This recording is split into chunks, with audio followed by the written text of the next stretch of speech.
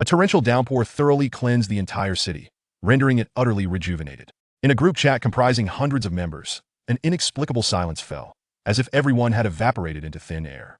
They left messages claiming that bizarre occurrences were awakening, intruding upon reality, and attempting to annihilate human civilization.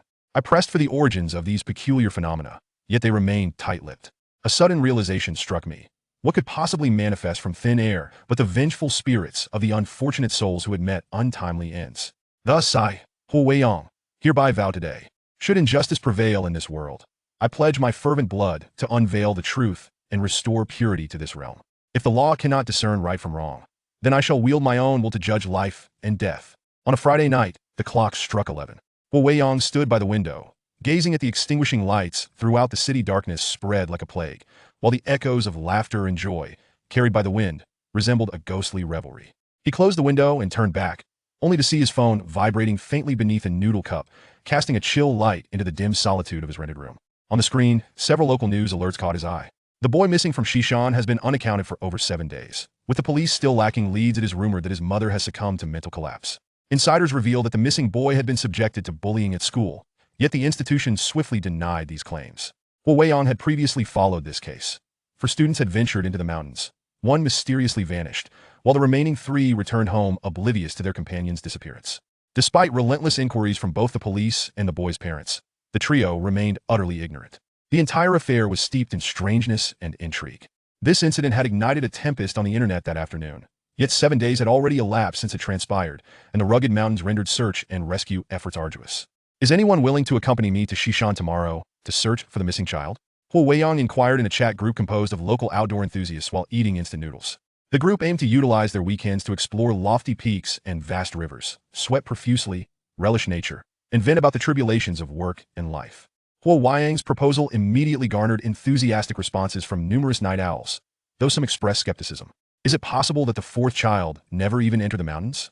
I heard the police have been searching for days without finding a single clue. You've never participated in mountain rescue, have you? The vast wilderness is rife with blind spots. A thorough search may prove futile. Weiyang, can your body handle it? Weiyang, remember to bring painkillers. Longtime friends began to express concern for Hu Weiyang's health, as he had been unfortunately diagnosed with mid-stage bone cancer 3 months prior. As a recently graduated impoverished student, he could not afford the exorbitant costs of targeted therapy, so he resorted to various forms of exercise, such as running and hiking, while working part-time as a delivery driver to earn money for pain medication, battling the illness with his body and willpower. Surprisingly, his struggles seemed to yield some results despite the intensifying pain. His physique appeared to grow stronger, and his tolerance for discomfort gradually increased. Even specialists at top-tier hospitals were baffled by this phenomenon of reverse growth. Group leader Kai Ji Lizi. Weiyang, take care of yourself. If it becomes too much, don't push yourself. I spent the entire day searching Xishan with 4 others, and as evening fell, the mountains were engulfed in fog. We still haven't found our way out. The group leader, Lizi, a young and attractive freelancer, was an ardent mountain enthusiast, exuding warmth and a penchant for adventure. Her message sparked further activity among group members. Alas, the number of missing persons has risen to 6. Still in the mountains at 11 o'clock. Group leader, your chances of encountering a ghost are significantly higher. Let's eat. Will contribute 10, to be paid in 36 interest-free installments. Group leader, I seem to have encountered a bit of a problem. What's the matter? Did someone go missing? Group leader, I see 5 people setting up camp. Well, of course, your group consists of 5 people, right? Are you suggesting that there are 5 others besides you? Wait, does that mean there's one more? What a classic example of Chinese horror. Group leader, are you certain you're not pulling a prank? This isn't Chinese horror. True Chinese horror is when you spot your own reflection among those 5 individuals. Stop at him in the restroom, and I can't shake the feeling that a hand will reach out from the toilet. Something feels off. It seems something has truly found its way in. Don't scare me in the dead of night. I'm on the bus, and I'm the only passenger. Just you? What about the driver? Did you eat him? Oh no, where is the driver? Hu Weiyang glanced at the chat, a sudden shiver coursing through him. From the onset of the group leader's tale, the ghost stories narrated by the members felt eerily vivid, as if they were drawn from personal experience. The most peculiar aspect was that after sharing their ghostly tales, they fell silent, including the group leader, who remained unresponsive despite relentless tagging. It was as though she had been consumed by the enveloping mountain mist. Finally, an hour later, at 12:15 a.m., the group leader's message reappeared. She sent a photograph but swiftly retracted it. The time from sending to retracting was less than 3 seconds. What did the group leader just post? It seemed to be a selfie of hers. Why do I feel like there's a shadowy figure resting on the group leader's shoulder? The speed at which the group leader retracted the photo was astonishing. Hu Weiyang only managed a fleeting glimpse. It was indeed her selfie, Yet in the picture, he discerned a vague silhouette lurking in the darkness, a familiar face expressionless as it leaned against the group leader's shoulder. Huo Weiyang couldn't shake the feeling that he had encountered that face before. Where have I seen it? As he pondered, agitation mounted, prompting him to gaze out the window, where only profound darkness lay. His reflection appeared in the glass, and upon seeing the slightly pale, yet still handsome visage, marred by pain, Huo Weiyang was momentarily taken aback. The face he had glimpsed on the group leader's shoulder bore an uncanny resemblance to his own. Chapter 2. The Awakening Ceremony. On the following morning, under the blazing sun and a cloudless sky, the square of Linjiang No. 2 High School was already teeming with people, bustling and jostling. Jianggu. Zhou Peng called out from a distance as he hurried over. Jianggu, I am so excited. He trembled all over. Do you think if I awaken an S-grade divine gift, I could become a school celebrity? Jiang Yin chuckled lightly. If you awaken an S-grade divine gift, I shall call you brother from now on. Oh, Jianggu, you're too kind. I was just joking. With my talent, awakening a C-grade would be quite remarkable. Zhou Peng scratched his head. Jianggu, you will surely awaken an A-grade divine gift. An A-grade divine gift? Jiang Yin pondered his own potential for awakening gifts, considering he was born with the red umbrella, a divine artifact. Surely I can't awaken the red umbrella again. Jiang Yin murmured softly. Jiang Yin, you finally made it. A melodious voice rang out as Yi Ran, dressed in a floral dress, floated gracefully towards Jiang Yin like a dancing sprite. Yi Ran, Jiang Yin smiled lightly. Yet his eyes revealed little emotional fluctuation. Firstly, Yi Ran actively pursued him, elevating her status among the girls and becoming a central figure in Class 3-2. Secondly, Jiang Yin merely regarded her as a shield against those who confessed their feelings to him. A mutually beneficial arrangement. Witnessing this scene, the surrounding students felt a pang of jealousy. How enviable Yi Ran is, to be Jiang Yan's girlfriend. With his qualifications, he must at least be an A-grade divine gift bearer. Look at how affectionate they are. That Guochun from the adjacent class is just a misfit. He still dares to pursue Yi Ran. What a laugh! Listening to the discussions around him, Guochun's eyes twisted with resentment. Jiang Yin, why must you always overshadow me? One day, I will make you pay. Jiang Yin ignored the chatter, his gaze fixed on the divine gift platform as the awakening ceremony was about to commence. The principal stood on the stage, his eyes filled with mirth. The divine gift ceremony officially begins. Students, please come forward as your names are called.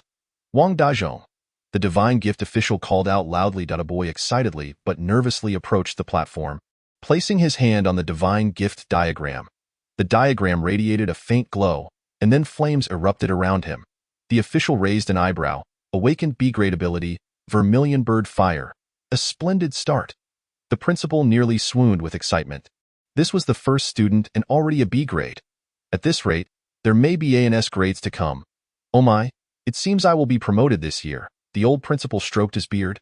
A grin broader than ever, reluctant to part with Linjiang No. 2 High School. Where will they send me next? Linjia. Awakened B-grade ability, Purple Thunder. Li Hua. Awakened E-grade artifact, English textbook. Wang Gangdan. Awakened C-grade artifact, Purple Mood, Kai Kunzi. Awakened D-grade artifact, Power Basketball, Guochun, the official called. Guochun from Class 3-1 strode to the divine gift platform, his eyes glinting with coldness as he passed Jiang Yin. He gently placed his hand on the divine gift diagram, which suddenly exploded with vibrant colors. This is. The old principal jolted upright, his glasses nearly falling to the ground, his lips trembling. The dazzling light, the brilliant colors, it can't be wrong. This is an S-grade divine gift. Even the divine gift official stood frozen, murmuring to himself, through my hands, an S-grade divine gift bearer has emerged. Boom. A tremendous wave of energy surged outward, knocking several students to the ground. This was the presence of an S-grade divine gift. The official struggled to regain his composure and declared loudly, Guochun, S-grade divine artifact, Shadowless Gun. The crowd fell into stunned silence, then erupted into a cacophony. Heavenly Father, Guochun actually awakened an S-grade artifact. How come we never noticed? Guochun is looking increasingly charismatic. He's practically a male deity. Ha ha ha, Guochun is Jiang Yan's sworn enemy. This is going to be quite a spectacle. Many students began to revel in the misfortune. Yi Ran's eyes trembled. Guochun has awakened an S-grade divine gift. She cast a furtive glance at Jiang Yin and softly asked, Jiang Yin, You will surely awaken an S-grade divine gift. Right? Jiang Yin recalled his little red umbrella, unsure of its quality, and replied nonchalantly, "It's up to fate."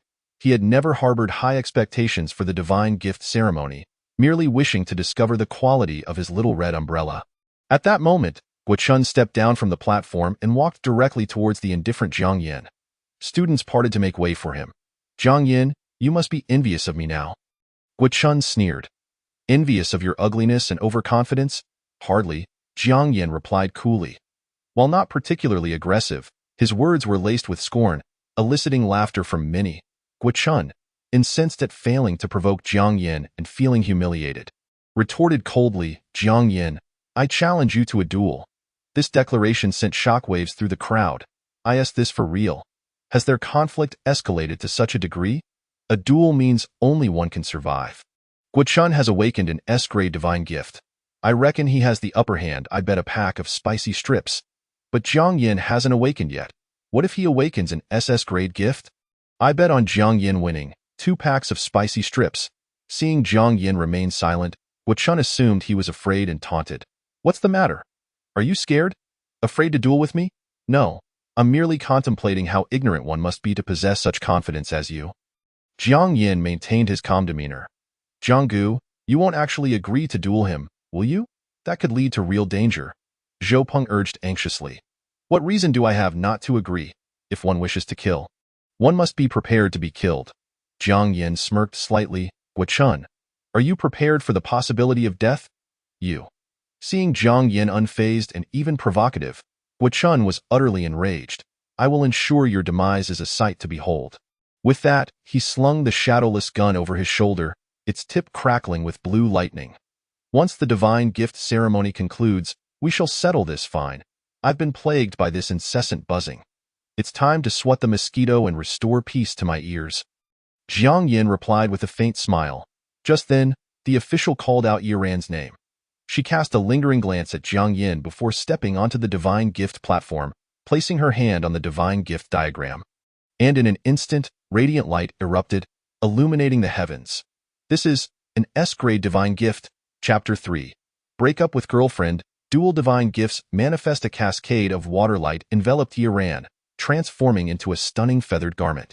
This is the S-grade ability, Divine Water of the Luo God, the divine gift official exclaimed. The old principal nearly collapsed, trembling as he adjusted his glasses. "This year, I am destined for a high position. Perhaps I will be transferred to the capital. For a single high school to produce one S-grade divine gift bearer is a tremendous fortune. Yet, Linjiang No. 2 High School has yielded 2 S-grade divine gifts. Surrounded by the divine water of the Luo God, Yi Ran's tall and graceful figure became even more captivating, her already beautiful features transforming, her aura shifting to that of a true goddess. Heavenly Father, Yi Ran has awakened an S-grade divine gift. Jiang Yin is truly fortunate.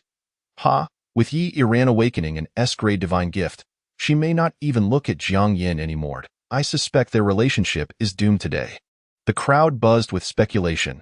As Yi Ran descended gracefully from the tide, radiant as the morning glow, she did not rush towards Jiang Yin as usual, but instead stood among the crowd, basking in their admiration and flattery. "Jiang Gu, shouldn't she have shared her joy with you first?" Zhou Peng gritted his teeth. "Not only does she not seek you out, but she's also heading towards that Guo Chun."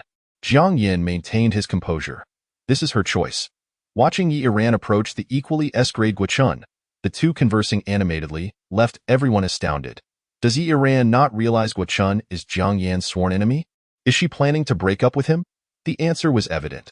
Our Jiang God would likely only awaken an A-grade divine gift, and the chasm between A and S grades could be likened to the divide between heaven and earth. The once envied model couple of Linjiang No. 2 High School was set to end today. Many reveled in their misfortune. Guo Chun draped an arm over Yi Ran's shoulder, smirking at the composed Jiang Yin. "Like to feign indifference? Let's see how calm you remain once you awaken your divine gift." Yi Ran had already signaled her intentions. Should Jiang Yin not awaken an S-grade divine gift, she would choose to be with Guo Chun. "Jiang Yin, I await your embarrassment," Guo Chun sneered. The divine gift ceremony continued, and when Zhou Peng's name was called, he excitedly approached the stage. After awakening a B-grade divine gift, he returned to Jiang Yan's side.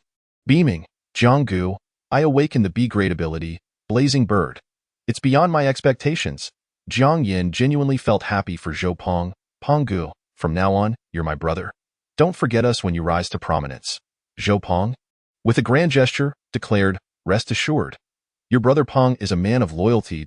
As long as you stick with me, I guarantee you won't go hungry for 3 days. Soon after, the Divine Grant Officer called out Jiang Yan's name.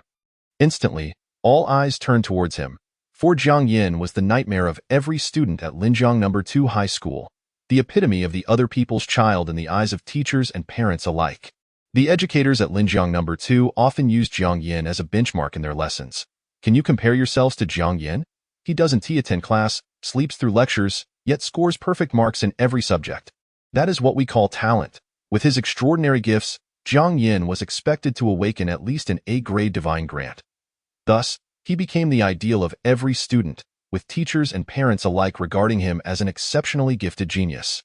Convinced that he would surely awaken an A-grade Divine Grant, Jiang Yin ascended the Divine Grant platform under the gaze of the multitude.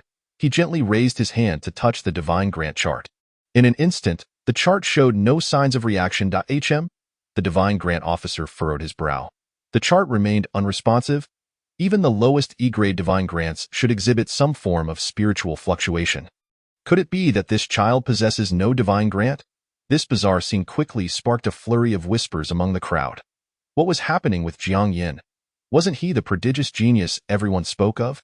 Why was there no response from the Divine Grant chart, showing no respect for Jiang Yin? Ha ha ha. Alas, the truth was unveiled.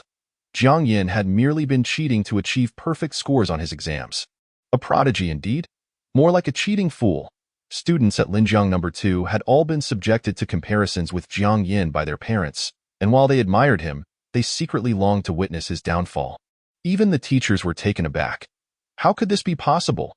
Jiang Yin was supposed to be the most promising candidate for awakening an S-grade Divine Grant. Had they all misjudged him? No, even if they had, surely none of Linjiang No. 2's educators could have been mistaken at the same time. Zhang Xiaosheng, the homeroom teacher of Class 2 in the senior year, was bewildered.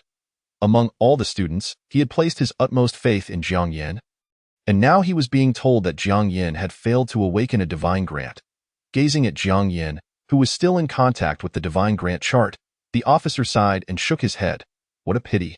It seems you are a person shunned by the divine. The gods will not bestow upon you any abilities. Why isn't Jiangshan speaking now? Wasn't he quite the chatterbox earlier? Don't worry, I won't make it difficult for you. Just kneel and give me 100 kowtows in front of the entire school, and I'll retract the death duel contract. Guochun was the first to mock, his face beaming with the joy of a petty victor. Iran remained at Guochun's side, looking at Jiang Yin with a frigid tone. Jiang Yin? Let us break up. You are unworthy of me. The only person in all of Linjiang province who is worthy of me is Guochun. Jiang Yin, having failed the Divine Grant, must be feeling miserable. Especially after being dumped by his girlfriend, right? Guochun wrapped an arm around Iran, spitting in contempt. Kneel and kowtow quickly, or I will make you suffer bit by bit in this death duel. A smile crept onto Jiang Yan's lips. You dare to smile? You must be tired of living. Guochun's expression turned cold. Iran stepped back, suddenly feeling a pang of regret. Could it be that Jiang Yin, once so extraordinarily gifted, truly had not awakened a Divine Grant? Without warning, Jiang Yin thrust his hand forward, plunging it into the Divine Grant chart. What are you doing?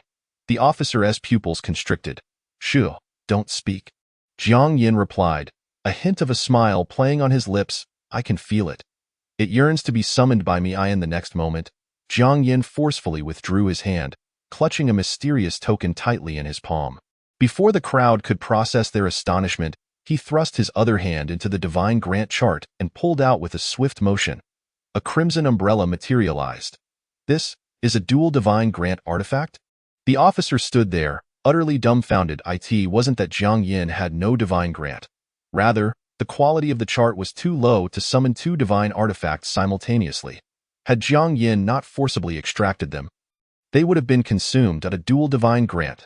Iran's beautiful eyes widened in disbelief as she beheld the scene. Guochun was also stunned, yet he gritted his teeth in defiance. So what if it's a dual Divine Grant? Awakening 2 F-grade worthless artifacts still amounts to nothing. Chapter 4. SSS grade Tin Yama Kings, Divine Grant Officer. What is the quality of the 2 divine grants Jiang Yin has awakened? Guo Chun asked coldly. To become a Divine Grant Officer, one must awaken the B-grade ability of the Inside Eye, capable of discerning a person's rank and the quality of their divine grants at a glance.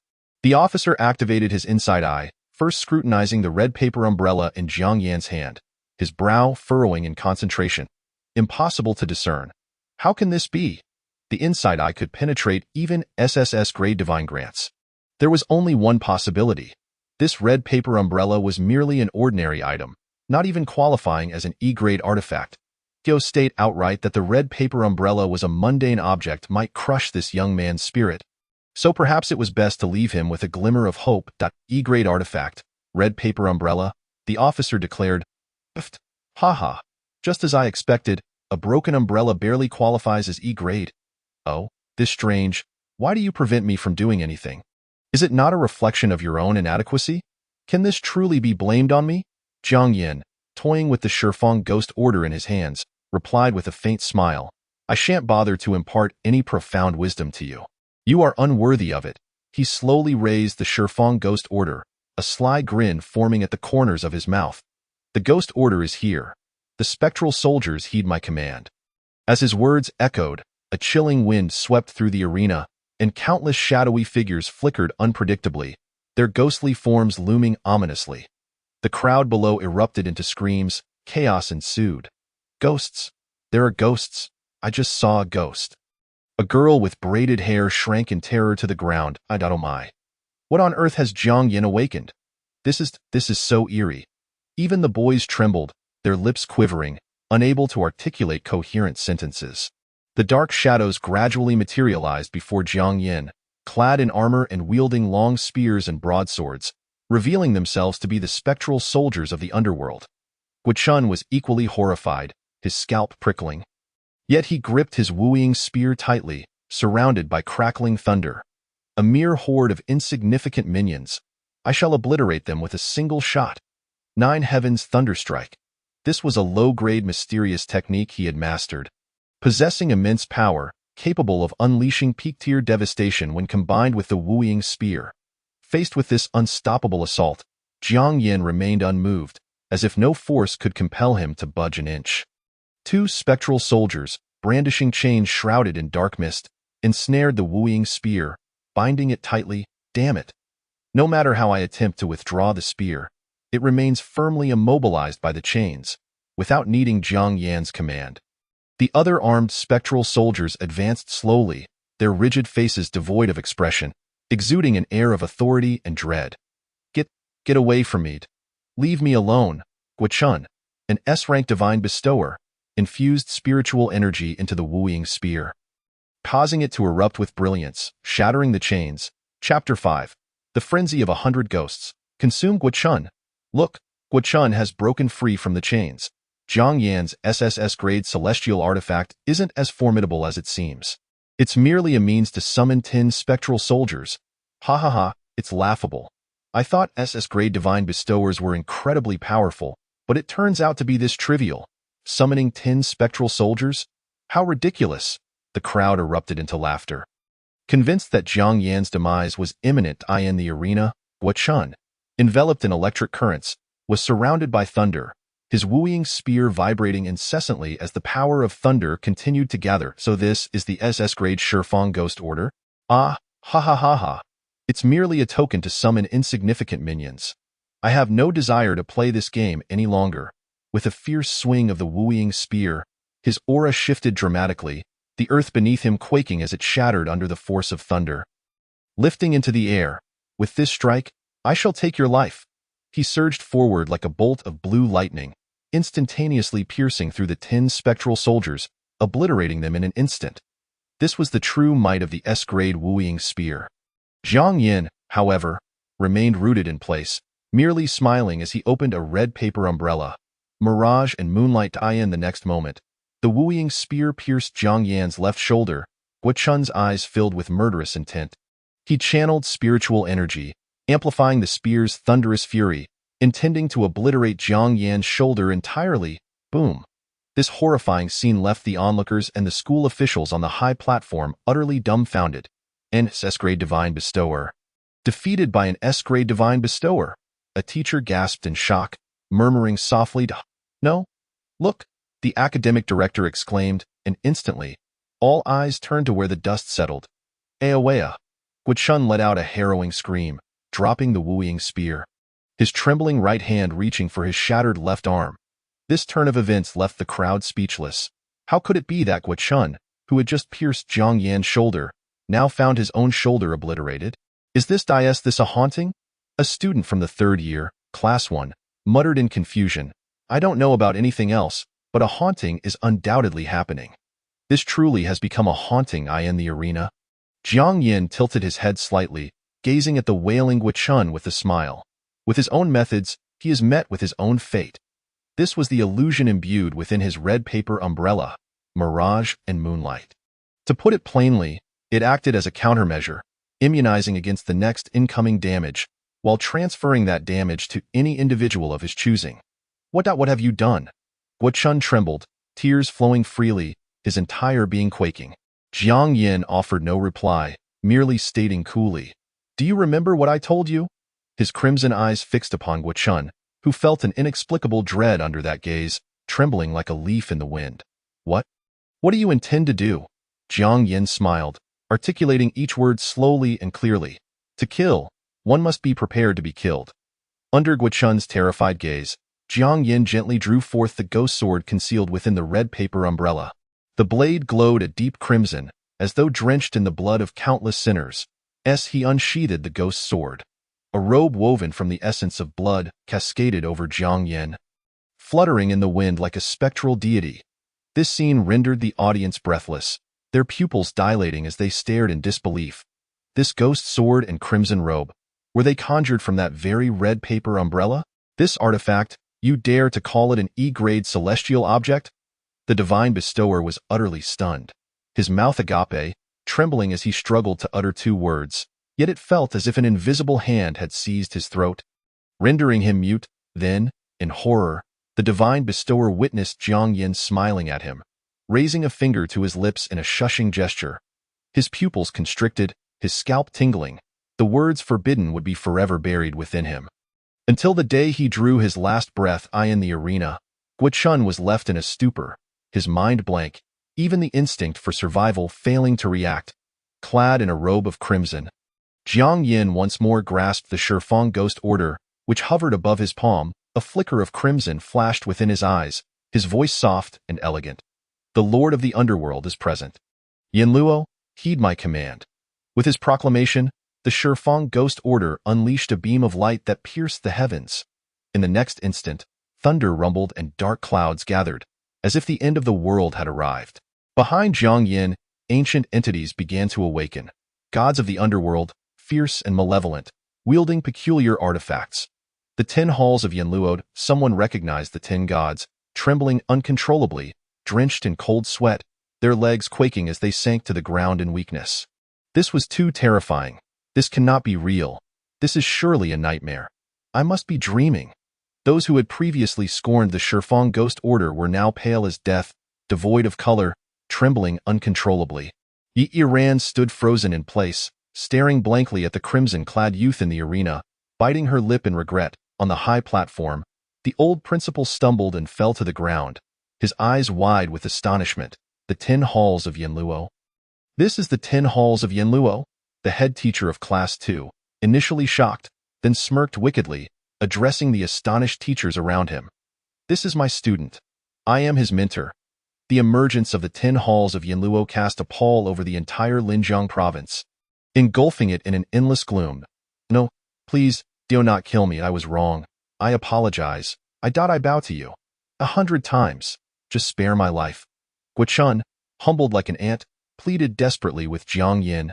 Jiang Yan, resembling a spectral being, coldly regarded Guichun, a gentle smile gracing his lips. "Very well, I shall grant you a chance at life." Really?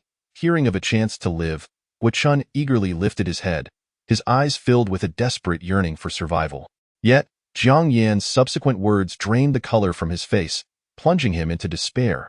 I wish to understand the capabilities of this ghost order.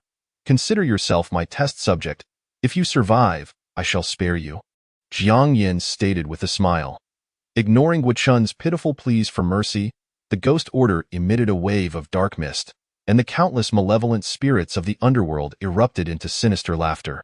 100 ghosts on the prowl to dispose of someone as insignificant as Guo Chun required no intervention from the 10 halls of Yinluo.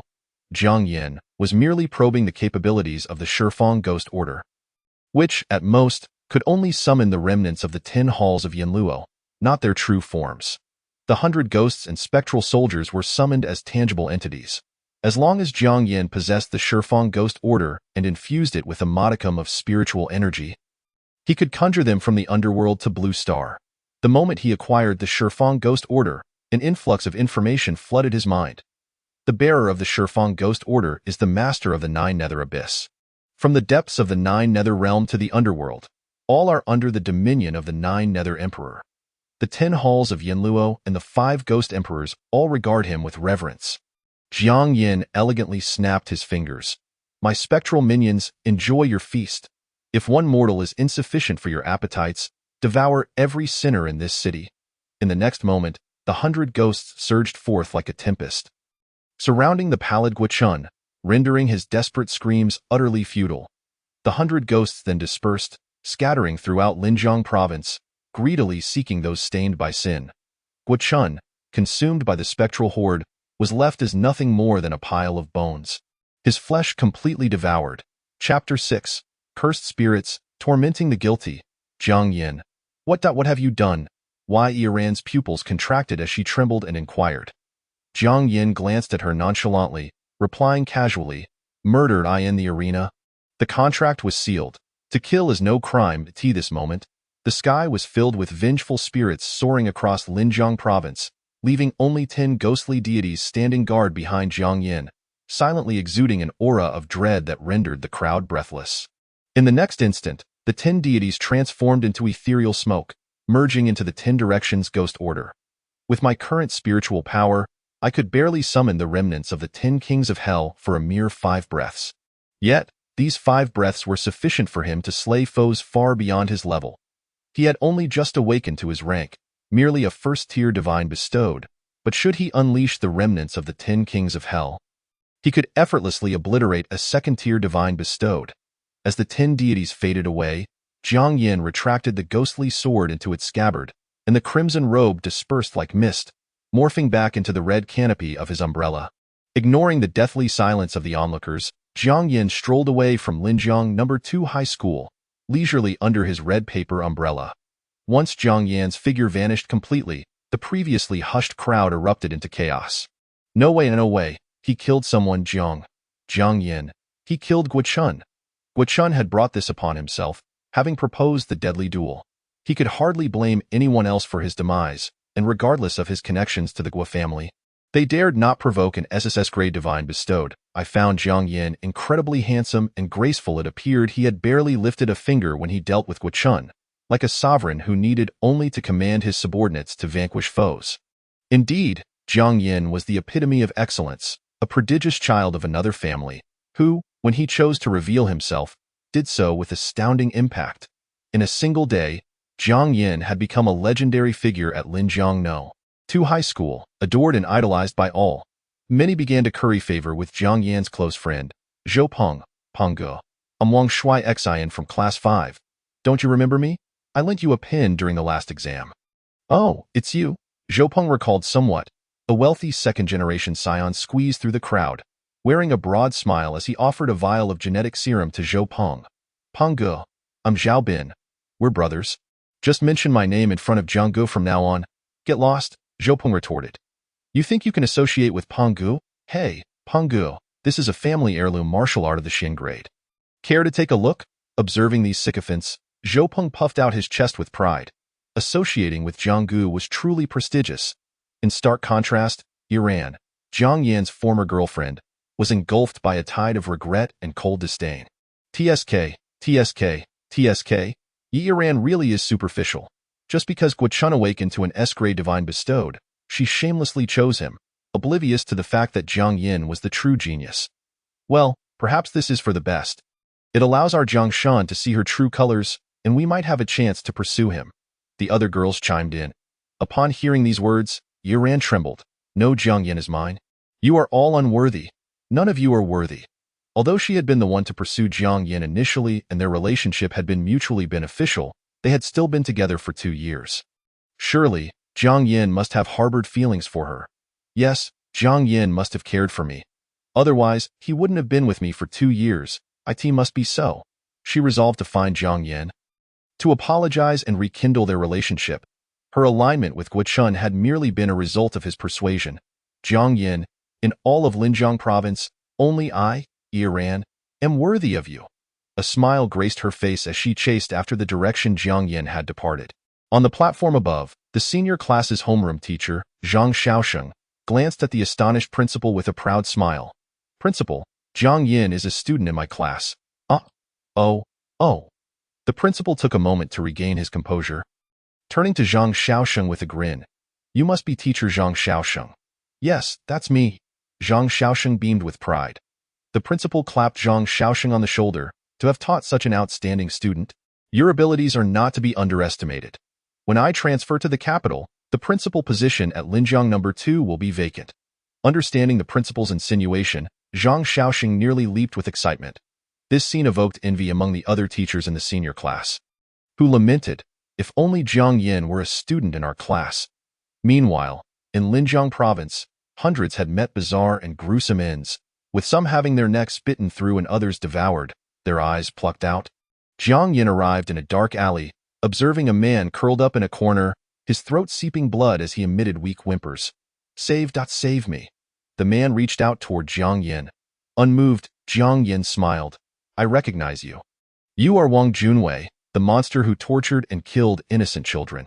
You should have been sentenced to death, but your family used connections to forge a mental illness certificate, declaring you not guilty. He slowly crouched down, gazing at Wang Junwei, whose body was a mere skeleton, ravaged to the bone. Do you know who is gnawing on your flesh? Jiang Yan's smile vanished, his eyes turning cold and menacing. It is precisely the 5 innocent children you ruthlessly slaughtered. Now, it will be these 5 children who send you to the abyss of torment.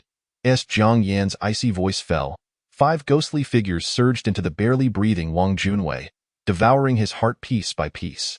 Moments later, Wang Junwei's life force extinguished completely. The 5 spirits, their grievances resolved, knelt before Jiang Yin, shedding blood tears as they bowed. The world failed to deliver justice to you. I shall rectify that now. From this moment forth, you shall serve me for eternity. Jiang Yin addressed the 5 vengeful spirits. The 5 spirits obediently nodded, returning to the 10 directions ghost order fastened to Jiang Yan's waist. Jiang Yin unleashed hundreds of vengeful spirits, sending them throughout Linjiang province to consume the wicked, essentially allowing the spirits of the wrong to exact their blood-soaked vengeance. A life for a life is only just. He mused. However, some murderers continued to survive, so Jiang Yin released the vengeful spirits to let them personally avenge their untimely deaths, tormenting the guilty. This was the contract Jiang Yin forged with them, ensuring the spirits willingly served him. Yet, he still needed to motivate his subordinates to act as enforcers. Jiang Yin did not wish to contract a group of useless, vengeful spirits. He snapped his fingers. Wuchang, bring me the soul of Wang Junwei and deliver it to those 5 spirits, allowing them to torment him at their leisure. Yes, master, a sinister voice echoed as an ominous wind blew through. And the black and white Wuchang appeared beside Jiang Yin, wielding soul-catching chains to ensnare Wang Junwei's soul, which desperately sought escape. Let me go. Don't hand me over to those 5 little beasts, please. I have already been killed by them. I owe them nothing. Wang Junwei's soul wailed. Jiang Yin remained indifferent. Debts incurred in life must be repaid in death. The debts you owe will likely take 5,000 years to settle, meaning your soul will be tormented by those 5 poor children for 5,000 years. Jiang Yin tilted his head and chuckled.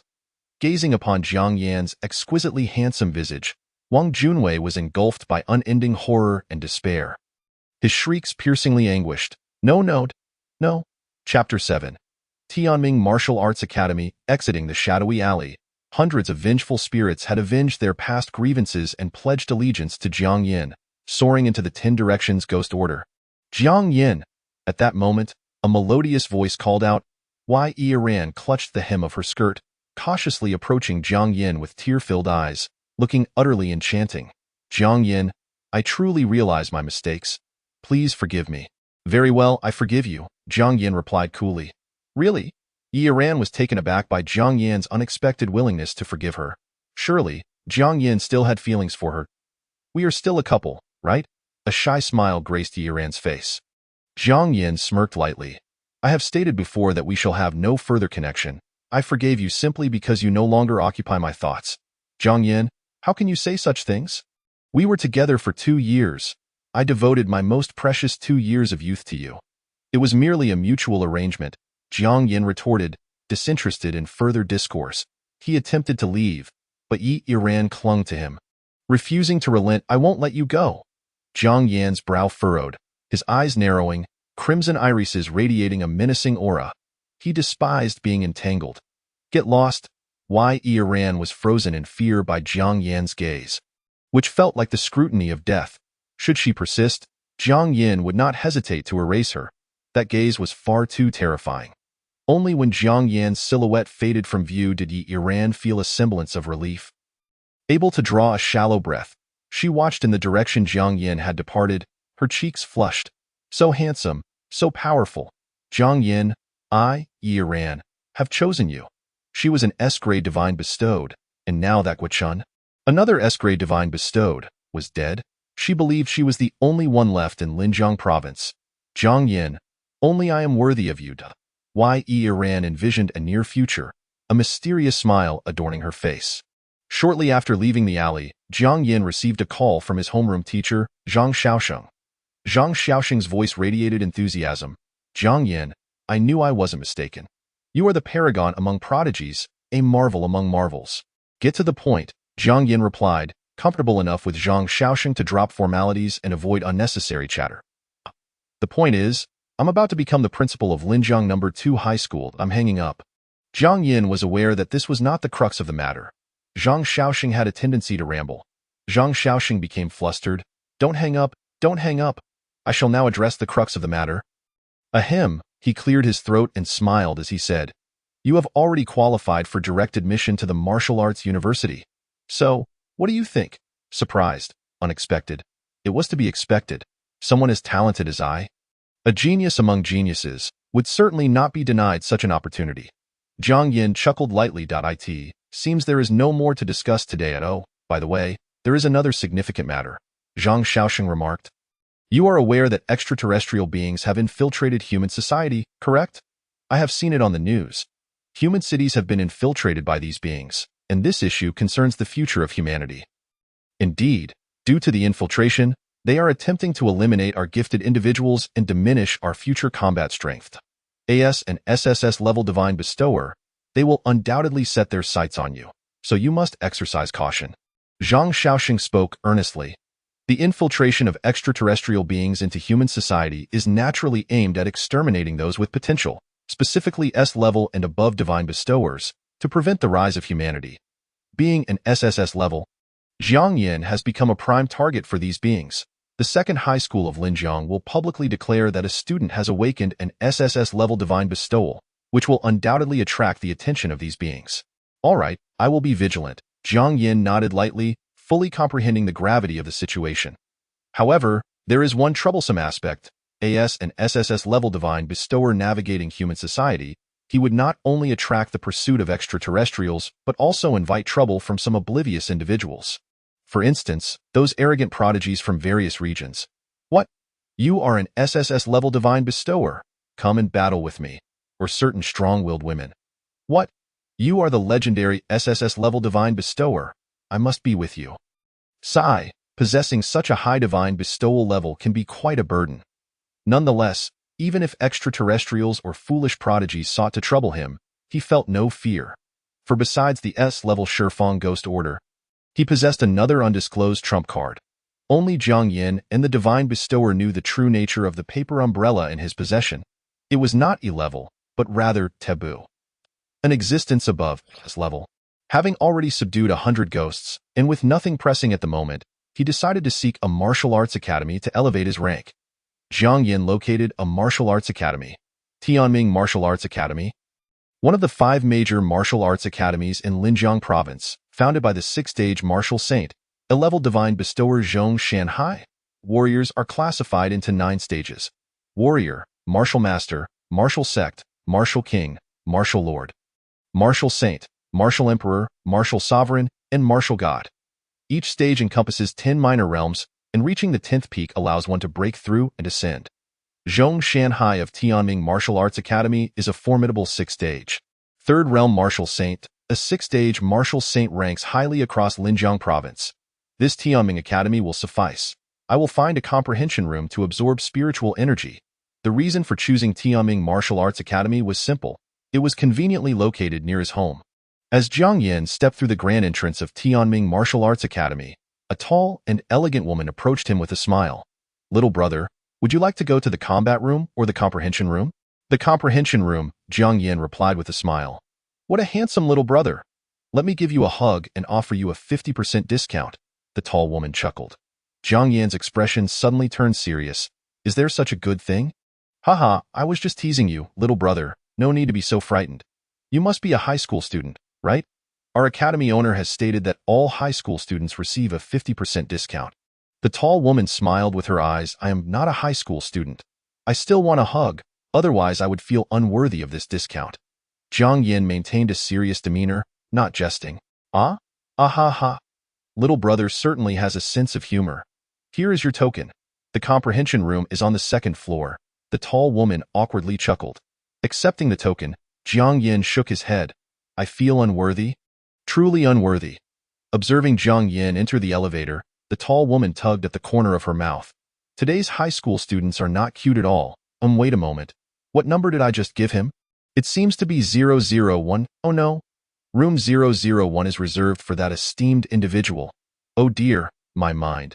It is certainly too late to stop him now. I can only pray that the esteemed individual is not inside." At that moment, Jiang Yin had already arrived on the 2nd floor, glancing at the room number on the token. 001. Oh, found it. Why is this door black and gold? Is it exclusive to VIPs? Is this also a benefit provided to high school students by Tianming Martial Arts Academy? Regardless, I should not dwell on that. Entering the comprehension room to absorb spiritual energy is of utmost importance. Chapter 8. The Ice Mountain Goddess, by Luoxue. The token scanned, granting access. The door to room 001 opened automatically.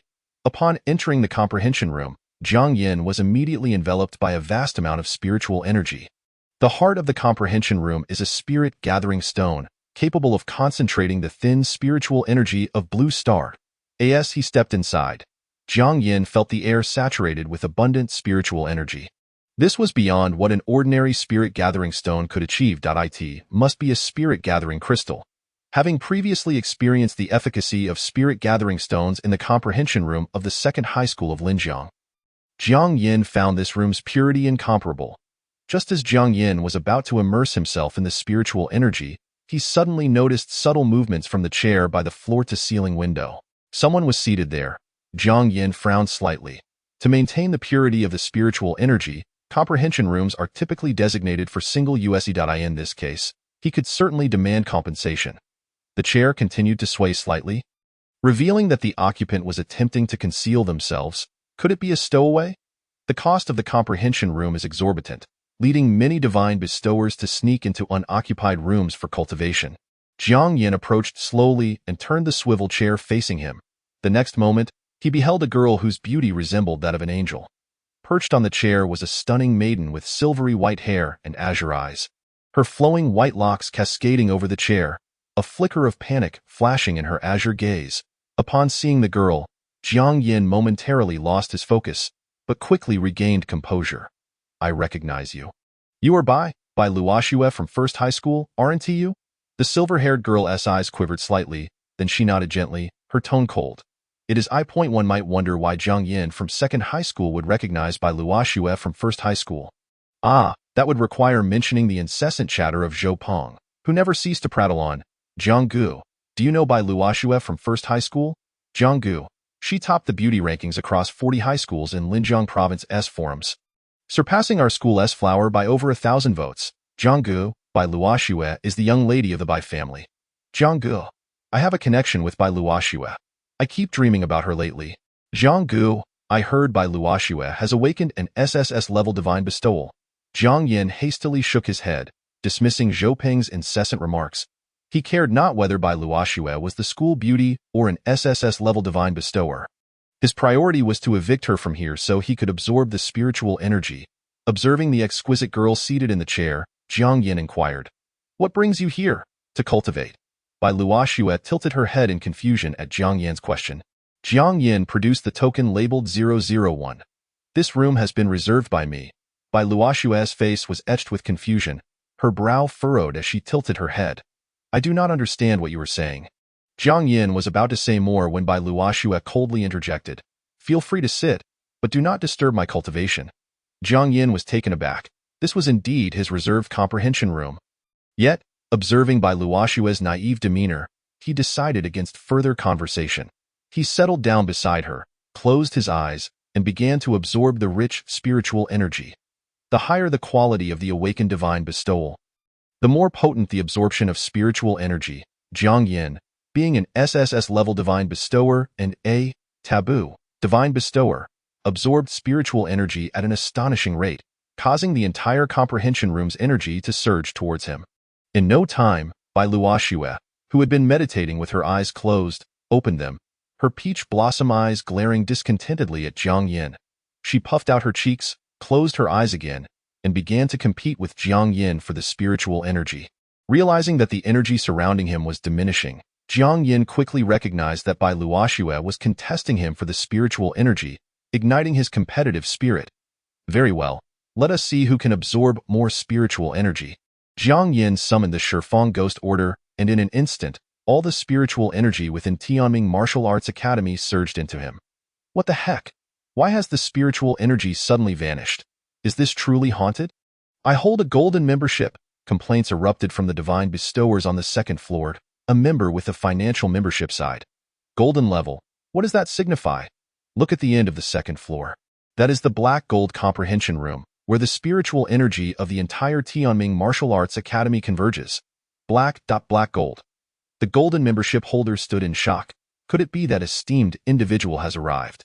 The one who could warrant the establishment of a Black Gold Comprehension Room at Tianming Martial Arts Academy could only be that individual.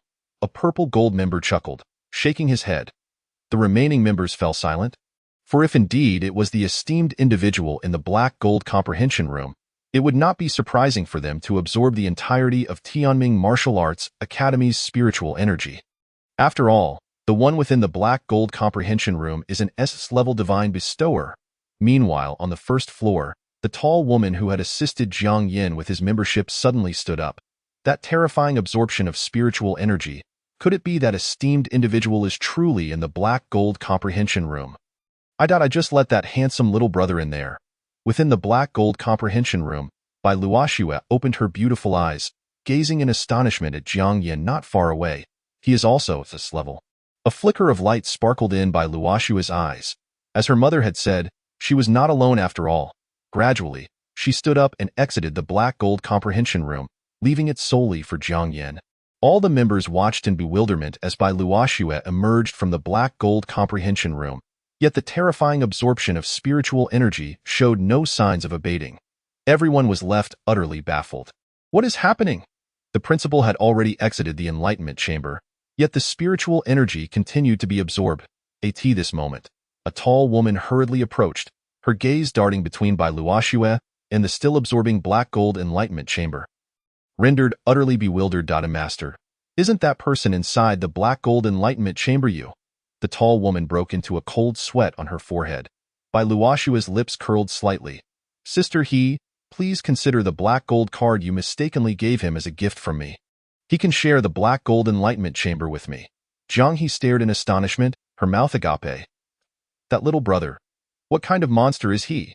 2 hours later, after Bai Luoxue's departure, Jiang Yin opened his eyes. Realizing he had broken through to the first tier, third level, a smile creeping onto his face, he surveyed his surroundings and noted the absence of Bai Luoxue. Recognizing she had left, Jiang Yin didn't mind. Stretching his limbs, he mused. I suppose the spiritual energy couldn't compete with me, prompting someone else to change the enlightenment chamber. As he stepped out of the chamber, he noticed numerous onlookers staring at him with expressions akin to seeing a ghost, leaving Jiang Yin feeling quite uncomfortable. Could it be that I am too handsome? Why is everyone staring at me? Upon reaching the first floor and approaching the front desk, Jiang Yin was about to return the enlightenment chamber card to the tall woman when Jiang He suddenly looked up, grasping Jiang Yan's hand. Little brother? No, handsome young man. This black gold card is a gift for you. You can come anytime, 100 discount. What on earth is happening? Is this woman out of her mind? Wasn't it agreed that high school students would get a 50 discount?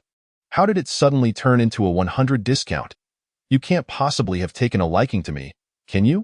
Just to clarify, I am not selling myself. Jiang He regarded Jiang Yin with the gaze of someone admiring a rare treasure. Handsome young man. Oh no, young Master Jiang.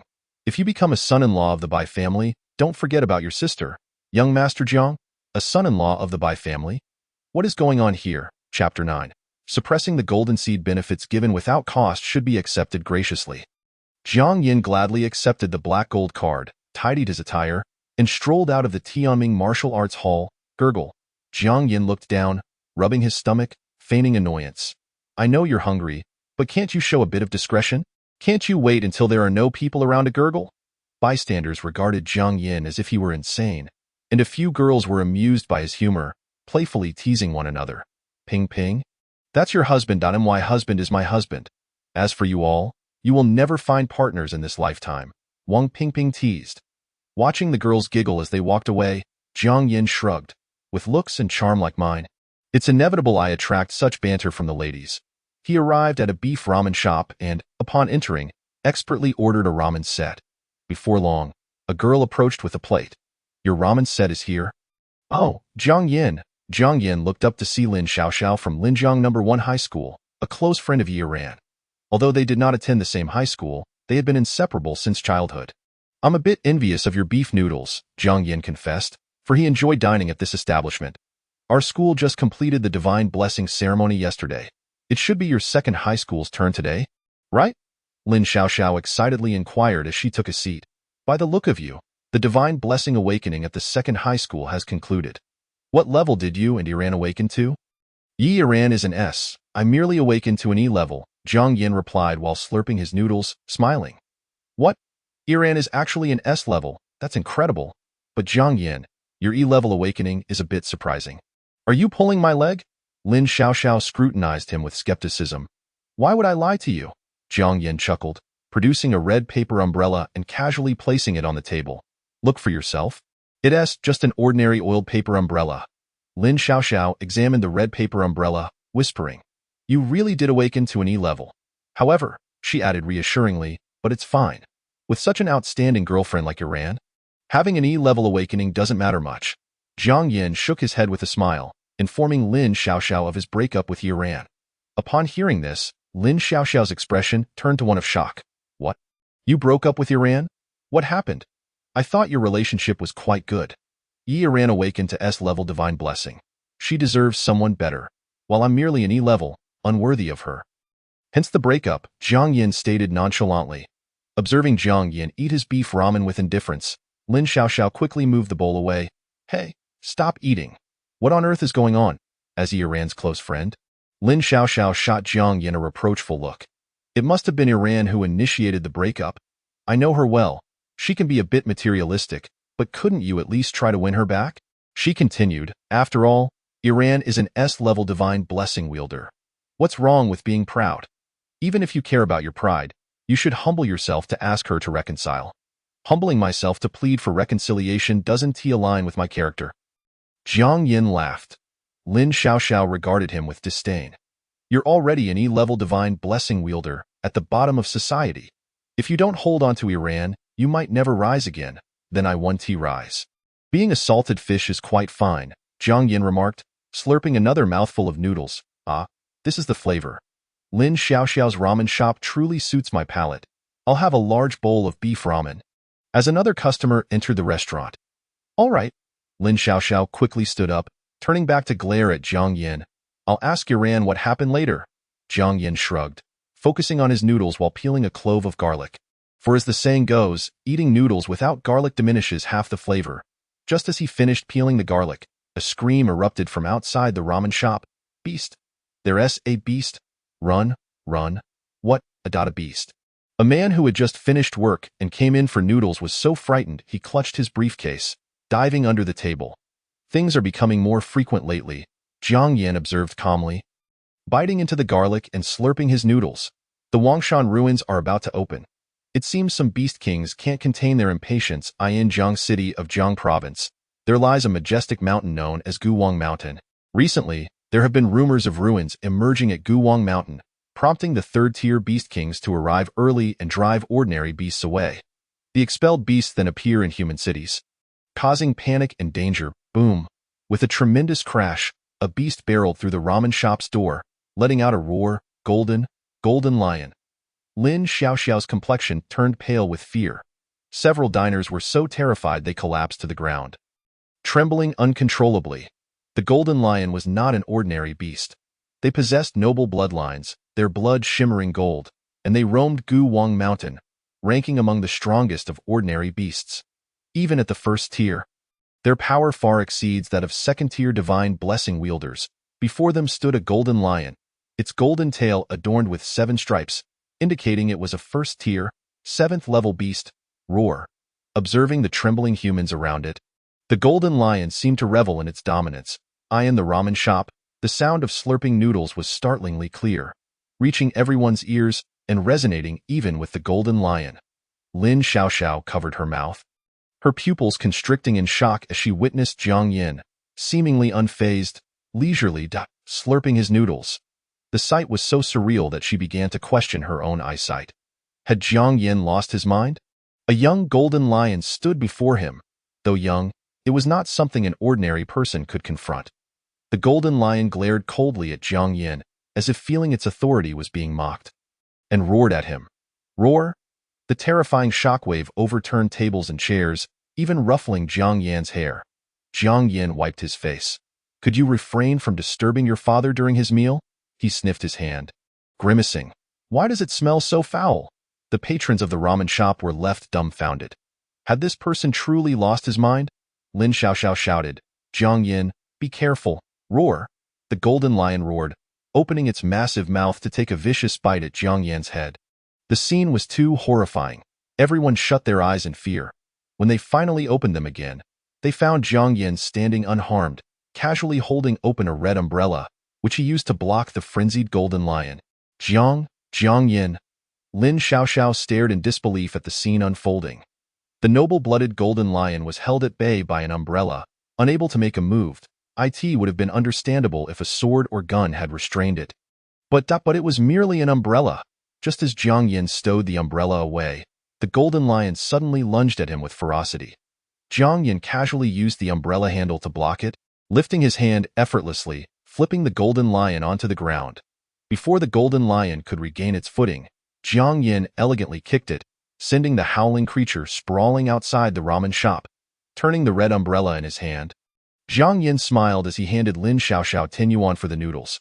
Not bad. Next time make sure to add an extra piece of meat.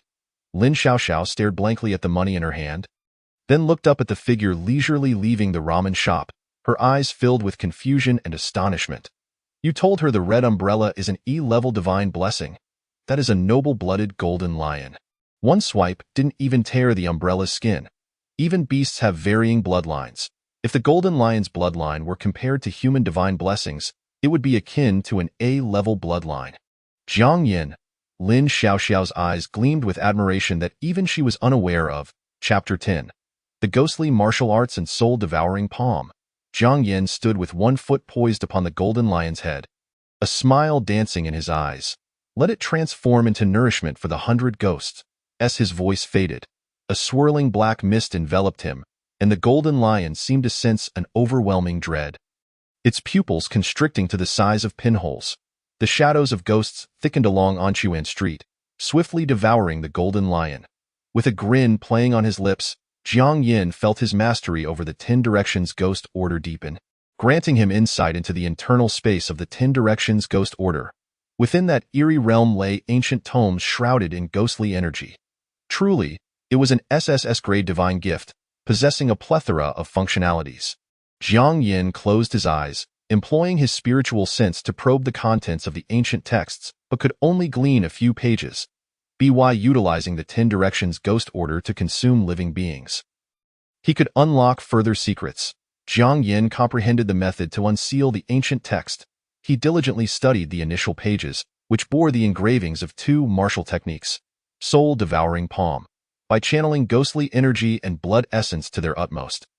A mere strike could expel a person's soul from their body, or even extinguish a soul with a single blow. Ghostly martial unsealing, unleashing the 100 ghosts, transforming them into myriad weapons. The strength of the ghostly arms influenced by the rank of the 100 ghosts, allowing the Yama to manifest as true martial deities. Just when he lamented the lack of martial arts, 2 techniques arrived as if providentially bestowed, truly a timely gift akin to a pillow delivered when one is weary. Jiang Yin was elated, practicing the techniques as recorded in the ancient texts repeatedly.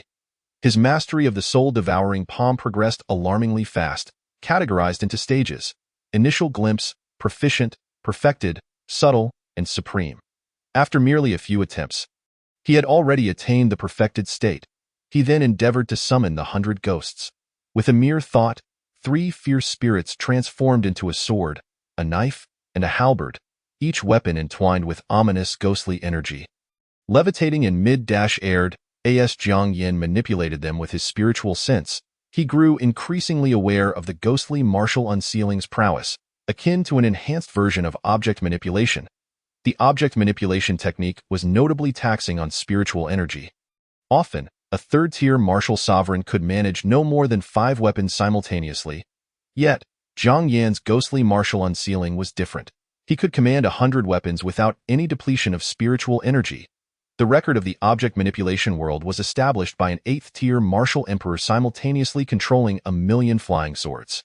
Jiang Yin was confident he could effortlessly shatter that record, for the 100 ghosts within his 10 Directions Ghost Order numbered far beyond 108. Where are the aberrant beasts? Traces of the beasts' rampage were found on Anchuan Street, yet their figures remained elusive. The specialized demon-slaying guard arrived, cautiously searching the vicinity but found no sign of the beasts. The golden lion reported by the populace seemed to have vanished without a trace. "Little brother, did you see which direction the golden lion ran?" inquired Lu Qingming, the captain of the guard, clad in energy attire. Jiang Yin had already dissipated the ghostly weapons. He shrugged, feigning innocence. "No, I merely passed by here. Heard someone shout about a beast and sought a hiding place. I didn't see any golden lion." Lu Qingming furrowed her brow slightly. "That's strange. The blood of the golden lion stopped right here. I am a bit scared. Can I leave now?" Jiang Yin feigned a look of terror at the golden lion, as he did not wish for the guard to discover he had slain it. Lu Qingming then snapped back to reality, smiling at Jiang Yin. "Do you need me to send someone to escort you home? The golden lion remains unrestrained. Danger could lurk on your way." No, the golden lion doesn't know the way to my home." Jiang Yin hastily waved his hands. As he walked away, Lu Qingming continued to inquire nearby pedestrians until a disheveled, dazed middle-aged man appeared. "Uncle, do you know which direction the golden lion ran?" "Great. As long as it didn't vanish into thin air." The guard team members' faces lit up with joy. The weary uncle turned pale. He had witnessed everything. He had seen Jiang Yin summon the 100 ghosts to slowly devour the golden lion. That boy. He killed the golden lion. The uncle stammered. The scene of the 100 ghosts consuming the golden lion leaving him shaken to his core. "A boy? Are you referring to that seemingly harmless high school student?" Lu Qingming inquired with a frown, bewildered that it was him. "He can control ghosts," the uncle quivered. "Uncle, please don't joke. That was a golden lion. A golden breed from the ancient King Mountain, with an A-grade bloodline. How could it be slain by a mere high school student?" The guards clearly did not believe him. Lu Qingming also seemed half-convinced. "Uncle, you must have been frightened. We will send someone to escort you safely home. It's true. I saw it too at that moment." Lin Xiaoxiao emerged, looking at the astonished Lu Qingming with certainty. The golden lion was indeed killed by him. At this declaration, the entire guard team was stunned. In a way, that high school student in the Linjiang No. 2 middle school uniform killed a golden lion. What is his background? An A-grade divine gift bearer? No, Lin Xiaoxiao's eyes sparkled with admiration and an unexplainable sentiment. He's merely an E-grade. Returning home, Jiang Yin remained oblivious to the fact that he had intended to conceal the news of the Golden Lion's demise. Yet it had spread far and wide among the various guard teams. Have you heard? A golden lion appeared on Anchuan Street, and before the guards could arrive, it was slain by a high school student. Reduced to nothing but flesh, I know. The rumor is that this high school student can control ghosts, commanding fierce spirits to consume the golden lion. Wow, that's impressive. To control ghosts, he must be a summoner. The most formidable summoner I heard of could only summon a blue flame dragon. Summoning fierce spirits is utterly unbelievable. Heh? You haven't seen the strongest summoner. Our Huaxia's mightiest summoner once summoned 100,000 clay warriors single-handedly during the battle against the aberrant tribes. Achieving remarkable feats. I know who you're talking about. That's the supreme being who awakened the SSS grade divine item, Qin Wang Ling, 10 years ago. He is now a high-ranking official in the imperial capital.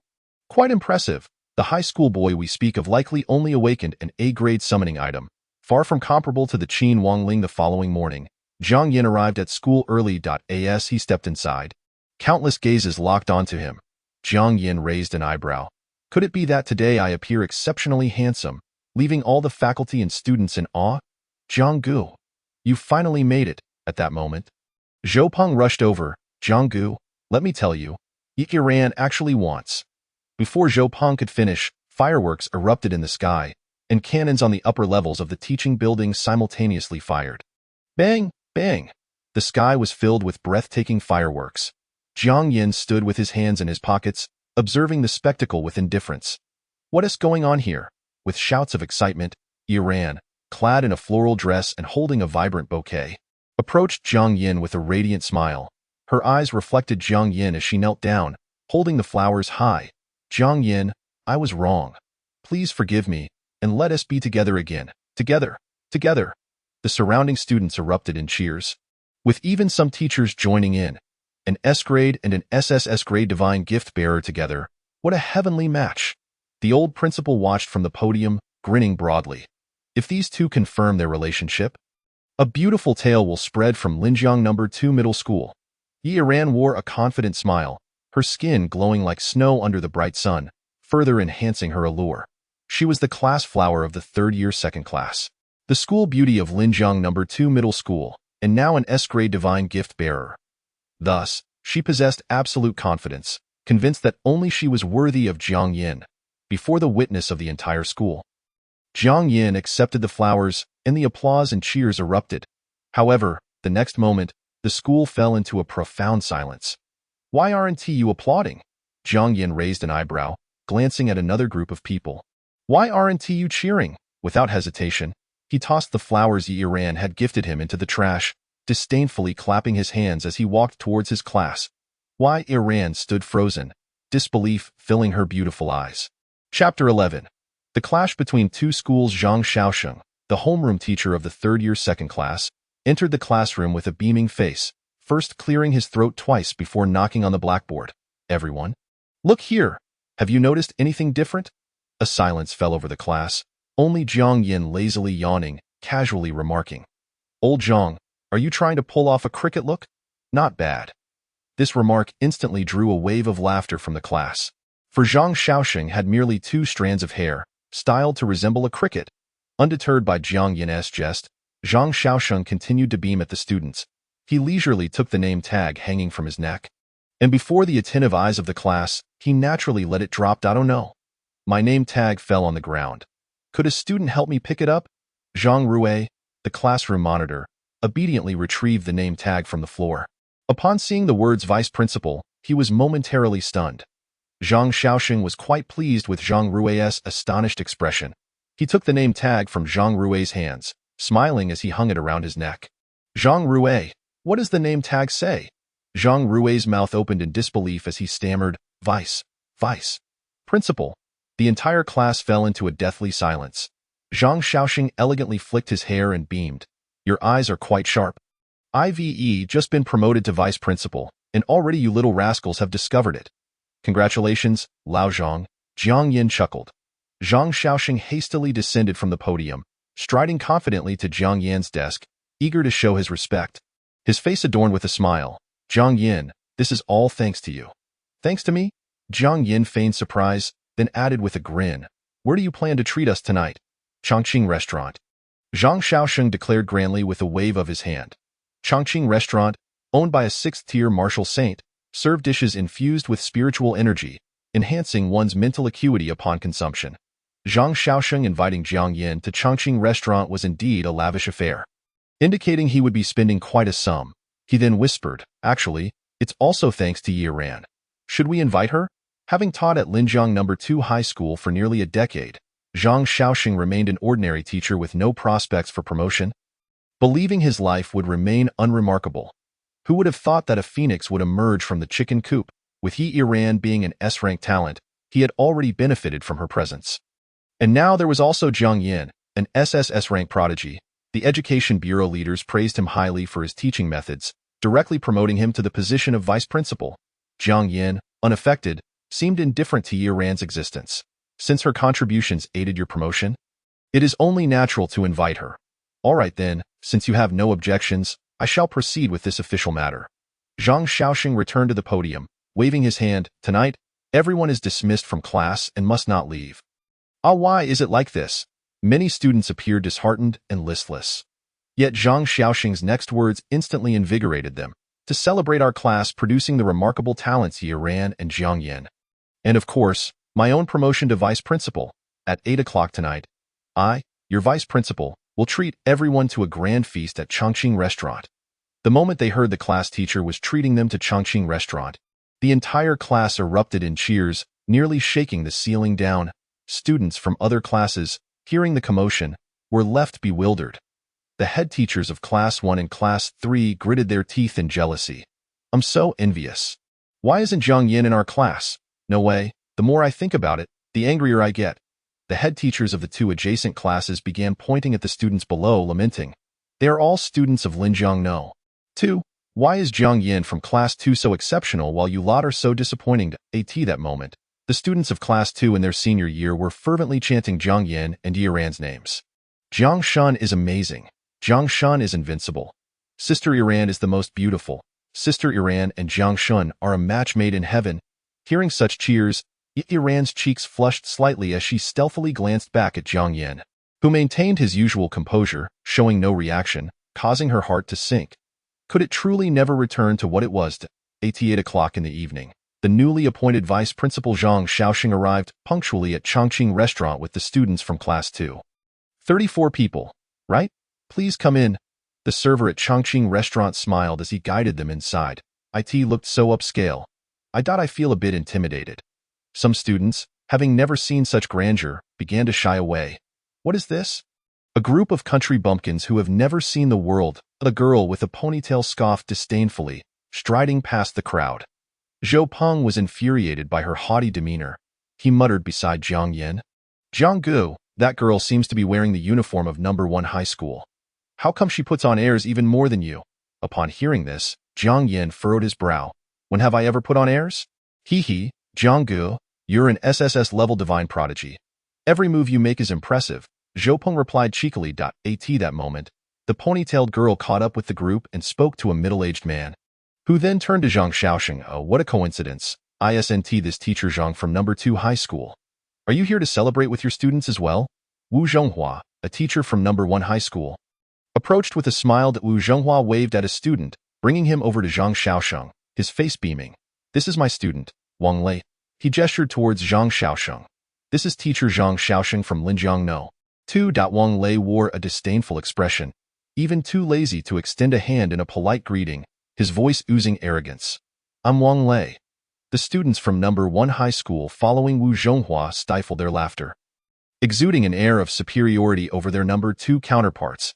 Faced with such humiliation from a student, Zhang Xiaosheng frowned slightly. Wu Zhonghua, your students truly excel in both academics and character, particularly their manners, which rival your own. Head. Wu Zhonghua seemed oblivious to Zhang Xiaosheng's thinly veiled insult, raising an eyebrow. The Linjiang martial arts competition is about to commence, and this child Wang Lei enjoys challenging strong opponents. He is a bit restless.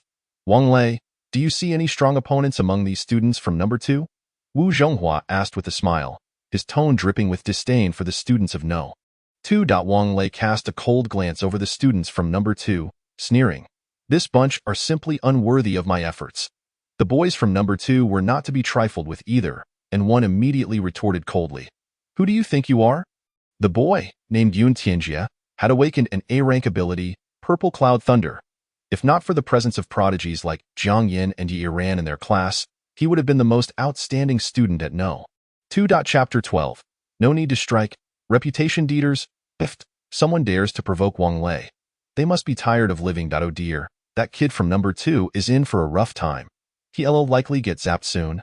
Students from number 1 high school exchanged banter, filled with mockery towards Yun Tianjia, completely disregarding him. Wang Lei, snorting disdainfully, retorted. You think you're worthy of my efforts? Yun Tianjia was immediately incensed. We'll see about that. His aura suddenly transformed, enveloped in swirling purple lightning, appearing terrifying and overwhelming. Tianjia, hold back. Zhang Xiaosheng recognized Yun Tianjia's strength. The A-rank ability, Purple Cloud Thunder, was extremely destructive.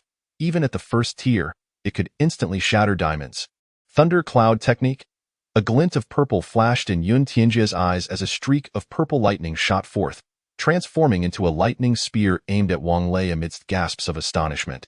Oh, lightning attribute? A display of skill in the wrong arena. Wang Lei took a step forward, black lightning swirling around him, instantly dismantling the purple lightning spear. He advanced, the ground cracking beneath him, and was suddenly upon Yun Tianjia. His fist engulfed in black lightning, crashing toward Yun Tianjia's abdomen. Without a doubt, if that punch landed, Yun Tianjia would be gravely injured if not killed. Ant, Wang Lei sneered, his lips curling with contempt and cruelty. Boom! The black lightning erupted, leaving everyone momentarily stunned. The students from number 2 shut their eyes, unable to bear witnessing Yun Tianjia's imminent defeat. Yun Tianjia braced himself for the impact, yet after several seconds, the anticipated pain did not arrive. As he opened his eyes in confusion, he saw a hand reaching out beside him, firmly gripping Wang Lei's wrist. Jiang Yin. Yun Tianjia looked up at Jiang Yan's profile, his voice trembling. Thank you. Jiang Yin ignored him, lazily releasing Wang Lei's wrist. Just sparring, keep it light. Ah, Jiang Shan is so cool. I can't believe it, even as a guy. I'm moved. If I had known, I would have provoked him just to have Jiang Shan save me. Several girls from number 2 shot the boy incredulous glances. Yi Ran gazed at Jiang Yin's nonchalant and graceful figure, filled with admiration. This man always exuded an air of elegance, as if nothing could faze him. So perfect. How could I have been so foolish as to propose a breakup? Every time she recalled that moment, Yi Ran felt a stabbing pain in her heart, gnashing her teeth in regret. Zhang Xiaosheng also breathed a sigh of relief. Jiang Yin, thank goodness for you. Otherwise, I wouldn't know how to explain this to the parents.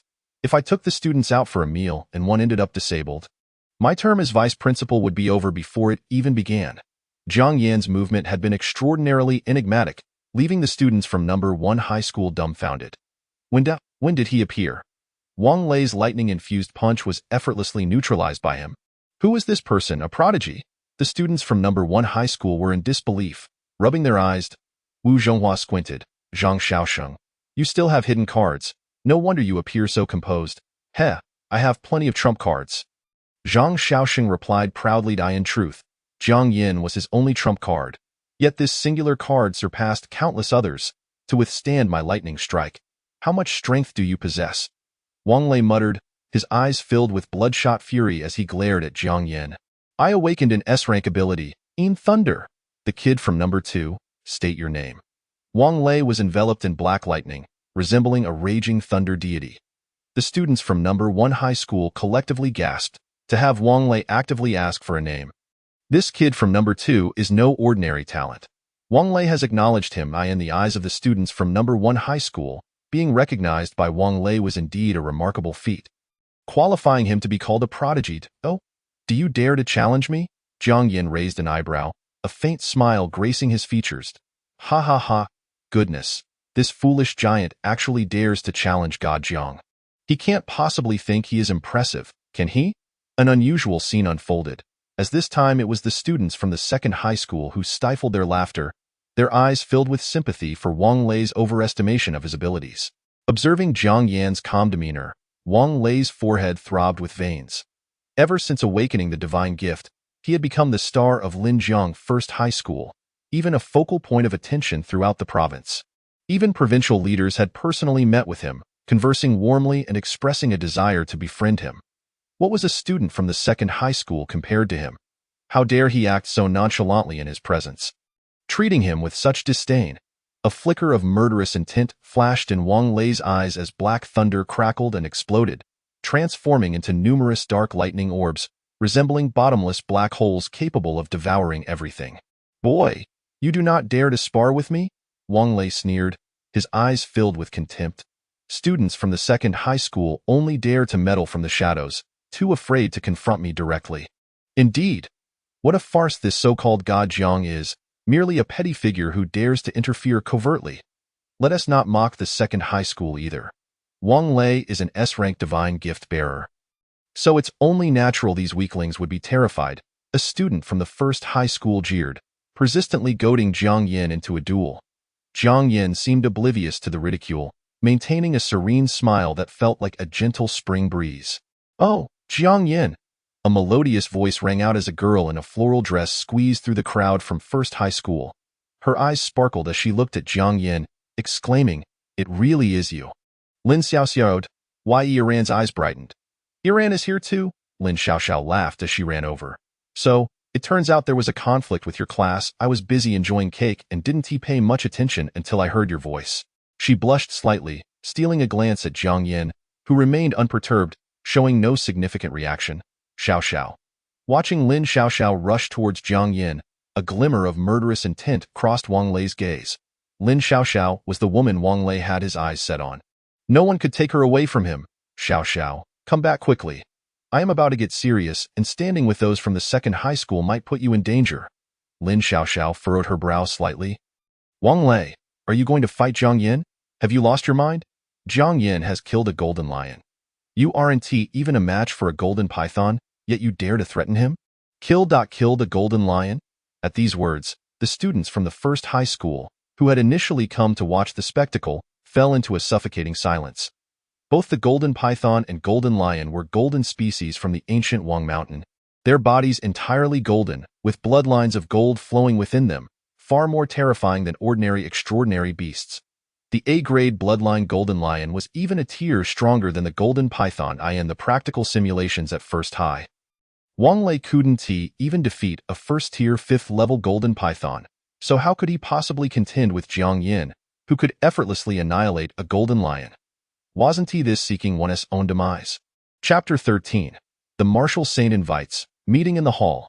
He is the high school student who made the golden lion vanish without a trace, as reported in the news. You're referring to the incident on Anchuan Street when the golden lion disappeared, right? Oh my goodness. The mysterious prodigy capable of making the golden lion evaporate is standing right before me. An uproar erupted among the students of First High, their gazes towards Jiang Yin shifting from disdain and contempt to fear and admiration. A freshly awakened high school student could slay a golden lion that had intruded into the city, obliterating it to the point of being unrecognizable. What terrifying power! Wang Lei actually dared to challenge such an extraordinary prodigy. He must be seeking his own demise. Upon hearing this news, the students from the second high were also taken aback, but quickly found solace in the fact that it was Jiang Yin who had accomplished it. Who is Jiang Yin? He is the god of Linjiang's second high, a prodigy awakened with an SSS-level divine gift. Killing an A-grade bloodline golden lion is merely a trivial matter. What's so surprising about that? Nonsense. How could he possibly kill a golden lion? To speak so absurdly is to invite ridicule. Wang Lei would never allow Jiang Yin to steal his spotlight. Clenching his fists, gritting his teeth, his eyes bloodshot. He fixed his gaze on Jiang Yin. "So you are Jiang Yin. Fight me with that." He left behind a fleeting shadow, his towering figure crashing down instantly, black thunder exploding around him, boom, as the dust settled. Jiang Yin remained unscathed, his hands still in his pockets, his expression now devoid of emotion. I despise troublesome matters. He had hoped Lin Xiaoxiao's words would make Wang Lei realize his insignificance, yet it seemed he was determined to create trouble for him. In that case, let us test my newly mastered martial techniques against Wang Lei. A smile tugged at Jiang Yin's lips, soul-devouring palm. His voice was soft, as blood energy and ghostly energy coalesced in Jiang Yan's right palm. With a gentle push, a crimson dark palm imprint surged towards Wang Lei. This seemingly ordinary palm strike unleashed a chilling wind, shattering all glassware and toppling tables and chairs around. The palm imprint, though appearing unremarkable, caused Wang Lei's eyes to widen in horror as he sensed death closing in thunder infinite. Wang Lei desperately attempted to ignore the howls of ghosts echoing in his ears and mind. Gathering the core of lightning before him, forming a cluster of dark lightning orbs, from within the dark lightning orbs, a black trident was summoned, mingling with the ferocious black thunder, colliding with Jiang Yan's palm imprint. Crackle.at the moment of impact, the trident began to shatter inch by inch. Pfff.cough. How is this possible? As the trident instantly crumbled, Wang Lei was struck in the chest by the soul-devouring palm imprint, sending him flying 10 meters away, embedding him into a decorative rock, and no one noticed a wisp of dark residual soul escaping from Wang Lei's body, merging into Jiang Yan's 10 Directions Ghost Order. This palm strike expelled Wang Lei's soul from his body, erasing a fragment of his residual soul, which became Jiang Yan's power. The residual soul of an S-rank divine gift-bearer provided Jiang Yan with immense sustenance, propelling his strength from first-tier 3rd level to first-tier 4th level. Jiang Yan harbored no intentions of killing, so Wang Lei, who had lost a fragment of his residual soul, was not in any danger.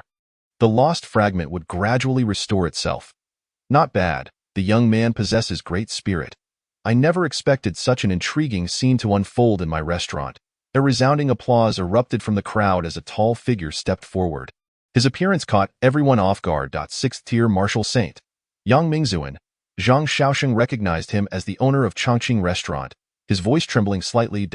Wu Zhenghua also swallowed hard. Their student had caused a ruckus in the restaurant, even alarming its owner.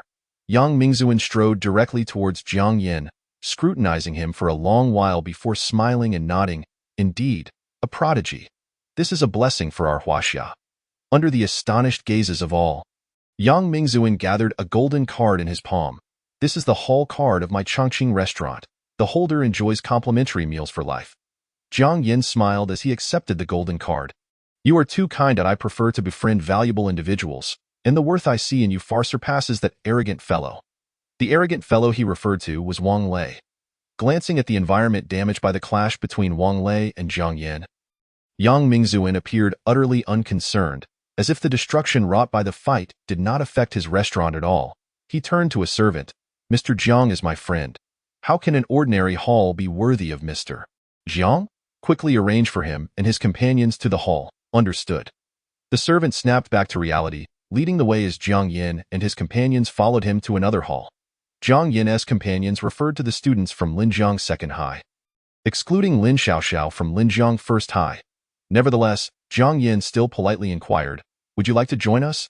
Lin Xiaoxiao nodded with excitement, her eyes sparkling. "Yes, I want to follow you." Watching Jiang Yan and his group depart, the students from First High were left utterly dumbfounded. He had sent the S-rank divine gift-bearer Wang Lei flying with a single palm, and now a 6th-tier martial saint was actively befriending him. Just who exactly was Jiang Yan? Not knowing his true identity, all I know is that I envy the bunch from Second High. As they are basking in Jiang Yan's glory, I wish I could go to the hall too. The hall of Chongqing Restaurant is a special area reserved for top-tier figures, and now they are allowing a high school student to enter. Their envy and jealousy were palpable. Meanwhile, Wang Lei remained deeply embedded in the wall, as if forgotten, with no one coming to rescue him. Guided by the servant, they passed through several uniquely styled halls before finally arriving at the expansive, sea-facing hall. The decor here was not ostentatious, but rather harmoniously integrated with nature. Even in the evening, the scenery remained enchanting, with every blade of grass and tree exuding a radiant glow, unlike anything mundane. Most importantly, the spiritual energy here was exceptionally thick. One could feel its presence without the need for gathering stones. And the body felt extraordinarily comfortable, naturally elevating one's realm. Wow! Is this the legendary hall of Chongqing Restaurant? I've only heard about it in the news. Typically, it only accommodates dignitaries from various countries. I want to write a novel about tonight's experience. No one would believe it, as it is simply too fantastical. That is a 6th-tier martial saint, personally hosting us. Some were astounded.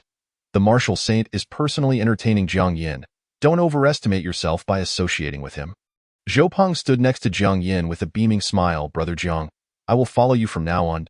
Haven't you always been following me? Jiang Yin chuckled. Right. I almost forgot. I've been your sidekick since childhood. Zhou Peng grinned widely. Lin Xiaoxiao sat beside Jiang Yin, her cheeks flushed. Jiang Yin, thank you for inviting me here. If it weren't for you, I would never have had the chance to step into the Grand Hall. It was merely a trifling matter, Jiang Yin replied, not taking it to heart as it was but a casual invitation. Yet, Lin Xiaoxiao harbored secret affections, her gaze towards Jiang Yin filled with tenderness and admiration. Observing Lin Xiaoxiao's infatuation with Jiang Yin, Yi Ran clenched her teeth, an inexplicable ache swelling within her heart. Jiang Yin was meant to belong solely to her, yet now they were like strangers. Chapter 14. Bullying my sister? Do you have a death wish? The Grand Hall was picturesque, instilling a sense of tranquility and refreshing the spirit. Jiang Yin, I raise my glass to you, Yun Tianjie said, his face beaming with joy. Had it not been for your timely rescue, I might have become a mere shadow of myself. There's no need for such courtesy, it was a mere act of kindness. Jiang Yin chuckled. Yun Tianjie shook his head with a smile. Your small gesture is a life-saving grace for me. I am the direct descendant of the Yun family in Jiangsheng. Should anything befall me, the Yun family would be thrown into chaos and face expulsion from Jiangsheng. Few remembered that Yun Tianjie was the eldest son of one of Jiangsheng's 5 great families, the Yun family. His noble status did not breed arrogance. Rather, he was amiable and approachable. Were it not for the exceptional talents of Jiang Yin and Yi Ran, Yun Tianjie would undoubtedly be recognized as the strongest prodigy in Linjiangno. 2 Middle School. Jiang Yin, no, Jiang Gu. I hereby acknowledge you as my elder brother from this day forth. Wait, is this for real? Yun Tianjie acknowledges Jiang Yin as his elder brother? How fantastical! The illegitimate offspring of the Yun family were notoriously haughty. One could only imagine the chaos if they knew of Yun Tianjie's recognition of Jiang Yin. Jiang Yin held a favorable impression of Yun Tianjie. Otherwise, he would not have intervened during a moment of peril. He raised his glass with a grin. Then I shall consider you as my brother too. That moment. Zhou Peng squeezed in. Jiang Gu. What about me? Yun Tianjie replied with a laugh. You are Jiang Ji's good brother. So naturally, you are my brother as well. That's good. As long as I'm not excluded from Jiang Gu's circle, I'm content. Zhou Peng sighed in relief. Jiang Yin was the finest brother he could ever have. His greatest support. As the dinner concluded, everyone wore rosy complexions, joy evident on their faces. After just one meal in the grand hall of Chongqing restaurant, I've advanced 2 minor realms, me too. No wonder it's the establishment run by a 6th-stage martial saint. Every dish is imbued with spiritual energy, especially in the grand hall, where it's said that Yang Mingzuan personally cooks. Each patron departed the grand hall having ascended 1 or 2 minor realms. They marveled. Their admiration for Jiang Yin only deepened. If it weren't for Jiang Gu, I would never have been qualified to enter the grand hall of Chongqing restaurant. Indeed, even teacher Zhang, who was just promoted to vice principal, could only lead us to the ordinary hall, someone whispered. Despite the hushed tones, the words reached Zhang Xiaoxing's ears, and he coughed awkwardly. He had intended to treat them tonight. Yet it turned out to be on Jiang Yan's account, securing them a spot in the grand hall and waiving all charges. As a vice principal, he could not even treat properly and ended up benefiting from his students. How embarrassing. Little Zhang Xiaoxing coughed again. Upon hearing this, Jiang Yin raised an eyebrow. Old Zhang, since you've become vice principal, why has your address shifted from Old Zhang to Little Zhang? Well, with everyone present, I can't openly show favoritism. Zhang Xiaoxing muttered softly. Teacher Zhang, Jiangshan is different. Even if you treat Jiangshan with favoritism, we would understand. A group of students chimed in, laughing. Zhang Xiaoxing felt flustered, clearing his throat. Old Jiang, it wouldn't be fair to say I'm treating you today. Would it? Oh? Does this mean you plan to pay? Jiang Yin chuckled. Well then, I'll speak to Yang Mingzuan, and we can forego the grand hall card, allowing you to treat. Are you kidding? The meal in the grand hall would wipe out my entire savings. Let alone treating the whole class to a feast here. Zhang Xiaoxing quickly smiled. Old Jiang, you're joking, right? Since you've already received Yang Wuxing's grand hall card, it would be disrespectful not to use it. Haha, Teacher Zhang just loves to save face and doesn't he want to spend? One student laughed, prompting a wave of suppressed giggles among others. Zhang Shaoxing's face turned crimson with anger. I'm leaving. No one is allowed to be late tomorrow. The night was beautiful as everyone waved goodbye, returning to their homes. Jiang Yin strolled along the vibrant streets when suddenly his phone vibrated. He answered, and the voice of Jiang Shaoka came through, tinged with a barely detectable sob. Brother, why haven't you come home yet? Noticing something amiss in Jiang Shaoka's tone, Jiang Yin frowned. Why does your voice sound hoarse? Did someone bully you? His mood darkened as he ended the call and hurried home. Upon pushing open the door, he found Jiang Shaoka curled up on the sofa. Brother. Jiang Shaoka looked up, her eyes swollen like walnuts. Appearing utterly pitiful, Jiang Yin approached slowly, his pupils narrowing to pinpricks. Jiang Shaoka's once flowing hair had been cut, leaving only enough length to barely cover her neck. Who did this? A fierce glint flashed in Jiang Yan's eyes. An overwhelming intent to kill bubbling forth. The lights flickered, and with a loud crash, they shattered. The room seemed filled with the wails of 100 ghosts, their shadows trembling in fear. Is the master angry? This is the first time I've seen him show such expression. Typically, Jiang Yin greeted everyone with a smile, seldom donning a cold visage. Shu, keep it down.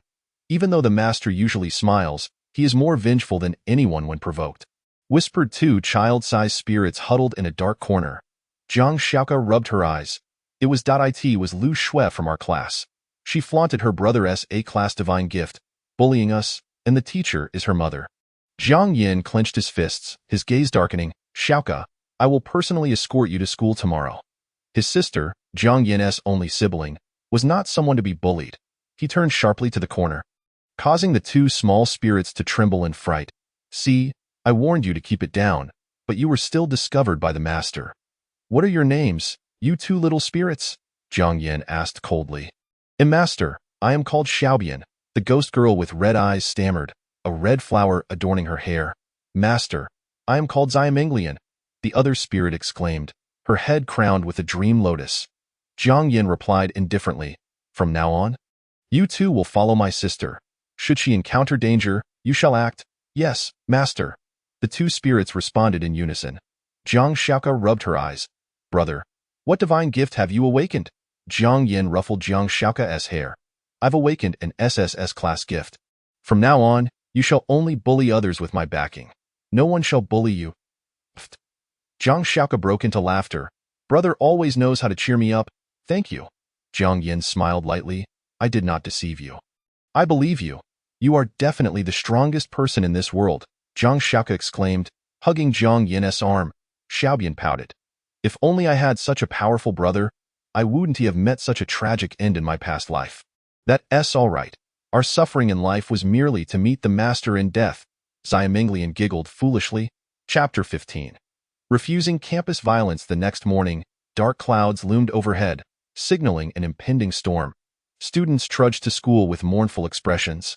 Strange, the weather forecast said today would be sunny. Why has it suddenly turned gloomy? Who knows? Maybe the heavens choose the weather based on their mood. Perhaps today they're feeling down, hence the overcast sky. At Jiang Yan's home, he had already called Zhang Shaoxing early. Old Zhang, I have something to attend to today.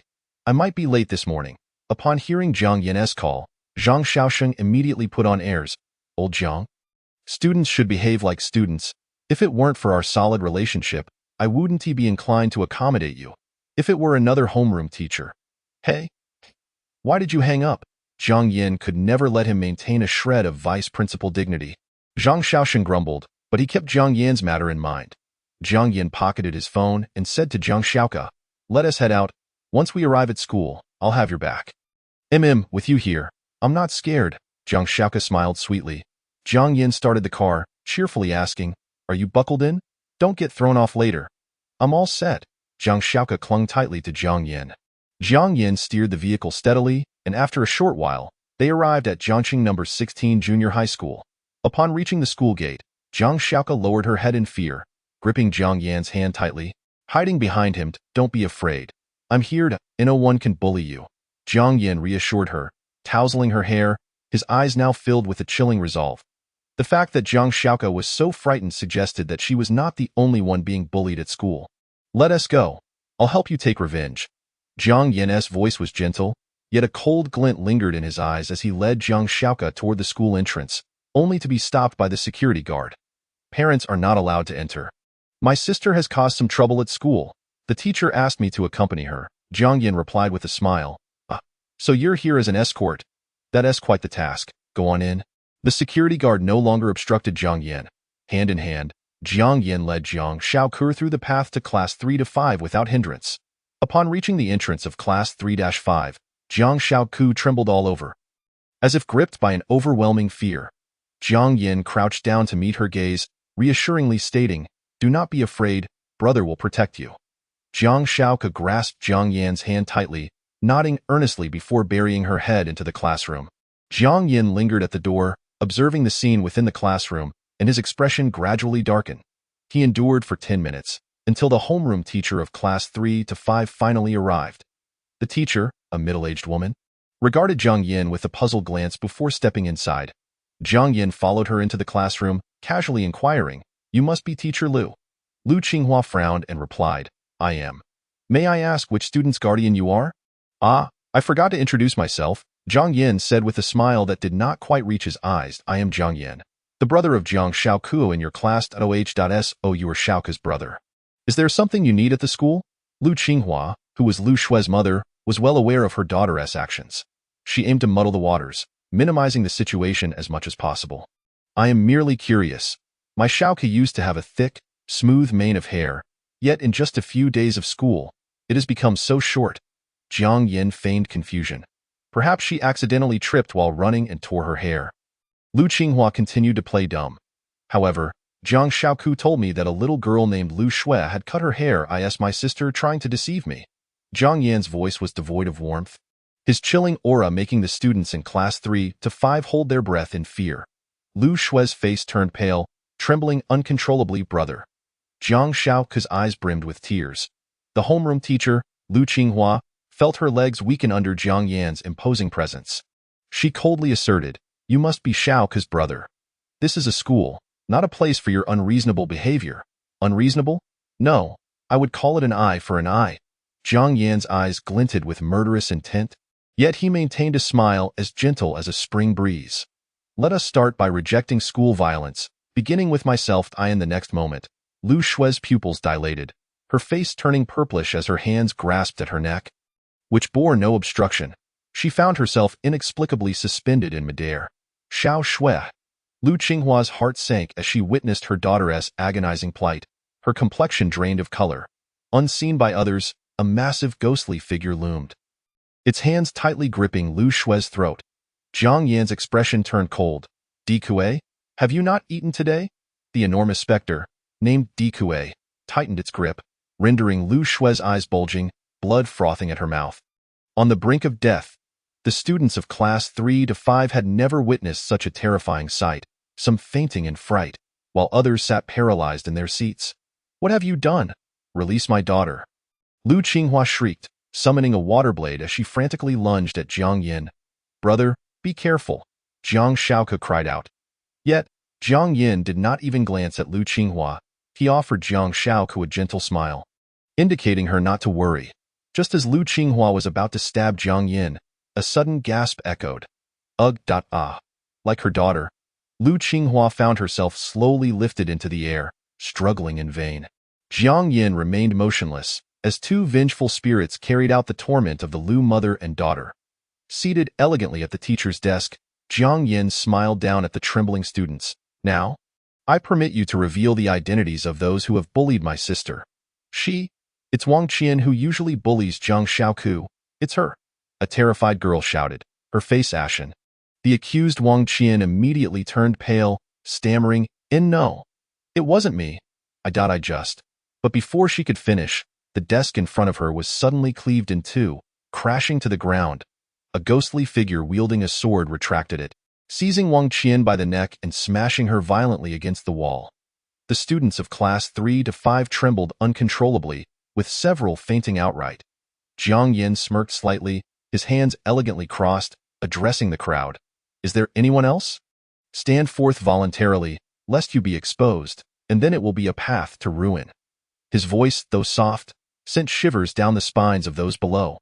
Several girls with dyed hair shakily stood up, and Jiang Yin smiled. Excellent, you are obedient. With a snap of his fingers, the girls were forced down, their heads crashing against the desks. With a resounding thud, the desks were punctured, creating gaping wounds, and a one left. Is there? Jiang Yin rose slowly, surveying the trembling crowd with satisfaction. Do you dare to bully Jiang Shaoku?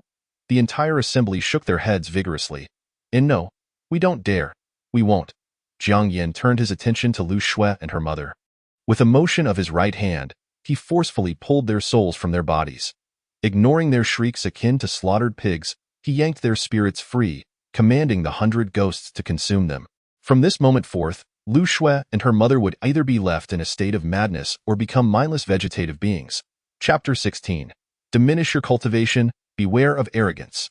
Master is so handsome, Xiao Bian surrounded Jiang Shaoku. Gazing at Jiang Yin with admiration, I envy Shaoku. Meng Lian also wishes to be the master's sister. Xiao Meng Lian gazed longingly at Jiang Yin. Both were formidable ghost dolls positioned by Jiang Yin to ensure Jiang Shaoku's safety. Brother, thank you, Jiang Shaoku said, her eyes glistening with tears. Focus on your studies. From now on, no one will dare lay a finger on you. Jiang Yin smiled. Mom, Xiao Shui. A roar erupted from outside as a man rushed in, his eyes aflame with rage as he beheld his unconscious mother and sister. He fixed his furious gaze upon Jiang Yin. Did you do this? You are seeking death. Behind Lu Wang, a shadow of a wolf materialized, its presence exuding a savage ferocity akin to a famished wolf king. Jiang Yin regarded the newcomer with indifference, a cold smile gracing his lips. You have awakened the power of the martial spirit. You must think yourself quite formidable, yes? I am an A-class ability user. Killing you is as easy as breathing. Lu Wang, enveloped in a silvery glow, emanated a murderous aura, declaring, I will have your life, with a howl. Lu Wang dropped to all fours, lunging at Jiang Yin with explosive force, his muscular arms transforming into lethal claws, capable of rending iron as if it were clay. Yet, Jiang Yin stood with his hands in his pockets, merely extending his right hand as Lu Wang's claws approached his face. With a flick of his wrist, he effortlessly tossed Lu Wang aside, sending him crashing several meters away. Confronted with an A-class enhancer who relied solely on brute strength, Jiang Yin found no need to resort to the 10 Directions Ghost Order. You believe yourself to have awakened a martial spirit, a physical prodigy?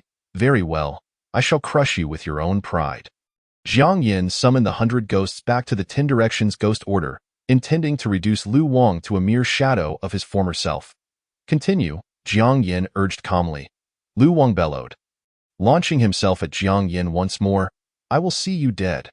The martial spirit belonged to a strength-based ability user, granting him power 100-fold greater than that of other divine grantors. Yet, when faced with Jiang Yin, he found it impossible to shred him apart. Why? You are also a strength-based ability user. Lu Wang gasped, fear evident in his eyes.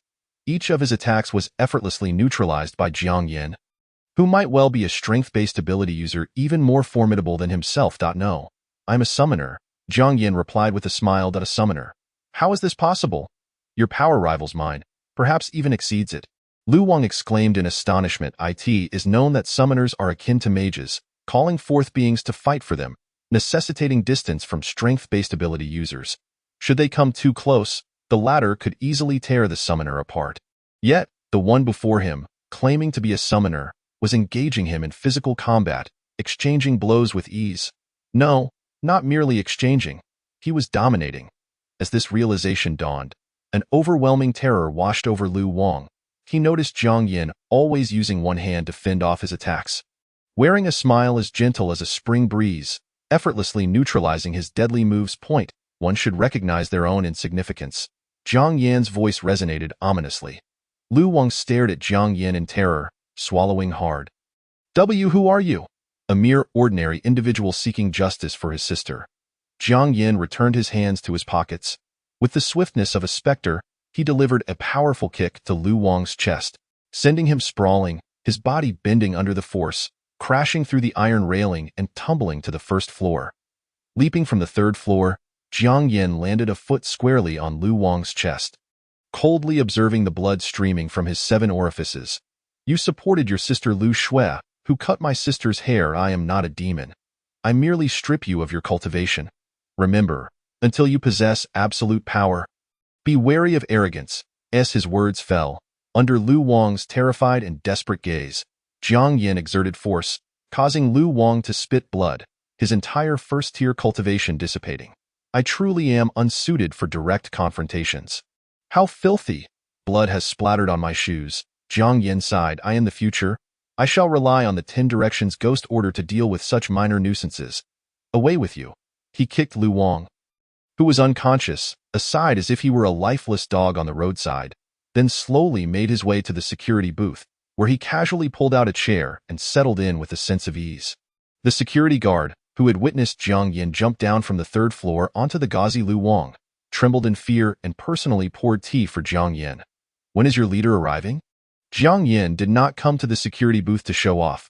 He was awaiting the school leaders to mediate the situation. In the eyes of the security guard, Jiang Yin had become a formidable figure. When faced with his inquiry, he truthfully replied, They'll be here shortly. Jiang Yin, feeling rather bored, fiddled with his phone. After about 10 minutes, a black car pulled up at the school gate, and a group of individuals hurriedly entered the premises. Where are the troublemakers from our 16th high school? The newcomers were clad in black suits, their hair graying, yet their eyes were piercing and sharp. I'm right here. Jiang Yin yawned, lazily waving at the man. Ah, you didn't flee. It seems you understand the gravity of your mistakes and are prepared to confess.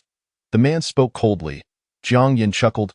No, I merely intervened to stop the bullying on campus. You should thank me. After my intervention, there will be no more incidents of bullying at 16th High. Jiang Yin crossed his legs. In an instant, the SSS-level aura of Jiang Yin was no longer concealed, and the oppressive power of the 10 Directions Ghost Command enveloped the entire 16th High, nearly bringing the middle-aged man to his knees. The terrifying pressure caused the man's expression to change dramatically. This is an SS-level divine gift. Jiang Yin retracted his oppressive aura and smiled at the middle-aged man. Do you now believe that I act in the best interest of 16th High? I believe. The middle-aged man took a deep breath. Smiling at Jiang Yin, here is my personal business card. Should you need anything, feel free to contact me directly. There's no need for me to come in person. Jiang Yin replied coolly, my sister has been bullied, and as her brother, I cannot stand idly by. What? In a school under my administration, someone dares to commit such a heinous act. I will expel her immediately. The middle-aged man exclaimed angrily. Jiang Yin slowly stood up. I have already resolved the matter. You only need to handle the aftermath. Rest assured, I will definitely manage it properly. I forgot to ask, who is your sister? The middle-aged man's face was filled with ingratiation. Jiang Xiaoke, Jiang Yin stated. Oh? So the elder sibling of Jiang Xiaoke is you. Did I remember this child? She ranks first in every examination. I have always regarded her as my own daughter. Jiang Yin, uninterested in his flattery, left the school gates and departed.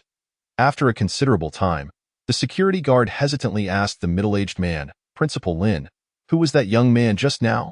Principal Lin took a deep breath. He will soon become a dominant force. While S-level divine gifts may still have the potential to fall, SSS-level divine gifts are destined to rise as innate rulers. Throughout history, once an SSS-level divine gift emerges, there has never been a case of failure midway. They are invariably the strongest in the world. Thus, upon learning that Jiang Yin was an SSS-level divine gift, the middle-aged man was unwilling to become adversaries and instead sought to form an alliance. Chapter 17. Guidance and Sparring. After resolving the issue with his sister, Jiang Yin bought a grilled sausage and leisurely walked towards Linjiang's 2nd High. Upon reaching the entrance, Jiang Yin initially intended to engage in a verbal spar with the security guard, only to be met with a broad smile on the guard's face.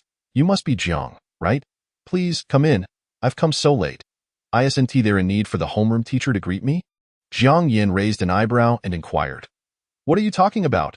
Principal Zhang has specifically instructed that you were delayed due to important matters, and we are to grant you passage, the guard responded with an ingratiating smile, treating Jiang Yin as if he were a scion of a prominent family. Linjiang City boasts 5 major families, with numerous other influential families. However, Jiang Yin was not from a martial arts family. He was merely an ambitious youth from an ordinary background. Ignoring the guard's obsequious demeanor, Jiang Yin strolled towards Class 2 of the 3rd year. Upon arriving at the classroom door, He could hear the chaotic noise inside, and he immediately thought, I can hear your class talking from the hallway. Jiang Yin pushed open the classroom door, and the noisy class fell silent in an instant. The Gajiang has arrived. Wonderful. The Gajiang has come. We are saved. The class erupted in excitement once more.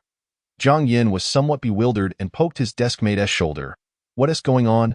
The girl, Nan Gonglu, who had a cherubic face, replied in surprise, the martial arts competition is about to begin. Oh, so it's the martial arts competition, which occurs annually. Is it really necessary to be this excited? By the way, why is your face so red? Are you running a fever? Jiang Yin noticed that his deskmate, who usually spoke little, often turned red easily. Feeling the warmth from his forehead, Nan Gonglu blushed deeply. No, I'm not feverish. Her temperature was normal. And indeed, she was not ill. Jiang Yin withdrew his hand, resting his chin on it. It's just a martial arts competition. What are they so thrilled about? The news of your victory over Wang Lei at Qingqing Restaurant has spread to First High, and their students have come to provoke us. They claim, Nan Gonglu spoke in a hushed tone, that First High has an SSS-level divine gift as well. Jiang Yin raised an eyebrow. This news was indeed explosive. What is going on? It turns out I'm not the chosen one after all. Jiang Yin sighed. Though he lacked a system, he possessed a dual divine gift and had always believed himself to be the protagonist. But now he was informed that there was also an SSS-level divine gift at the nearby Linjiang First High. This is bad. Could that guy from First High actually be the true protagonist? Or does he have a system? Jiang Yin, are you scared? Nan Gonglu inquired softly. Jiang Yin smirked. Scared? Are you joking? He scoffed. Even without a system, without a golden finger, without a beginner-esque gift pack, not being the chosen protagonist, what of it? He, Jiang Yin, could still use his innate talent as a key to trample those fated protagonists underfoot. What of an SS-level divine gift? His trump card had never been the 10 Directions Ghost Command. But that forbidden red paper umbrella, this was a forbidden, heavenly item he was born with, and he was confident he could dominate the world. The martial arts competition in Jiang City involved a whopping 30 high schools. Among them were hidden talents and many young supremes. He was eager to personally meet this SSS-level divine gift from First High. Strong individuals attract one another, and Jiang Yin also wished to unleash his full potential and find someone to battle fiercely. He hoped that the SSS-level divine gift from First High would not disappoint him at that moment. In Linjiang First High, Bai Luoxue suddenly sneezed, shaking her head with a soft and plaintive voice. Someone is speaking ill of me. My lady, you are an SS-level divine gift. Who would dare to speak ill of you? Mu Shueyao tapped her forehead and said, Stay here obediently while I go fetch some water. Bai Luoxue nodded obediently. Her large, lively eyes focused intently on the martial arts book in her hands. Yet she could not concentrate at all, as the visage of that young man constantly floated through her mind. When will we meet again, my kindred spirit? Her divine gift was overwhelmingly potent, and she had to suppress it at all times. She could not afford to relax for even a moment, lest those around her be frozen. Only another SSS-level divine gift could avoid being frozen by the cold energy emanating from her. Even her good friend Mu Shueyao, also an SSS-level divine gift, could only spend 3 hours a day with her. If they were in contact for too long, their internal organs would begin to frost and freeze. The students of Linjiang First High regarded her as an ice goddess, only to be admired from afar and not to be approached. No one knew that she was not aloof, but merely too powerful in her divine gift to be close to others. Why mother said that I might encounter more kindred spirits at the martial arts competition. Could I truly meet him? Bai Luoxue's eyelashes fluttered, and a shard of ice fell onto her book, slowly causing the pages to freeze over in Class 2 of Second High. Zhang Xiaoxing entered the classroom and cheerfully addressed the noisy students below. The selection for students qualified to participate in the martial arts competition is about to begin. Do you have confidence? There was complete silence below. No one responded. Zhang Xiaoxing felt somewhat awkward, cleared his throat, and smiled toward the door. Lin Yu, please come in. As soon as Zhang Xiaoxing finished speaking, a slender figure stepped into the classroom. With a head of thick red hair and a handsome face marred by a fierce scar. Hello, junior students. I am Lin Yu, a student from the previous class of Teacher Zhang. Lin Yu smiled brightly. Ahem, Lin Yu is an outstanding martial artist from Modu Martial Arts University. Although he is only a junior, he has already achieved the 3rd stage, 6th level of martial arts. Zhang Shaoxing spoke with pride. Teacher Zhang overpraises me. I had originally planned to reach the 4th stage of Martial King status by my junior year, but regrettably, due to insufficient resources, my training progress was delayed, Lin Yu replied humbly. Zhang Shaoxing nodded in satisfaction. In the coming period, your senior Lin will personally guide you as you prepare for the martial arts competition. He scanned the entire class and noticed Jiang Yin was nearly asleep, swiftly grabbing a piece of chalk and tossing it at him. Look at Lin Yu, and then look at you, Jiang Yin, feeling somewhat displeased at being caught in the crossfire, retorted. What is wrong with me? Lin Yu is an A-level divine gift bearer, already a prodigy of Jiang City, and even so, he continues to train diligently, never stopping for a moment. Zhang Shaoxing lamented. If only you could be half as diligent as Lin Yu. You would have already reached the 2nd stage, Jiang Yin laughed. I'm just taking it steady, step by step. He had no intention of returning to the Enlightenment Chamber for training. Instead, he sought to absorb experience through battles with ferocious beasts and conflicts with humanity, using blood and tears as the foundation for his advancement, rather than merely absorbing spiritual energy. Zhang Shaoxing snorted, a notion of striking Jiang Yin bubbling within him, and with a smile, he addressed Jiang Yin. Old Jiang? Do you dare to spar with my prized disciple? You let me spar with a 3rd-tier martial sovereign. Are you afraid I won't survive? Jiang Yin could hardly suppress the urge to curse. Sparring should be measured. I can have Lin Yu suppress his level to the 1st tier, can't I? Zhang Shaoxing wore a mischievous grin. Jiang Yin's lips curled into a smirk. Old Jiang, you seem quite eager for my defeat. Unfortunately, I have never known the meaning of loss. Junior Jiang, I often hear Teacher Zhang mention you. I would very much like to engage in a sparring session. Lin Yu cast a glance at Jiang Yin, his eyes brimming with keen interest. Jiang Yin, with a calm demeanor, replied, Since Senior Lin has expressed such a desire, I shall not hold back. Chapter 18. The Domain Unfolds. The King of Hell descends. Under Zhang Shaoxing's guidance, the members of Class 2 followed him to the martial arena within the school. The arena was as expansive as 2 football fields, equipped with energy suits and a variety of weapons. Junior, do you need to wear an energy suit? Perhaps out of concern for his junior, Lin Yu asked with genuine care. No need. I prefer to be unencumbered, Jiang Yin replied with a smile. What a coincidence. I too dislike being weighed down. In the future, should I find myself on the battlefield, I would prefer not to wear cumbersome armor. Lin Yu casually picked up a silver spear. Junior Jiang, allow me to experience the true strength of an SS-level God-gifted individual. He moved with astonishing speed, and before the members of Class 2 had even settled, he had already lunged at Jiang Yin with the spear. Jiang Yin swiftly lifted a metal sword into the air, gripping the hilt with his right hand as the silver spear collided violently against it. Sparks flew in every direction as both weapons emitted a cracking sound, a sign of impending destruction. Unbelievable, Jiang Shen and Senior Lin exclaimed. To spar with 1st-tier power and still cause damage to the armory's weapons. Mind you, even a 3rd-tier martial sovereign's full force rarely causes such cracks. Junior Jiang, you truly are extraordinary. Lin Yu's eyes gleamed with battle intent as he flicked his right wrist, causing the fabric of his arm to shred apart, the silver spear erupting with power, shattering the metal sword. Jiang Yin pivoted, seizing a black obsidian sword, and countered the spear with a swift clash. Bang! Lin Yu staggered back a few steps, while Jiang Yin stood firm, the sword embedded in the ground. My awakened A-tier ability is reforging, allowing me to decompose and reconstruct any material I come into contact with.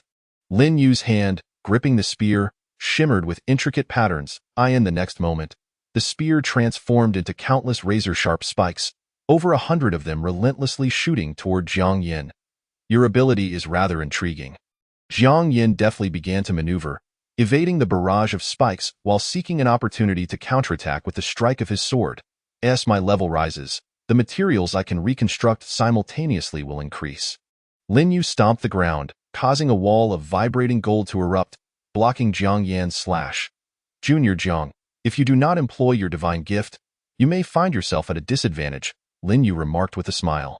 It appears that way, Jiang Yin sighed, casually tossing the obsidian sword to Lin Yu. Here, another weapon for you. It's now my turn to attack. Dark energy enveloped his hand as a mysterious ghostly order materialized. With this ghostly order, the Shadow Warriors heed my command.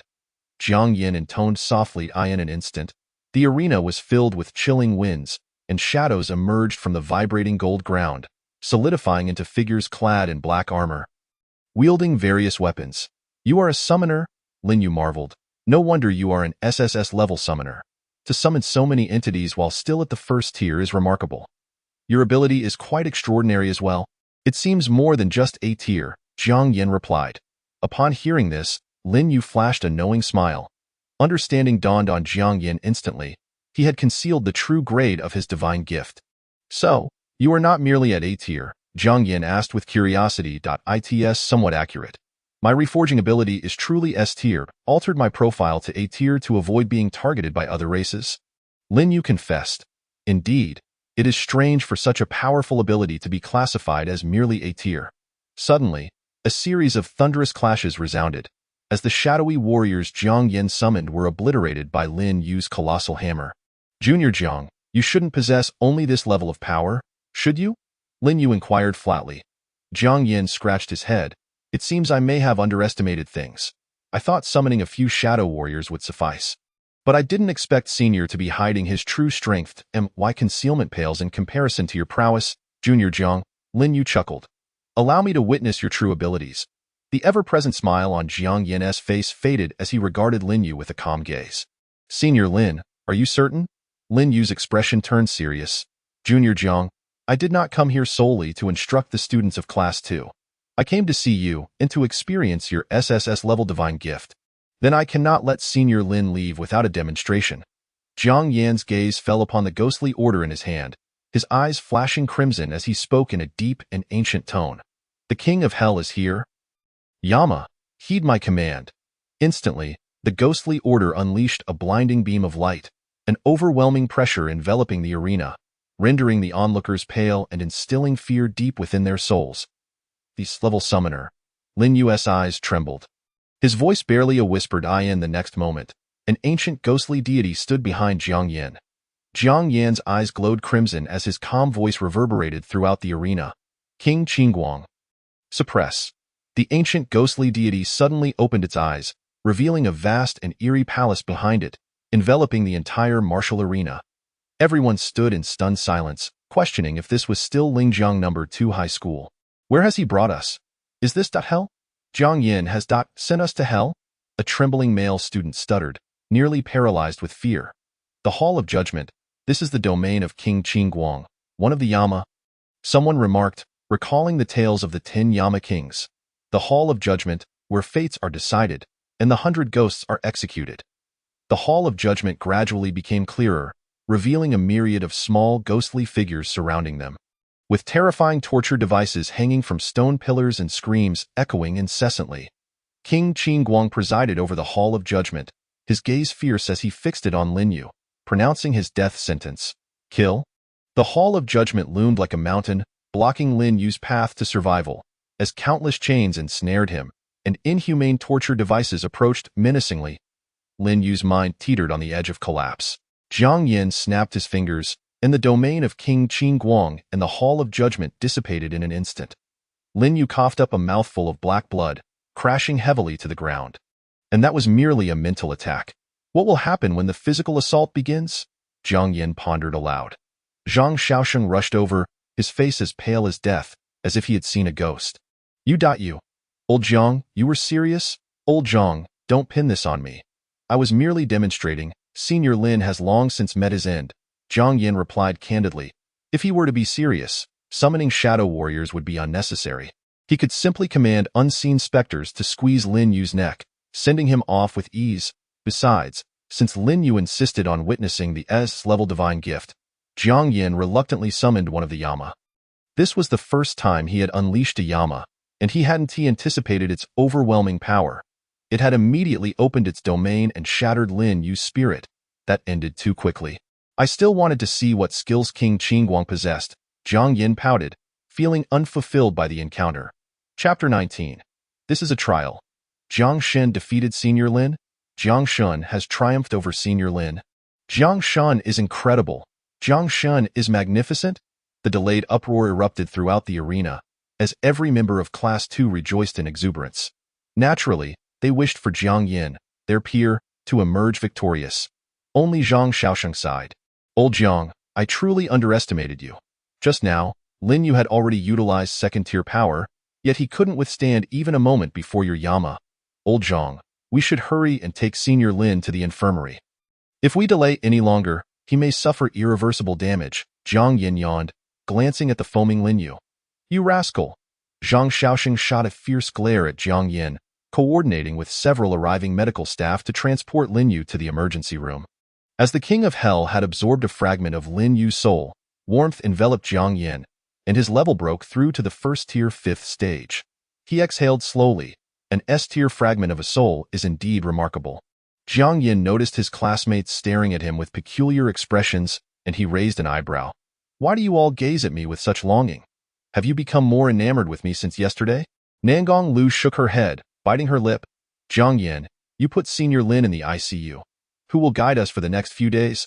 Other students nodded in agreement. Jiang Shan, you have incapacitated the coach that old Zhang specially invited for us. What are we to do? I did forget about that, considering he no longer requires Lin Yu's guidance. Faced with the pitiful gazes of his classmates, Jiang Yin felt a twinge of guilt. He cleared his throat and declared, ahem. For the next few days, I, Jiang Shun, shall personally instruct you. The entire Class 2 erupted in cheers, the sound reverberating through the air. Long live Jiang Shan. Ha, with Jiang Shun personally guiding us, we are invincible. Yi Yiran's beautiful eyes quivered slightly as she gazed dreamily at Jiang Yin, who had declared his intention to personally guide the students of Class 2. Did this include her as well? Jiang Yin, I shall make you fall in love with me anew through our interactions over the next few days. Yi Yiran resolved herself, hope glimmering in her eyes. Jiang Yin smiled and said, since there are no objections, let us proceed to the training room. All right, Brother Jiang. Zhou Peng, Jiang Yan's loyal follower, scampered to his side, holding a bottle of water. Brother Jiang, you worked hard just now. Have a sip to calm your nerves. Yun Tianjia also approached Jiang Yin, wearing a gentle smile. Brother Jiang, you truly are remarkable. This is a spirit elixir my father obtained from the secret realm. Consuming it will restore your mental energy. To everyone present, Jiang Yin was a summoner, and summoning spirits, be they ghostly soldiers or the King of Hell, was a considerable drain on mental energy. Thus, Yun Tianjia had brought the elixir from home to curry favor with Jiang Yin. Jiang Yin raised an eyebrow. Thanks, he casually pinched one of the elixirs and tossed it into his mouth, as if it were merely a candy. Once ingested, he felt instantly invigorated. By utilizing the 10 Directions Ghost command to summon the King of Hell. He expended no mental energy. This was his power, as well as his command over the spectral beings of the netherworld. Ordinary summoners required immense mental energy and spiritual power to summon living beings or inanimate objects. Jiang Yin faced no such drain, only a limit on his summoning capacity. As a first-tier summoner, he could only summon one King of Hell. Thus, the elixir Yun Tianjia provided held no real value for Jiang Yin. He simply treated it as a mint candy, refreshing and invigorating. They arrived at the training room of Linjiang No. 2 Middle School, each training room the size of a football field, fully equipped with various training apparatuses, sufficient to accommodate an entire class. Brother Jiang, only training room number 3 is still available, Zhou Peng announced. Let us go with room number 3, Jiang Yin replied, hands in his pockets, speaking in a nonchalant tone. Yun Tianjia added, Brother Jiang, I will handle the paperwork. You take everyone inside first. All right, I leave it to you. Jiang Yin nodded and led the Class 2 students into the training room. Inside, the array of sporting equipment was impressive, even featuring dumbbells weighing 10,000 pounds. This is my first time in the training room. They even have a punching power tester. Let me give it a try. Wang Chong, a B-class strength-type superhuman, was confident in his abilities. He steadied himself, bent his knees, gathered his strength, and struck the tester with a powerful blow. As the numbers rapidly increased, the entire class watched in awe. Ding! Your punching power is 3,156 kilograms. The tester announced, Wow, Wang Chong, you're quite impressive. That punch could probably bring down a building. I used to underestimate you. This punching power must be the highest in our class. Wang Chong feigned humility, yet a smile crept onto his lips. What is this? In front of Yun Tianjia and Jiang Yin, my punching power is nothing to speak of. Don't be so modest, Brother Chong. Class leader Yun has lightning powers, and Brother Jiang is a summoner. When it comes to punching power, we must rely on you. The praise sent Wang Chong soaring, Is that so? Then I shall graciously accept the title of Class 2's Punching King. The boys engaged in banter, with one even declaring, Brother Chong, with that full-force punch, even Brother Jiang would have to lie down. Indeed, no matter how formidable Brother Jiang is, he is still restricted by the inherent weakness of a summoner. Unable to engage up close, if Brother Chong gets close, one punch would surely take him down. Just as they were exchanging compliments, the door of the training room was suddenly kicked open with tremendous force. A hulking figure strode in, towering at nearly 2 meters, his body a mass of well-defined muscles. He cast a cold gaze over the crowd. Which class are you from? Who allowed you to use training room No. 3? The girls in the class were visibly intimidated by the imposing figure. We are students of Class 2. We have already applied to the director. Yun Tianjie began to explain but was abruptly interrupted by the man's icy voice. Room number 3 is exclusively mine. I don't care who you applied to. Get out now. His voice was deep and resonated with authority. Yun Tianjie instinctively glanced at Jiang Yin, who, unbeknownst to him, had become the pillar of support for the class. Jiang Yin smiled and remarked, Looks like the training NPC has arrived. He patted Yun Tianjie on the shoulder. Relax. Consider this a trial. Jiang Yin clapped his hands to draw everyone's attention. All eyes on me. Those awakened with strength-type or enhancement-type powers stepped forward. 5 bewildered boys, including Wang Chong, stepped forward. Observing their confusion, Jiang Yin chuckled, one at a time. Show this muscle-bound fool what you've got and kick him out of room No. 3.at. These words, Class 2 finally understood what Jiang Yin meant by guidance. He intended for them to battle a boss. The muscular man before them exuded an intimidating aura. I am Meng Zhan from Class 7.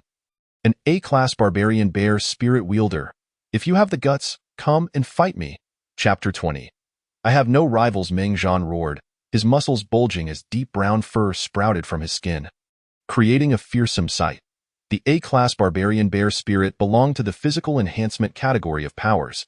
He stood an imposing 2.5 meters tall, and his roar sent tremors through the hearts of Class 2. Jiang, Brother Jiang, are you serious? You want us to fight this monster? A student stammered. I recognize him. He is the strongest gifted one in Class 7. I heard he has already secured a spot in the Jiangxing martial arts competition. The strength-type superhumans called out, their legs trembling in fear. Brother Chong, you have over 3,000 kilograms of punching power, right? Why don't you go first and throw a punch at him? Wang Chong gritted his teeth. Damn it, are you trying to get me killed? While it was true he possessed over 3,000 kilograms of punching power, facing this monster from Class 7 left him feeling daunted. Brother Jiang, isn't this a bit too much for them? Yun Tianjie frowned slightly. Jiang Yin, hands in pockets, replied with an air of indifference, in 3 days, there will be a martial arts competition at school.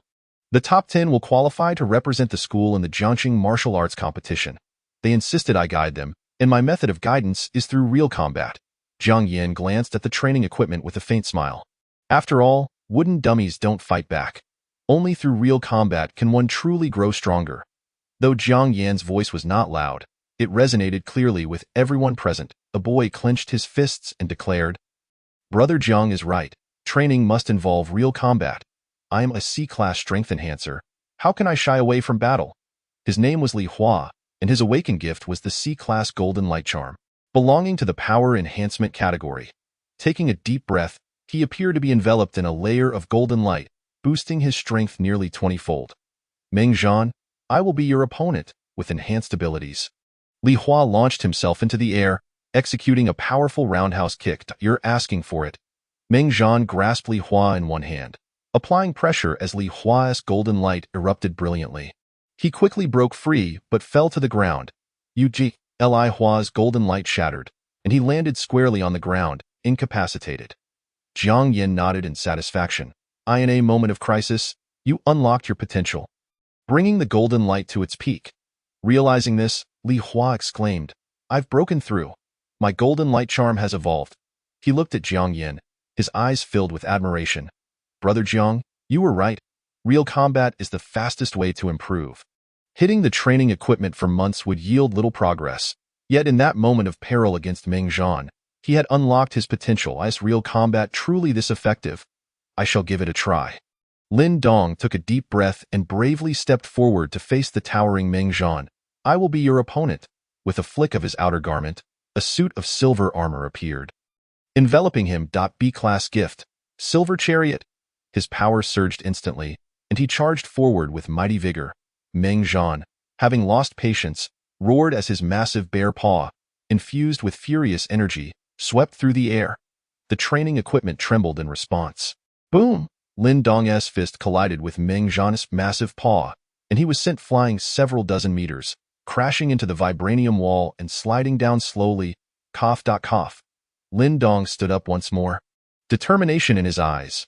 Let us do this again. He pressed on despite his nearly shattered silver armor, charging toward Meng Zhan once more. They exchanged blows for several rounds, yet he was ultimately knocked away by a single slap.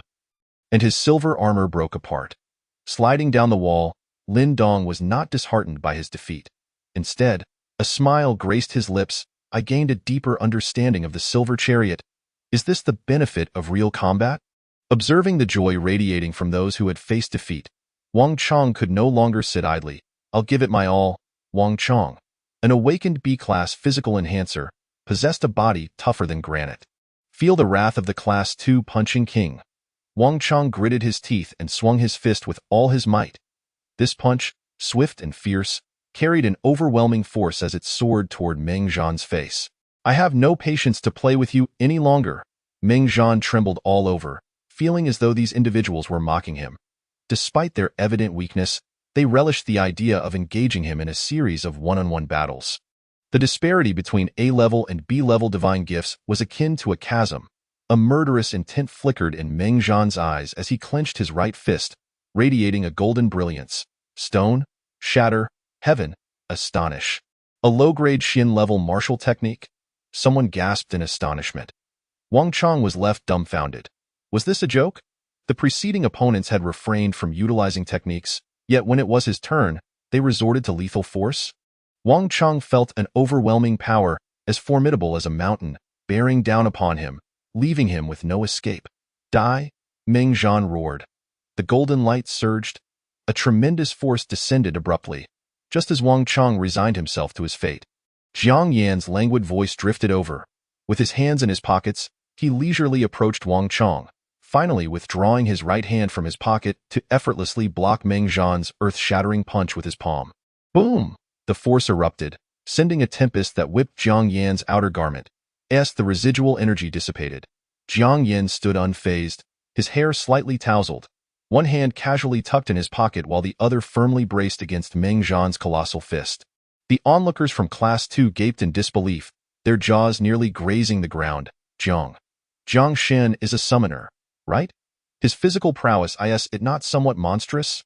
The reason Jiang Shen is revered as such is that he transcends the dichotomy of humans and deities. The divine is omnipotent. Everyone swallowed hard, suppressing their astonishment. The most shocked among them was naturally Meng Zhan, whose pupils constricted to pinpricks, nearly popping out of his head. You thwarted my stone shatter heaven astonish. As you can see, it appears to be so. Jiang Yan shrugged nonchalantly, as if blocking that punch was the most ordinary affair. Who are you? Meng Zhan's voice dripped with malice. Jiang Yan, you may call me Jiang Shen. Jiang Yan replied with a smile. Upon hearing Jiang Yan's name, Meng Zhan's eyes widened in fury. You are Jiang Yan. What a splendid Jiang Shen, indeed. Only you are worthy to be my adversary. Observing his growing excitement, his muscles quivered. Jiang Yan hastily interjected. Hold on, I must correct your terminology. Jiang Yan retracted his hand, both hands now resting in his pockets, gazing at Meng Zhan with an air of nonchalance. A slight smile playing on his lips. I have no rivals, and you are not worthy to be one. Chapter 21. Absolute suppression. Subduing Meng Zhan, silence. An eerie, deathly silence enveloped training room number 3, where the sound of a pin dropping would be discernible. The members of Class 2 held their breath, their eyes wide with shock. Jiang Shen, as expected, regarded Meng Zhan with utter disdain. It is important to note that aside from Jiang Yan and Ye Ran, the A-level divine gifted individuals at Linjiang No. 2 High School represented the pinnacle of strength. Meng Zhan was a paragon among A-level divine gifted individuals. Even Yun Tianjie could not contend with Meng Zhan. Such a top-tier powerhouse, a prodigy ranked among the best in Linjiang Province, was entirely disregarded by Jiang Yan. One could only say that Jiang Shen was indeed beyond the bounds of humanity. In the face of Jiang Yan's condescension, veins bulged on Meng Zhan's forehead, and the fangs in his mouth dripped with bloodlust. Jiang Yan, you are far too arrogant, Dado. If I were arrogant, you wouldn't have been shouting in training room number 3 for so long, Jiang Yan replied, a gentle smile gracing his lips.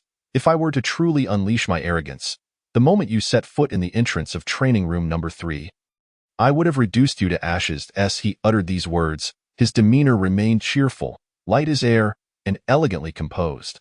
Were anyone else to say such things, I would certainly scorn them, but coming from Jiang Shan, it all seemed so reasonable. Of course, this was Jiang Shan, the true god of Linjiang No. 2 High School.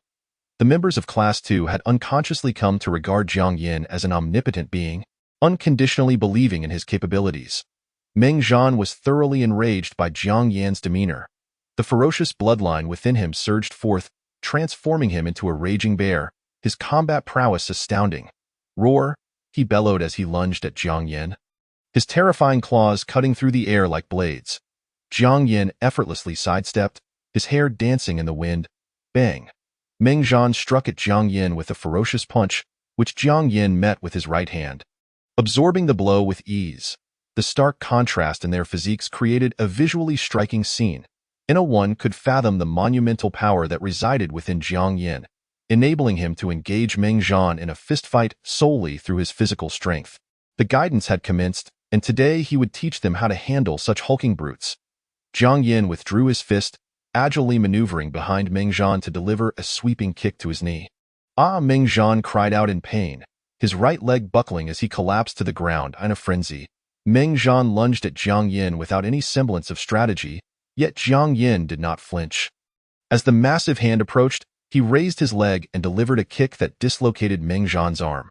What a thoroughly exhilarating battle this was, wouldn't you agree? As a summoner, Jiang Yan had an immense fondness for physical combat, particularly against those who specialized in brute strength and physical enhancement. He relished the opportunity to dominate them. Could he still converse? Observing Meng Zhan sprawled on the ground like a defeated dog, Jiang Yan crouched down with a smile, inquiring, "Are you still with us?" Meng Zhan, now devoid of any will to fight, had been beaten into a stupor. Jiang Yan had also siphoned a fragment of Meng Zhan's lingering soul, augmenting his own strength significantly. The members of Class 2 were left stupefied, their eyes wide, jaws nearly touching the floor. Is this real? Is it fake? This seems excessively exaggerated, doesn't it? Jiang Yan is a summoner, right? Shouldn't his physical form be fragile, easily shattered upon contact? What is happening now, as a summoner effortlessly subdues a power-type ability user, dominating him with ease? Wang Chong, who had previously taken pride in his strength of over 3,000 kilograms, believing he could fell Jiang Yan with a single punch, now knelt helplessly, stripped of all hope. I'm exhausted. Let it all end. His once proud strength seemed insufficient to even rattle Jiang Yan's little finger, let alone knock him out. Puff, someone chuckled. Did you hear what Wang Chong just said? I did. I've been wanting to mock them for ages. They haven't even had a drink and are already dreaming of grandeur. Claiming they could knock out Jiang Shan, they might as well be scratching Jiang Shan's back. Puff, puff. I can't hold back any longer. I just want to laugh. Puff, ha. Several girls erupted into laughter, while Wang Chong's face turned the color of a pig's liver, utterly humiliated, wishing he could find a hole to hide in. After tossing the unconscious Meng Zhan outside the training room, Jiang Yan clapped his hands with a smile. All right. Everyone, continue your training. Feel free to ask if you have any questions. Jiang Shan, I seem to have issues with my punching technique. Could you guide me step by step? A girl in boxing gloves asked sweetly. Of course, Jiang Yan replied with a light chuckle, casually walking towards her. The girl blushed, feeling incredibly fortunate to receive Jiang Yan's personal guidance. The other girls glared with clenched teeth. That vile Zhang Lily. How scheming she is. She monopolized Jiang Shan. We cannot fall behind. I want Jiang Shan to personally guide me too. A girl with emerald green eyes shouted, Jiang Shan, I cannot control the growth rate of Lingwei grass. Could you teach me how to manage my spiritual energy output? Jiang Shan, I cannot release the water wave. Could you help me identify the problem? The girls of Class 2 clamored for Jiang Yan's attention, their rivalry simmering beneath the surface. Zhou Peng and Yun Tianjie exchanged glances in unison. Zhang Guo is rather popular, isn't he? Zhou Peng remarked. Yes, Zhang Guo might have his own troubles with all this attention. Yun Tianjie replied with a light-hearted smile. Finally, Zhang Xiaoxing arrived at training room number 3 to inform the members of Class 2 that school had ended, liberating Jiang Yan from his guidance ordeal. Observing Jiang Yan's weary expression, Zhang Xiaoxing couldn't help but laugh. What happened to you, old Jiang? Have you been completely drained at such a young age? Jiang Yan barely lifted his eyelids. Let us expedite the school-wide elections. IVE found fighting to be less taxing than guiding these girls. Had you not sent Lin Yu to the emergency room, you wouldn't have been so exhausted. The thought of this incident irked Zhang Xiaoxing. Lin Yu had once been his prize student. He had merely come to help Jiang Yan guide the students, yet he ended up in the ICU. Jiang Yan shrugged, somewhat helpless. I didn't expect Lin Xuezhang to be so fragile. You?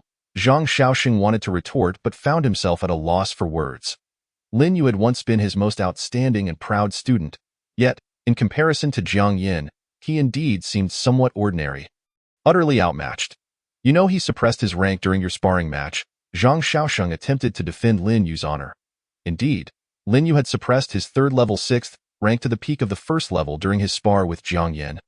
Yet the moment Jiang Yan unleashed his 10 halls of Yanluo, Lin Yu instinctively resorted to second-level power but still fell short. When Lin Xuezhang awakens, remember to invite him to treat me. After all, I guided him. Jiang Yan waved his hand, leisurely departing the school.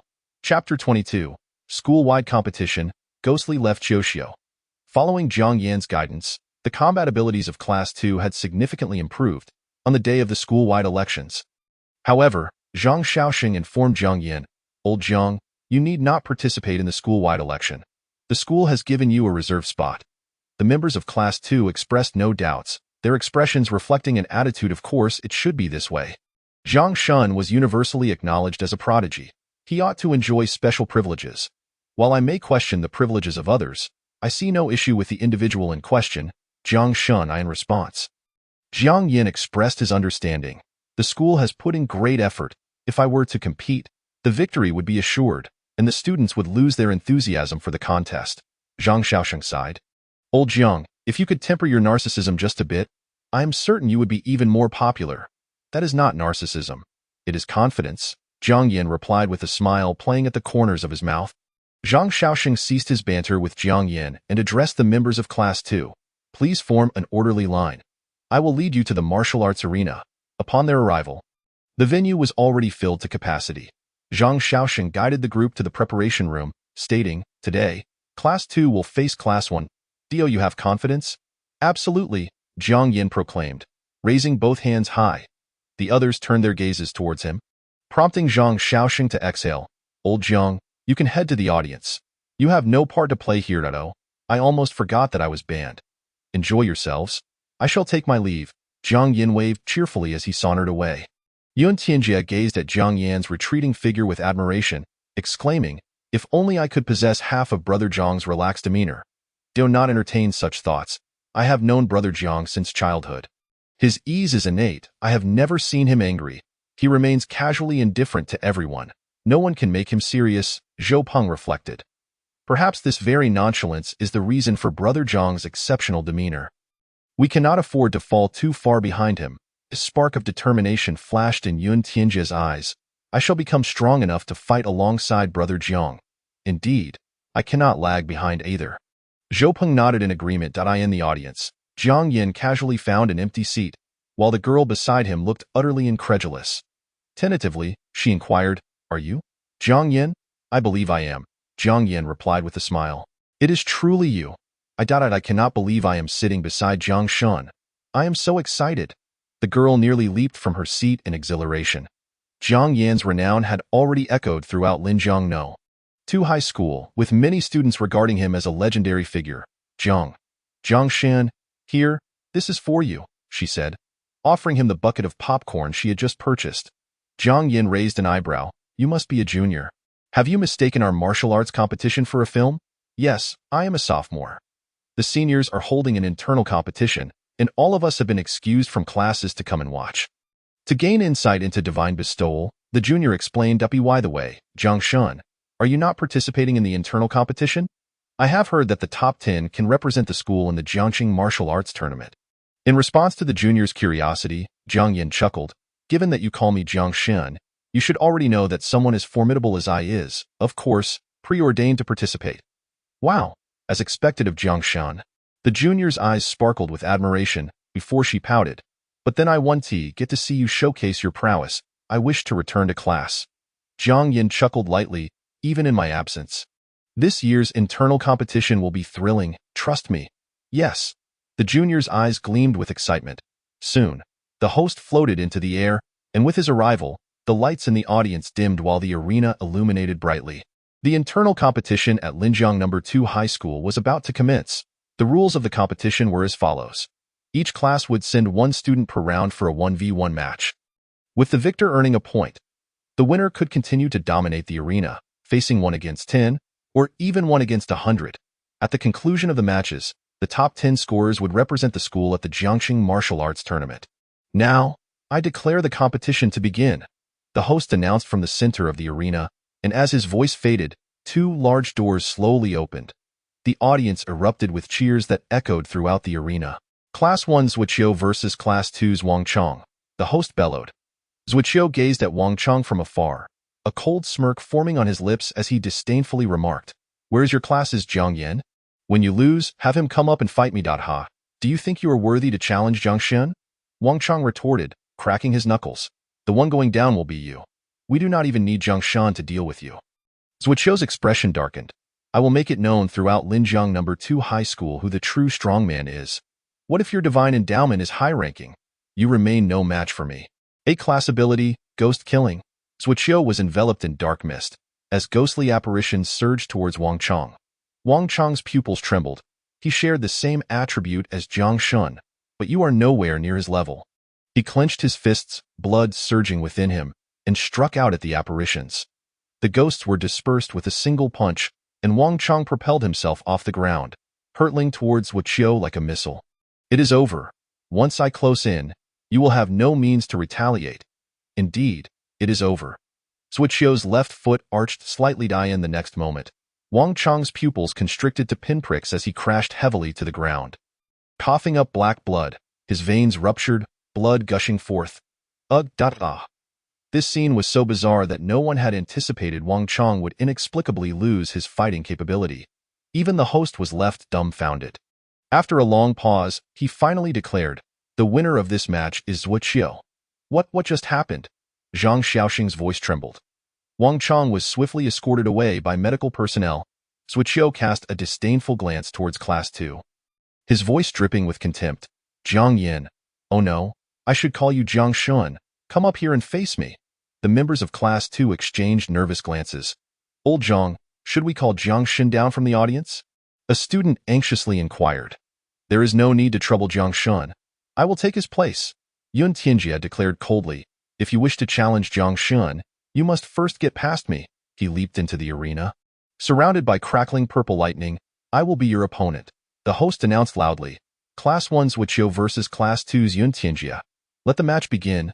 Zuoqiu scoffed. "Are you all deaf in Class 2? I said for Jiang Yin to come up here.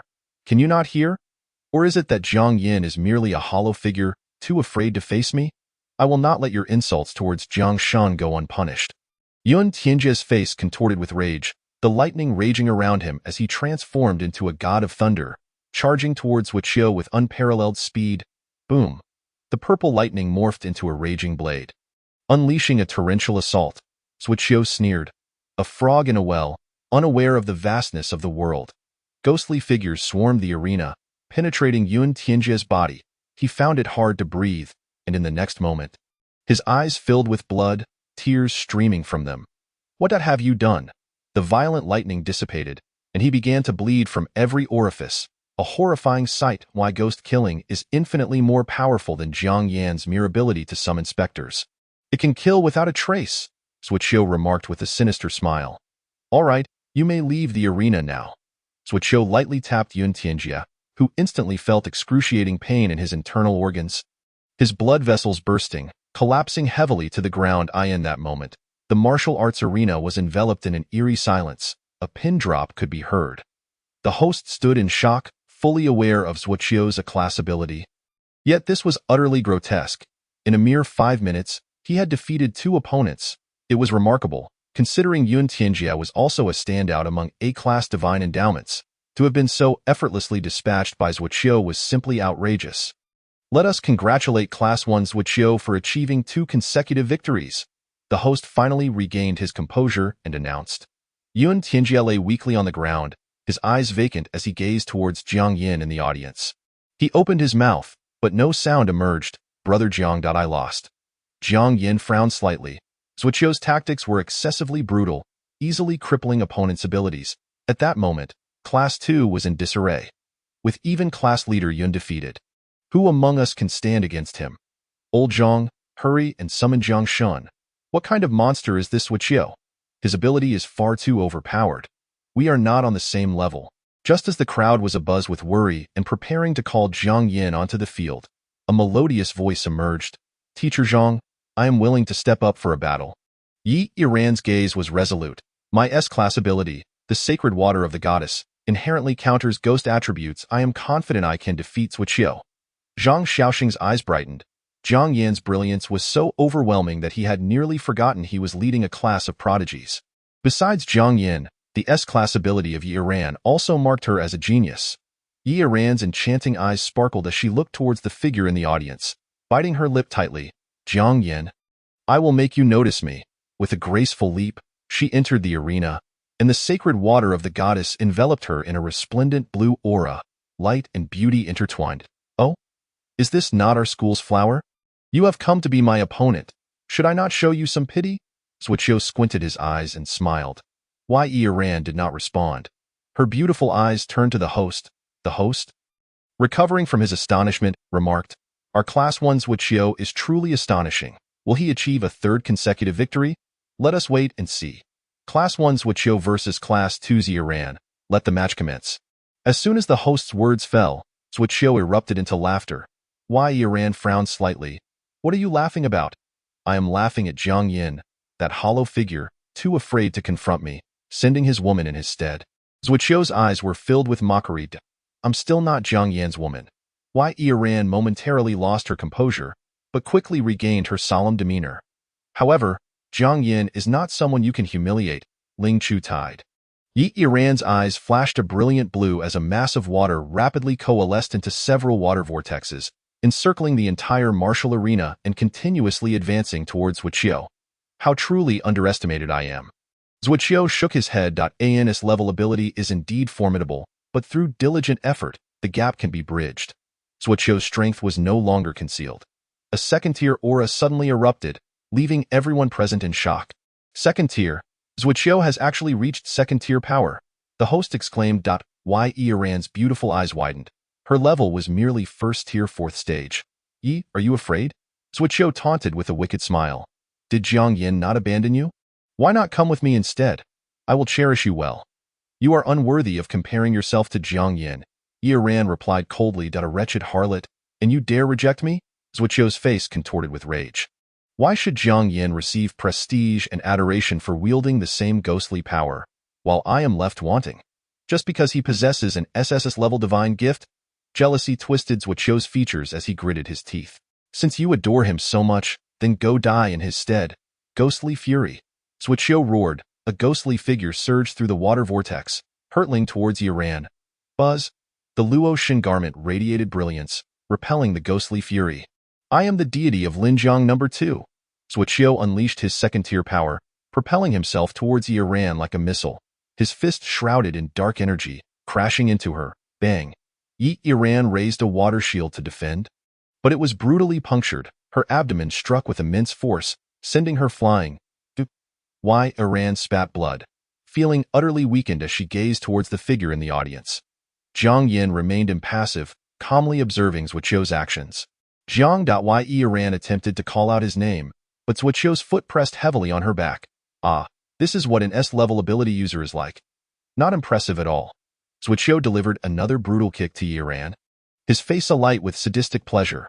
The host hurriedly intervened. The match is over. Congratulations to Zhuqiu for achieving a remarkable 3 consecutive victories. Zhuqiu snatched the microphone from the host, mocking, Jiang Yin, are you a turtle? Your woman is on the brink of death, yet you still have the audacity to hide. The students from Class 1 erupted in taunts. Where's Jiang Yin from Class 2? Why is he still hiding? Is he afraid? Indeed, boasting quite a lot. Zhang God. Upon seeing young Master Zhua, he should kneel and call him Zhua God. The head teacher of Class 1 approached Zhang Xiaosheng, who wore a grim expression and said, Teacher Zhang, wasn't the awakening ceremony quite splendid? Teacher Lin, your student is excessively ruthless. It's merely a friendly spar. Must he incapacitate someone? Zhang Xiaosheng suppressed his anger. Lin Jun nonchalantly replied, Zuoqiu is a child who has fought his way out of the beast-hunting forest. It's normal for him to be heavy-handed. Well, how very normal indeed. Zhang Xiaosheng gritted his teeth, turning to Zhou Peng. Go fetch old Jiang. He's enjoying himself in the audience. Zhou Peng was taken aback. Old Jiang? Didn't you say old Jiang was banned? Class 1 has come to their doorstep. Does that still matter? The students of Class 2 are furious. Zhang God, avenge Iran. A girl who usually got along well with Iran choked back tears. Lin Jun furrowed his brow. Banned? What do you mean? Jiang Yin is not coming out because he is afraid? Zhang Xiaosheng sneered. Teacher Lin, it's to avoid demoralizing the students of each class that I didn't allow Jiang Yin to fight. Do you truly believe your student can secure a victory? Zhang Xiaosheng coldly remarked. There's no opportunity left. He's about to exit the stage. Ha! A languid yawn broke the tension as Jiang Yin leaned against the doorway of the preparation room. Old Jiang, your words don't hold much weight. Old Jiang, as the head teacher, I cannot stand idly by while my student is mercilessly beaten. I'm begging you just this once. Take down Zuoqiu. Avenge Yun Tianjie and the others. Upon hearing Zhang Xiaosheng's words, Lin Jun sensed the unease and abruptly turned to Jiang Yin. You dare. Zuoqiu is the heir of one of Jiangqing's 5 great families. The heir of the Zhua family, you say? That does pose a bit of trouble. Jiang Yin replied with a nonchalant smile. Then let's just incapacitate him. Chapter 24. Following through on my promise, I shall render you useless. Why is Class 2 taking so long to choose their fighter? Have they truly lost their fighting spirit and are prepared to surrender to Class 1? The host sought to enliven the atmosphere. The students of Class 1 were ecstatic. Is this all Class 2 has to offer? Our young masters while alone could sweep them aside. This is utterly dull. Where is Jiang Yin? Where's the deity of Class 2? Could it be that he heard of Zhua Goddess 3 consecutive victories and has turned into a cowardly lizard? Ahahaha. Just as Class 1 reveled in their schadenfreude, a languid voice interjected, Cowardly lizard. Are you referring to me? At this, Zuoqiu's previously mocking expression turned serious, while the taunting students from Class 1 fell silent. Their gazes filled with trepidation as they looked towards the preparation room of Class 2. How could this be? Wasn't it said that Jiang Yin was banned? It shouldn't be. The entire senior year knows of this matter. They had been emboldened by the belief that Jiang Yin could not participate, and now that he appeared in Class 2's preparation room, they were left dumbfounded. Zuoqiu soon began to smirk. Turtled up, are you? If you have the guts, face me in battle. Very well, I couldn't ask for more, Jiang Yin replied, hands in his pockets as he leisurely approached the martial arena. Oh, by the way, allow me to inform you of something in advance. Zuoqiu, perplexed, asked, What is it? Oh, it's nothing significant, Jiang Yin smiled. Simply that I intend to render you useless. Upon hearing this, Zuoqiu's pupils constricted, a bead of cold sweat trailing down his cheek. You're joking, right? You are so certain you can defeat me? I am on a 3-win streak. Biffed. Jiang Yin appeared to find this utterly hilarious, bursting into laughter before wiping the tears from his eyes. Even if you were on a 100-win streak, it matters not to me. Jiang Yin's gaze settled on Zuoqiu. I merely wanted to notify you. Knowing this is sufficient. Jiang Yin tilted his head slightly, his gaze sweeping over the students of Class 1, and to you all. I stand here waiting for your challenge. Send one forth, and I shall incapacitate them. The students of Class 1 were thoroughly intimidated, lowering their heads in silence. Jiang Yin was quite pleased with their reaction. Lazily addressing the host, you may commence. Huh? Oh. Class 1's Zuoqiu versus Class 2's Jiang Yin. The match begins, the host announced. Zuoqiu made the first strike. Ghostly fury. A ghostly figure darted forward with astonishing speed, aimed directly at Jiang Yin. Jiang Yin merely cast a sidelong glance at the ghostly fury, which immediately froze in place, unable to move. Ghostly fury. Zuoqiu's expression shifted as he swallowed hard. Ghostly fury. Kill him! Kill him! No matter how Zuoqiu commanded, The ghostly fury remained motionless, obediently hovering before Jiang Yin. "You are raising your head too high," Jiang Yin remarked indifferently. Upon hearing this, the ghostly fury suddenly knelt, shrinking in stature. The so-called ghostly fury was nothing more than a malevolent spirit. Before Jiang Yin, it behaved like a subservient child. This bizarre scene rendered the spectators of the martial arena utterly astonished. The ghostly figure, once unstoppable and having defeated 3 adversaries, now appeared like a chastised child, kneeling before Jiang Yin. What was happening? "You. What have you done to my ghostly fury? You're cheating. How can you control my ghostly fury?" Zuoqiu's eyes were bloodshot, fixated on Jiang Yin. Jiang Yin spoke patiently. "As you can see, your ghostly fury kneels upon seeing me. I can hardly help it. Impossible. Ghostly fury is my divine gift. It should obey me." Zuoqiu screamed, "Ghostly fury, return to me." The ghostly fury remained unresponsive, still kneeling before Jiang Yin. Jiang Yin chuckled lightly, "Ghostly fury, return to your master." At Jiang Yin's command, the ghostly fury finally seemed to awaken from a dream. Returning to Zuoqiu's body, Zuoqiu was drenched in cold sweat, panic-stricken. "You invoked the ghost command." "Not at all. I am currently empty-handed." Jiang Yin extended both hands, holding nothing. "How can you control a ghost without invoking the SSS-level ghost command? Especially one that already has a master?" Jiang Yin smiled. "Controlling ghosts is an innate ability of mine. It has never been granted by the 10 Directions Ghost Command. To command hundreds of ghosts. To lead the spectral soldiers, this was a power he was born with. All right, enough small talk. It's time for me to fulfill my promise," Jiang Yin said, rolling his neck. "What promise?" Zuoqiu felt a sudden chill. Jiang Yin succinctly stated, "To render you useless." Zuoqiu's pupils dilated in terror. "No, you cannot render me useless. Do you know who I am?" "I know. The eldest son of the Zuo family, one of Jiangxing's 5 great families." Jiang Yin responded, continuing his advance towards Zuoqiu without pause. Faced with Jiang Yin's relentless approach, Zuoqiu was gripped by sheer terror. You must be rational. If you render me useless, the Zuo family will not spare you." Jiang Yin remained unfazed. "Oh, is that so?" Zuoqiu narrowed his eyes, suddenly filled with resolve. After all, he was a second-tier martial artist. Even if divine grace had no effect on Jiang Yin, he could still crush him with sheer strength. Such audacity! Zuoqiu unleashed his fury, dark energy swirling around his fist as he aimed a powerful strike at Jiang Yin's heart. With a smile dancing on his lips, Jiang Yin casually extended his hand. Effortlessly intercepting the explosive blow, his fingers gradually applying pressure. Crack, crack. The sickening sound of bones fracturing echoed, sending shivers down spines. Zuoqiu's face contorted in agony as he screamed. "Ah!" He attempted to retract his fist, but was ensnared by an overwhelming force, unable to withdraw. Jiang Yin gazed at Zuoqiu with a playful smile. Is this the power of a second-tier martial artist? Quite troublesome indeed. He exerted more force. Distorting Zuoqiu's right fist? Ah! Zuoqiu's right hand was crushed into a powder-like fracture, dangling limply. Terror etched across his face as he looked at Jiang Yin, as if gazing upon a monstrous entity. You? Jiang Yin smirked. "What's the matter? Weren't you the one clamoring for a match earlier?" He taunted. "I'm right here. Come and defeat me." Zuoqiu trembled uncontrollably. In his eyes, Jiang Yin was nothing short of a monster. "I surrender." All he desired was to flee the arena, even at the cost of admitting defeat. Yet, before he could utter the words, his mouth opened soundlessly, as if his very soul was being painfully extracted. Jiang Yin grasped Zuoqiu's head, a wicked smile gracing his lips. Soul devour, he extracted the essence of Zuoqiu's spirit, consuming the remnants entirely. A second-tier residual soul indeed proved to be a substantial boon.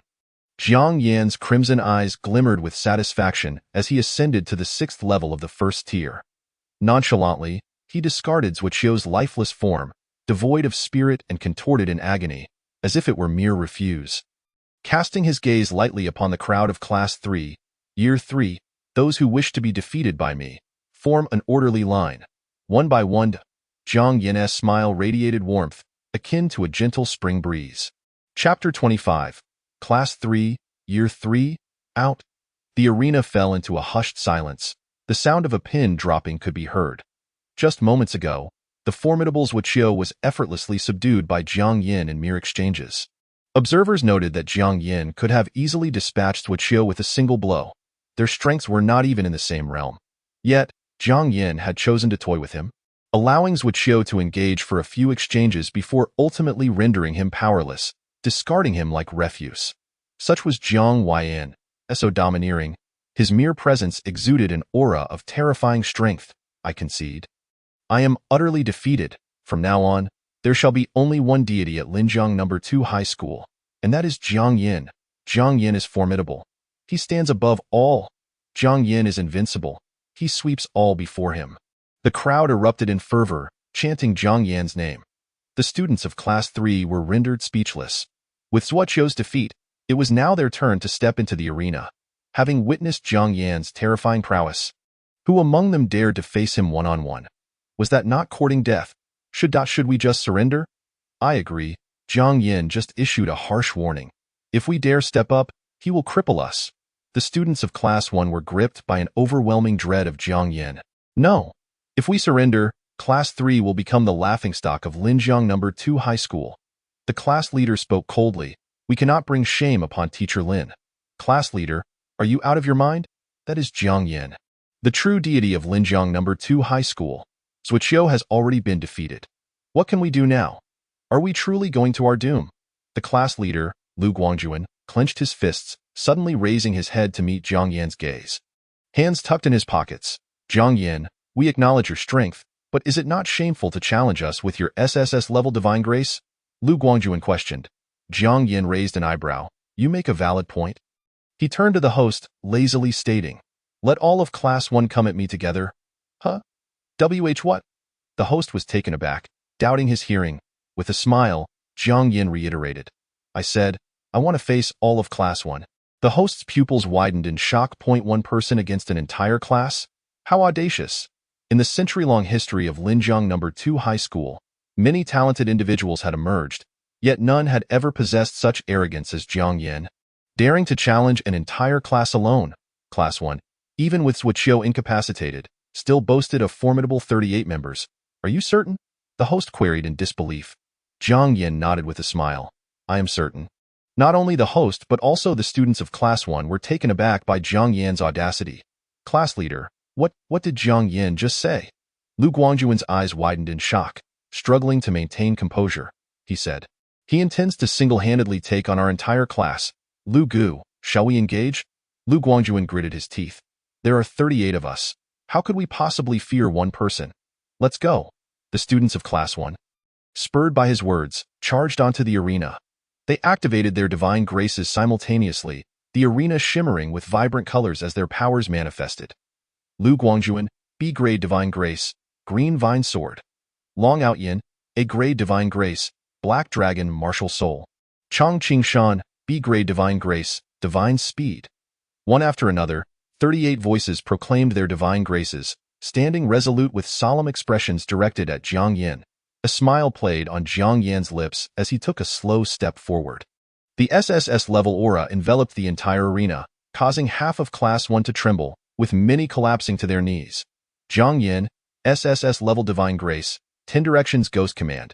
He beckoned to the students of Class 1, inviting them to engage. Just as he finished speaking, Lu Guangjuan, the class leader, shouted. Altogether, they were not foolish enough to face death one by one. 38 students unleashed their divine graces in unison, launching a fierce assault on Jiang Yin. Jiang Yin stood his ground, his right hand swirling with blood energy and ghostly essence, the arena echoing with the wails of tormented spirits. Soul-devouring palm. Jiang Yin unleashed a powerful ghostly palm strike. The impact collided with Class 1's collective attack, shattering the front line, scattering over a dozen students like leaves in a storm. In a single exchange, several students from Class 1 collapsed, enveloped in dark energy, unconscious. Lu Guangjuan's forehead dripped with cold sweat as he swallowed hard, steadying his comrades. Do not fear. That palm strike must have been Jiang Yin's limit. We shall press on together. The remaining 20 or so students unleashed their divine graces once more, surging toward Jiang Yin. You are too arrogant. This time, you are surely doomed. Oh, who told you I have reached my limit? Jiang Yin's smile widened. Soul-devouring palm is merely my basic attack. Upon hearing Jiang Yan's words, many in Class 1 turned pale, their legs trembling in fear. Despair washed over them. Their collective effort had not only been thwarted but had also resulted in the loss of several members. To learn that what they had just faced was merely Jiang Yan's basic strike was too much to bear. Scatter! Lu Guangjuan gritted his teeth, commanding the remaining students to disperse and surround Jiang Yan from different angles. Forming an intricate net, if we cannot overpower you with sheer numbers, then we shall encircle you, Lu Guangjuan resolved. Jiang Yan scratched his head. To think you would attempt to encircle me by leveraging your numerical advantage. This truly poses a bit of a challenge. Are you afraid? If you are, then surrender and spare yourselves the pain. A student from Class 1 boldly shouted, reveling in the bravado. Jiang Yan turned his gaze to the student, a slight smile gracing his lips. From this moment on, you are the ones who are surrounded. Knight of the 100 Ghosts, a flicker of crimson flashed in Jiang Yan's eyes, in an instant. The entire arena was engulfed in a chilling wind, the air filled with ghostly wails, shadows of countless spirits flickered within the arena, a staggering multitude of over 100 phantoms. The students of Class 1 were left in a stupor at the sight. In the blink of an eye, they had transformed from encircling Jiang Yan to being encircled by him. The 100 spirits closed in on the 20 or so students, relentlessly pressing them toward the center of the arena. Jiang Yan, please spare us. Jiang Yan, I see my error. I will never dare to slander you again. I beg you, spare me. The students of Class 1 were stripped of their earlier bravado, now resembling frightened quails. Even Lu Guangjuan's face turned pale. Jiang Yan, we are classmates. You cannot harm us. Faced with the pleas of Class 1, Jiang Yan tilted his head. Did you ever consider our camaraderie when you mocked Zhuo Qiu and crippled Yun Tianjie? The expressions of Class 1 grew increasingly grim. They understood that Jiang Yan would show them no mercy, and curses began to escape their lips. Jiang Yan merely chuckled, snapping his fingers. Enjoy your feast. The 100 ghosts surged forth, immediately invading the bodies of the students, heedless of their heart-wrenching screams, devouring the remnants of their souls. In the blink of an eye, all of Class 1 lay sprawled on the ground. Their powers lost, barely clinging to life. The arena fell into a profound silence, all present in utter shock, disbelief etched across their faces. Jiang Yan, he truly accomplished it. With but a single effort, he had vanquished an entire class. Chapter 26. The Bai family of the Imperial Capital. In the preparation room of Class 2, Lin Jun sat on the ground in a daze, utterly defeated upon witnessing his class's complete annihilation. How could this happen? Zhang Shaoxing sneered. Teacher Lin, it seems none of your class were qualified to participate in the Jiang City martial arts competition. Lin Jun was left speechless. His prideful Zhuo Qiu was nothing more than a toy in the presence of Jiang Yan. He overestimated Zhuo Qiu while simultaneously underestimating Jiang Yan.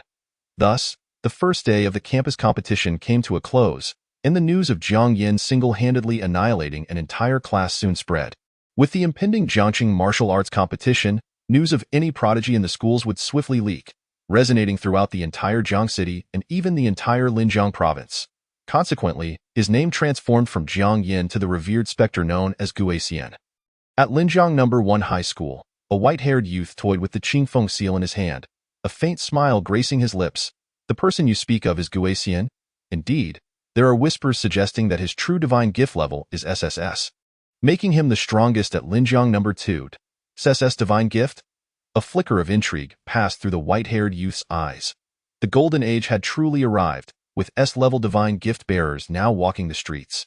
Lin Feiyu soared into the air, the third eye on his forehead radiating brilliance, and his third-tier aura surged instantaneously, enveloping the entirety of Linjiang No. 1 at Gui Xian.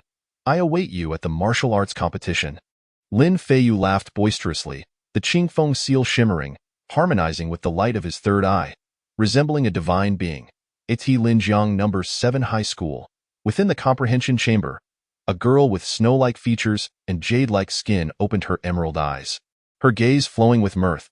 Gui Xian, what a delightful name. I hope we can meet at the martial arts competition.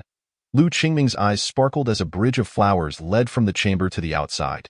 With a gentle step, she appeared at the highest point of Linjiang No. 7, gazing down upon the entire Jiang City. At Jiangqing No. 16 High School, the entire school buzzed with discussions about a singular individual, Jiang Shaoke.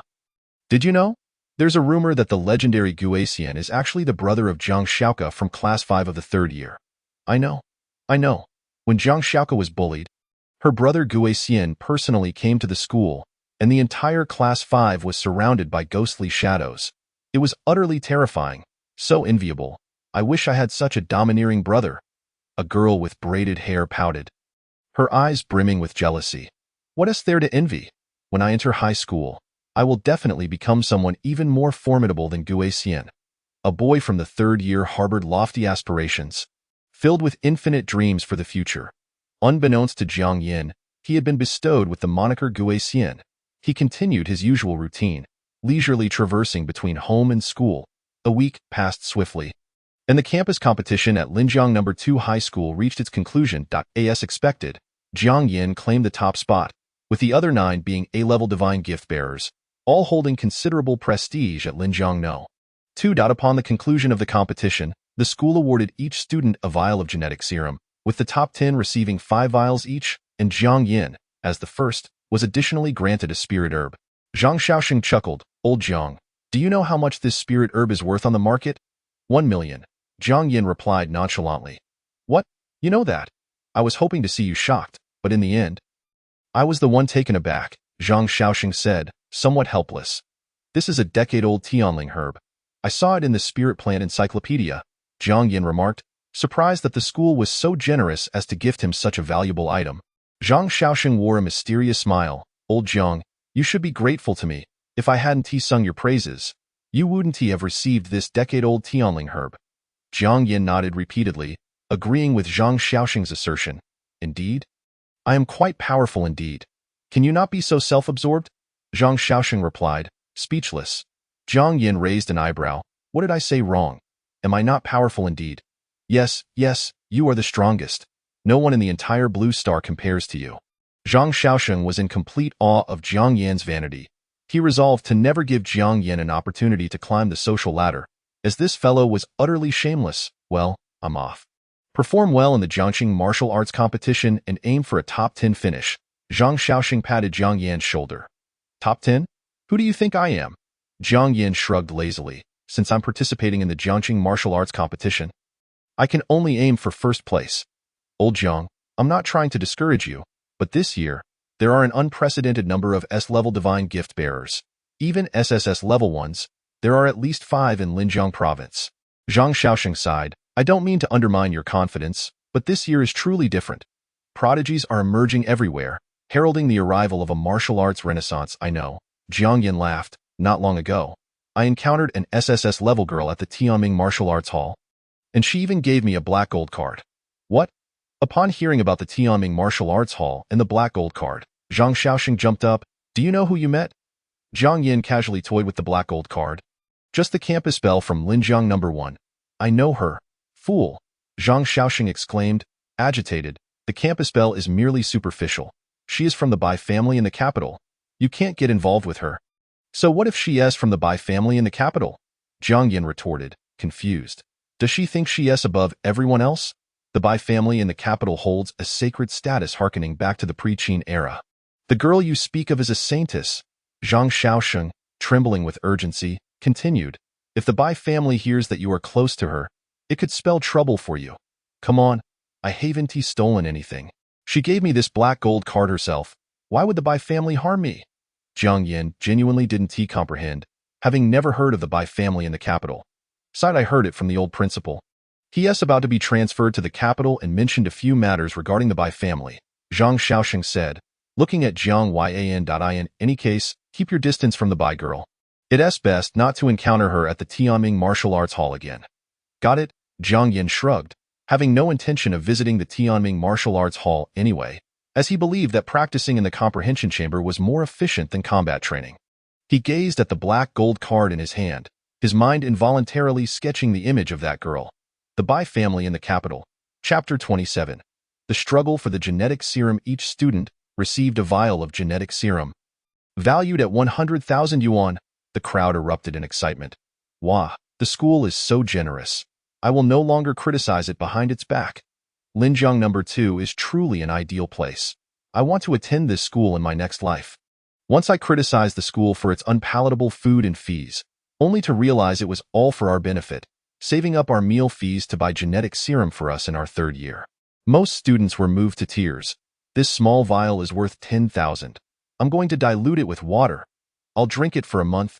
No, for a year. A boy with a buzz cut affectionately rubbed his face against the genetic serum. However, the next moment, the genetic serum was snatched from his grasp, and he was forcefully pushed to the ground, wincing in pain. He quickly regained his senses and reached out to reclaim his serum. Give it back. That's my genetic serum. Yours? Does this genetic serum have your name on it? The man who took the serum scoffed. Seeing the newcomer, everyone clutched their genetic serums tightly, fearful of being robbed by this man. Chao Wang squinted his triangular eyes, lewdly surveying the crowd. Hand over your genetic serums, or you won't be leaving this school today. A few students attempted to flee but were pinned to the ground by an overwhelming force. Screaming, I'll give it! I'll give it! The students were paralyzed with fear, bound by the intimidation of the men beside Chao Wang. How dare you escape under my nose? You truly are courting death? Chao Wang sneered. Do not harbor any foolish thoughts. These servants behind me are all second-tier martialists. If you don't want to suffer bodily harm, obediently hand over your genetic serums. Chao Wang's smile was arrogant. Give it to you. A girl, her eyes reddened, reluctantly surrendered her genetic serum to Chao Wang. Good, a teachable child. Chao Wang leered, patting the girl's face. Here, it's for you. Chao Wang frowned. Stop right there. The boy froze. Rooted to the spot, afraid to move. What was that tone just now? It's for you. That was a gift from you to me. Chao Wang spoke coldly. Break his legs. The men behind Chao Wang swiftly subdued the boy. And with a crack, the boy's face contorted in agony as his legs twisted. Witnessing this scene, the others dared not intervene, knowing that Chao Wang was the son of the notoriously protective grade director. Despite being merely a C-level divine gift bearer himself, his father had hired 3 martial arts college graduates, all of whom were second-tier martialists, allowing him to dominate at Linjiang No, Bai and the Blue Star. Martial prowess reigns supreme. From the moment one awakens their divine gift in high school, the school ceases to offer protection. Observers, including teachers, merely stood by, watching how the students would resolve the situation. However, most students were only first or second tier, utterly powerless against the 3 second-tier martialists flanking Chao Wang. They had no choice but to obediently hand over their genetic serums. Chao Wang reveled in the submissive expressions of the crowd. Deriving pleasure from their compliance in merely a few moments, he seized over 200 vials of genetic elixirs. However, Chao Wang was still unsatisfied. His eyes glimmered with mischief. I have heard that the principal, that old fool, secretly bestowed a miraculous herb upon Jiang Yin. What of an S-level divine bestower? He has yet to rise, and he is only fit to bow down before me. Chao Wang commanded 3 martial masters. Bring Jiang Yin to me. Meanwhile, Jiang Yin was engrossed in a discussion with Zhou Peng and Yun Tianjie regarding the spirit plant in their possession. How should we consume this? Is it best to eat it raw for maximum potency?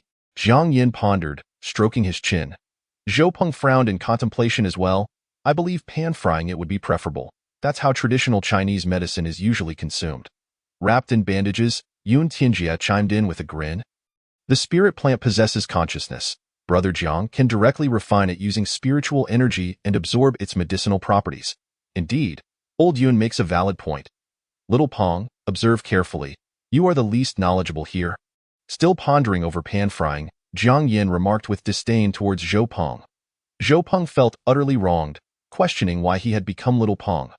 Brother Jiang, old Yun is a scion of a prestigious family.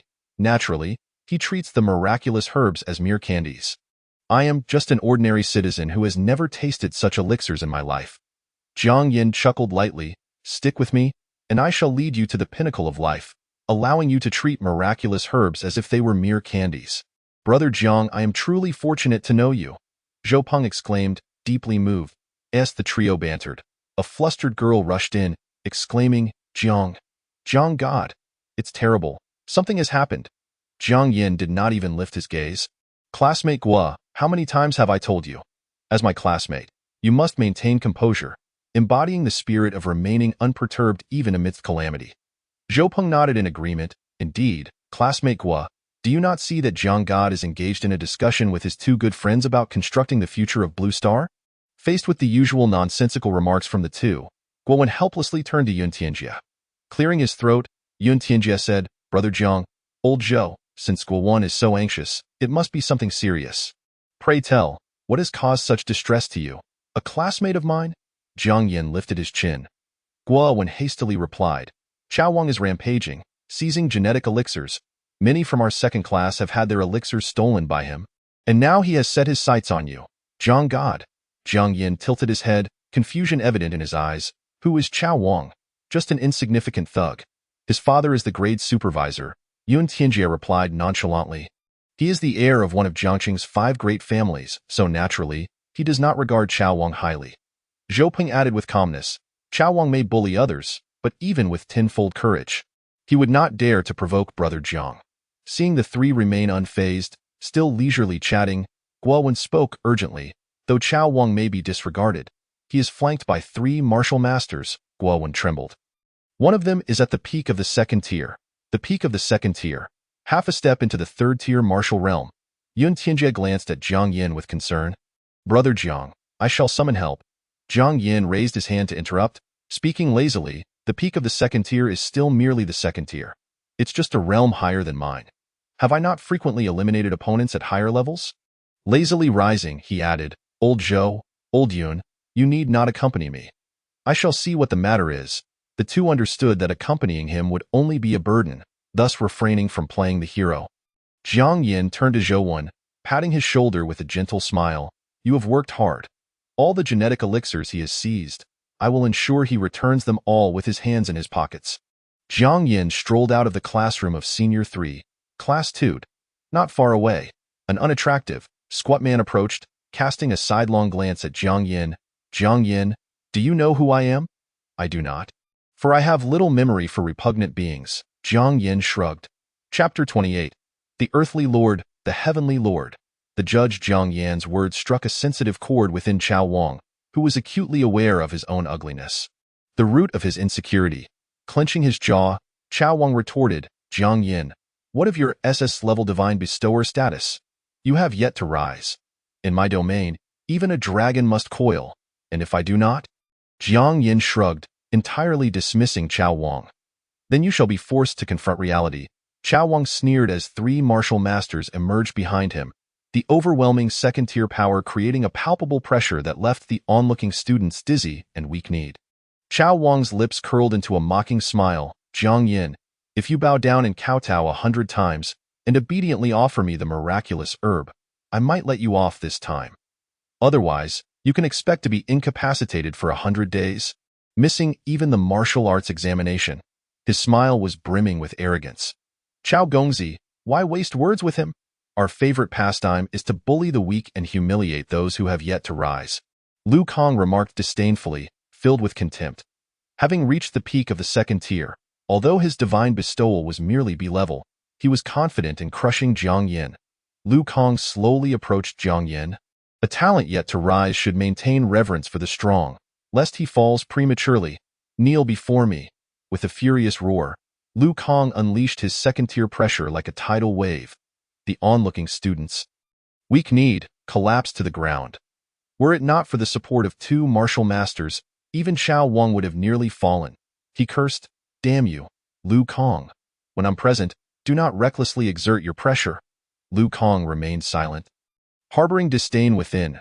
Since graduating from the martial arts university, he had reached the peak of the 2nd tier, and his future appeared brilliantly promising. Currently working for Chao Wang was merely a means to earn a little extra cash. He did not hold Chao Wang in high regard. He smiled in Jiang Yin's direction, anticipating that Jiang Yin was already on his knees, begging for mercy in a pitiful state. However, upon seeing Jiang Yin standing there, composed and unfazed, his expression shifted dramatically. You, why have you not knelt? Lu Kang was stunned. He had unleashed his peak 2nd-tier pressure and directed it squarely at Jiang Yin. While the other students crumpled beneath the residual pressure, Jiang Yin remained unaffected, hands in pockets, a smile gracing his face. Under Lu Kang's astonished gaze, Jiang Yin grasped his shoulder firmly, exerting pressure until the sound of cracking bones echoed, shattering Lu Kang's left shoulder. Ah! The excruciating pain jolted Lu Kang back to reality. He took a step back, distancing himself from Jiang Yin. Looking at Jiang Yin again, his eyes were now filled with terror. What manner of monster is this? He is merely a first-tier martial artist, yet his strength rivals that of a fierce beast. You fool! What are you doing? Quickly incapacitate him. Chao Wang shouted angrily. Rage blazed in Lu Kang's eyes as he gritted his teeth. Boy, I indeed underestimated you. You have injured my shoulder, and I shall strip you of your cultivation. The peak power of the second tier surged forth from Lu Kang, transforming him into a swift leopard. Closing in on Jiang Yin with incredible speed, a punch aimed squarely at Jiang Yan's face. Bang! A tremendous sound reverberated as a figure flew backward, colliding with the statue and crashing heavily to the ground. All present were left in shock, for the one who had been sent flying was not Jiang Yin, but Lu Kang. The peak of the second tier had just been sent sprawling. Jiang Yin, too, did not escape unscathed. He was merely at the 6th level of the first tier, and although his punch appeared casual, it had indeed utilized immense force. Their fists collided, Lu Kang was sent flying, and blood flowed from Jiang Yan's right hand, his entire arm suffering severe injury. Lu Kang emerged from the rubble, his face etched with fear. He was an ability user of the power type. At the peak of the second tier, in a direct clash of flesh, he had actually found himself at a disadvantage against Jiang Yin, the summoner. Such an utter humiliation. Such an utter disgrace. Thunderous leopard. Lu Kang roared, lightning swirling around him as he crouched low, transforming into a ferocious, murderous leopard. He howled. With a fierce glint in his eyes, he locked onto Jiang Yin, sensing the scent of blood, and his demeanor shifted to one of savage bloodlust as he lunged forward. Buzz! As he tore through the air, he left behind a trail of lightning, moving at breakneck speed, surpassing the speed of sound, producing a series of thunderous sonic booms. Jiang Yin smirked. I'm done playing. This is getting tedious. 10 Directions Ghost Command. As a summoner, if a physical confrontation yielded no victor, he would resort to his ace in the hole. Earthly Lord. Heavenly Lord. 2 strands of black mist surged forth from the 10 Directions Ghost Command, transforming into 2 towering 3-meter-tall entities. The specters of the underworld emerged, enveloping the vicinity of Jiangxing No. 2 High School in a shroud of fog. Lu Kang, too, was blinded by the black mist, unable to discern his surroundings. Roar! The Earthly Lord let out a bellow, extending its massive arm to seize Lu Kang. Lu Kang swiftly dodged, acutely aware of the impending danger. He unleashed a lightning chain, intending to execute indiscriminate attacks within a 100-meter radius. Judge, Jiang Yin declared again, as the 10 Directions Ghost Command summoned forth more black mist, materializing a ghostly figure wielding a brush. The spectral judge wielded the brush, and ghostly talismans floated in the air, releasing chains from all directions that pierced Lu Kang with ferocity. Seizing the opportunity, the Heavenly Lord and Earthly Lord combined their strength to strike Lu Kang, who was now immobilized. Boom! A deafening crash resounded. The black mist dissipated, and the 3 specters faded from view. Lu Kang hung limply from a tree, his limbs twisted, eyes devoid of life. His cultivation had been shattered by the blows of the Earthly Lord and Heavenly Lord, leaving him in a vegetative state. Jiang Yin also absorbed Lu Kang's remaining soul, nourishing his injured right arm, and even the wound on his fist healed completely, leaving no trace of injury.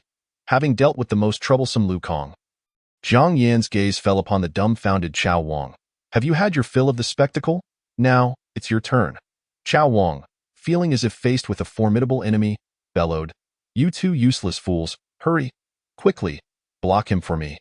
The 2 martial artists, swallowing hard and steeling themselves for the worst, positioned themselves in front of Jiang Yin. Jiang Yin chuckled. Is it worth risking your lives for such a trifling sum of money? His words etched deeply into the minds of the 2 men, who turned their gazes towards Lu Kang, swaying gently from the tree branch in the breeze, and gradually bowed their heads, stepping aside to grant Jiang Yin passage. Chao Wang was dumbfounded, erupting in furious curses. You 2 imbeciles! My father will not let you off. The 2 martial artists retorted coldly. We're done with this pathetic job. Allowing you to bully us weighs heavily on our conscience. Chao Wang's teeth ground in frustration as he beheld Jiang Yin drawing closer, his complexion darkening. Jiang Yin, what do you intend to do? I tell you, my father is the grade director. Do you dare to, His sentence was abruptly cut off as Jiang Yin delivered a resounding slap, knocking out a row of his teeth. You dare. Chao Wang stammered, his speech laced with a lisp due to his missing teeth. Jiang Yin tilted his head. What is there that I cannot dare? With that, he landed another powerful slap upon Chao Wang's face. The force of Jiang Yan's blows was akin to that of a ferocious beast. In an instant, Chao Wang's visage swelled to that of a grotesque pig. The onlooking students erupted in cheers, grateful to Jiang Yin for avenging them by delivering such a beating to Chao Wang. Jiang Yin, smiling at the surrounding students, proclaimed, "Take back your gene serums, which rightfully belong to you." Long live Jiang Shen. Oh, benevolent lord. I thought my gene serum was lost forever, but thanks to Jiang Shen, we have been avenged. A throng of students surged towards Chao Wang, reclaiming their gene serums while not forgetting to deliver a few kicks for good measure. Ouch, you all wait for me. Ouch, that hurts, it hurts so much. Chao Wang, battered and bruised, was left utterly defeated, ultimately failing to secure even a single vial of gene serum. The serum that was originally his was effortlessly pilfered by Jiang Yin. That was my own gene serum. Chao Wang despondently extended a hand. Jiang Yin grinned. It is mine now. Chapter 29. A shot to determine destiny. Having achieved the remarkable feat of defeating a peak second-tier martial artist, Jiang Yan's reputation spread like wildfire. The title of Ghost Immortal became synonymous with him, known far and wide. Meanwhile, all the students had reclaimed their gene serums, and Jiang Yin prepared to leave the school. Stop right there. At that moment, an enraged shout halted Jiang Yin in his tracks. The surrounding students recoiled, whispering among themselves, "It was Chao Wang's father, the grade director. This is bad. This grade director is fiercely protective of his own. Jiang Shen is in trouble." Chao Dalong, upon seeing his precious son sprawled on the ground, covered in bruises, was filled with anguish. Who did this? Who? His bloodshot eyes scanned the crowd. None of you are leaving today. No one revealed Jiang Yin's identity, and they resolved to bear the burden together. One student voiced his discontent. Director Chao, it was Chao Wang who tried to seize our gene serums. We merely reclaimed what was ours. Silence. Chao Dalong glared at the student menacingly. Even if my son was at fault, does that justify you laying hands on your classmates? How can you be so cruel at such a young age? I suggest you all forget about attending a martial arts university and instead go work in a factory, tightening screws. You are fit only to be expendable. His words were merciless, as nearly half of the students at Linjiang know. Tu High School had awakened to divine gifts of D and E rank. Their chances of passing the martial arts examination were slim, likely relegating them to ordinary universities and eventually, as Chao Dalong had stated, to factories to toil away. Now, tell me who injured my son. Chao Dalong's fierce glare fell upon the two martial artists. The martial artists, unable to defy Chao Dalong, recounted the events. Upon hearing this, Chao Dalong's icy gaze landed on Jiang Yin, who appeared unfazed. Jiang Yin, what a remarkable individual you are. Do you think yourself quite impressive? Chao Dalong ground his teeth, glaring coldly at Jiang Yin. An SSS-ranked divine gifted individual, yet possessing a heart so cruel. Jiang Yin, hearing this, grinned and clasped his hands together. Thank you for the compliment, but I assure you, I am not as merciless as you believe. You are expelled. We at Linjiang No. 2 High School will not tolerate a student like you, Chao Dalong declared coldly. When did this school become yours to dictate? Zhang Xiaosheng questioned icily. He had raced back to the school upon receiving a call from Yun Tianjia. Upon seeing Zhang Xiaosheng arrive, the students felt a wave of relief wash over them. Ah, Vice Principal Zhang, Jiang Yin greeted with a smile. Zhang Xiaosheng frowned. Call me Principal Zhang. What sort of person is this?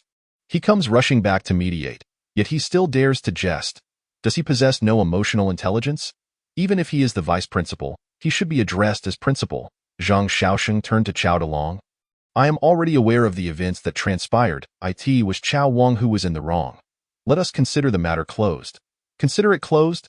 Chao Dalong scoffed. My son has been injured to such an extent? And you think it can simply be dismissed? Jiang Yin shrugged. It's my fault. I didn't expect him to be so weak. 2 slaps, and he became a swollen mess. Zhang Xiaosheng furrowed his brow. How could you slap him in the face? Everyone presumed Zhang Xiaosheng would reprimand Jiang Yin. However, his subsequent words left them utterly astonished. Next time, aim for the body. That way, it won't be as noticeable. Zhang Xiaosheng whispered. Jiang Yin nodded repeatedly. That makes sense. You truly have a way with words, old Zhang. Experience counts for something, Zhang Shaoxing chuckled. Chao Dalong was left dumbstruck. They are in cahoots, you all? Chao Dalong trembled in rage. Zhang Shaoxing, you have only just taken office as vice principal, and you dare oppose me, Director Chao. My appointment as vice principal was to better manage the school and root out pests within. And you are the greatest pest in this institution? Zhang Shaoxing's demeanor turned serious. Chao Dalong suddenly realized the implications, his expression shifting drastically. You are guilty of embezzlement, corporal punishment of students, and inciting Chao Wang to seize gene serums. I possess evidence of it all, Zhang Shaoxing declared, brandishing a sheaf of documents. Director Chao, please accompany me to the station for a discussion regarding your sentence. Zhang Shaoxing let out a cold snort. Chao Dalong's eyes glinted with rage. No, you cannot bring me down. You won't live to carry away that evidence. He ignited flames in his hands, transforming them into a fiery vortex, which he hurled violently at Zhang Shaoxing. Ghost Martial unleashed, Jiang Yin waved his hand casually, conjuring an ethereal shadow that coalesced into a tangible, pitch-black spear. With astonishing speed, Jiang Yin brandished the ghostly spear, sweeping it through the firestorm, extinguishing the fiery dragon and stabilizing himself. With a powerful thrust of his waist, he hurled the ghost spear. Whoosh! The ghost spear pierced through a series of fiery barriers, striking through Chao Dalong's shoulder with overwhelming force, sending him crashing against the wall. Chao Dalong was pinned against the wall by the spear, his hands frantically trying to dislodge it, but the ghostly energy corroded his hands, causing him immense agony. Zhang Shaoxing sighed in relief. That was terrifying. He suddenly went berserk, and I didn't have time to react. Had it not been for you, old Jiang, I might have been in serious trouble. Just a small matter. Jiang Yin brushed his hands off. Retracting the ghost spear, Chao Dalong, now severely weakened and struggling, collapsed heavily to the ground, utterly drained. Everyone disperse. Director Chao is headed to prison to spend his twilight years. You shall soon welcome a new grade director. Zhang Shaoxing announced to the students surrounding him. Upon hearing that Director Chao would be incarcerated, the students erupted in cheers. Many of them had, to varying degrees, suffered under Chao Dalong's tyranny. Seeing him fall from power, several students hoisted the battered Chao Wang, resembling a beaten dog, and exclaimed, Principal Zhang, what about Chao Wang? He deserves to go as well. Indeed, he must also serve some time, Zhang Shaoxing replied with a smile. A few eager students, please assist me in escorting this father and son duo to the station. I'll do it. Count me in. Students who had long suffered under the oppression of the Chao family eagerly volunteered to personally escort them to the station. Jiang Yin, however, was uninterested in this spectacle. He intended to return home to absorb the spiritual medicine and gene serums. My physical form is still insufficiently strong. A peak second-tier power user can nearly match me. It's not enough, far from it. He was not content with merely being invincible within his realm. He aspired to transcend boundaries, to become unbeatable even against foes of superior ranks, upon returning home. Jiang Yin consumed 6 vials of gene serum in one go, immediately feeling a fiery sensation igniting within his abdomen, which soon settled into tranquility. Why is there no reaction at all? Jiang Yin pondered. Perplexed. The gene serum was meant to enhance his physique, yet after downing 6 vials, he felt no change whatsoever. Could something be amiss? Chapter 30. Reduced to living off others? Jiang Yin, feeling perplexed, called Zhou Peng for clarification. Brother Jiang, what brings you to seek me at this hour? Zhou Peng's voice boomed with vigor. Old Zhou, have you used the gene serum yet? How effective is it? Jiang Yin inquired, on the other end of the line. Zhou Peng's excited voice erupted. I took it as soon as I got home, and now I feel completely revitalized. My physical prowess has noticeably improved. Whoosh, whoosh, whoosh. The sounds of air being sliced through came from the phone, indicating that Zhou Peng was energetically punching the air, bursting with untapped energy. Jiang Yin found himself increasingly despondent as he revealed that he had consumed 6 bottles of the genetic potion, yet experienced no discernible effects. What? How can this be possible? I saw significant improvements after just 1 bottle, and you, Brother Jiang, down 6 in one go. How could you not see any results? Zhou Peng exclaimed in astonishment. Jiang Yin sighed. It seems the issue does not lie with the genetic potion, but rather with myself. He ended the call and began to search for new methods to fortify his physique. The genetic potion was ineffective for him, But surely, a miraculous herb would yield some benefit. He retrieved the celestial spirit grass, channeling his spiritual energy to refine it and absorb its medicinal properties. A pale blue aura enveloped Jiang Yin, continuously flowing into him. He sensed a vortex in his dantian, tirelessly drawing in the herb's essence. Yet this vortex resembled an abyss, insatiable and unfillable. When Jiang Yin regained his senses, the herb had withered, and he noticed no change in himself. How could this be? The genetic potion failed, and even the miraculous herb proved ineffective. Realizing the gravity of the situation, Jiang Yin closed his eyes, commencing a meditation on the 10 Directions Ghost Command. Perhaps ancient texts within the command held some insights. As he perused the ghost command with his spiritual consciousness, he halted at a particular page. It bore several enigmatic glyphs, incomprehensible to him, yet his mind grasped the meaning behind these cryptic symbols. The celestial dark body. Jiang Yin slowly opened his eyes, gazing at his dantian. It turned out that his physique was so unique that in order to reshape his body, he would need to consume the miraculous herbs in hundreds or even thousands of times the usual dosage to achieve even a slight enhancement.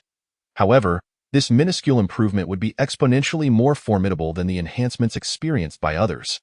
The ancient text also described an archaic method of body refinement, bathing in the heart's blood of numerous ferocious beasts to achieve the desired effect. Yet, where could he possibly find hundreds of such beasts? For now, he resolved to rely on the first method of body refinement. The first method required sheer dosage.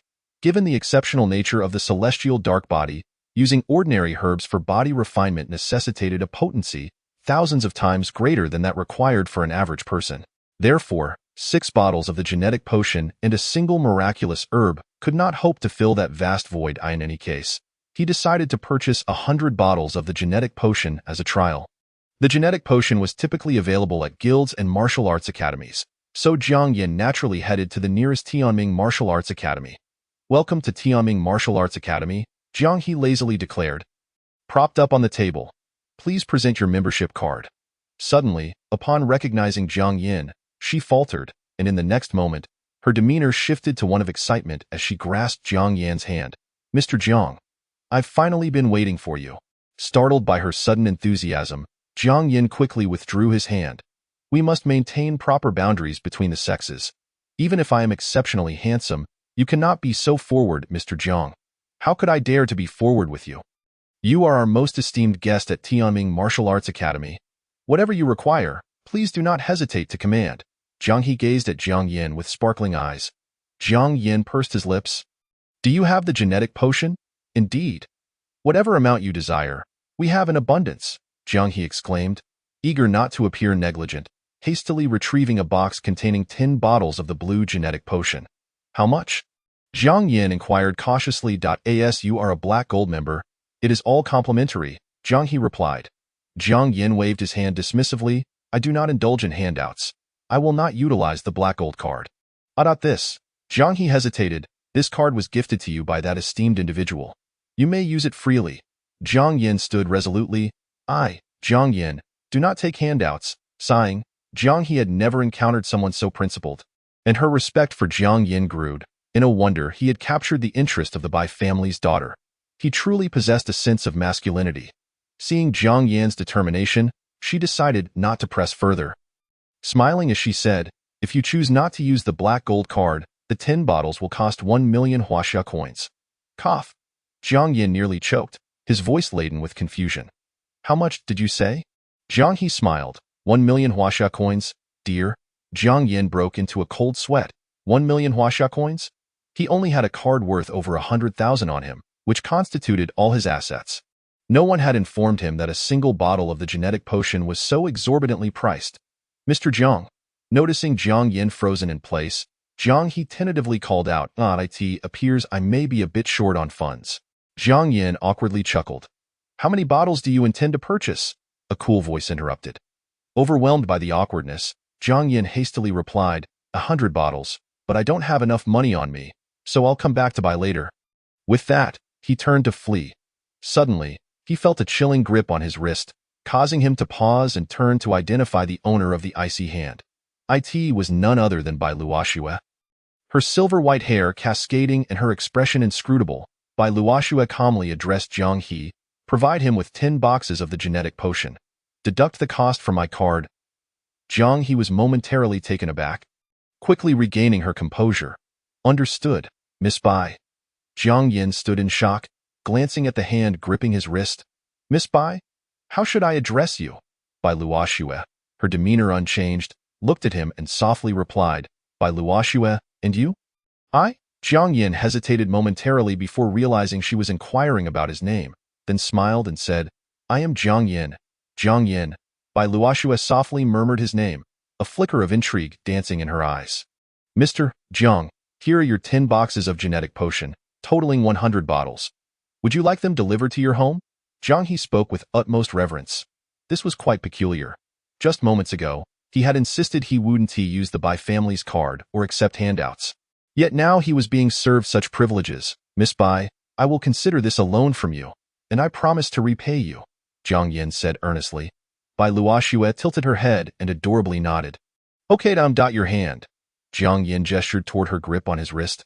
Oh, my apologies. Bai Luoxue quickly released his wrist and stood to the side, lowering her head as if she were a child caught in wrongdoing. Jiang Yin was taken aback.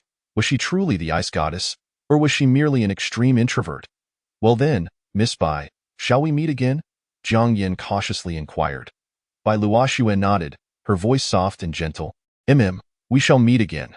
With the 10 boxes of genetic potion, worth $1 million, Jiang Yin hastily exited Tianming Martial Arts Academy and raced home. Upon entering and collapsing onto the sofa, he found himself deep in thought. Did this count as accepting handouts? Did it equate to selling his allure? Chapter 31. The rebirth of the flesh. The ancient ruins emerge. Jiang Yin was lost in contemplation. Bai Luoxue, the school beauty from Linjiangno, one high school, had inexplicably gifted him a black gold card and 10 boxes of genetic potions. There was only one possibility. Jiang Yin's brows relaxed. She must be interested in me. Indeed, that must be the case. A man as handsome as I am typically exists only in novels. Jiang Yin dramatically tossed his hair back. Time to indulge. He opened the vibranium box containing the genetic potions, retrieving 10 bottles and gulping them down. A wave of warmth coursed through him, and a tingling sensation spread through his limbs, but nothing more followed. The 10 bottles of genetic potion brought him a mere warmth and tingling sensation, with no other enhancements. I refuse to believe this. Jiang Yin opened another box, downing the 10 bottles of genetic potion in one go. This time, the warmth flowed even more freely, washing over his limbs and bones. It was effective. Albeit barely, Jiang Yin, undeterred, proceeded to open the remaining 8 boxes. 80 bottles of genetic potion represented a decade's worth of supply for an ordinary divine gifted individual. Yet Jiang Yin remained unfazed, pouring them down his throat without hesitation. Gulping down, to be honest, the taste of the genetic potion was rather unpalatable. Jiang Yin consumed 100 bottles in total, a quantity sufficient to fill a bathtub. Suddenly, his abdomen felt as though it was ablaze. The previously insatiable vortex merging with the flames, creating a tempest within him. The fire surged throughout Jiang Yin's body, and he felt as if he might ignite entirely. Jiang Yin focused his spiritual energy to suppress the raging flames. But the ferocity of the fire rebounded against him, causing him to spit blood. Cough. This is bad. Am I destined to be the first divine gifted individual in history to perish from drinking genetic potions? In this dire moment, Jiang Yin couldn't resist making a quip. The next instant, the flames erupting from his limbs burst forth. They engulfed him entirely. This was a black flame, surrounded by swirling dark energy. Jiang Yin was subjected to the relentless refinement of these black flames, transforming from an Asian into a blackened figure. Gradually, the black flames subsided, and Jiang Yin slowly opened his eyes, his charred skin cracking with a crisp sound as he stood, shedding more charred fragments to the ground. Like a serpent shedding its skin, Jiang Yin discarded his ashen exterior, emerging reborn, his skin now as pure as jade, radiating with spiritual energy. Testing his strength, he clenched his fist, feeling an overwhelming power converge within his palm. His physique had undergone a true metamorphosis. He had just experienced a transformation, elevating him into a new existence. The ashen exterior was merely the remnants of his former body. Consumed by the black flames, this flesh, purified by the black fire, rivaled that of ancient ferocious beasts. It was a qualitative leap. Jiang Yin was confident that he could suppress an SS-level power user of a higher tier solely based on his physical prowess. With only 2 weeks remaining until the Jiangxing Martial Arts Tournament, Jiang Yin aimed to reach the second tier and undergo a further purification of his body within this fortnight. The following morning, Jiang Yin refrained from attending school, directly explaining his reasons to Zhang Xiaosheng and requesting a 2-week leave of absence. Zhang Xiaosheng acquiesced without hesitation. "Old Jiang, there is truly nothing more for us to teach you at this school. Use the next 2 weeks wisely while honing your skills outside. Remember, prioritize your safety." Jiang Yin reassured him. "Rest assured, old Zhang, I value my life above all else."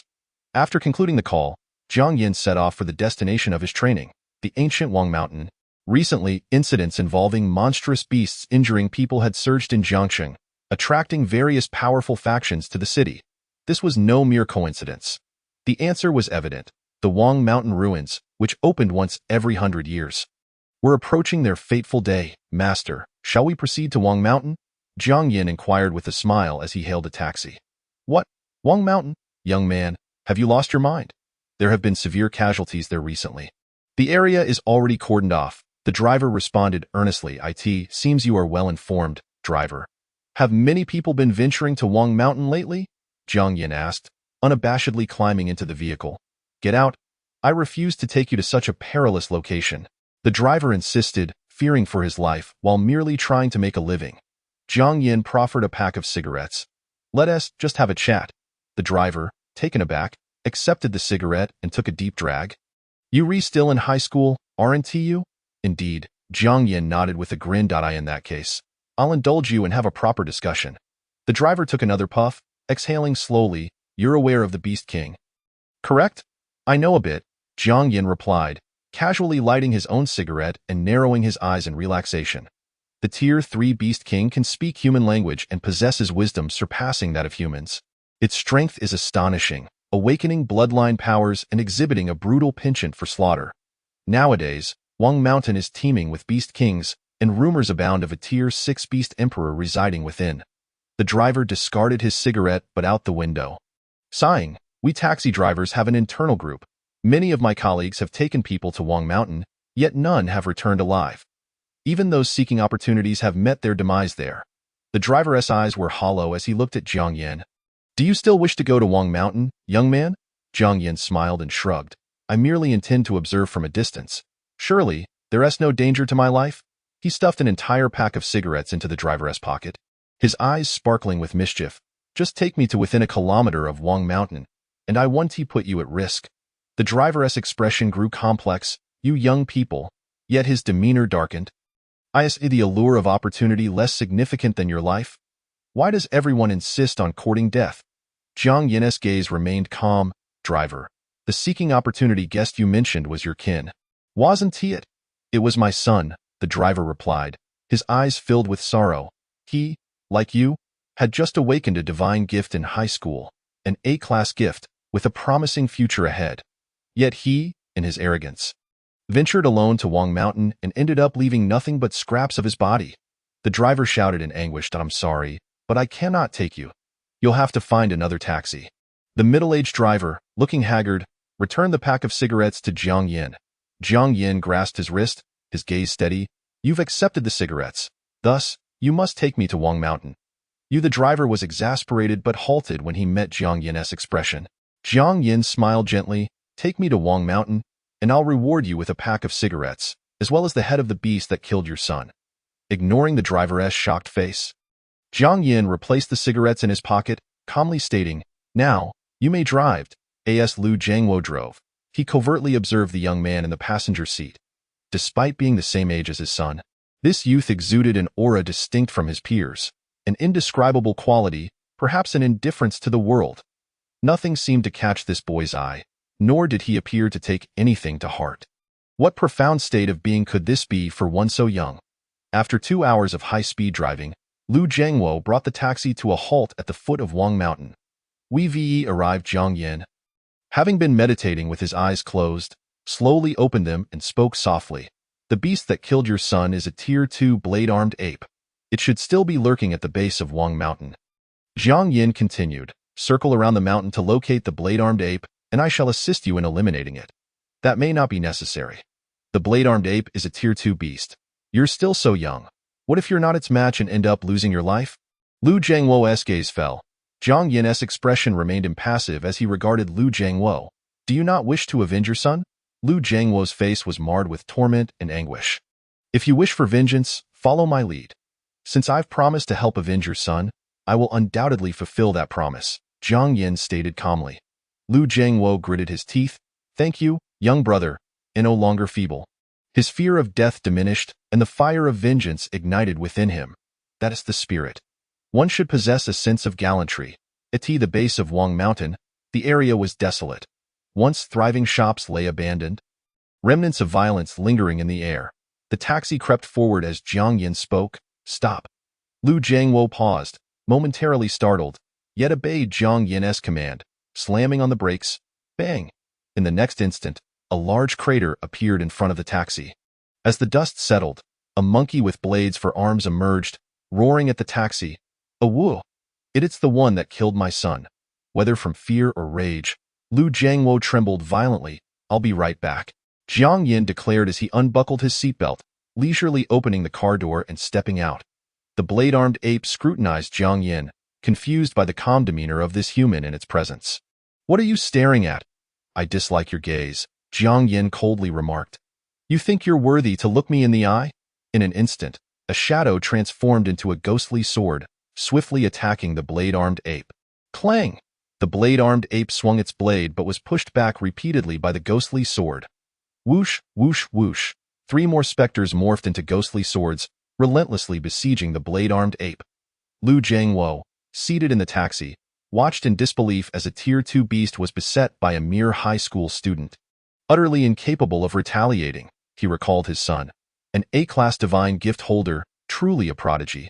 Yet compared to the black-haired youth before him, even the term prodigy seemed unworthy. Swish! A shadow darted past as a ghostly spear pierced through the blade-armed ape's left shoulder. Pinning its arm to the ground, the ghostly energy seeped through the wound, eroding the ape's flesh, eliciting a heart-wrenching scream. In a frenzy, the blade-armed ape's eyes bled with rage as it fixated on the calm, hands in pockets black-haired youth. With a roar, the blade-armed ape lunged forward, its right arm raised, a flash of white light descending with lethal intent. Crack! The sound of shattering echoed as the ape's vital weapon, its right arm, was obliterated. Its pupils constricted to pinpricks, the beast seemed to glimpse something horrific, shrieking as it retreated. Where do you think you can run? Jiang Yin gently lowered his crimson paper umbrella, glancing to ensure the handle bore no marks from the blades. As the umbrella dissipated, a ghostly spear materialized in Jiang Yin's right hand. He gripped the spear tightly, zeroing in on the fleeing blade-armed ape, and hurled it with great force. Whoosh! The spear pierced through the air with a sonic boom, striking the blade-armed ape in the chest, the immense impact obliterating its torso. A mere Tier 2 blade-armed ape, shot through the chest, erupted in a spray of blood, lifeless and unblinking. Jiang Yin swiftly collected the creature's hardest blood, ensuring it was incorporated into the 10 Directions Ghost Order. He did not forget his purpose for coming to Wang Mountain, to elevate his realm to Tier 2 and collect the heart's blood of 100 ferocious beasts. Cleansing his physical form once more while seeking opportunities within the Wang Mountain ruins, Jiang Yin dusted off his hands and strolled back to the taxi, lightly tapping on the window. Lu Jiangwo, shaken from his stupor, quickly rolled down the window, his emotions beyond words. Young brother, Jiang Yin waved his hand. This is your reward. I want to charge you for the fare, of course. I should be paying you. Here, take it. This is all the money I have. Lu Jiangwo's eyes brimmed with tears, his hands trembling. Learning of his son's demise at the hands of beasts, he felt powerless to seek revenge. Living each day in a haze, directionless, he knew he was a coward, a useless weakling. His son was gone, and he had not even dared to think of vengeance, only evading it, instinctively shunning the name Wang Mountain. If not for this black-haired youth before him, he would have never emerged from the shadows of his son's death. Lu Jiangwo's voice quivered. Thank you. I truly do not know how to express my gratitude. Go home. Live well for both yourself and your son, Jiang Yin replied, shoving his hands into his pockets and leisurely making his way towards Wang Mountain. Lu Jiangwo watched as Jiang Yan's figure gradually receded into the distance. Only when he could no longer see him did he drive away, leaving this place of turmoil behind. On the other side, Jiang Yin gazed at the ancient Wang Mountain, which was encircled in an impenetrable barrier. His brow furrowing slightly. This could pose some trouble. Hey, what are you doing here? This is not a place for high school students. Leave immediately, admonished a guardian clad in energy armor. Jiang Yin replied with a smile. I was merely passing through. May I inquire why the ancient Wang Mountain is sealed off? Noticing Jiang Yan's youth, the guardian assumed he might genuinely be unaware and patiently explained, You must have learned about relics in school. The ancient Wang Mountain is one such relic. Oh, I see, so the ancient Wang Mountain is a relic. How intriguing, Jiang Yin remarked with a faint smile. Enough, leave quickly. Those powerful factions will arrive soon, and you will be dealt with if you remain here, urged the guardian, pushing Jiang Yin to depart. When Jiang Yin remained silent, the guardian cast an impatient glance at him, only to be taken aback. How could the living person who had stood right there vanish in the blink of an eye? Chapter 33. The herbivore within the confines of the ancient Wang Mountain. Jiang Yin seized the opportunity while the guardian was distracted and effortlessly slipped inside. As he wandered, he encountered few strange beasts but spotted many people. Concealed in the shadows, Jiang Yin observed a large crowd not far away. The ancient Wang Mountain relic only permits divine bestowers of Tier 3 and below to enter. Qiu Bo and I will proceed. You all remain outside and ensure no outsiders manage to sneak in. Understood, Miss, the group responded, bowing respectfully to the tall woman before them. Lingxi's consciousness was alert as her beautiful eyes fixed on a boulder 100 meters away. Her voice cold. Send someone to investigate over there. At once. Several figures dashed towards the boulder, one of them conjuring flames in his palm, launching a fiery punch that shattered the boulder. Find the intruder. Kill! The fiery punch man moved with astonishing speed, resembling a soaring fireball, charging fiercely towards Jiang Yin. I was merely passing by, Jiang Yin declared, brandishing his ghostly spear to block the fierce onslaught of flames. His arm trembled. This was a Tier 3 divine bestower. Jiang Yin braced against the punch, retaliating with a soul-devouring palm. A magnificent display, accompanied by the wails of 100 ghosts. Boom. The fiery punch man transformed into flames, surging through the imprint of the soul-devouring palm and once again lunging at Jiang Yin. You have chosen your path to death. He concentrated a vortex of flames in his palm, slamming it into Jiang Yan's abdomen. The vortex compressed relentlessly, culminating in a thunderous explosion. After the clamor of the fiery vortex's violent detonation, Jiang Yan's figure vanished from sight. Target eliminated.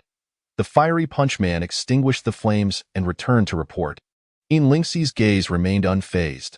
Upon confirming the intruder's eradication, she turned and entered the relic's entrance. At that moment, Jiang Yin, who should have been consumed by the fiery punch, was instead leisurely holding a red paper umbrella. Watching Lingxi enter the relic's entrance, a smirk playing at the corners of his mouth. So this is where the entrance lies. The red paper umbrella transformed into vibrant crimson petals, drifting towards the guarded entrance of the secret realm. What are these petals? Stop them. The members of the Xinxing group attempted to intercept, yet none were able to touch the petals, which continued to float effortlessly into the relic's entrance. As the petals turned, Jiang Yan's figure materialized, and he stored the red paper umbrella, surveying his surroundings with a smile. Is this still the ancient Wang Mountain?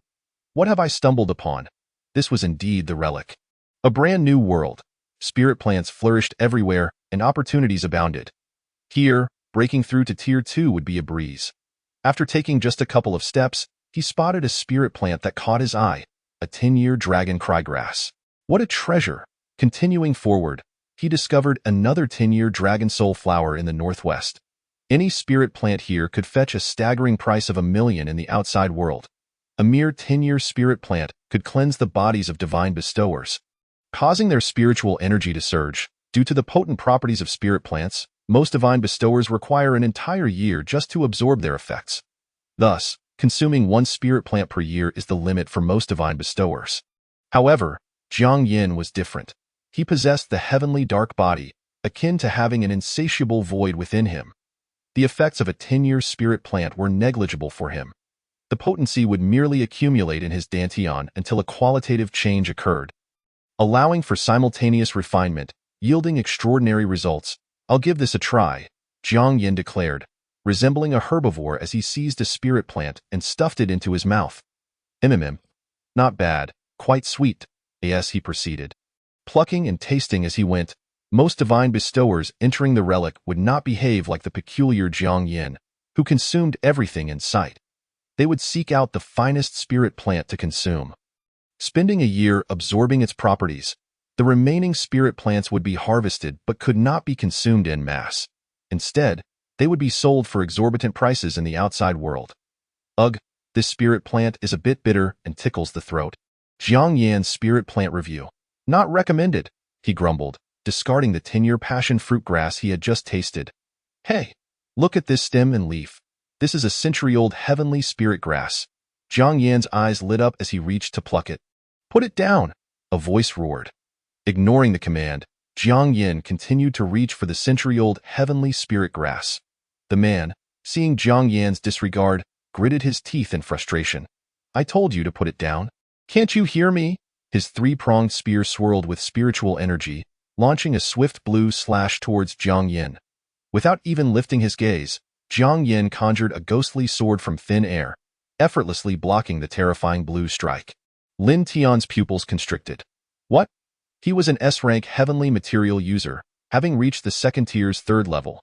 His previous slash could easily slay a fierce beast. Yet, the black-haired youth before him had made no movement and neutralized his attack with ease.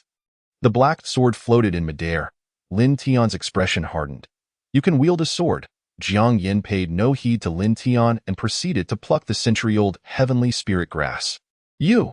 Hand over the century-old heavenly spirit grass, Lin Tian demanded coldly. Only then did Jiang Yin turn to face Lin Tian. Just wait a moment. Huh. All right, I'll wait for you. Lin Tian assumed Jiang Yin was being sensible and would hand over the heavenly spirit grass, obediently planting his three-pronged spear into the ground. Before Lin Tian, Jiang Yin nonchalantly stuffed the century-old heavenly spirit grass into his mouth. This barbaric scene left the aristocratic Lin Tian utterly speechless. You? Lin Tian stammered. Are you insane? That's a century-old heavenly spirit grass. Even fierce beasts would explode if they consumed it. Jiang Yin chewed on the heavenly spirit grass as if it were a simple leek, casually asking, aren't spirit plants meant to be eaten like this? Spirit plants need to be refined. They should be combined with various spirit plants to create spiritual medicine. Lin Tian felt himself on the verge of madness. What kind of lunatic was he encountering, daring to eat a century-old spirit plant raw? While they spoke, Jiang Yin had already swallowed the century-old heavenly spirit grass, patting his stomach contentedly. I'm done eating. Are you all right? Lin Tian regarded Jiang Yin with suspicion. That was a century-old heavenly spirit grass, with an immense potency. Not to mention a human, even a Tier 3 Beast King would take a year and a half to digest it. As you can see, I'm still very much alive, Jiang Yin shrugged with a smile. Lin Tian seemed to have discovered a rare specimen, circling around Jiang Yin incessantly. Brother, you wouldn't be the Beast King in disguise, would you? Have you ever seen a Beast King as handsome as me? Jiang Yin furrowed his brow. In a way, I refuse to believe you can eat a century-old heavenly spirit grass without any consequences. Lin Tian pondered, suddenly struck with a brilliant idea. He pulled out a storage pouch and retrieved a vibrant spirit plant swirling with spiritual energy. This is a century-old dragon heart grass. If you can eat it raw in front of me, I'll give it to you outright, Lin Tian proposed with a grin.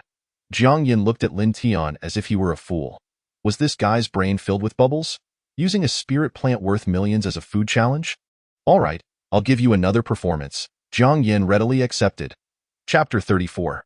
The second reshaping the dragon heartgrass, radiantly red and resembling a heart, pulsated as if alive, hence its name. A century-old dragon heartgrass held a value of 10 million in the outside world, scarce to find even if one had the money. Jiang Yin had long been coveting the dragon heartgrass, and now, with one right in front of him, he could hardly contain his drool. Since my little brother has invited me so warmly, I shall graciously accept. Before indulging, Jiang Yin remembered to utter some polite phrases. Lin Tian frowned. Are you sure you don't want to refine the properties first? After refining into spiritual medicine, would the potency still retain half of its original strength? Jiang Yin asked with a smile.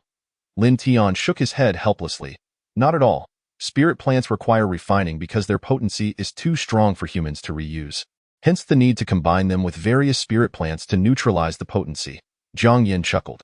So, eating them raw is the true path. Only fierce beasts would do that.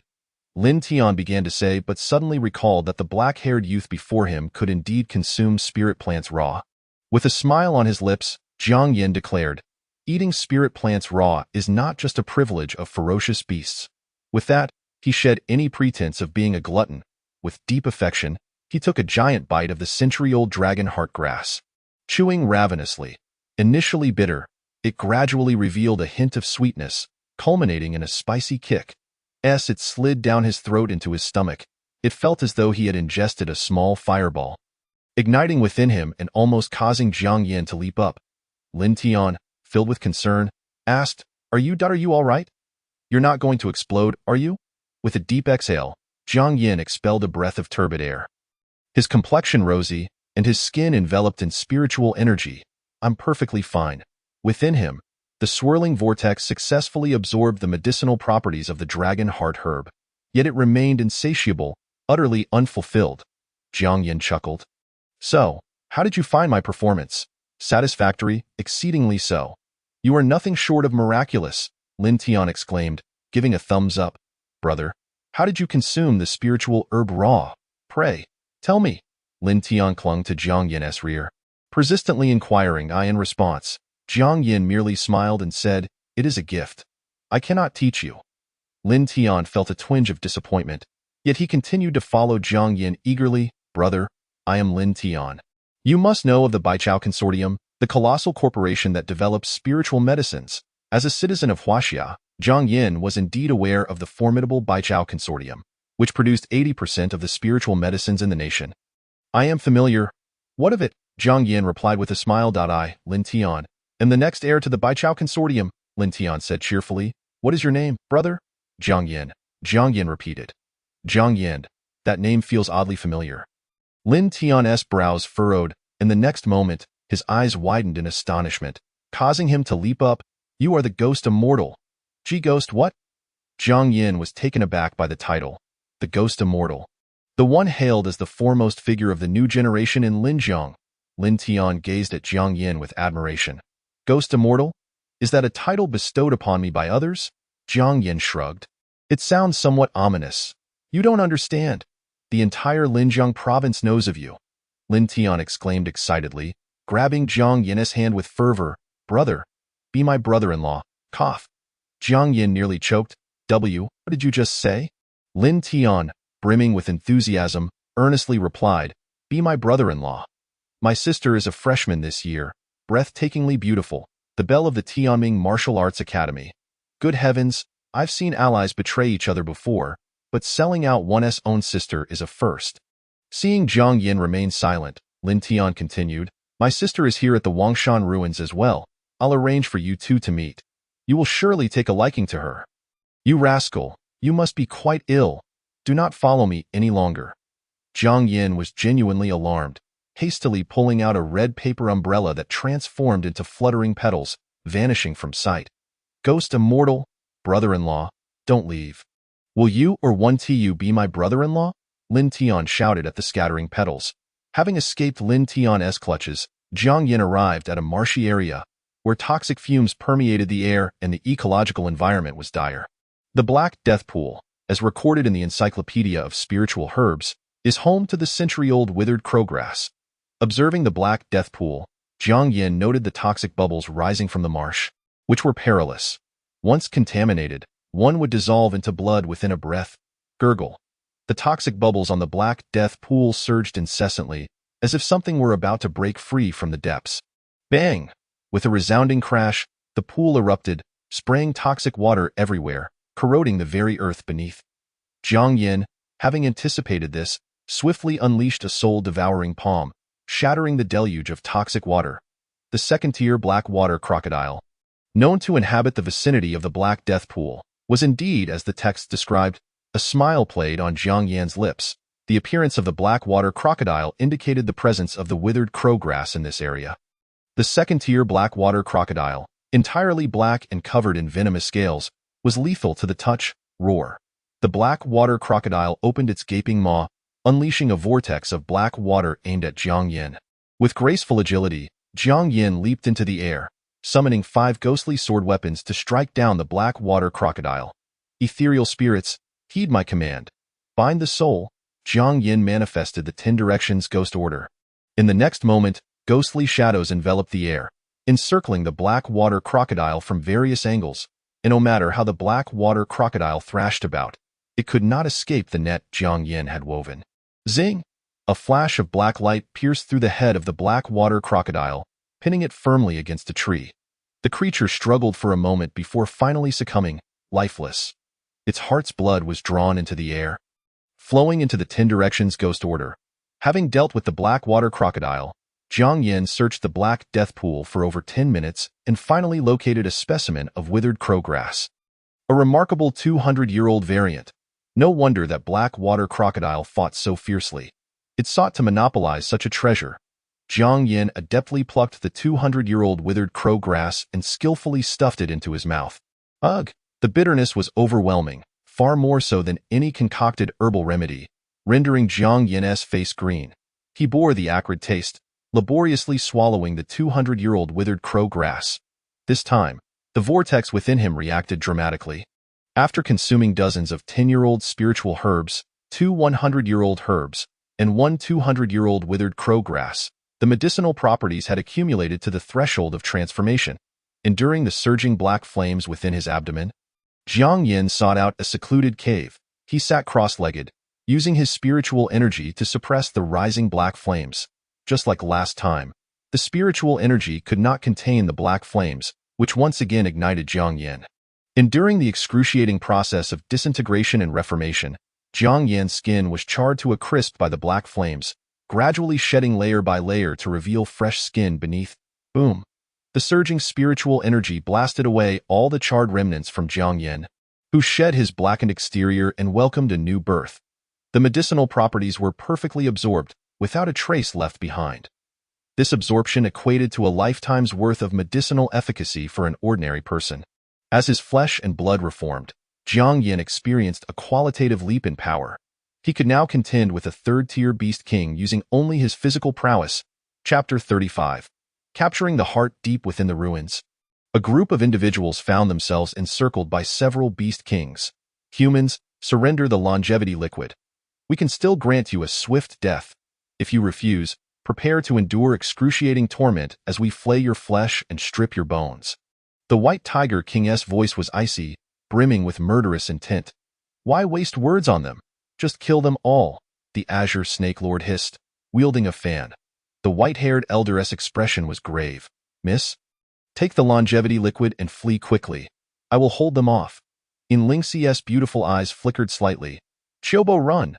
Qiu Nanshan let out a furious roar, standing resolute like a golden Buddha. In Lingxi clutched the longevity liquid tightly, turning to escape. Don't let that woman get away, the White Tiger King bellowed. She won to escape. A silver-horned rhinoceros charged with tremendous force, smashing towards Yin Lingxi with earth-shattering momentum. Yin Lingxi twisted her delicate wrist, a moonlit glow flashing as her figure reappeared 100 meters away, creating distance from the silver-horned rhinoceros. Useless. The White Tiger King snarled, its face contorted as it unleashed a terrifying beam of light aimed directly at Yin Lingxi. Qiu Nanshan stomped the ground, causing tremors as rocks rolled. Like a golden Buddha, he struck towards the White Tiger King's face with unmatched force, capable of collapsing mountains. Boom. Old man, I'm still here, the Azure Snake Lord hissed. Retracting its tail that had ensnared Qiu Nanshan, venom already coursing through his veins. Old fool. So what if you're at the peak of the third tier? You're still no match for us 5 beast kings. The Azure Flame Falcon sneered from the air, having incinerated Yin Lingxi's guards. He. This is fun. This is fun. The 5-armed ape hurled massive boulders at Qiu Nanshan. The 5 third-tier beast kings easily obliterated Yin Lingxi's guards. Qiu Nanshan coughed up a mouthful of black blood. Though I am wounded, I am not someone the likes of you can vanquish. At the peak of the third tier, Qiu Nanshan transformed into a golden Buddha. Radiating light, the scorching golden glow igniting the Azure Flame Falcon. Not good. This old man is going for a final strike. the White Tiger King reacted swiftly, distancing itself from Qiu Nanshan, just as it thought itself safe. A massive Buddha palm descended from the heavens, crushing the White Tiger King, leaving it a bloody mess, bones shattered. Roar. The silver-horned rhinoceros sensed death approaching and fled frantically, yet it was caught by a gigantic Buddha hand. Crushed into dust. This was the dying retaliation of a peak third-tier divine bestower. The 5 newly ascended third-tier beast kings stood no chance, forced to flee.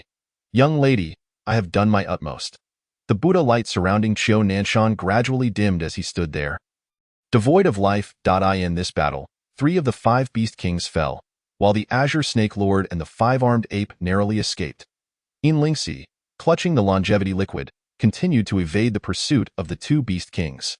Found you, little girl. The Azure Snake Lord sped through the rocks, wielding its green fan to unleash a terrifying slash towards Yinlingxi. Buzz, ugh. Yinlingxi once again employed spatial displacement, yet her shoulder was still grazed by the sharp-winged blade. Drawing blood. You cannot escape. The 5-armed ape cackled, dropping to the ground with 7 limbs, charging swiftly, leaping directly in front of Yinlingxi. Boom. The mountain erupted in an explosion, sending Yinlingxi hurtling backward from the violent energy. Crashing against an ancient tree, cornered. Ugh.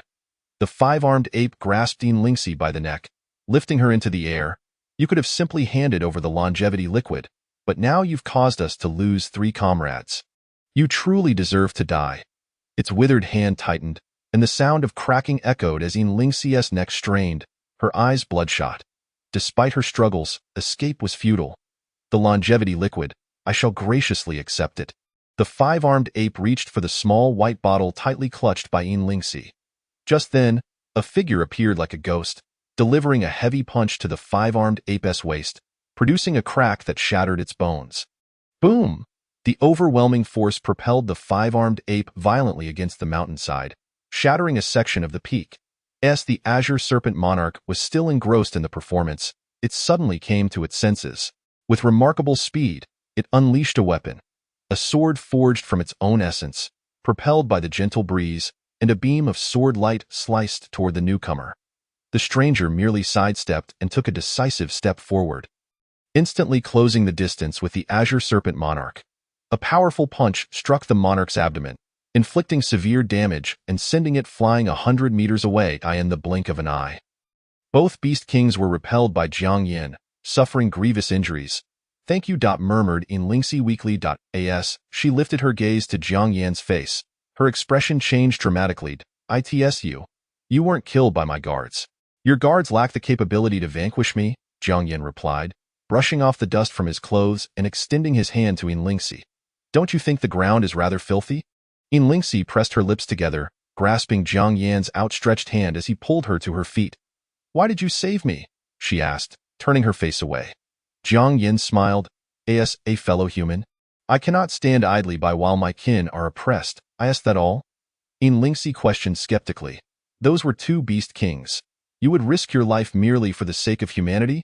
Well, let us lay our cards on the table." Jiang Yan shrugged. "I entered this ruin through the portal you opened, so consider this a favor owed to you. Now that I've rescued you, we are even." With that, Jiang Yan turned to leave, but was abruptly halted by Yinlingxi's grasp. "Wait, don't go just yet. There's something else. If you're worried about those beast kings, you needn't be. They have been gravely wounded and will be unable to pursue you for some time." Yinlingxi tilted her face upward, her enchanting eyes gazing intently at Jiang Yan. "Hey, don't try to charm me. I'm not easily swayed by such tactics." Jiang Yan averted his gaze. Yinlingxi nearly stamped her foot in frustration, muttering, "Who said I was trying to seduce you? Regardless of your motives, the fact remains that you saved me." Her eyes flickered, and a single droplet of pure liquid floated within the small white vial she held. "This is a drop of longevity elixir, its value comparable to a 1,000-year spirit herb, possessing boundless benefits for vitality and mental prowess," Yinlingxi proclaimed. "Impressive," Jiang Yan remarked, depositing the drop of longevity elixir into the 10 Directions Ghost command, intending to utilize it upon breaking through his current limits. "Until we meet again," Jiang Yan stated, preparing to seek further opportunities. Yinlingxi, her beauty radiant as dawn, smiled brightly, akin to a blossoming peach tree. "Until we meet again." She watched Jiang Yan's figure fade away, her eyes reflecting a myriad of emotions. Suddenly, a thought struck her, and her face blossomed with a captivating flush. What a peculiar individual, despite merely being a student. He possesses the might to fell beast kings. His talent must rival that of the ghostly immortals. A smile danced in her eyes. When we next meet, I must persuade him to join the Divine Awakening Consortium. Chapter 36. The Hidden Sanctuary Within the Wangshan Ruins. A figure dashed through the forest, pursuing a peak-tier second-grade golden bone leopard. The leopard fled desperately, as if it had encountered a terrifying presence. Roar! It found itself cornered, with a cliff looming ahead. There was nowhere left to escape. The black-haired youth advanced steadily, a smile playing upon his lips. You don't truly think you can outrun me, do you? The golden bone leopard bared its fangs, fixating on the black-haired youth. Woo! In a last-ditch effort, it lunged forward with astonishing speed, closing the distance in an instant. The black-haired youth, unperturbed, tightened his fist and struck the leopard's face. Boom! With a resounding crash, the leopard, fueled by its dying strength, hung limply from a branch on the cliff, its life force extinguished. The black-haired youth was none other than Jiang Yan. He flicked the blood from his hands and claimed the heart's blood of the golden bone leopard. 13 more beast hearts were needed. During his week in the ruins, Jiang Yan had been relentlessly hunting ferocious beasts to extract their heart blood. In just 7 days, his cultivation had surged from the 6th to the 8th layer of the first stage. Though still in the first stage, he could overpower third-grade beast kings. Having slain 5 beast kings and collected their heart blood for the 10 Directions Ghost Command, Jiang Yan descended from the mountain. At a bend in the path, he encountered a trio, 2 men and a woman. The red-haired man spotted Jiang Yan immediately. Hey, you're a stowaway too, right? A stowaway refers to individuals outside the influence of the financial conglomerates and official powers, who sneak into the ruins that were stowaways as well. Why not join forces and seek opportunities together in the Wangshan ruins? What do you say? The red-haired man's lips curled into a slight smirk. I am a B-grade divine bestower at the 6th layer of the first stage. The red-haired youth boasted, casting a glance at another man who was a first-grade A-tier divine materialist at the 7th layer. Finally, he pointed to the woman. She is a B-grade healer at the 5th layer of the first stage. Upon hearing the red-haired man's introduction, Jiang Yan frowned slightly. With such a configuration, you dare to venture into the ruins? The red-haired man bristled. What do you mean by that? 1A and 2BS, a combination many dream of. What is your rank to look down upon us? SSS level, Jiang Yan replied with a calm smile. SSS level? Don't make me laugh. The red-haired man chuckled. I thought you were a reasonable person, and we were considering inviting you to join us. Turns out you're just a fool with a big mouth.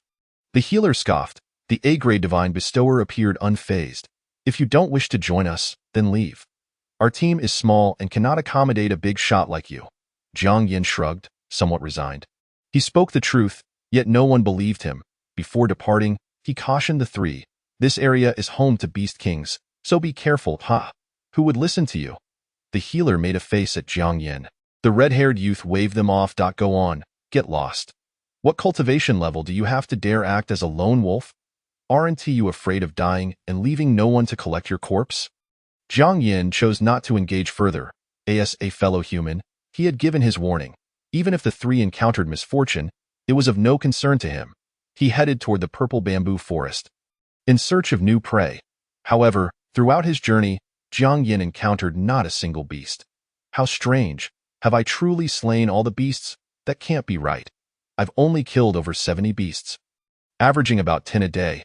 Surely there should be some beasts around.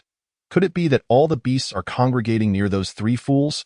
This suggested that the area where those 3 fools lingered might be harboring a hidden sanctuary. Jiang Yan turned back with astonishing speed, tearing through the air and creating a thunderous roar. After 2 rounds of refinement, his physique had grown formidable, rivaling that of beast kings, perhaps even surpassing them. At that moment, the trio of 1A and 2BS were exploring the stone forest when suddenly, a malevolent wind howled, uprooting ancient trees and sending debris crashing toward them. Watch out! The red-haired youth ignited flames at his fingertips, instantly forming a wall of fire that incinerated the ancient tree and melted the rubble. The A-grade divine bestower Lin Shao's eyes gleamed with murderous intent as he condensed a ghostly blue scythe in his hand. leaping through the wall of fire to lock onto the beast responsible for the tempest, delivering 100 slashes. The creature was a monstrous bird with 3 human heads, its massive scaly feathers shielding it from Lin Xiao's relentless assault. Xing, the 3-headed demon bird, unleashed its razor-sharp wings, tearing through the air and piercing Lin Xiao's collarbone. Ga! Lin Xiao staggered, gravely injured and falling to the ground. Brother Xiao! The B-grade healer Chen Duo rushed forward, green light emanating from her hands, enveloping Lin Xiao's wounds and healing them at a visible rate. How could there be second-grade beasts in this area? The red-haired youth's complexion darkened. We may have inadvertently wandered into a hidden sanctuary. Lin Xiao grimaced, clutching his wound, his face pale. There are many such sanctuaries in the ruins, and this place attracts ferocious beasts, a hidden sanctuary. Chen Duo clearly recognized the term, her face turning pale. What should we do? Above them, a swarm of ferocious birds began to gather. Soon, they would be surrounded by beasts, and their demise seemed inevitable. If only we had heeded that Gaius warning and left this place sooner. The red-haired youth lamented with a bitter smile. Lin Xiao regretted his oversight, clenching the earth beneath him. He was right. We are far too weak. Are we really going to die here? Tears welled in Chen Duo's eyes as she trembled in fear of death's approach. As the number of beasts in the area swelled, despair enveloped the trio, extinguishing their will to fight. A mighty bull king regarded them with disdain, its nostrils flaring with white mist. Humans, you are the ones I despise the most.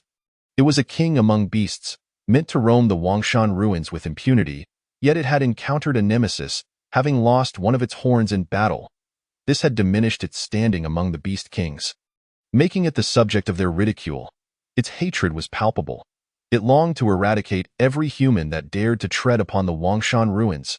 We're doomed. That bull king seems to have set its sights on us. We re-finished, the red-haired youth's voice quivered. Lin Xiao gritted his teeth. What's there to fear? At worst, we die. Chen Duo collapsed to the ground, her eyes red from crying. I don't want to die. Moo!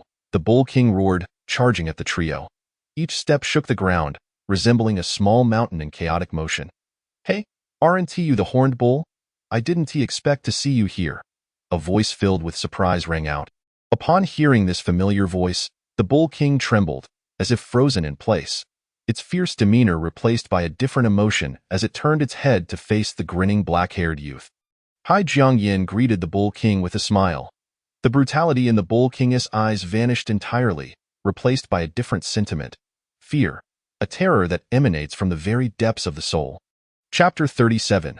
The Emergence of the Crimson Garb, the Beast King's Downfall. The trio of adventurers observed the bull king, who, instead of charging towards them, wore a countenance filled with dread as it gazed in another direction. Following the bull king's line of sight, they beheld a black-haired youth with a smile gracing his features. Upon recognizing the visage of this youth, astonishment spread across their faces. It's him?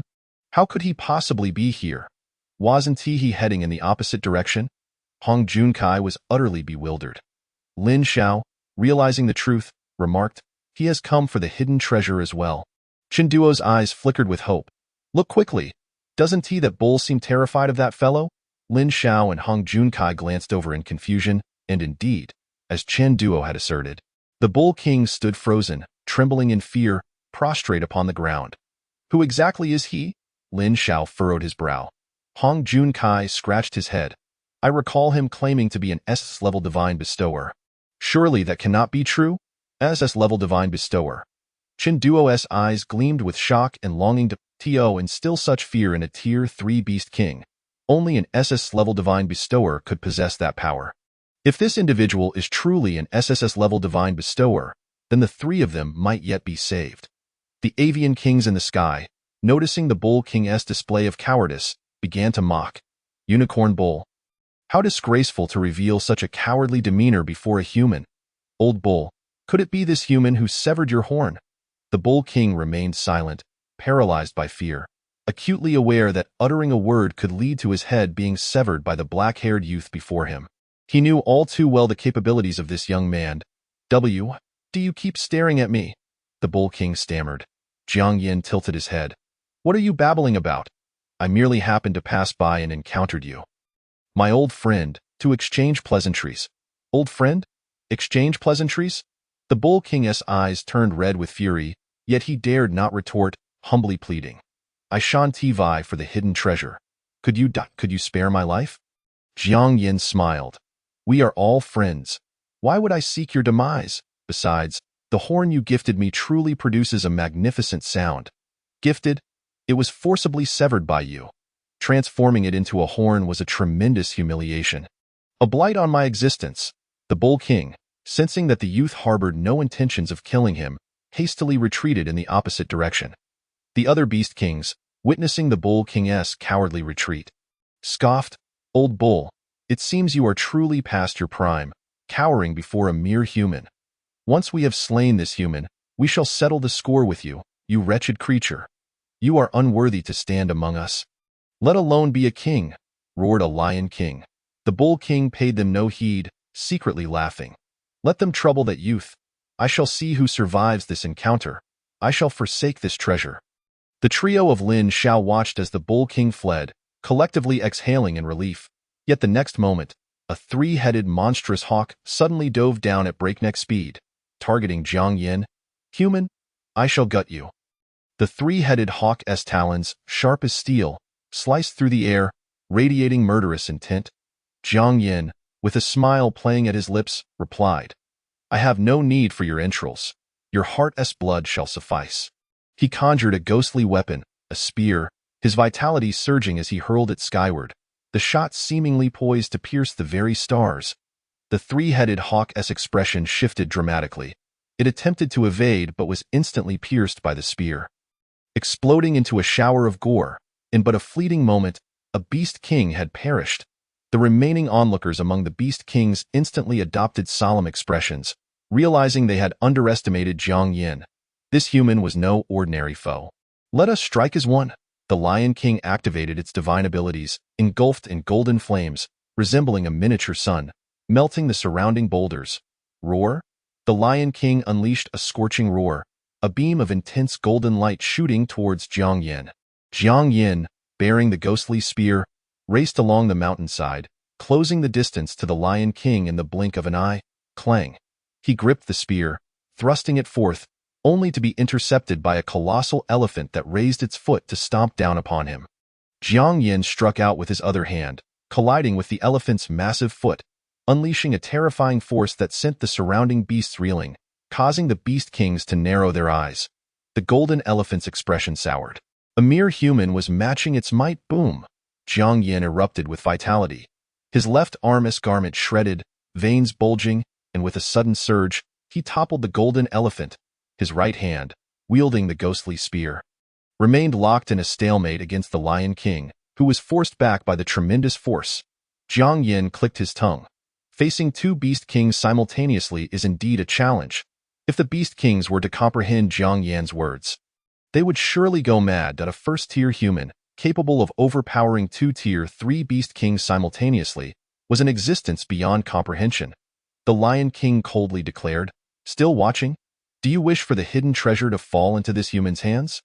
They certainly did not desire the treasure to be claimed by a human, and thus the other Beast Kings ceased their idle watching, converging upon Jiang Yin. Surrounded on all sides by Beast Kings, Jiang Yin found himself besieged. Human, you are undoubtedly a prodigious talent, yet your arrogance is your downfall, daring to intrude alone into the realm of hidden treasures, sneered the Lion King. Alone? Are you implying I am ensnared by your ranks? Jiang Yin chuckled. Ha ha ha, still defiant even as death approaches, your vitality is so vibrant. I shall savor your flesh and blood, hissed the Serpent King. Jiang Yin slightly raised the corners of his mouth, a resplendent smile gracing his face. The Beast Kings, witnessing his composure amidst such peril, exchanged incredulous glances. Could this human be mad? The Lion King, with heightened awareness, suddenly sensed something amiss, his expression shifting with alarm. Not good. Wei walked into an ambush. Upon hearing the Lion King's exclamation, the other Beast Kings swiftly surveyed their surroundings. To their horror, they discovered that their ranks of over a dozen Beast Kings had been encircled by an uncountable number of spectral soldiers. Jiang Yin remarked, now, who is truly surrounded? The spectral soldiers closed in relentlessly, prompting the Beast Kings to unleash their divine abilities. The Lion King glared at Jiang Yin, coldly stating, "Capture the leader first. If I kill you, these filthy creatures shall vanish." "Your mind is sharp," Jiang Yin acknowledged with an appreciative glance, yet the next moment, his smile vanished. "But who bestowed upon you the confidence, the illusion that you could slay me?" In his hand appeared a crimson paper umbrella, its canopy dissipating to reveal a crimson garment that enveloped Jiang Yin. His aura no longer concealed, he had ascended to the second tier. With the enhancement of the crimson garment, Jiang Yin's power surged to the second tier. "To deal with you, I need not draw my sword." Jiang Yin did not unsheathe the sword concealed within the umbrella. His form became ghostly, and in a flash, his right hand pierced the Lion King's heart. The remaining Beast Kings, witnessing this scene, were struck with terror. "You? Who on earth are you?" Jiang Yin, clad in crimson, replied with a smile. "Who am I? They call me the Ghost Immortal, merely an unnamed being." Before his words could fade, Jiang Yin's wrist turned, and a blood-red sword manifested in his grasp, the appearance of this blood sword. The Beast Kings trembled involuntarily, sensing an aura of unimaginable terror. "Forbidden, forbidden, forbidden." No.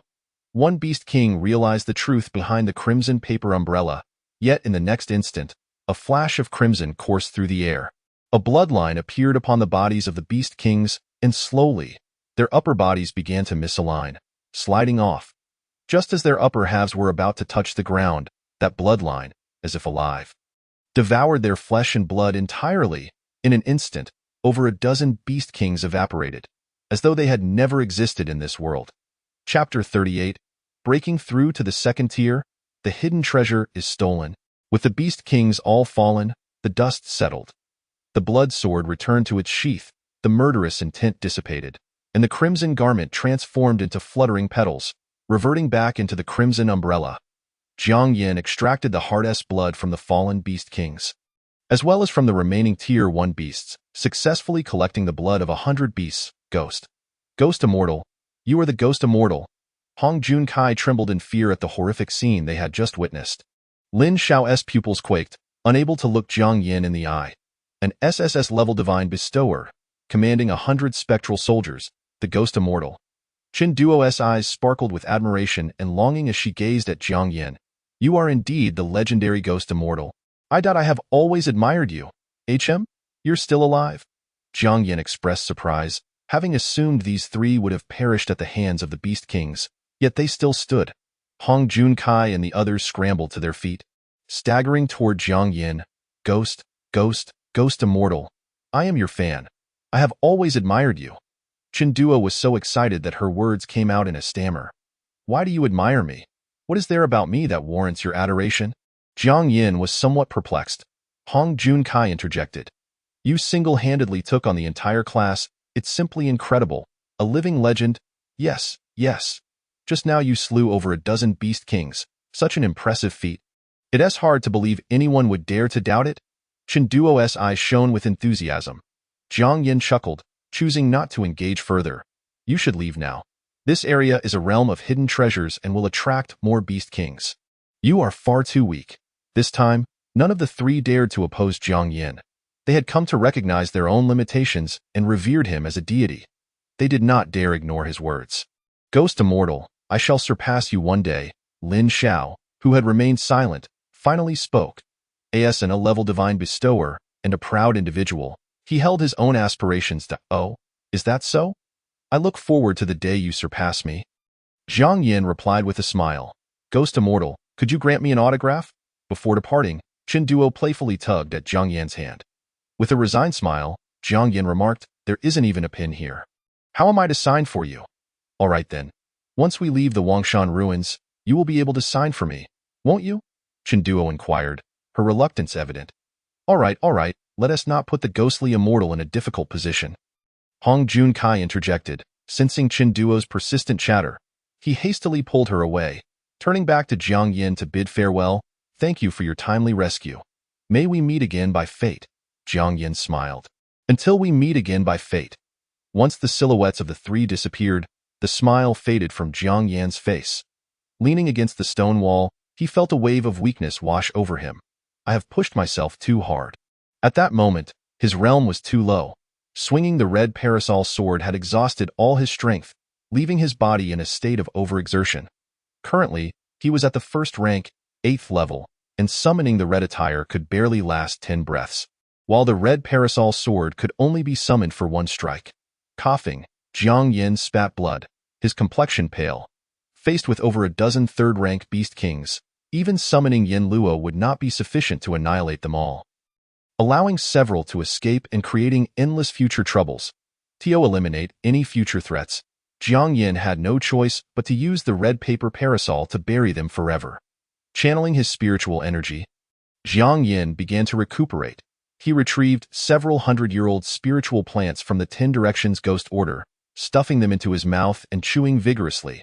However, the medicinal properties of the plants were completely absorbed by the vortex within him, yielding no healing effect whatsoever. It seemed he had no choice but to forcibly break through.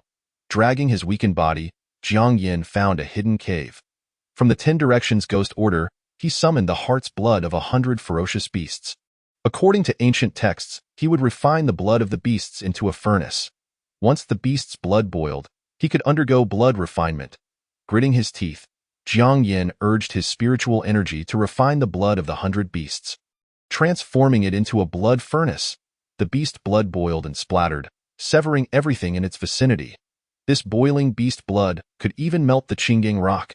Jiang Yin was taken aback, but at that moment, he had no other option but to fight desperately. Stepping into the beast blood furnace, the instant his skin came into contact with the blood, it began to burn him. Had he not undergone 2 purifications and reshaping, he would have been melted by the beast blood long ago. Gritting his teeth, Jiang Yin endured the searing pain. Every inch of his skin felt as if it were in purgatory, continuously engulfed by flames. The vortex within him seemed to react, releasing black flames that enveloped him, burning alongside the beast blood. Boom. The black flames resonated with the beast blood, instantly igniting the cave around Jiang Yin. The black flames appeared to burn everything, never extinguishing. Damn is there no respite? Jiang Yin was on the verge of spitting blood. His body was already overloaded, and now being scorched by black flames and beast blood had pushed him to his limits. His vision began to blur, his consciousness drifting. The longevity liquid. With his last bit of awareness, Jiang Yin summoned the longevity liquid gifted to him by Yin Lingxi. A drop of pure liquid floated in the air, shielded by an invisible barrier, isolating it from the black flames and beast blood, hovering before Jiang Yin. This drop of longevity liquid entered Jiang Yin's third eye, and in an instant, pure white lotuses bloomed around him. After slaying over a dozen beast kings and devouring the remnants of their souls, Jiang Yin had touched the threshold of the 2nd rank.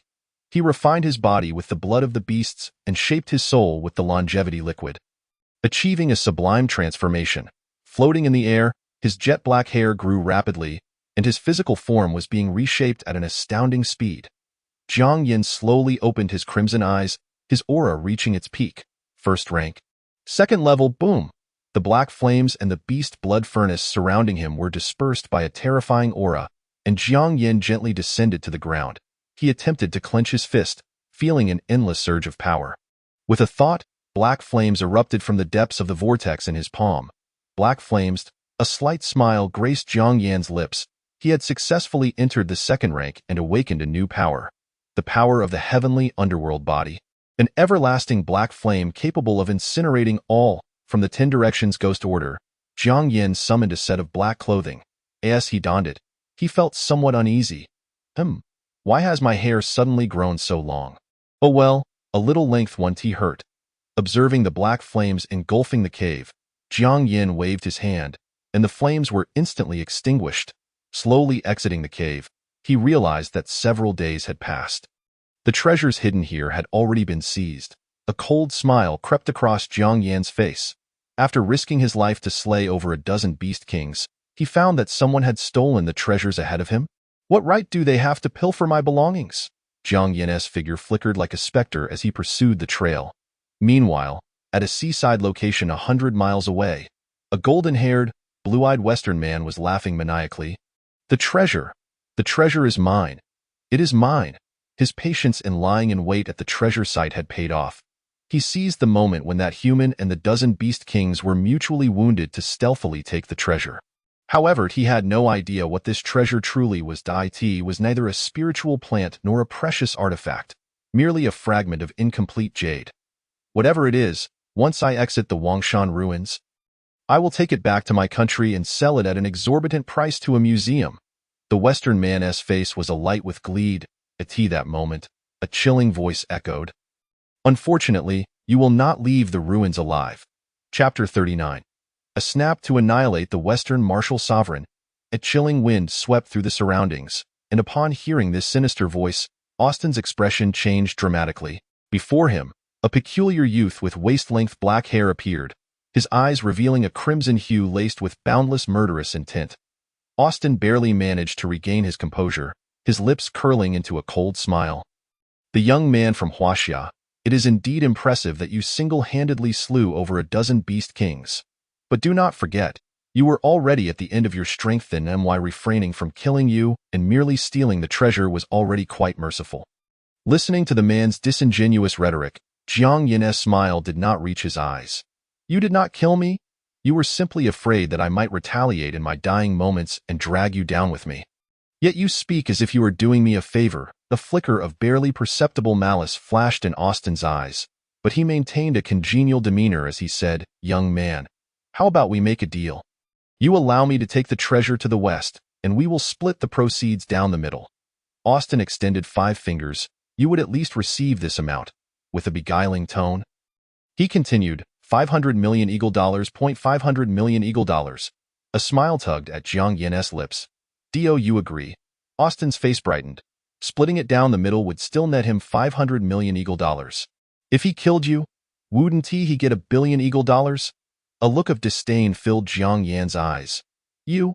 Austin realized he had been played. His countenance contorted with rage. You are simply refusing to drink, instead opting for the bitter wine. Jiang Yin ceased to engage in further conversation, his form flickering like a specter as he struck towards Austin's heart. This strike was swift and fierce, entwined with black energy. It would obliterate a person's soul. Austin squinted, his chest erupting with radiance as he swiftly distanced himself from Jiang Yin. Foolish Huaxia man, the Wangshan ruins have already been encircled by our Eagle Nation warriors. All the opportunities you have garnered will be willingly surrendered. Annoyed, Jiang Yin snapped his fingers, and a wave of black flames surged forth, rapidly advancing towards Austin. Wherever the black flames swept through, they ignited eternal and indomitable soul flames. Austin's pupils trembled. Facing the rapidly approaching black flames, he sensed death. Holy light baptism. No longer concealing his power, Austin unleashed his third-rank martial sovereign prowess, golden radiance enveloping him as he transformed into a suit of holy golden armor. With a swift blow of his holy sword, he cleaved through the black flames. However, the severed black flames did not extinguish. Instead, they split into 2 fiery masses, clinging to Austin's holy sword as they burned. The black flames spread rapidly, engulfing the holy sword in an instant. Austin's expression changed drastically. As the black flames crept onto him, he hastily discarded the holy sword. Fear was etched across his face. What sort of anomalous ability is this? His holy sword possessed divinity, capable of dispelling all energies, yet the peculiar black flames could not be dispersed. You will know when you die, Jiang Yin stated as a ghostly weapon appeared in his hand. The tip swirling with black flames hurled toward Austin. Having witnessed the terror of the black flames, Austin dared not confront them directly, opting instead to evade. He unleashed holy beams in the air, attempting to pierce Jiang Yin. Ghostly weapon release, Jiang Yin uttered softly. Instantly, thousands of vengeful spirits transformed into ghostly swords, encircling Jiang Yin. Austin was once again left dumbfounded. Commanding 1,000 swords at once was something only a 6th-rank martial saint could accomplish. How could a mere youth wield 1,000 swords simultaneously? Black flames, Jiang Yin murmured once more. As his voice fell, thousands of ghostly swords ignited with black flames. The swords, ablaze with black flames, encircled Jiang Yin, resembling a scene of myriad swords returning to their master. This sight sent shivers down Austin's spine, driving him to the brink of despair. Austin's complexion turned pale, his lips turning purple. What sort of monster had he provoked? He must have been insane to dare covet the treasure. Now, could he still return the treasure and spare his life? Austin wore a smile more grotesque than a cry. Jiang Yan's gaze was frigid. At this moment? Surely, you jest. He lazily lifted his eyelids. It was the hottest part of the day. Jiang Yan spoke coolly. Noon has arrived. In an instant, thousands of ghostly swords, ablaze with black flames, trembled simultaneously, racing towards Austin, who had become a living target. Knowing he had no chance of survival, a trace of madness flickered in his eyes. I will have you accompany me in death. His dantian erupted with brilliant light. He was about to self-destruct. The self-detonation of a third-rank martial sovereign could obliterate a small town. Jiang Yan's eyes remained unperturbed. Let us see whether your self-detonation or your death comes first. Annihilate. Jiang Yan's voice was icy. One of the flying swords, seemingly guided by divine intervention, reached its pinnacle of speed and swiftly pierced through Austin's neck. A look of disbelief crossed Austin's face. In the next instant, black flames erupted from his neck, rapidly engulfing his entire being, igniting him into a fiery specter. Tormented by the excruciating pain of the black flames, he was driven to the brink of despair, devoid of any will to self-detonate.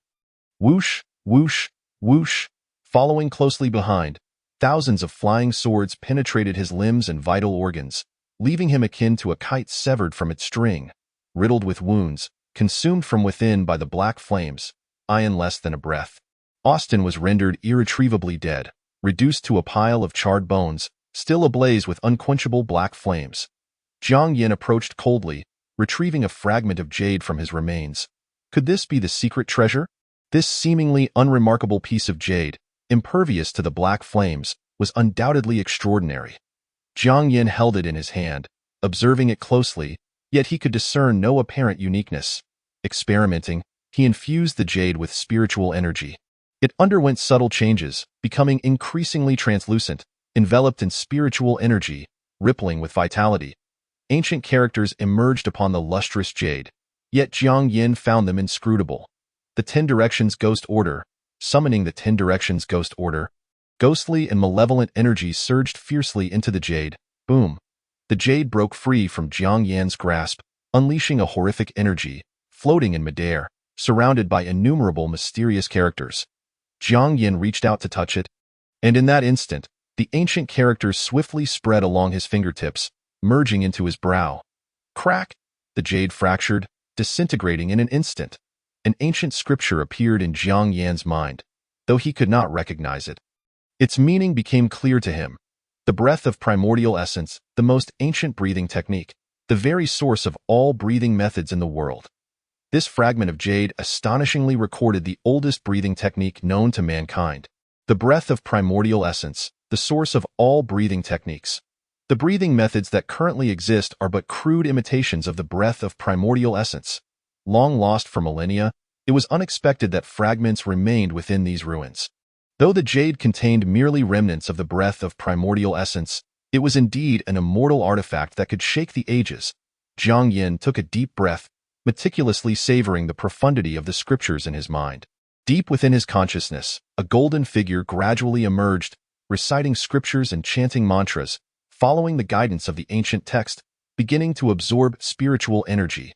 His breathing became rhythmic, at times heavy, at times slow, his entire being enveloped in radiance. As though he were in a celestial realm, with the sun and moon revolving around the golden figure. Endless vitality, a lineage that stretches back through time. Chapter 40. Awakened, the time for hunt. When Jiang Yan opened his eyes once more, the golden figure within his consciousness remained seated within his spiritual sea, unceasingly circulating, absorbing the heaven and earth's spiritual energy. His mastery of this energy had reached an exquisite level, allowing him to absorb it without needing to enter a comprehension chamber. Each breath he took nourished and rejuvenated him, restoring his body to its prime state. Truly, it was the source of breathing techniques. Even in its fragmentary form, it was unparalleled. Jiang Yan felt invigorated, his life force surging. Meanwhile, on the other side of the ruins, a group of blonde men wore expressions of utmost displeasure. Have you managed to contact that fool Austin? The blonde-haired, blue-eyed man inquired coldly. Unfortunately, Lord Caesar, it seems Mr. Austin has met with misfortune. His wheel of life has prematurely reached its end, replied a hollow-eyed man nonchalantly. The blond man named Caesar's expression darkened. All major factions in Huaxia are under our control. Who possesses the ability to eliminate Austin? It could be a smuggler, the hollow-eyed man stated blandly to a smuggler. How could a mere smuggler kill our elite? Lord Caesar, I have long warned you. Huaxia is teeming with hidden talents. Far more complex than you can imagine. Caesar scoffed. Seer, you seem overly concerned. Even if there are reclusive masters in Huaxia, they would struggle to survive against 100 of our martial sovereigns. With a wave of his hand, he issued orders to over 100 third-tier martial sovereigns. Conduct a carpet search. Kill that smuggler and seize the treasure. At this moment, several major consortium members delving deep into the ruins found themselves trapped within a barrier. Lin Tian smiled at the graceful woman beside him. Sister, I can guarantee that the smuggler who just killed the Western martial sovereign is definitely the Ghost Immortal. Lin Wanyu shot him an exasperated glance. We are both captives now. What are you prattling on about the Ghost Immortal for? If it weren't for your carelessness falling into a trap, we wouldn't be in such a sorry state. Sister Lin Tian pleaded, it's all these foreigners' fault for being so cunning. Ambushing us with over a dozen martial sovereigns near the treasure. What could I do? Besides, we have Missine accompanying us. Lin Tian glanced at the not-so-distant Yin Lingxi. Yin Lingxi clutched her injured arm. Her complexion pale. Having lost her life elixir and suffered severe injuries, she appeared exceptionally weak. Her beautiful eyes glistened. If that fellow were by my side, these Western warriors would never be able to touch a hair on me. Oh, here we go again. The Baichao group and the Shansheng consortium are archenemies. Lin Tian rushed over to Mok, still referring to him as that fellow, not even knowing his name. Do you think he will come to save you? Lin Tian made a gesture across his neck. The fellow you speak of has likely run into misfortune and been eliminated. Nonsense. Yin Lingxi shot him a fierce look, causing Lin Tian to shudder. What nonsense have I spoken? You have yet to encounter the Ghost Immortal, unaware of his formidable strength. The person I met subdued 2 beast kings with just 2 punches. He is 100 times stronger than the Ghost Immortal. Yin Lingxi refused to let Jiang Yin be compared unfavorably. Jiang Yin had saved her life. In her heart, he was infinitely stronger than the rumored Ghost Immortal. Just cling to your unrealistic fantasies and wait for your fellow to rescue you. Lin Tian retorted, his expression proud, unfazed even as a captive.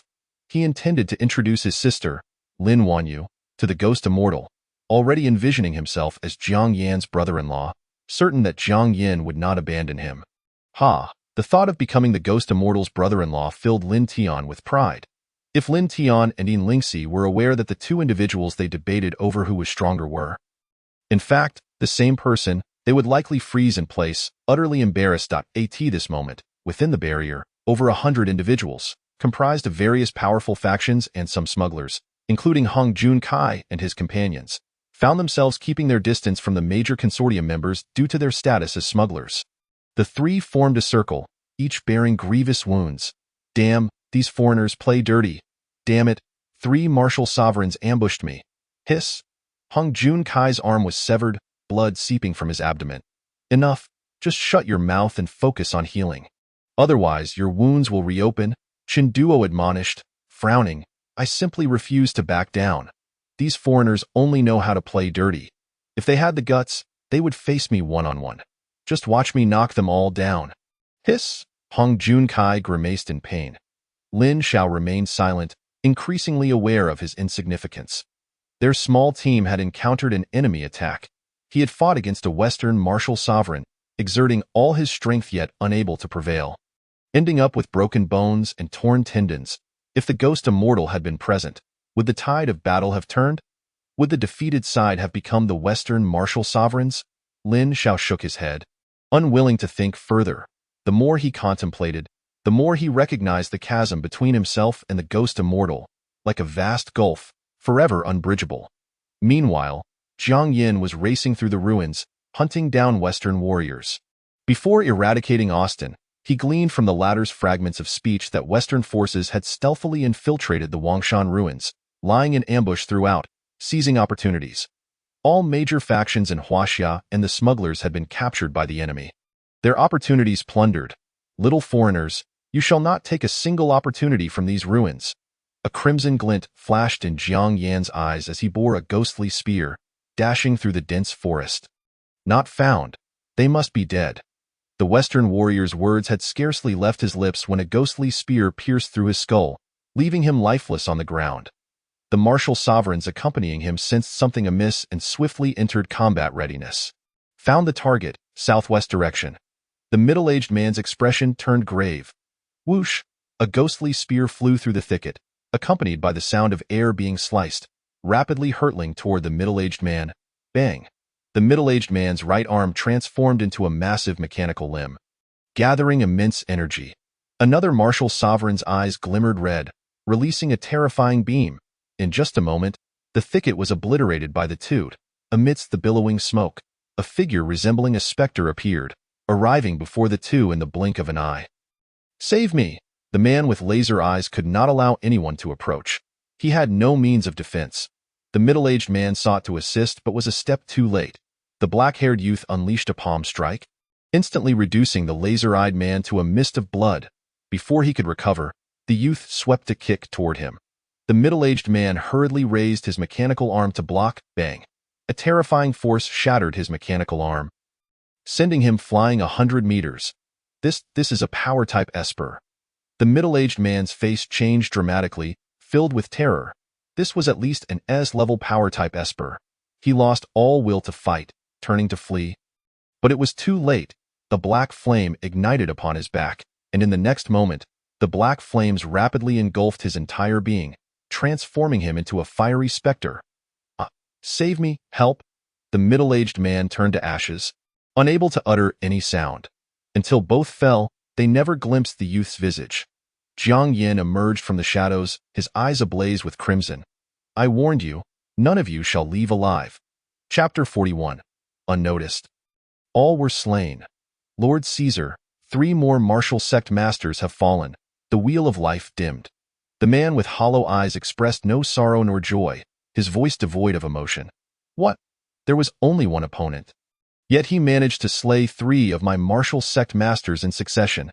Caesar's expression shifted dramatically. How could this be possible?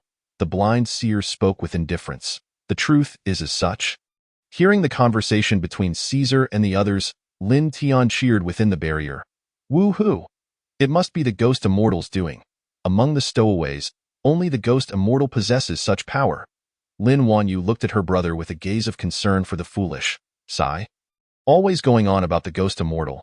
Could it be that her brother is Nantong? In Lingxi's beautiful eyes also sparkled with realization. It must be him.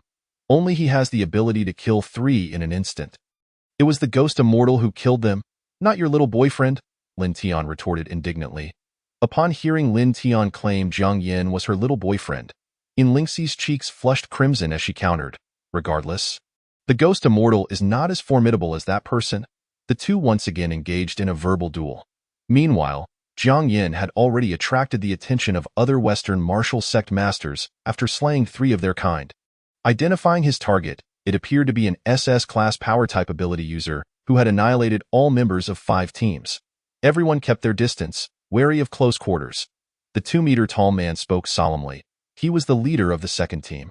Du Cao, with a formidable strength of 3rd stage, 6th level, blessed as an A-class power type. He leaped 1,000 meters, locking onto Jiang Yin's coordinates in midair, akin to a meteor, hurtling toward him with great speed. Sensing the murderous intent, Jiang Yin did not halt his swift advance. He raised his hand to clash with the descending Du Cao. Bang! The terrifying pressure reverberated. Du Cao landed steadily, brushing off the dust from his clothes, his eagle-like gaze piercing through the swirling smoke, fixating on Jiang Yin. Whoosh! A shadow darted from the dust, wielding a ghostly spear, striking unexpectedly. Du Cao, seasoned in battle, predicted Jiang Yin's movements, evading to the side, seizing the ghostly spear with one hand, and executing a swift kick. Jiang Yin raised his knee to block, his thoughts racing. The ghostly spear ignited with dark flames. Boom! Du Cao sensed the danger early, releasing his grip on the ghostly weapon and distancing himself from Jiang Yin. As an international mercenary, he had participated in countless battles, having slain thousands, encountering all manner of foes, and understood them intimately. Your combat style has been deciphered, young man from Huaxia. I must admit you possess remarkable skill. Given 5 years, you might surpass me. Du Cao tightened the special bandage in his hand, but regrettably, I shall not grant you the opportunity to grow, for today, you shall perish here. And no sooner had he spoken. His fist, cutting through the air, surged toward Jiang Yan's face. Jiang Yan raised his arm to block, only to feel a chill as a gleaming dagger pierced his heart, relentlessly driving deeper. Earthly ruin, Jiang Yan swiftly retreated. Summoning the ghostly corpse, roar, the earthly ruin emerged, roaring and furiously lunging at Du Cao. Before Jiang Yan could catch his breath, a tremendous beam of light erupted from behind him, its terrifying energy capable of leveling a building. Boom, boom, boom. The colossal beam bombarded incessantly, reducing all living things to ashes. Target eliminated. A silver-haired man stood atop an ancient tree, retracting his compound bow, preparing to report back to Caesar. Whoosh! A ghostly sword shot forth, piercing through his chest. Poof! Cough coughed. How is this possible? The silver-haired man's eyes brimmed with disbelief as he gazed at the boy beneath the red umbrella, terror-stricken. You monster! Jiang Yan, holding the red umbrella, coldly observed the silver-haired man's fading life. In that critical moment, he had summoned the red paper umbrella, utilizing the illusionary technique of Mirror Flower Water Moon to transfer the damage from the silver-haired man's terrifying beam to Du Cao. The silver-haired man, caught off guard, was slain by a single strike, while Du Cao, bearing the brutal force of the beam, suffered grievous injury, teetering on the brink of death. It would not be long before he was torn apart by the earthly ruin. However, the crisis was not yet averted, as he was still pursued and besieged by dozens of martial sect masters. The original breathing technique was in motion, and Jiang Yan's injuries healed at a visible rate, his stamina rapidly replenishing. With the command of the Ghost Order, the spirits obeyed. Jiang Yan, wielding the 10 Directions Ghost Order, spoke coldly, Knight of the 100 Ghosts. As soon as the words left his lips, a chilling wind swept across a 100-mile radius, obscuring the previously clear sky with ominous clouds, and in an instant, ghostly figures swarmed, specters scattered. He needed the 100 ghosts to buy him time, to disrupt the formations of the dozens of Western martial sect masters, allowing him to eliminate them one by one, nowhere to escape. Another martial sect master charged in, possessing divine feathers that unleashed indomitable, slashing power capable of cleaving all. Jiang Yan scoffed. Who said I was going to flee? The 100 ghosts instantly transformed into 100 ghostly swords, clashing with the airborne divine feathers. Clang, clang, clang. The avian man's expression shifted dramatically. Impossible. How can you control so many swords simultaneously? Well asked, for I am the sword immortal. As soon as he finished speaking, Jiang Yan commanded the 100 ghostly swords, surrounding him, and in an instant, they struck from various angles toward the avian man. Dark flames. Jiang Yan's eyes flashed crimson as over 200 ghostly swords ignited in black fire, encircling the avian man, forming a tempest of flames. Jiang Yan clenched his palm. Suppress. Over 200 ghostly weapons besieged the avian man, sealing off all avenues of escape. Poof. The sound of flesh being pierced echoed. The avian man let out a piercing scream, his body riddled with holes and engulfed in flames. The ghostly swords once more swirled around Jiang Yan as he rode the swords, hunting down the Western martial sect masters. Whoosh, whoosh, whoosh. Each ghostly sword, like a bolt of lightning, swiftly dispatched numerous early-stage third-level martial sect masters. Jiang Yan, having slain over 30 martial sect masters in one breath, was drenched in blood, resembling Ashura returning from hell. But this blood was not his own. It belonged to his enemies, sprayed upon him by the ghostly swords, the remaining Western martial sect masters. Upon seeing Jiang Yan, fled in terror as if encountering a demon, discarding their armor and fleeing in disarray, unwilling to engage him. With the original breathing technique, Jiang Yan seemed to possess boundless spiritual power. And coupled with his precise mastery over spiritual energy, he could control swords with near-limitless capability. He even summoned a Yama, advancing while slaughtering without hindrance. By the time Jiang Yan reached the ancient ruins, he commanded 1,000 ghostly swords simultaneously. Flanking him were the earthly and heavenly ruins, 2 ghost generals, while behind him loomed the Yama deity. His imposing presence confronted Caesar directly. So you are the mastermind behind the Western Consortium? Jiang Yan asked nonchalantly, hands in his pockets. Caesar's pupils trembled.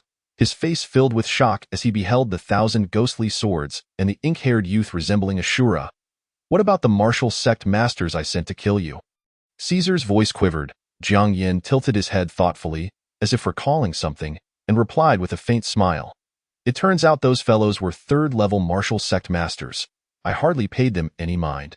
Caesar's pupils constricted to the size of pinholes, for he heard the black-haired youth declare, "I was careless and ended up killing them all." Chapter 42. The hero appears, slaying Caesar. Killed them all? That amounts to 100 martial sect masters. Even a fourth-level martial king could not achieve such a feat easily. Caesar still clung to a glimmer of hope as he turned to the blind seer. "Seer, are they still alive?" The hollow-eyed man shook his head. "I am sorry, Lord Caesar. I can no longer sense the wheel of life among them." Caesar's pupils contracted. "How can this be? All 108 of my martial sect masters killed by him?" He looked at Jiang Yin, his eyes filled with terror. Jiang Yin stepped forward, 1,000 ghostly swords swirling around him, creating a terrifying aura. The ghostly deity Yama glared fiercely, shaking the hearts of all present, causing them to avert their gazes. Caesar, gripped by fear, sensed death drawing near. He roared, "Boy, if you dare come closer, I will kill everyone in the barrier." Caesar took the people within the barrier as hostages, seeking a sliver of survival, unwilling to meet his demise. Jiang Yin remained deaf to his pleas, continuing to advance step by step towards Caesar. Caesar was nearly driven mad. "The people in the barrier are your compatriots. How can you disregard their lives? Their lives are of no concern to me, but your death is of utmost importance."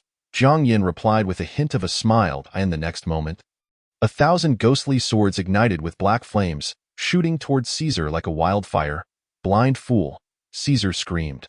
The hollow-eyed man produced the void staff, gently waving it, immobilizing the 1,000 ghostly swords in midair. Jiang Yin raised an eyebrow, observing the blind man wielding the void staff, intrigued. "What is this heavenly artifact you possess?" "Quite interesting, this class heavenly artifact, the void staff," the hollow-eyed man replied with a faint smile. "Why waste time with him? Kill him, quickly, kill him." Caesar was gripped by an innate fear of Jiang Yin. The hollow-eyed man shook his head lightly. "Lord Caesar, I am not his match." What did you say?" Caesar's forehead was drenched in cold sweat. "Through the endless void, I perceive an ancient ghostly deity." The blind man gazed at Jiang Yin. Though his eyes were blinded, he could sense the presence of Yama. That is a transcendent existence, capable of wielding life and death. How could mere mortals dare to oppose it?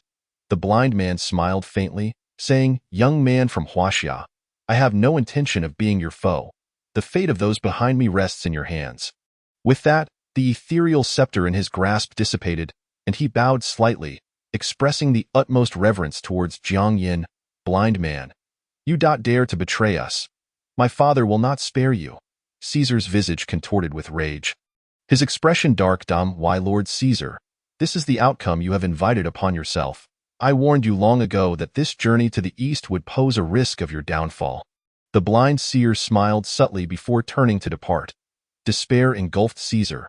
All 108 martial masters who accompanied him had perished, and even the blind seer, who had always stood by him, abandoned him. "My father is from the Eagle Nation." Before Caesar could finish his words, a wave of black flames engulfed him. Jiang Yan's face remained impassive. Noisy, he had no desire to listen to his opponent's threats. He could easily surmise what Caesar was about to say, merely boasting about the might of his backing, asserting that he could not be killed. After a journey filled with bloodshed, his ears had grown calloused to such complaints. "Help me, father! Save me!" Caesar's desperate cries echoed, and no matter how he flailed on the ground, the black flames refused to be extinguished until he was consumed entirely. Crack! The immense barrier nearby shattered with a thunderous crash. Everyone within the barrier stood in stunned silence, astonished by the scene unfolding before them. Who was this youth with flowing black hair, who single-handedly slaughtered 108 martial masters from the west?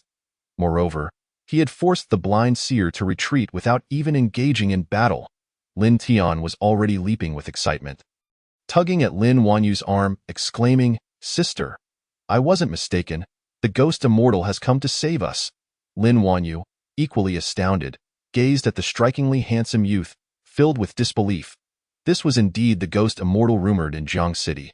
Lin Tian cast a mocking glance at Yin Lingxi, ready to hurl a few jibes, only to see her gazing at Jiang Yin with profound admiration. Upon recognizing Jiang Yan's visage, Yin Lingxi's beautiful eyes sparkled with realization. Indeed, it is he. Only he possesses such power. Wait a moment. What did Lin Tian just call him? Ghost Immortal? He is the Ghost Immortal? Yin Lingxi's eyes brimmed with astonishment. Throughout their quarrel, it turned out they had been vying over the same individual, the Ghost Immortal Jiang Yin. The most extraordinary figure in Jiang City, Lin Tian also realized that the person Yin Lingxi spoke of was indeed Jiang Yin. Connecting the dots with her previous glance at Jiang Yin, he suddenly grew anxious. Miss Yin, you must not set your sights on Jiang Yin. He is my sister's man. However, Lin Wanyu's demeanor suggested she was unfamiliar with him. Yin Lingxi smirked. I share a bond of deep trust with the Ghost Immortal. With that, a faint blush crept across her cheeks. Lin Tian, sensing the gravity of her words, urgently exclaimed, Sister, you must charm the Ghost Immortal, lest he be deceived by the fox spirit of the Yin family. Ouch! Lin Wanyu lightly smacked Lin Tian on the head, her expression warm. My dear brother, you needn't concern yourself with my affairs.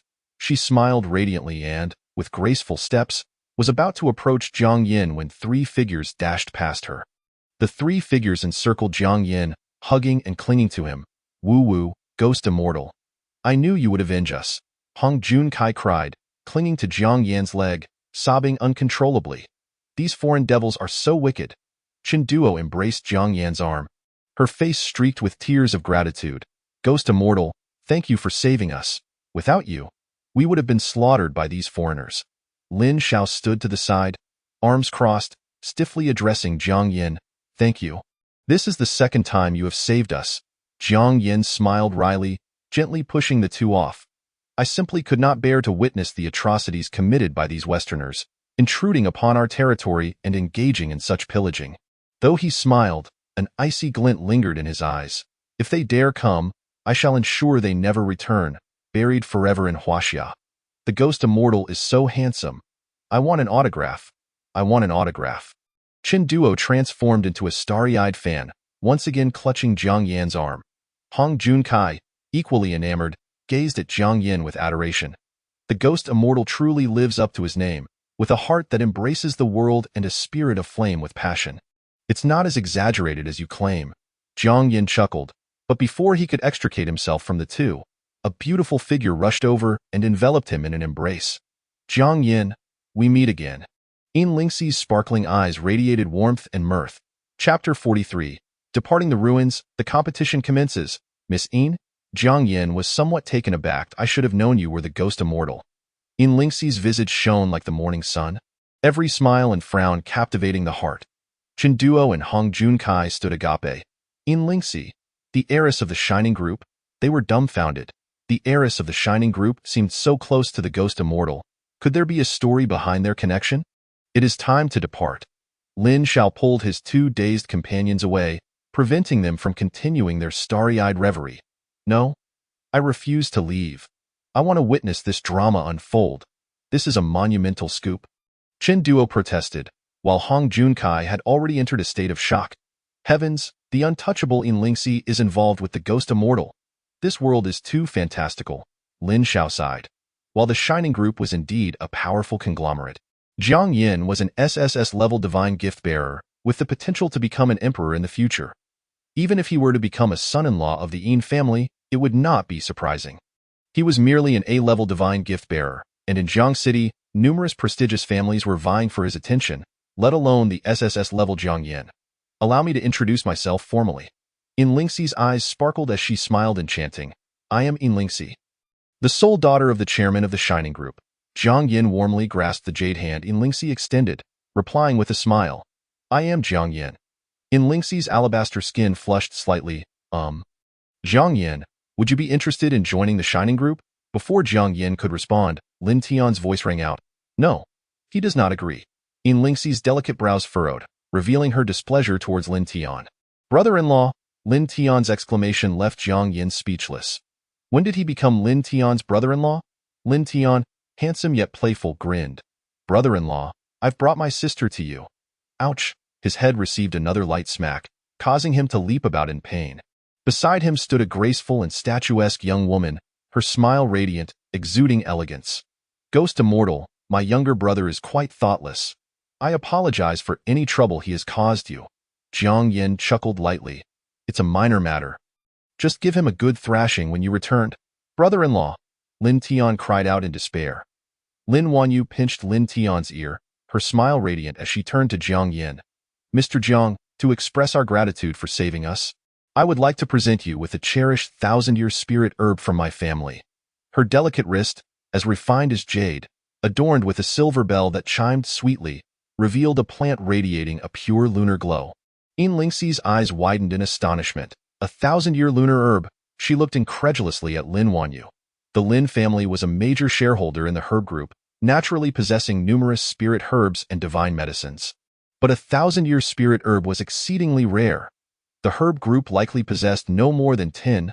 Lin Wanyu's generosity in gifting such a treasure to Jiang Yin suggested only one possibility.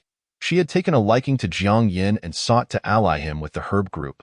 Yin Lingxi's brows knitted tightly. She would never allow Jiang Yin to join her family's rival group. Jiang Yin, thank you for saving me once again. Yin Lingxi blinked her large eyes, raising a hand to reveal a vial of golden potion. To express my gratitude for saving me twice, I present you with this ancient potion. Yin Lingxi pressed the golden concoction into Jiang Yan's hands. The onlookers were struck with awe at the mention of the ancient potion. The ancient potion. It was derived from the genes of ancient martial emperors. Who would have thought that the Shining Group had truly developed such an astonishing elixir?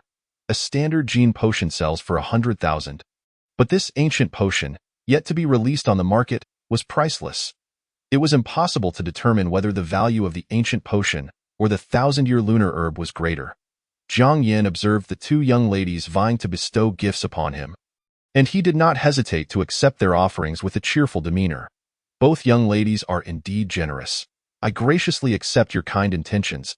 He placed the ancient potion and the 1,000-year lunar herb into the 10 Directions Ghost Order. Jiang Yin smiled as he bid farewell to the group. I have matters to attend to. I shall take my leave first. Wait. Yin Lingxi and Lin Wanyu spoke in unison, hoping to retain him. But in an instant, they realized Jiang Yin had vanished without a trace. Lin Wanyu and Yin Lingxi glared at each other, ultimately huffing in unison before turning away, refusing to meet each other's gaze. Beside Lin Wanyu, Lin Tian chuckled mischievously. Sister, are you smitten with the Ghost Immortal? I found you an excellent match, didn't I? Humph. He's merely the strongest in Linjiang Province. In recent years, SSS-level divine gift bearers have emerged in the Imperial Capital and the Magic Capital. There are countless individuals stronger than him among the clouds. Lin Wanyu retorted. Lin Tian blinked. Sister, why is your face flushed? I am merely radiant. Lin Wanyu pinched Lin Tian's ear and stormed off in anger. How curious! My sister rarely blushes. Lin Tian scratched his head in confusion, following her with an eager bounce. Yin Lingxi, equally incensed, stomped her foot. What a brazen display! I had intended to invite you to the Shining Group for a visit. Her enchanting visage rarely revealed a hint of desolation as she retrieved her elixir of immortality, leaving the Wangshan ruins with a countenance full of displeasure. The other individuals within the ruins stood utterly astonished. Their mouths agape. Am I losing my mind? Did I just witness Yin Lingxi and Lin Wanyu vying for attention out of jealousy? I must be going insane. No, I too saw it. The two goddesses were indeed competing for the affections of a ghostly immortal. If the outside world were to learn of this, who would dare to believe it? I have heard that the young master of the Gu family in Modu is pursuing Lin Wanyu. If he were to find out that the usually aloof goddess blushed in front of another man, he would surely go mad. Haha, this is going to be quite the spectacle. It seems the Gu family's young master is also an SSS-grade divine bestower. Moreover, he has already ascended to the 3rd tier, becoming a martial sect master. Meanwhile, Jiang Yin had discovered a spatial rift, which served as the exit from the ruins. Surely, I Haven T missed my chance? Without a second thought, he plunged into the rift, emerging from the Wangshan ruins. Once outside, his phone regained signal. Ding, ding, ding, ding, ding, ding, ding, ding, ding. His screen was flooded with missed calls and over 99 unread messages. Zhou Peng, Zhang Gu, where are you? The Jiangxing martial arts competition has begun. You must hurry. Yi Ran, Jiang Yin, where have you gone? Yun Tianjia, Jiang Gu, 3 of us have already been eliminated. Everyone is counting on you to turn the tide. Zhang Xiaosheng, Lao Jiang, are you all right? You didn't perish in the ruins, did you? If you're alive, please respond quickly. Don't make everyone worry. Gazing at the barrage of messages, Jiang Yin could only manage a wry smile as he sped towards the city, replying to each with the 2 words, "Wait for me," at that moment. The Jiangxing Martial Arts Arena was bustling with high school students from all over Linjiang, the competition reaching a fever pitch. The team from Linjiang No. 2 High School had 10 members expected, but only 9 had shown up. After numerous challenges, 3 had sustained injuries and lost their eligibility, leaving only 6 still competing. Just as the atmosphere grew despondent for Linjiang No. 2, several phones in Class 2 suddenly chimed, jolting them into alertness. The sender was Jiang Yin, Chapter 44, a single strike to victory. What more is there to say? As the capital city of Linjiang Province, the Jiangxing Martial Arts Arena was as expansive as 10 sports stadiums combined. At this moment, it was teeming with students from across Linjiang Province, as well as municipal and provincial officials. Even top professors from martial arts universities had graced the event with their presence. It was a complete one-sided domination. Linjiang No. 2 High School had received substantial resources yearly, so how could they be so thoroughly outmatched by the prodigies of No. 3? The director of the Education Bureau voiced his confusion. In his recollection, Linjiang No. 2 had produced an SSS grade divine bestower, and he turned to the aged principal of No. 2 behind him, inquiring, "Where is that prodigy of yours? Why haven't we seen him compete?" The old principal, drenched in sweat, replied, "Well, the main character typically enters last. Young people often wish to maintain an air of mystery." The director nodded slowly. "You have a point. Today's youth certainly possess a unique character. While individuality is commendable, arrogance can be detrimental indeed. Director Shin, you are correct. When I next encounter that child, I shall certainly impart some wise counsel to him. To rectify his mindset." The old principal nodded vigorously. The old principal was already terrified. He was in the midst of his transfer to Kyoto and did not wish for any mishaps to occur at No. 2. Jiang Yin, please make your appearance soon.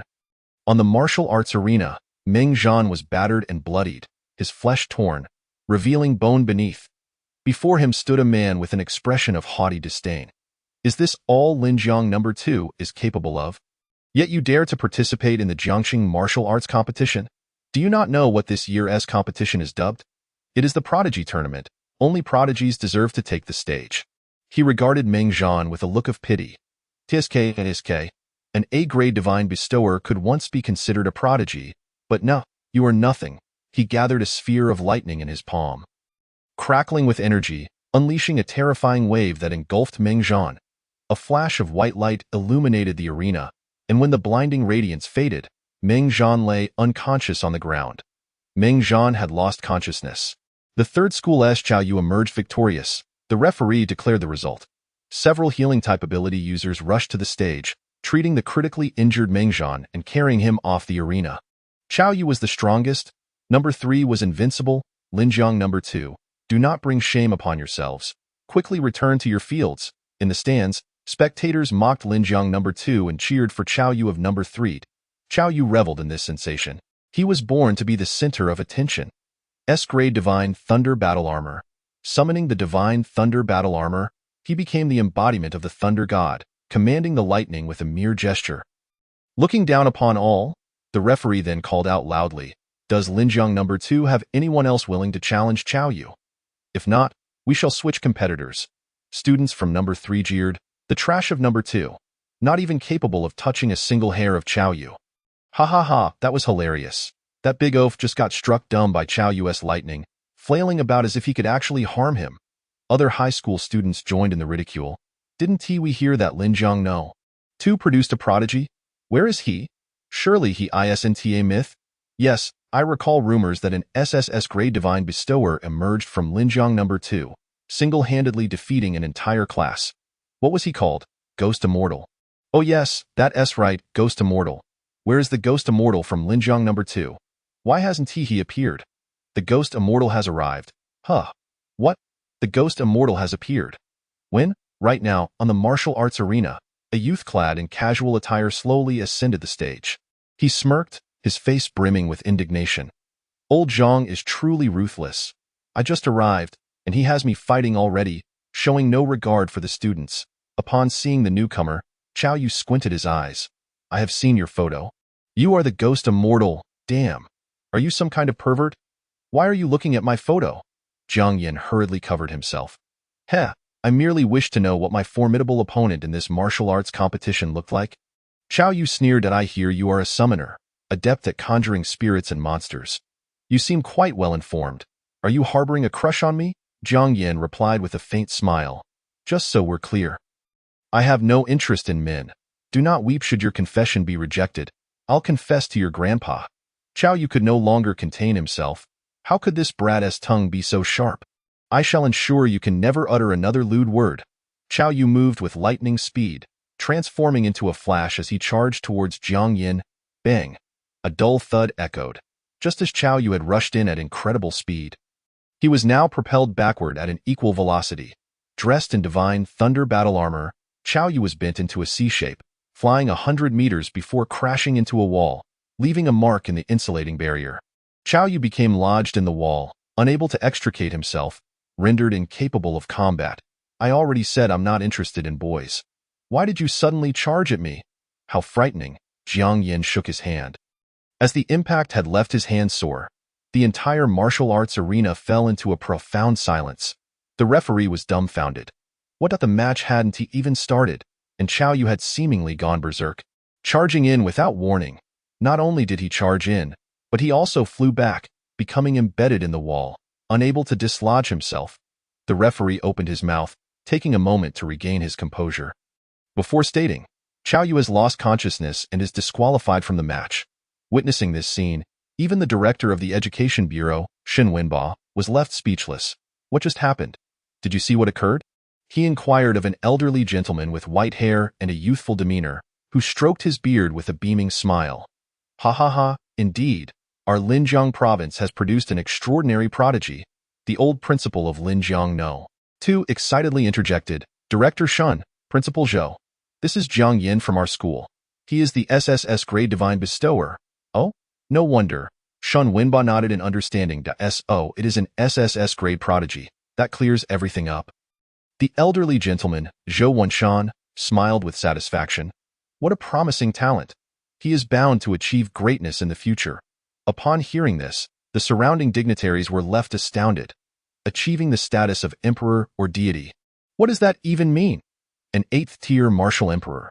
A 9th-tier martial deity. Currently, there exists only one 8th-tier martial emperor in China, safeguarding a millennium of prosperity, with no foreign power daring to encroach. Over the course of a millennium, only one 8th-tier martial emperor has emerged in China, not to mention the 9th-tier martial deity, a being from a millennium ago. For Zhou Wanshan of the Sacred Academy to bestow such accolades as becoming an emperor or deity upon this child foretells an infinitely brilliant future. He may even bear the weight of the future of all of China. Chapter 45. Sleeping while cultivating. In the observation area of Linjiang No. 1, a white-haired youth gazed with fervor. Ghost immortal. You are indeed as formidable as the legends suggest, worthy of being my opponent, Lin Feiyu. He was a dual-born divine bestower, with each bestowed divine gift being of SSS grade, a double SSS grade divine bestower. Lin Feiyu's blood surged with excitement. Ghost immortal, I eagerly await the moment we clash. On the viewing platform of Linjiang No. 7 Middle School, Lu Qingming, with her delicate fingers entwined in a strand of her silky hair, wore a radiant smile. Gue Xian, you have me so excited. She felt a warmth spreading through her body. Gue Xian, let us battle until dawn. In the martial arts arena, with a single punch, Jiang Yin sent Chao Yu from No. 3 Middle School flying out of the ring. Without lingering, he casually stuffed his hands into his pockets and strolled back to the reception room. Upon arriving, he was immediately called over by Zhang Xiaosheng. Old Zhang, is there something else? Jiang Yin asked lazily. Having rushed from the ancient Wang Mountain ruins to the Jiangqing martial arts arena without pausing for even a moment, it had taken him half an hour. Were it not for his mastery of the primordial breathing technique to restore his stamina and mental acuity, he would have collapsed along the way. After finally reaching the martial arts arena, Zhang Xiaosheng wasted no time and pushed him onto the stage, instructing him to deal with Chao Yu from No. 3. Now that Qiao Yu was taken care of, why was Zhang Xiaoxing still asking him about matters? Approaching Jiang Yin, Zhang Xiaoxing placed a hand on his shoulder, his serious expression softening into a smile. It's good to be back safe. Jiang Yin was momentarily taken aback, then replied with a grin, just kidding. I was completely invincible at the Wang Mountain ruins. Even the Beast King had to steer clear of me. Yes, we all believe in you. Now, take a good rest, Zhang Xiaoxing said with a chuckle.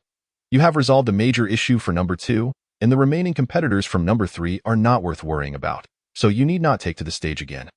That is splendid news. I can finally rest properly for a few days, Jiang Yin exclaimed with a yawn. Even with the primordial breathing technique to rejuvenate him, he still felt the need to truly rest and lie down for a good sleep. Brother Jiang, let me take you to the resting room. As Jiang Yan's most devoted follower, Zhou Peng eagerly took on the role of guide, leading him toward the resting area. On their way, Zhou Peng's chatter was incessant, extolling the beauty of the girls from various schools and naming the campus belles. Such trivial topics only deepened Jiang Yan's drowsiness. Hee, in my heart, the most beautiful goddess is still the campus belle of Linjiangno. Bye. Why am I stuttering? Zhou Peng, who had been talking like a machine gun, suddenly tripped over his words, prompting Jiang Yin to look up in curiosity. What he beheld was a breathtakingly beautiful face.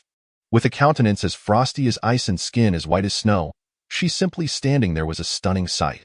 Bai Luoxue stood before Jiang Yin and Zhou Peng, her expression devoid of emotion. What a coincidence, we meet again. Jiang Yin greeted naturally, then recalled something. About the 100 bottles of genetic potions you lent me. They were a gift. No need for repayment, Bai Luoxue replied coolly, her azure eyes shimmering with an otherworldly beauty that captivated the heart and soul. Zhou Peng, standing beside them, was left speechless. What was happening? His idol, Brother Jiang, was acquainted with the goddess he longed to dream about, and it seemed their relationship was rather close. Brother Jiang, Jiang Shun. What on earth have you been up to behind my back? You didn't watch the match? Jiang Yin inquired. Bai Luoxue shook her head. I don't enjoy watching such things. What a coincidence, I also dislike watching others fight, so I was headed back to my room to rest. Jiang Yin replied with a smile. Bai Luoxue turned her gaze to Jiang Yin, her lips curving slightly. Rest well, someone intends to challenge you. That person is quite formidable. Oh, just how formidable? Are they stronger than me? Jiang Yin asked playfully, finding Bai Luoxue's seemingly clueless demeanor irresistible to tease. As expected, Bai Luoxue's delicate brows furrowed, her previously aloof demeanor giving way to an adorably perplexed expression. After pondering for a while, she shook her head at Jiang Yin. I don't know who is stronger. Jiang Yin chuckled softly, enticingly inquired, I could tell you the answer now. Would you like to know? Not interested, Bai Luoxue replied. Shaking her head, I will personally watch the matches related to you, and the answer will reveal itself. Is that so? I will provide you with a satisfactory answer when the time comes, Jiang Yin said. Waving goodbye as he turned to leave. Goodbye, Bai Luoxue replied sweetly, waving farewell.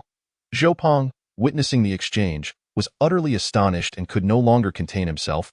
Brother Jiang, when I was introducing Bai Luoxue to you, you said you didn't know her. I only just got to know her recently, Jiang Yin shrugged. And it was rather forced. I even accepted 100 bottles of genetic potions, playing the role of a pretty boy. Naturally, he would not divulge this to Zhou Peng. The Jiangqing martial arts arena was vast, with each contestant provided a fully equipped room. Upon entering his room, Jiang Yin wasted no time and collapsed onto the bed. Utterly exhausted, slipping into a deep slumber in his dreams, his consciousness arrived at the 10 Directions Ghost Order, where the ancient tome, bound in chains, automatically opened, flipping through its pages until it settled on the page of the Immortal Tao Canon. This page was incomplete, the ancient, yellowed parchment retaining only half. Ancient scriptures emerged from the tome, swirling around Jiang Yan's consciousness and continuously flooding into his mind. Immortal Tao Canon, a legacy from the ancient celestial era. Created by an immortal underworld emperor, this technique is divided into 10 levels, each representing a transformation. A mortal body that reaches the 10th level can achieve an indestructible physical form and an immortal soul. Even in slumber, Jiang Yan's consciousness continued to cultivate, successfully stepping into the first level of the Immortal Tao Canon under the guidance of the ancient scriptures.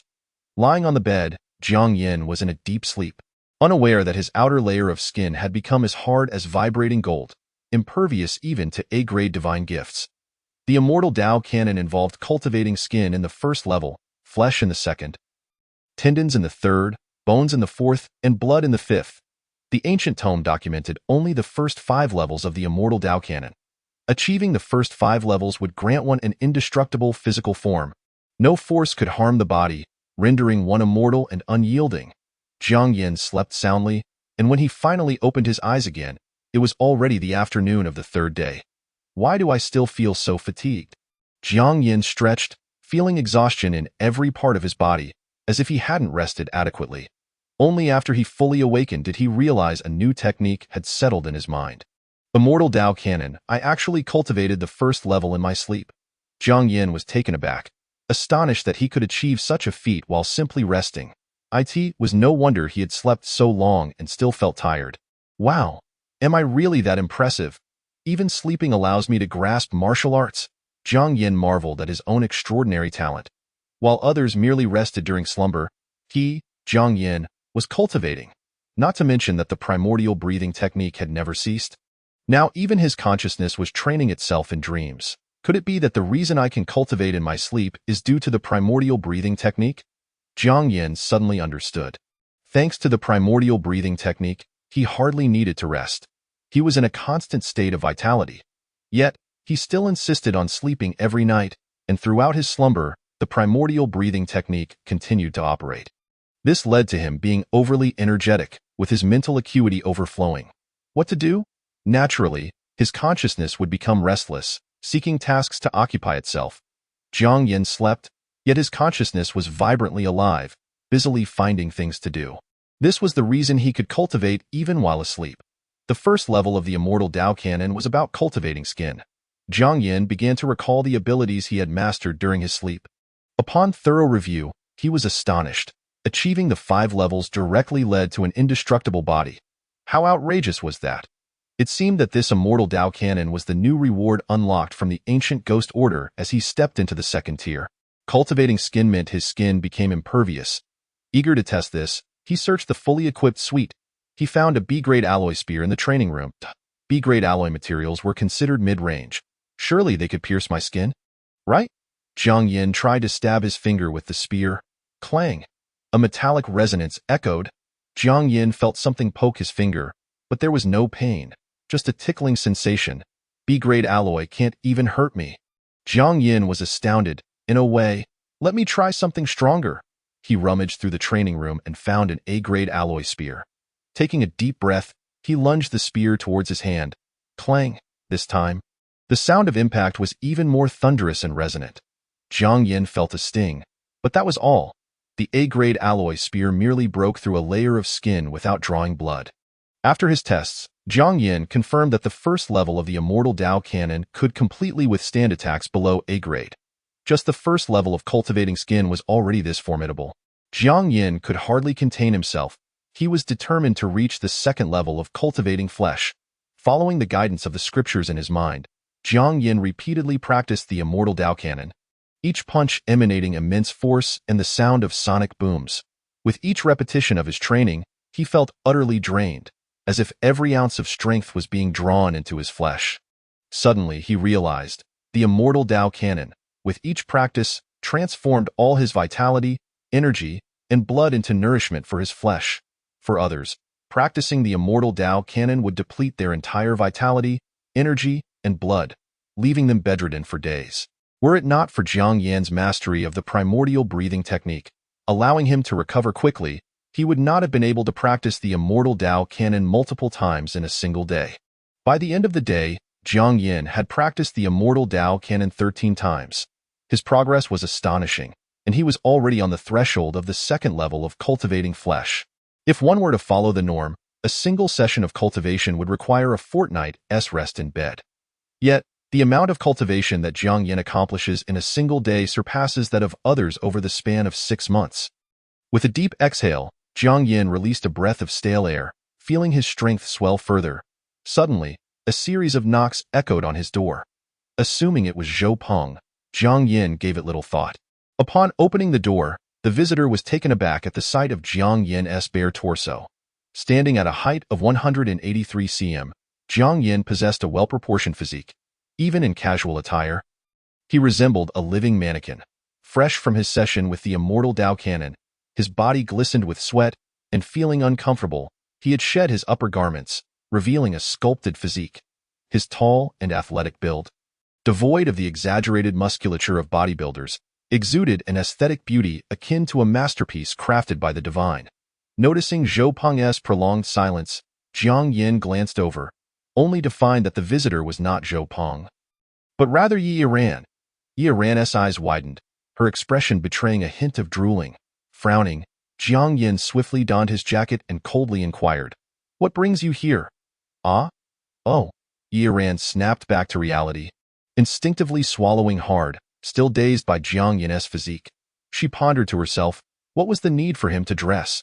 Why couldn't she admire him a little longer? Since when did Jiang Yin become so stingy?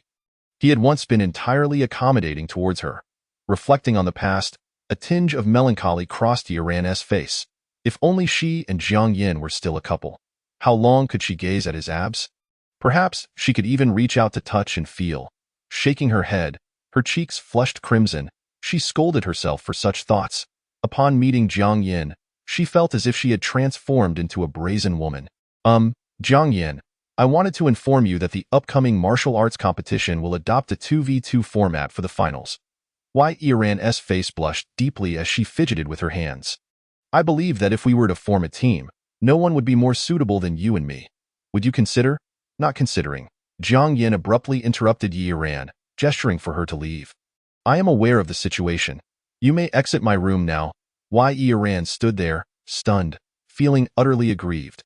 Their relationship had once been so close. Why had it soured? Yes, at that time, witnessing Jiang Yin's lack of awakening to divine gifts had led her to choose to part ways with him. But that was not her fault. Anyone would choose to break up upon discovering their partner had not awakened their divine gifts.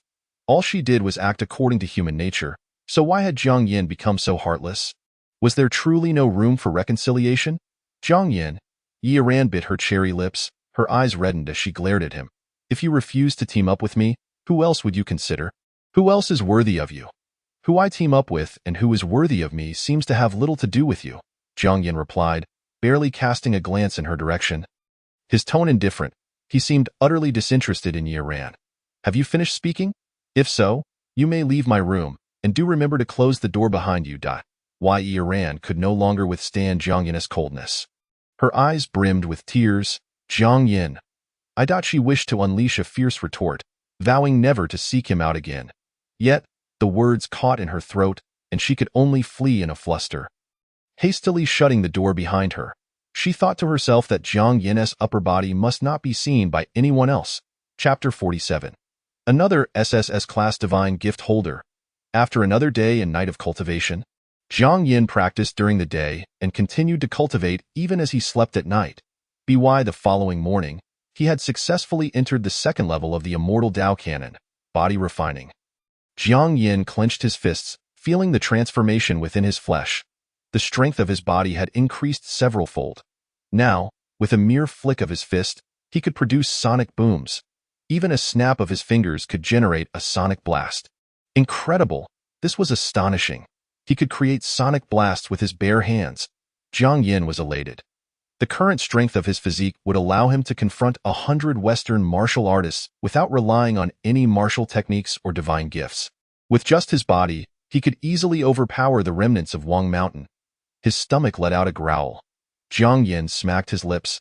He was feeling hungry and decided it was time to sample the offerings at the Martial Arts Academy's cafeteria.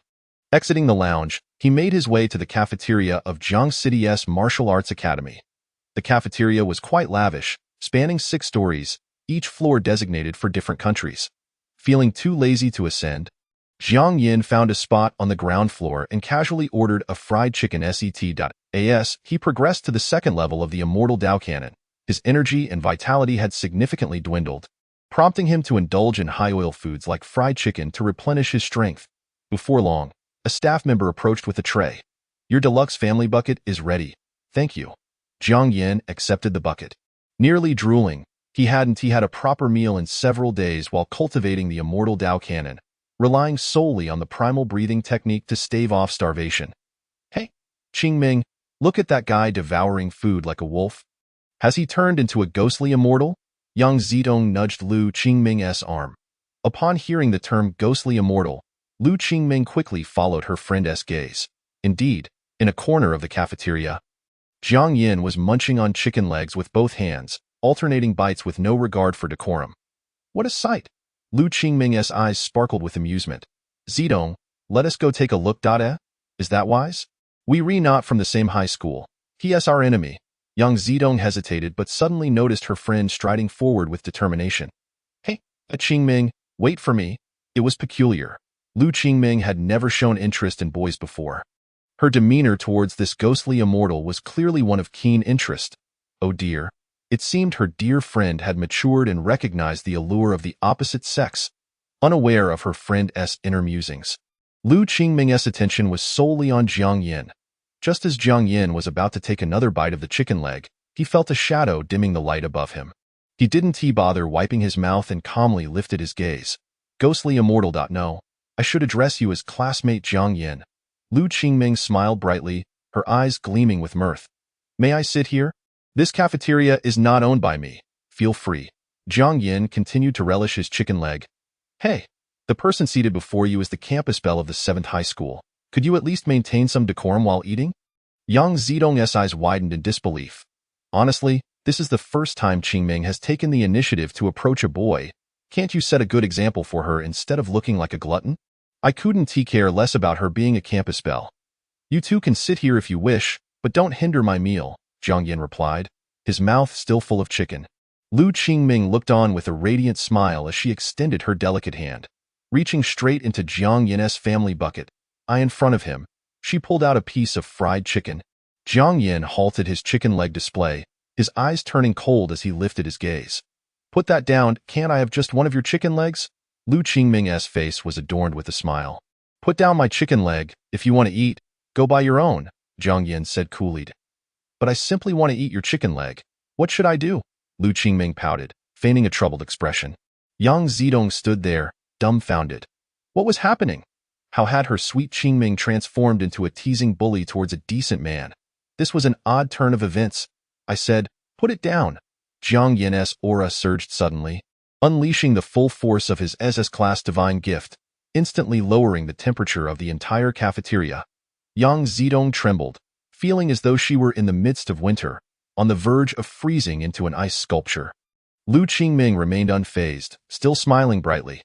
Taking a small bite of the fried chicken leg in front of Jiang Yin, she said, delicious. I think I'll be ordering family buckets often from now on. Her aura flared as well, equally formidable, matching Jiang Yin's presence. She too was an SS-class divine gift holder. The two exchanged glances, their energies clashing, rendering them evenly matched for the moment. Truly worthy of being called a ghostly immortal. Jiang Yin could contend with someone at the 3rd tier, 5th level. Lu Qingming's eyes sparkled with intrigue as she regarded Jiang Yin. Now at the 1st tier, 2nd level, Jiang Yin's presence was on par with Lu Qingming, who had already reached the 3rd tier, 5th level. This marked Jiang Yin's first encounter with such a formidable opponent. His SS-class aura, which typically instilled fear in those with lower divine gifts, was ineffective against this smiling girl, who seemed terrifyingly strong. A slight smirk graced Jiang Yin's lips. This was intriguing indeed, and he acknowledged Lu Qingming's strength. He pushed the family bucket closer to her. Lu Qingming's smile widened. Thank you for your generosity. I won't hold back. She delicately picked up a chicken wing and took a bite, as the three sat at the table. Yang Zidong had been overwhelmed by the fearsome aura and had succumbed to a daze. The remaining two continued to smile and enjoy their fried chicken. Once the bucket was emptied, Jiang Yin wiped his hands and offered Lu Qingming a fresh paper towel. Thank you. Accepting the towel, Lu Qingming carefully wiped each of her slender fingers clean. It was delicious. I appreciate the invitation. Jiang Yin slowly stood, smiling as he said, when we meet again, don't hold back. I am Lu Qingming. Remember my name. Lu Qingming rested her chin on her hand, her smile unwavering. When I encounter you, I certainly won't hold back. A glint of excitement flickered in her eyes. I will shatter your resolve, rendering you no different from those ordinary mortals who can only gaze up at me. Oh, wait. Lu Qingming smiled sweetly. You are different. They can only look up at me, but even if you were to fall, I would still be willing to walk alongside you on the same path. Jiang Yin stretched lazily. It seems I truly hold a special place in your eyes. However, there is one thing I must clarify. What? Lu Qingming tilted her head with a smile. Jiang Yin's lips curled into a grin. I have never lost, and I have no idea how to write the word defeat. Lu Qingming paused, then her smile blossomed. Soon, you will come to know it. Is that so? Jiang Yin waved his hand and turned to leave. Then I shall wait and see. Chapter 48. The pitiful ignoramus after several days of intense competition. The Jiang City Martial Arts Tournament swiftly advanced to the top 16. Just after devouring a bucket of fried chicken, Jiang Yin was cornered by Zhou Peng, brother Jiang. I finally found you. Zhou Peng gasped for breath. Jiang Yin casually handed him a chicken leg. What's with the rush? Here, have a piece of fried chicken. Brother Jiang, stop eating. It's your turn to compete. Due to Jiang Yin's overwhelming prowess, the organizers had granted him 10 consecutive buys, propelling him directly into the top 16. This led to considerable dissatisfaction among the other competitors, who clamored for Jiang Yin to face them. Had the organizers not bowed to pressure, Jiang Yin might have skipped all the way to the semifinals. Jiang Yin raised an eyebrow. So soon to the semifinals? No, it's the other competitors who protested collectively, demanding that you return to the competition. Their stance is quite forceful, leaving the organizers no choice but to allow you to compete. Zhou Peng exclaimed angrily, especially Lei Jinming from the 4th middle school, who is the loudest. He has issued a challenge to you. Jiang Yin showed no sign of concern. Is Lei Jinming really that strong? He held no interest in the weak. Lu Qingming, who shared the same SSS rank, still intrigued him. He is the strongest at the 4th middle school. He awakened an SSS grade divine gift, currently at the peak of the 2nd tier. Zhou Peng said gravely, Brother Jiang, I think he might be quite a handful. An SSS divine gift and at the peak of the 2nd tier. That's still far too weak. Jiang Yin chuckled. Since he wants to challenge me, I shall indulge him. It's the perfect opportunity to test the 2nd level of Immortal Dao text. Brother Jiang, are you truly going to accept his challenge? Zhou Peng was astonished. He had expected Jiang Yin to reject such a troublesome affair. Jiang Yin patted Zhou Peng on the shoulder, speaking with earnestness. Old Zhou, if a fly keeps buzzing in your ear, what would you do? I detest flies. I would swat it dead, Zhou Peng replied indignantly. After a moment of anger, he suddenly understood Jiang Yin's implication. He was utterly shocked to realize that Jiang Yin viewed Lei Jinming as nothing more than a fly. After all, he was the strongest from the 4th middle school. Jiang Yin smiled. Let us go swat this annoying fly. All right then. Zhou Peng snapped back to reality and hurried to keep pace with Jiang Yin. Upon arriving at the preparation room, they found Zhang Xiaosheng pacing anxiously. Oh, old Zhang. Jiang Yin greeted him cheerfully. Upon seeing Jiang Yin, Zhang Xiaosheng furrowed his brow. You brat can still laugh. I sleep and eat well every day. Why shouldn't I be able to laugh? Jiang Yin replied with a grin. Do you have any idea how strong Lei Jinming is, the one who has challenged you? Zhang Xiaosheng asked seriously. He is a disciple of the 6th tier Thunder Saint. Huoyuan, Thunder Saint Huoyuan? The strongest in the Thunder system of Linjiang province. Upon hearing the name, Zhou Peng's hair stood on end. Lei Jinming is his disciple. Brother Jiang, perhaps we should reconsider this fight. Zhou Peng said cautiously. He must possess the techniques and abilities of the Thunder Saint. Jiang Yin maintained his smile, as if he were not the one about to compete. A disciple of the Thunder Saint. Sounds somewhat troublesome. Jiang Yin's lips curled upwards. Zhang Xiaosheng's body trembled. The moment he heard Jiang Yin say somewhat troublesome, he was certain that this kid had complete confidence in victory. When Jiang Yin referred to somewhat troublesome, it meant that it would take more than one hand to squash the opponent, which was indeed somewhat troublesome. Zhang Xiaosheng was utterly astonished. He knew Jiang Yin was a prodigy, but he never imagined he would be so unfazed. Even regarding a disciple of the 6th tier Thunder Saint, was he truly defying the heavens? Zhang Xiaosheng ceased to be anxious, revealing a concerned demeanor typical of an elder. Old Jiang, be cautious in all matters. Old Jiang, when did you become so melodramatic? Have you entered middle age and awakened your maternal instincts? Jiang Yin raised an eyebrow. You brat. Zhang Xiaosheng laughed angrily. Now hurry to the martial arena. I don't want to see you here. Jiang Yin cheerfully stepped onto the martial arena, only to find a blue-haired man already standing there. The moment Jiang Yin entered, the blue-haired man's sharp gaze locked onto him, sneering, So you are Jiang Yin? Hey, don't be ridiculous. I'm not Jiang Yin, Jiang Yin hurriedly denied. You're not? Lei Zhiming was taken aback, then furiously retorted, "If you're not Jiang Yin, what are you doing here?" "I came to challenge Jiang Yin." "Hello." Jiang Yin politely greeted, then added with a smile, "Everyone calls me Jiang Shun." "You bastard." Lei Zhiming realized he had been tricked. His eyes turned cold, exuding a murderous intent. "You can only boast with words." The judge of the Jiang City Martial Arts Tournament suddenly appeared in the center of the arena, enthusiastically announcing, "The long-awaited Jiang Yin has finally made his appearance. Will he?" "Allow me to interrupt. I am not Jiang Yin, I am Jiang Shun," Jiang Yin declared solemnly. Yes, right." The judge was thrown off by Jiang Yin's antics, cold sweat beading on his forehead. Our Jiang Yin truly has a sense of humor. "Ahahaha." Lei Zhiming coldly intoned, "Let us begin."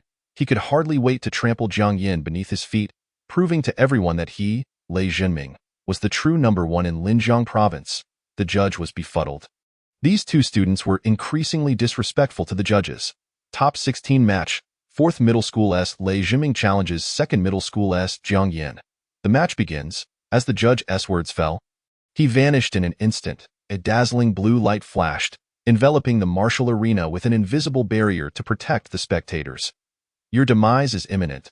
Feel free to utter your last words."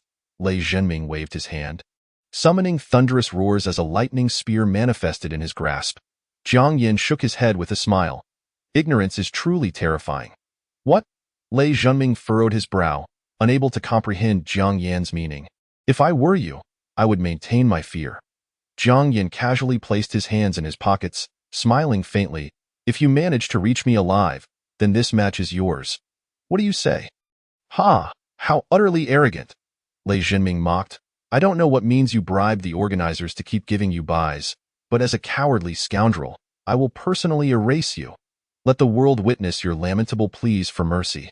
With that, the thunderous spear in Lei Zhiming's hand erupted with a roar, transforming into a lightning dragon. "You are mistaken." Jiang Yin replied nonchalantly, "That is precisely why I say you are ignorant." He slowly raised his head, his smile growing more pronounced. Instinctively, Lei Zhiming sensed something was amiss.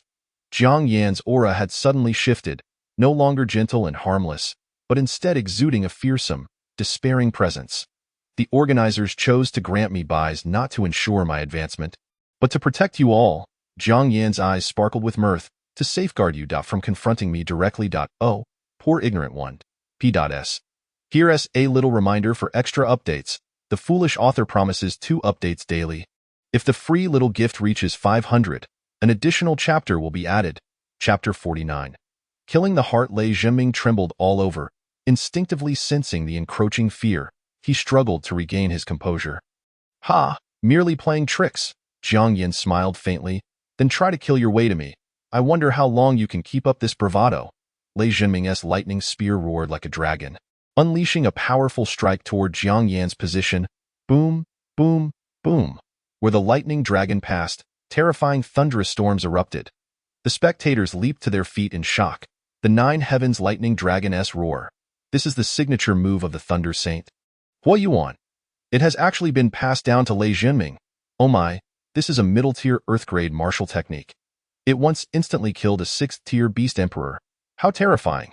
Does this mean Jiang Yin is doomed? Ha ha ha, I've always found him displeasing.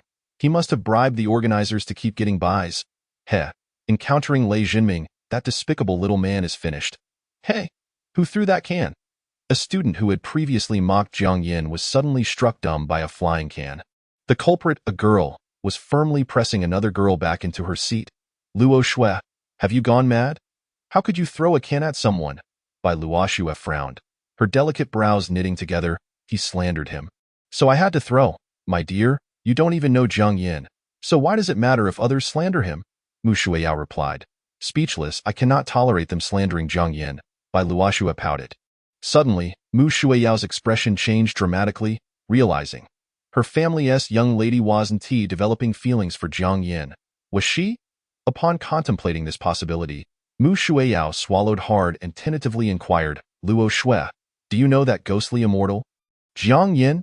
Bai Luoxue nodded obediently, her sparkling eyes twinkling like stars. I have gifted him 10 boxes of gene serums. Mu Shuiyao's complexion drained of color. This was dire. She had already become his kept woman. My dear young lady, your status is unique. You cannot associate too closely with ordinary people, Mu Shuiyao earnestly cautioned. Traditionally obedient and sensible, Bai Luoxue shook her head for the first time, opposing Mu Shuiyao's words. Yao Yao? Jiang Yin is not an ordinary person. He is my kind. He is an SSS God-given. Yet, Bai Luoxue could see through his soul, perceiving the hidden taboo. Is your kind? Mu Shuiyao trembled all over, her voice slightly distorted. She turned to the leisurely figure with hands in pockets in the martial arena, instinctively swallowing hard, feeling a surge of fear. I in the martial arena. Lei Zhenming sneered coldly. Let it be reduced to dust beneath my 9 heavens thunder dragon. His intent was resolute as the thunder dragon surged forth, charging towards Jiang Yin. Just as the thunder dragon was about to engulf him, several chains entwined with black mist shot out, binding the dragon tightly, preventing it from advancing even an inch closer to Jiang Yin. The entire arena fell into stunned silence. The colossal thunder dragon, ensnared by the black chains, became immobile, continuously emitting mournful cries before ultimately dissipating. The spectators were left dumbfounded, followed by an eruption of commotion. The 9 heavens thunder dragon's roar was thus dispelled. This is definitely foul play. Who are those individuals behind Jiang Yin? They must be his accomplices. This is cheating. This is clearly foul play. Why is everyone shouting nonsense? Don't they know Jiang Yin is a summoner? Spouting baseless accusations without understanding anything. What a disgrace. Absolutely. My brother Jiang is the strongest. Lei Zhenming is merely a wild dog by the roadside. Keep your distance from my brother Jiang. Jiang Yin raised an eyebrow, a smile gracing his lips. You nearly scared me. I thought I was doomed. How is this possible, Dim? Why 9 heavens thunder dragon's roar could never be so easily dispelled? Lei Zhenming's eyes brimmed with shock. This was a martial technique taught to him by his master. Thunder Sage. With this skill, he could defeat a 3rd-stage martial sovereign. Yet now, facing Jiang Yin, he felt an inexplicable sense of powerlessness. As he observed the 2 figures wielding black chains standing behind Jiang Yin. Lei Zhenming felt an unexplainable dread, as if his very soul could be plucked away at any moment. Swallowing hard, he reassured himself he must have merely gotten lucky in unraveling my 9 heavens thunder dragon technique. Gathering his resolve, he pointed the thunder gun, unleashing the full force of his peak 2nd stage blood energy, launching himself towards Jiang Yin like a missile. Jiang Yin remained unmoving, a gentle smile upon his face. Earthly Wraith, he spoke with a grin. A mass of black mist enveloped the area, revealing a colossal zombie wraith that sent Lei Zhenming flying with a single punch. Bang! Lei Zhenming crashed against the barrier, shattering it, while the judges watched in horror. This Jiang Yin is terrifying. Even the summoned dead possess such combat prowess. Seated in the highest tier, several prominent figures wore smiles. What an impressive Jiang Yin. The summoned dead have reached the level of an SS-class physical ability user. The director of the Education Bureau chuckled to the old principal of the 2nd high school. You have an extraordinary student in your midst. The old principal's face beamed with joy. From the moment Jiang Yin arrived at our 2nd high, I have been closely watching him. His exceptional nature was evident at this moment in the martial arena. Lei Zhenming struggled to rise from the ground. I cannot accept this. I cannot accept it. His eyes reddened as he glared at Jiang Yin, roaring, Jiang Yin, if you have the ability, face me in combat without these underhanded tactics. Jiang Yin smiled. I am a summoner. Do you not know that summoners have fragile physical bodies? The students in the audience began to murmur amongst themselves. Is Lei Zhenming losing his composure? Jiang Yin is a summoner whose strength lies in summoning beings to fight for him. How can he demand Jiang Yin to battle him directly? Indeed, I initially thought Lei Zhenming was a figure of merit, but his character is so despicable, it's disheartening. This is too much. I can hardly bear to watch. I believe the organizers had reason to allow Jiang Yin to forfeit. He truly is on an entirely different level. Listening to the discussions in the stands, Lei Zhenming's expression soured immensely, yet he had no other choice. Rather than be defeated by Jiang Yan's summoned dead, he preferred to provoke Jiang Yin into a direct confrontation. He understood well how fragile a summoner's body was. Without cultivating specific techniques, their physical bodies were not much different from ordinary people without awakened divine gifts. If Jiang Yin dared to face him with his physical body, he was confident he could instantly kill Jiang Yin. Not only would he reverse the tide of the battle, but he would also restore his own dignity. Jiang Yin, you cowardly scoundrel, do you dare to engage in a fair fight without relying on external aid? Lei Junming glared at Jiang Yin, his lips curling with derision. Jiang Yin tilted his head, looking at Lei Junming as if he were a fool. He knew full well that Lei Junming was attempting to provoke him. But Jiang Yin relished in shattering his opponent's pride in their areas of expertise without mercy. Tio kill with a heart's dagger. Very well, I shall forego the 10 Directions Ghost Command, Jiang Yin said with a smile, and face you with my frail physical body in a fair battle. Chapter 50. A single punch to split heaven. He actually agreed. Lei Junming was momentarily taken aback, then a sardonic smile crept onto his face. He had thought Jiang Yin clever, but it turned out he was an excessively arrogant fool who fell for the bait. A summoner daring to clash physically with him was tantamount to seeking death. I commend you for your bravery, Lei Junming said with a mocking tone. Upon hearing Jiang Yan's agreement to a physical battle, the spectators were left speechless. Has he lost his mind? He is a summoner. The physical body of a summoner is no different from that of an ordinary person. How can he dare accept the challenge? My heavens, I must be hearing things. Did Jiang Yin really just accept the challenge? I must be imagining it. Perhaps I should visit the hospital for an ear check tomorrow. No, you all heard correctly, and there is no hallucination. Jiang Yin truly accepted the challenge, a summoner choosing to forego their summoned beings and engage in physical combat with an ability user is, to put it bluntly, a suicidal decision. Even the prominent figures observing from the high platform furrowed their brows. The director of the Education Bureau looked perplexed. Is this child Jiang Yin being overly reckless? The old principal of the second high school was nearly beside himself. No, no, no, he cannot accept the battle. The silver-haired, youthful Zhou Wanshan chuckled. Why is everyone so frightened? The young man has voluntarily accepted the challenge. He must have some confidence. Director Shen is right. He continued with a light laugh. I do not believe Jiang Yin is a fool. He must have a plan to defeat his opponent. The old principal of the second high school calmed himself. Indeed, Jiang Yin is no simpleton.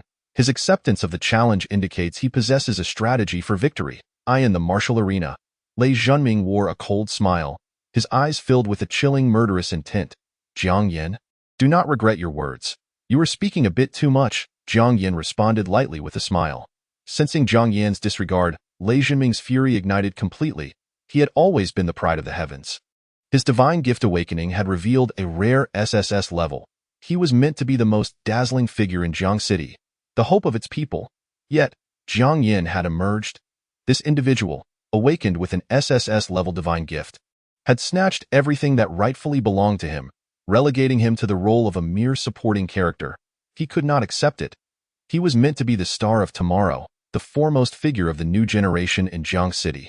Jiang Yin, let us settle this, Lei Junming roared, his body erupting with violet lightning, resembling a frenzied thunder beast as he charged towards Jiang Yin. Boom, boom, boom. With each step, thunderous roars erupted around him. The violet afterimage was so fast it shattered the sound barrier, instantly reaching Jiang Yin. This speed was extraordinary, leaving the spectators in awe, unable to comprehend the unfolding events, as the violet afterimage recklessly assaulted Jiang Yin. Die, die, die, die. Lei Junming's eyes were bloodshot, his hands morphing into lightning as he relentlessly bombarded Jiang Yin. Boom, boom, boom. The deafening thunderclap sent shivers down the spine. Who could withstand such a barrage of violet lightning strikes per second? Many girls enamored with Jiang Yin covered their mouths in horror, tears welling in their eyes. It's over. Jiang Yan.is dead. Watching from the sidelines, Yi Yiran's face paled. No. It cannot be. Jiang Yin is so powerful. He will not die. Yi Yiran could no longer maintain her composure, frantically shouting, Jiang Yin, you cannot die. The thunderous roars continued unabated. Lei Junming's frenzied assault showed no signs of ceasing. Yi Yiran's face turned ashen. Where is the referee? Referee, quickly end the match. End it now. Yet the referee remained motionless, not halting the match, for he was not astonished by Lei Junming's terrifying display. Rather, Jiang Yan's life will showed no signs of change. Once the combatants entered the martial arena, the life wheels of both opponents would materialize before the referee's eyes, who would monitor them closely to prevent any fatalities. The fury of Lei Junming's onslaught was overwhelming. Every strike was potent enough to obliterate a peak second-tier martial artist, yet the life wheel of Jiang Yin remained utterly unperturbed. This was simply unfathomable. In the arena, Lei Junming moved with unparalleled speed, unleashing over 1,000 punches each second, each blow entwined with violet lightning, the thunderous roars deafening to the ears. Finally, Lei Junming ceased his assault. A smirk gracing his lips. "You insignificant insect dared to obstruct my path. Death is your only fate." He turned to exit the stage. "Are you finished?" A faint voice resonated. Upon hearing it, Lei Junming froze, drenched in sweat. Cold beads trickled down his forehead as he swallowed hard, too terrified to turn and confirm. He could scarcely believe that Jiang Yin still stood as the swirling dust settled. Jiang Yin remained rooted in place, hands in pockets, wearing a smile that felt like a gentle spring breeze. The audience was plunged into a profound silence. The previously distraught girls stared in disbelief, rubbing their eyes, convinced they were merely hallucinating Jiang Yin's ghost. "Jiang Yin, you're unharmed? How could that be?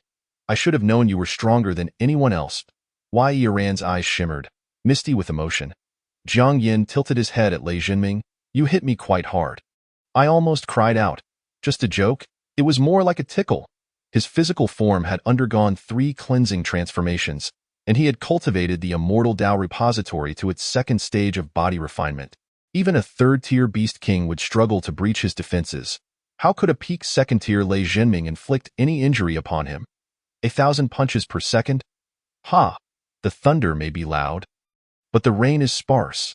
The countless punches Lei Junming rained upon him felt merely like a gentle scratch, so comfortable that Jiang Yin almost wished to take a nap. You cheated. You must have some divine treasures. Spirit talismans. You cheated. You cheated." Lei Junming's psychological defenses crumbled completely. Perhaps it was fear, or perhaps it was resentment. His utmost efforts, in the face of Jiang Yin, appeared as mere childish play, like a mayfly attempting to shake a tree.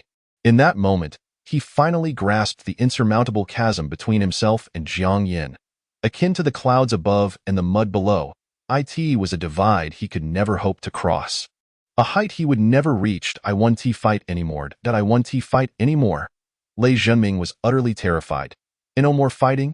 It's too late," Jiang Yin sneered. "Weren't you the one who called for a physical duel?" I agreed, and now it's my turn to strike. As soon as he finished speaking, Jiang Yin vanished from sight in the blink of an eye. Lei Junming sensed a figure before him. The eyes of that figure glinted crimson, and through the endless killing intent, looked upon him as if he were a corpse. Lei Junming's breath caught in his throat, realizing that death was perilously close. Everything around him seemed to slow, even come to a standstill, as if he were walking through a lantern's glow. Only the figure's fist drew ever closer, heralding the end of his life. He wished to scream, to roar, even to weep uncontrollably. But it was too late, for that fist was now perilously near his abdomen. Though the punch had yet to land, his internal organs began to twist and shatter. "No, no, no, no, no," he cried out. "Please stop, I beg you. Stop that I will die.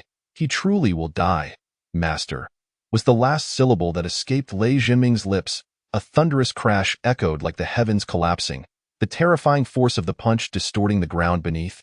As Lei Junming rolled his eyes back, his body akin to a kite with severed strings, crashing into the barrier. Bang! Everyone stood in shock.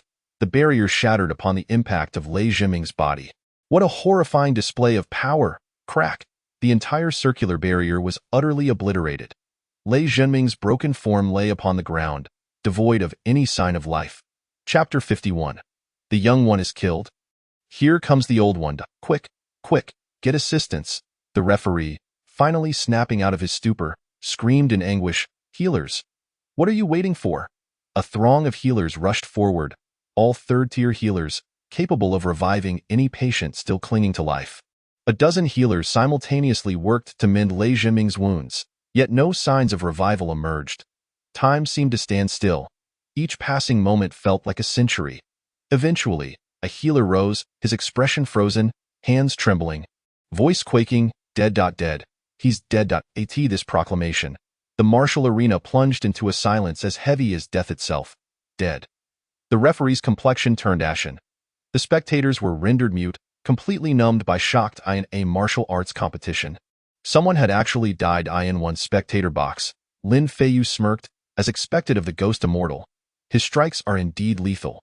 We are truly of the same ilk. In another box. Lu Qingming blushed deeply, her gaze fixated on Jiang Yin in the arena. Ah, Jiang Yin, you're amazing, such power from just one punch. I'm so excited. In the VIP section above, several prominent figures wore expressions of disbelief. How could this happen? How could this happen? The old principal of the second school was stunned, his face etched with anxiety. Deaths in martial arts competitions were not uncommon, but this time was different. The one who had died was an SS-level divine bestowed one.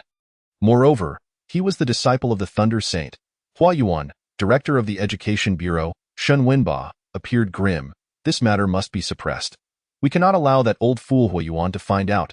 Zhou Wanshan, the president of the Sacred Academy, remained jovial as a summoner. He possesses a physique not inferior to an SS-level power user. This child has caught my eye. Mr. Zhou, are you willing to protect him? The old principal's face lit up with hope. Shen Wenba's expression softened. With President Zhou's protection, this child should be safe. Zhou Wanshan remained silent, a smile lingering on his face. Rest assured, someone will safeguard him. Thunder rumbled ominously as dark clouds gathered over the Jiang City martial arena. A cacophony of thunder clashing, enveloping the entire city in a boundless tempest. Boom! Deafening roar erupted as a golden lightning bolt shattered the Jiang City martial arena, revealing a formidable figure standing amidst the chaos. Who is it? Who killed my Ming'er? Who is it? The newcomer, with hair as white as snow, radiated golden lightning that surged violently around him, resembling a deity of thunder. Someone recognized him and gasped, the Thunder Saint Hua Yuan. He has come. The ghost immortal was surely to be obliterated on the spot. Heavens! This is a 6th-tier martial saint, the most powerful being in Linjiang province. His wrath could lay waste to Jiang City. No one can protect the ghost immortal now in this chaotic age of rampant beasts. Linjiang province could not afford to be without a martial saint. Even if Jiang Yin was an S-level divine bestowed one, the authorities would likely abandon him to quell the Thunder Saint's furious wrath. For if they were to shelter Jiang Yin and provoke a martial saint to depart, Jiang City would surely fall victim to the predatory gaze of the Beast King. Everyone felt a pang of regret for Jiang Yin. Even though he was a prodigious talent, he held no value commensurate with a 6th-tier martial saint. The world was rife with exceptional talents. Yet only a select few could truly rise to prominence as formidable giants. No one would place their hopes for safety upon a seed that had yet to germinate. Why, Ming'er, my dear Ming'er? It was unimaginable that a white-haired 6th-tier martial saint would, before the eyes of the crowd, embrace the lifeless body of Lei Zhenming, weeping uncontrollably. Who could be so cruel as to shatter your innards? What torment did you endure in life? Tell your master, and I shall avenge you. Hua Yuan roared to the heavens, golden lightning coalescing into a cage that enveloped the martial arena, trapping all within. Who is it? Who killed my Ming'er? At that moment, Hua Yuan appeared eerily calm, his bloodshot eyes scanning the faces of everyone in the Jiang City martial arena. Finally, someone could not withstand the pressure. Breaking down and pointing at Jiang Yin, it was him. He killed Lei Zhenming. I had nothing to do with it. It has nothing to do with me. Hua Yuan's murky gaze fixed upon Jiang Yin. It was you, who killed my Ming'er. Jiang Yin smiled lightly. If I say it wasn't me, would you believe it? Impudent child.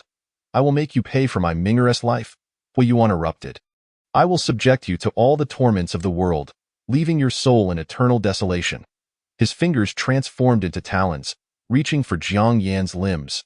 With a mere instant, he could reduce Jiang Yan's arms and legs to a bloody mist, rendering him unable to commit suicide, subjecting him to endless torment. Just as everyone believed Jiang Yin was doomed, a figure appeared out of nowhere, calmly deflecting Hua Yuan's lightning claws with a single palm. Hua Yuan's visage contorted, glaring fiercely at the middle-aged man shielding Jiang Yin. Yang Mingzuan, you intend to protect him? The crowd gasped in shock. Has he lost his mind? It's Yang Mingzuan, the strongest fire-type ability user in Linjiang. It is said he has retired and opened a restaurant called Evergreen, never to intervene again. Who would have thought that today, for Jiang Yin, he would break his vow? In the VIP section, Director Shen and the old principal of the second school were stunned. Yang Mingzuan, he actually came. I never expected Jiang Yin to be connected to such a person. Yang Mingzuan was an enigma, possessing the S-level ability of the Three Flames of Sun, and achieving 6th-tier martial saint status at the mere age of 30. He was destined to guard a great province, to become a protector of the realm. Yet, for reasons unbeknownst to anyone, he chose to retreat into seclusion, returning to Jiangxing to open a humble eatery. No amount of persuasion could sway him. Not even the influential figures from the capital could compel him to emerge from his self-imposed exile. It was indeed unfathomable that such a peculiar individual, impervious to the summons of the capital's elite, would choose to intervene for Jiang Yin. Yang Mingzuan, do you intend to make an enemy of me, Hua Yuan? Hua Yuan's eyes brimmed with murderous intent, his fury distorting the very fabric of space. I have no desire to oppose you. Yang Mingzuan's lips curved slightly upward. Yet if you are resolute in your intent to kill him, I shall be left with no choice but to eliminate you. Hua Yuan's pupils constricted sharply. You claim you can kill me? Yang Mingzuan offered a faint smile. How can one know without a trial? Over these years, I have only wielded the Samadhi Sunfire for cooking, and I have nearly forgotten the taste of burning a living being. As he spoke, a flame of colorless sunfire ignited in his palm. This flame bore no hue and emitted no warmth. But only those familiar with it understood its true nature. The Samadhi Sunfire does not consume matter. It incinerates the spirit, scorching a person's very soul. Hua Yuan regarded the colorless flame in Yang Mingzuan's palm with trepidation, fully aware that even he would face soul annihilation should he become tainted by the Samadhi Sunfire. With bloodshot eyes, he glared fiercely at Jiang Yin. Boy, Yang Mingzuan may protect you for a time, but I refuse to believe he can safeguard you for eternity. With that, thunderous roars erupted around him, and he vanished in an instant. Chapter 52. The Second Yama, the Divine Martial God. Thank you for your timely intervention. Jiang Yin greeted with a smile as warm as a spring breeze. Yang Mingzuan gazed at Jiang Yin with an air of indifference, a smirk playing on his lips. You certainly remain unperturbed. Not at all. I was merely stunned by fear a moment ago. Jiang Yin replied with a laugh. Yang Mingzuan's expression revealed appreciation.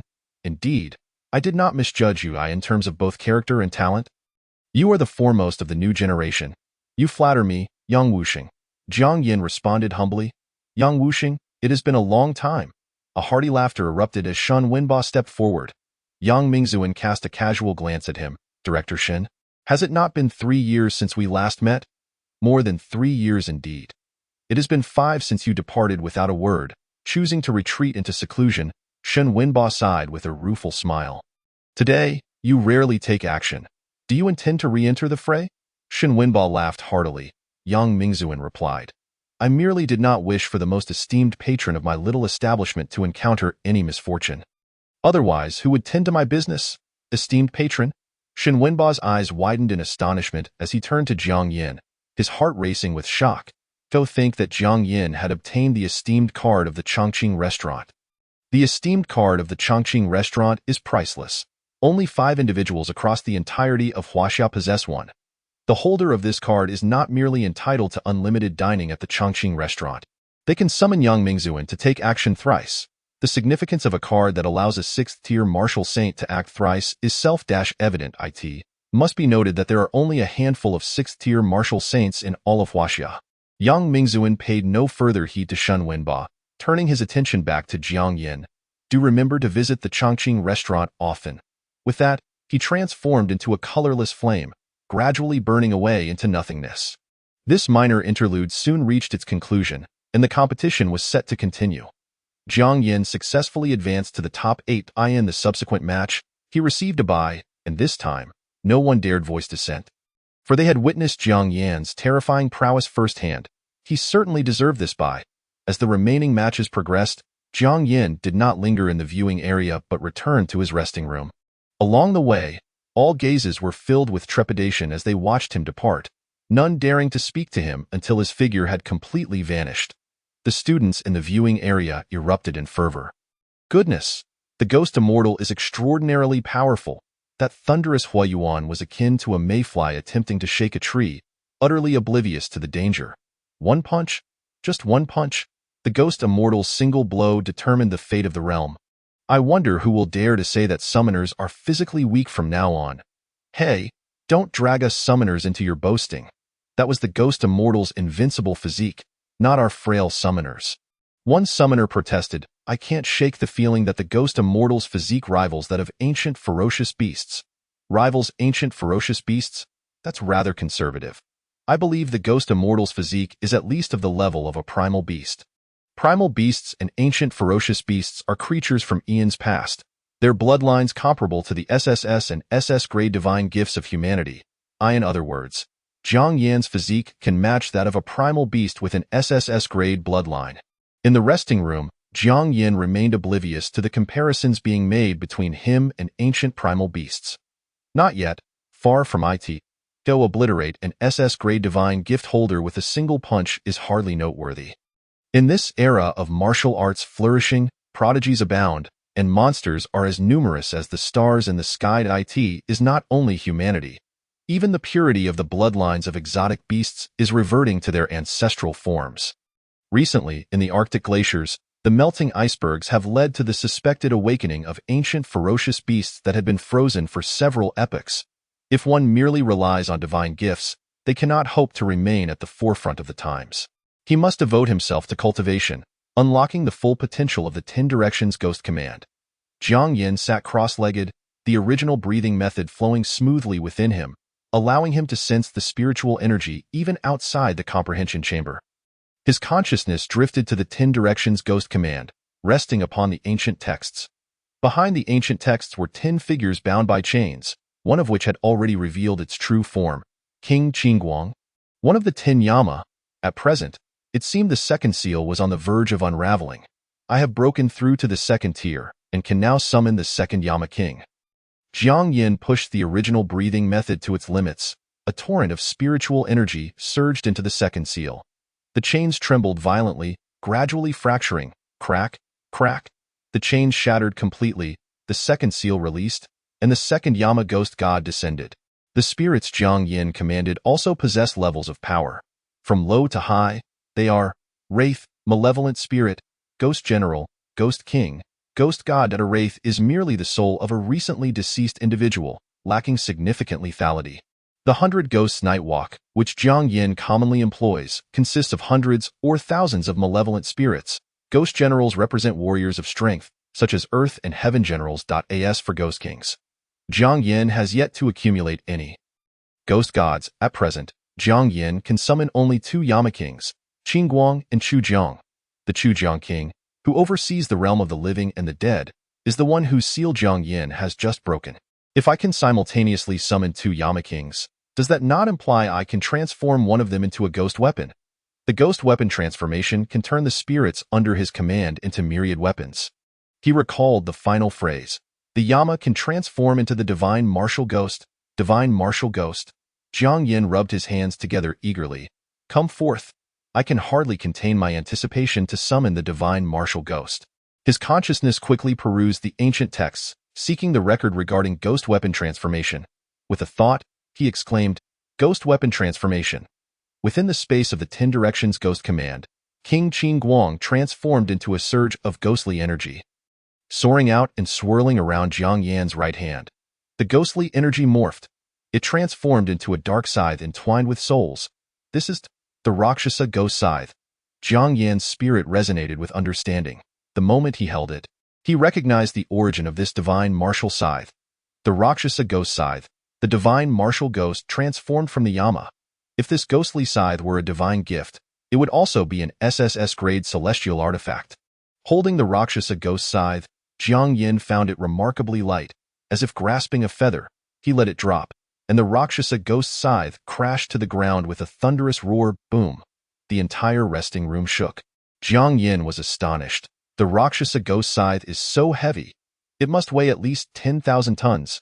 A scythe weighing at least 10,000 tons felt as light as a feather in his hands.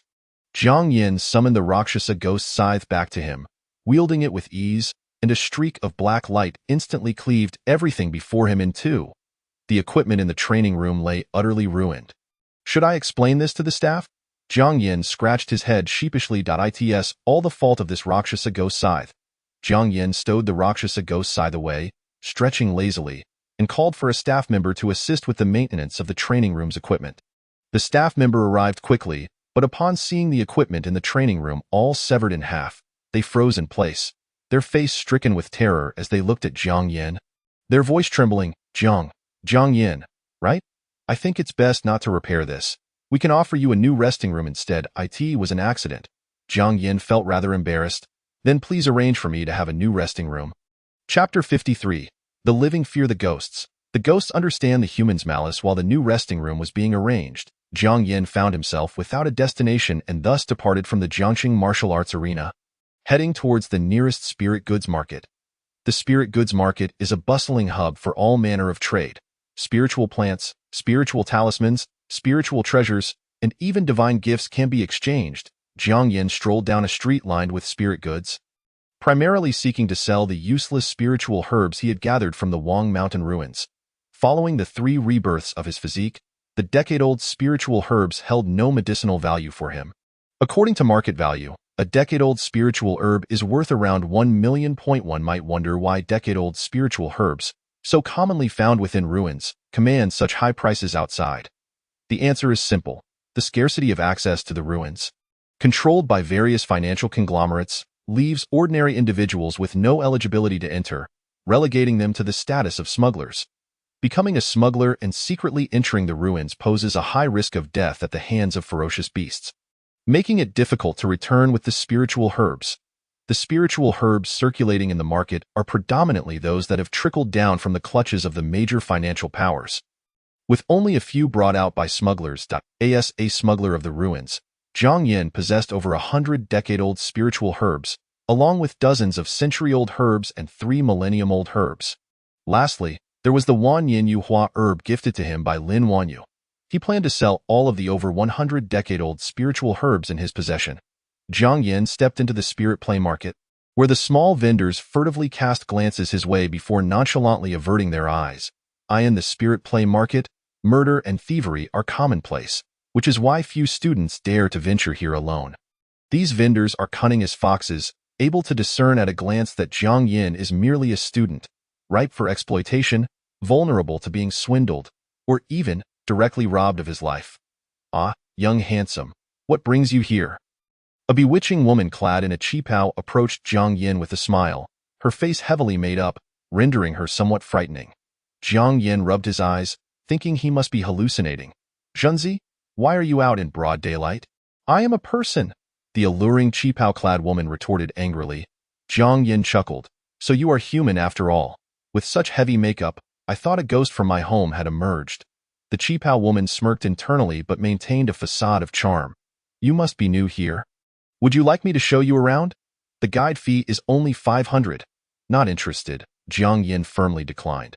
Seeing that Jiang Yin was not falling for her tricks, the qipao woman's eyes glinted with malice as her lips curled into a sneer. Young handsome, I have a piece of jade for sale at a bargain. Would you like it? She thrust a lustrous piece of jade towards Jiang Yin. Jiang Yin remained with his hands in his pockets, and with a loud thud, the jade fell to the ground, accompanied by the qipao woman's shriek. Ah, my jade! She seized Jiang Yin's arm, her eyes gleaming with greed. You smashed my jade. It's worth 3 million? Pay up! Jiang Yin's expression remained unchanged as he lazily glanced at the imposing figures that had surrounded him. Your trick is getting a bit old. Old or not, it works. You broke my jade, and if you can't produce 3 million Chinese dollars, then you'll have to compensate with something valuable from your person. A few burly men began to shove Jiang Yin. What treasures do you carry? Hand them over. Are you saying that if I hand over my treasures, you won't beat me? Jiang Yin feigned fear, retracting his neck. The men exchanged glances and erupted in laughter. Of course. You break our jade, and in exchange for a new treasure, we'll let you go. The qipao woman mocked him. The spirit play market is no place for a kid like you. We're here to teach you a lesson at a cost. I don't have that much money. Can I use my celestial artifact as collateral? Jiang Yin timidly suggested. Celestial artifact? What grade is it? The qipao woman's eyes lit up. Celestial artifacts are far more precious than spiritual treasures. Take a look for yourself. Jiang Yin summoned the 10 Directions Ghost Command and presented it to the qipao woman. As she examined the 10 Directions Ghost Command, her eyes gleamed. This spiritual pressure, it's least an S-grade celestial artifact. Upon hearing this, the burly men rushed forward. Let us see. Wow, The color, the spiritual pressure. This is definitely S-grade. As each man touched the 10 Directions Ghost Command, they suddenly perceived shadowy figures swirling around them. Am I seeing things? The Qipao woman exclaimed, bewildered. The men were also gripped by terror, glancing around in panic. What is that? Zhang-san. Aren't you dead? You. The Qipao woman screamed, her face turning pale. She saw the souls of those they had once murdered. These vengeful spirits encircled the group, their expressions devoid of emotion, blood seeping from their faces. You were supposed to be dead. Are you human or ghost? The Qipao woman was seized by a female ghost, her face ashen. No, please, don't kill me. The burly men realized something was amiss and attempted to flee, but they were surrounded by an uncountable number of vengeful spirits, with no escape in sight. These spirits were the innocent tourists deceived, murdered and buried in the wilderness by their hands. No, don't kill me. I know I was wrong. I shouldn't have taken your spiritual treasures. I was wrong. I truly was. They pleaded for mercy, trembling as they knelt before the spirits. Yet, despite their desperate bowing, the spirits continued to advance, and in their cries of horror and despair, they were consumed by the very souls they had wronged. Jiang Yin, with his hands still in his pockets, leaned against the wall, watching the spectacle unfold. The 10 Directions Ghost Command, much like the red paper umbrella, was a divine gift that belonged to him. Others may possess the 10 Directions Ghost Command but could not wield it. Nevertheless, through it, they could perceive the wandering souls of the deceased, even touch them. Jiang Yin gazed at the innocent, vengeful spirits, knowing well that humans are terrified of ghosts, while ghosts understand the cruelty of human hearts. You were cruelly murdered by this group, unwilling to depart from this realm, lingering here. Now, the sinners have been mercilessly tormented to their demise by your own hands. It is time for your grievances to dissipate and for you to move on to reincarnation. The vengeful spirits knelt, bowing repeatedly to Jiang Yin. He understood their intentions and calmly stated, the souls of these individuals will be sent to the underworld, where they will endure eternal torment, with no hope of reincarnation. The Qipao woman and the burly men, their souls momentarily free from their bodies, let out anguished cries upon hearing Jiang Yin's words, before being pierced by hooks that dragged their souls into the depths of hell. Chapter 54. Encountering the otherworldly, slow simmer, high heat to reduce. Step right up, take a look. Premium century-old spirit pearlgrass, now on sale for just 500,000. The vendor selling spiritual herbs shouted loudly. Jiang Yin completely ignored the small vendors and headed straight to an elegant establishment, Baiqiao Tang. Baiqiao Tang is a subsidiary of the Baiqiao Group, specializing in the sale and purchase of 10-year and century-old spiritual herbs. Only shops backed by such a large group, with the Baiqiao Group's reputation as a guarantee, can ensure fair dealings without the risk of exploitation. Good day, sir. How may I assist you? As Jiang Yin entered Baiqiao Tang, a female attendant greeted him with a smile. I wish to sell 10-year spiritual herbs. Jiang Yin replied with a smile that of course. The attendant smiled gently. Please take a seat while I prepare a pot of tea for you. No need. I'm in a hurry.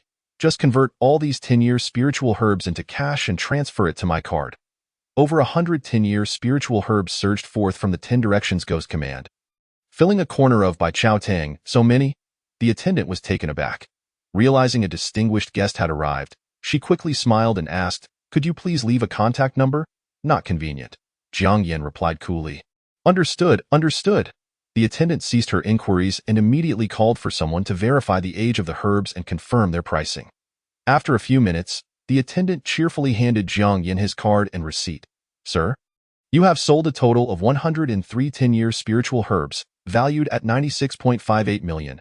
Jiang Yin acknowledged with a nonchalant HM, slid the card into the 10 Directions Ghost Command, and left Baiqiao Tang with an air of tranquility. He had transformed into a millionaire. However, in this world, money is the least reliable asset, as the threats of otherworldly beasts and races loom, leaving any major city susceptible to annihilation. As Jiang Yin made his way back, he suddenly felt a chill. Maintaining his composure, he smirked slightly. Here they come. Whoosh, a cold, golden feather shot toward Jiang Yin's neck. Bang! Jiang Yin snapped his fingers, generating a sonic boom that shattered the golden feather. A few radiant figures swiftly approached Jiang Yin, their massive wings gleaming with brilliance. Their stunning appearance confirmed that he had indeed attracted the attention of the otherworldly. Jiang Yin pushed against two of the assailants. Shaking his head in resignation, bang! With a forceful shove, the two beings were sent sprawling 100 meters back, leaving traces on the ground. The airborne golden-feathered man's eyes glinted with gold as thousands of golden feathers materialized, each capable of piercing through SS-grade alloys. Whoosh, whoosh, whoosh. The sky was filled with flying feathers that broke the sound barrier, encircling Jiang Yin and sealing off all escape routes for a lethal strike. Buzz! Jiang Yin once again generated a sonic boom with his bare hands, shattering the multitude of flying feathers. What? The golden-feathered man looked horrified. His divine golden feathers had been obliterated. In the next moment, he felt a tremendous force gripping his ankle, and before he could react, his body tilted uncontrollably and crashed to the ground. Boom! The impact created a massive crater in the ground as Jiang Yin clapped his hands and looked down at the man in the pit. Hey? Are you still alive? Ah! A sharp, piercing cry echoed as the golden-feathered man, drenched in blood, stood defiantly, glaring at Jiang Yin. Jiang Yin clapped with amusement. You truly are resilient for an otherworldly being. Any ordinary person would have been reduced to mere pulp from such a fall. Ghost immortal, you shall die today, the golden-feathered man bellowed. Once again, several radiant figures lunged at Jiang Yin, enveloped in spiritual energy, transforming into blades of spirit that aimed to strike him from various angles. Buzz, buzz, buzz! Jiang Yin snapped his fingers thrice, unleashing 3 sonic booms that shattered the spirit blades of the avian warriors. My precious feather blade. How is this possible? Is he a monster? The avian beings stood dumbfounded.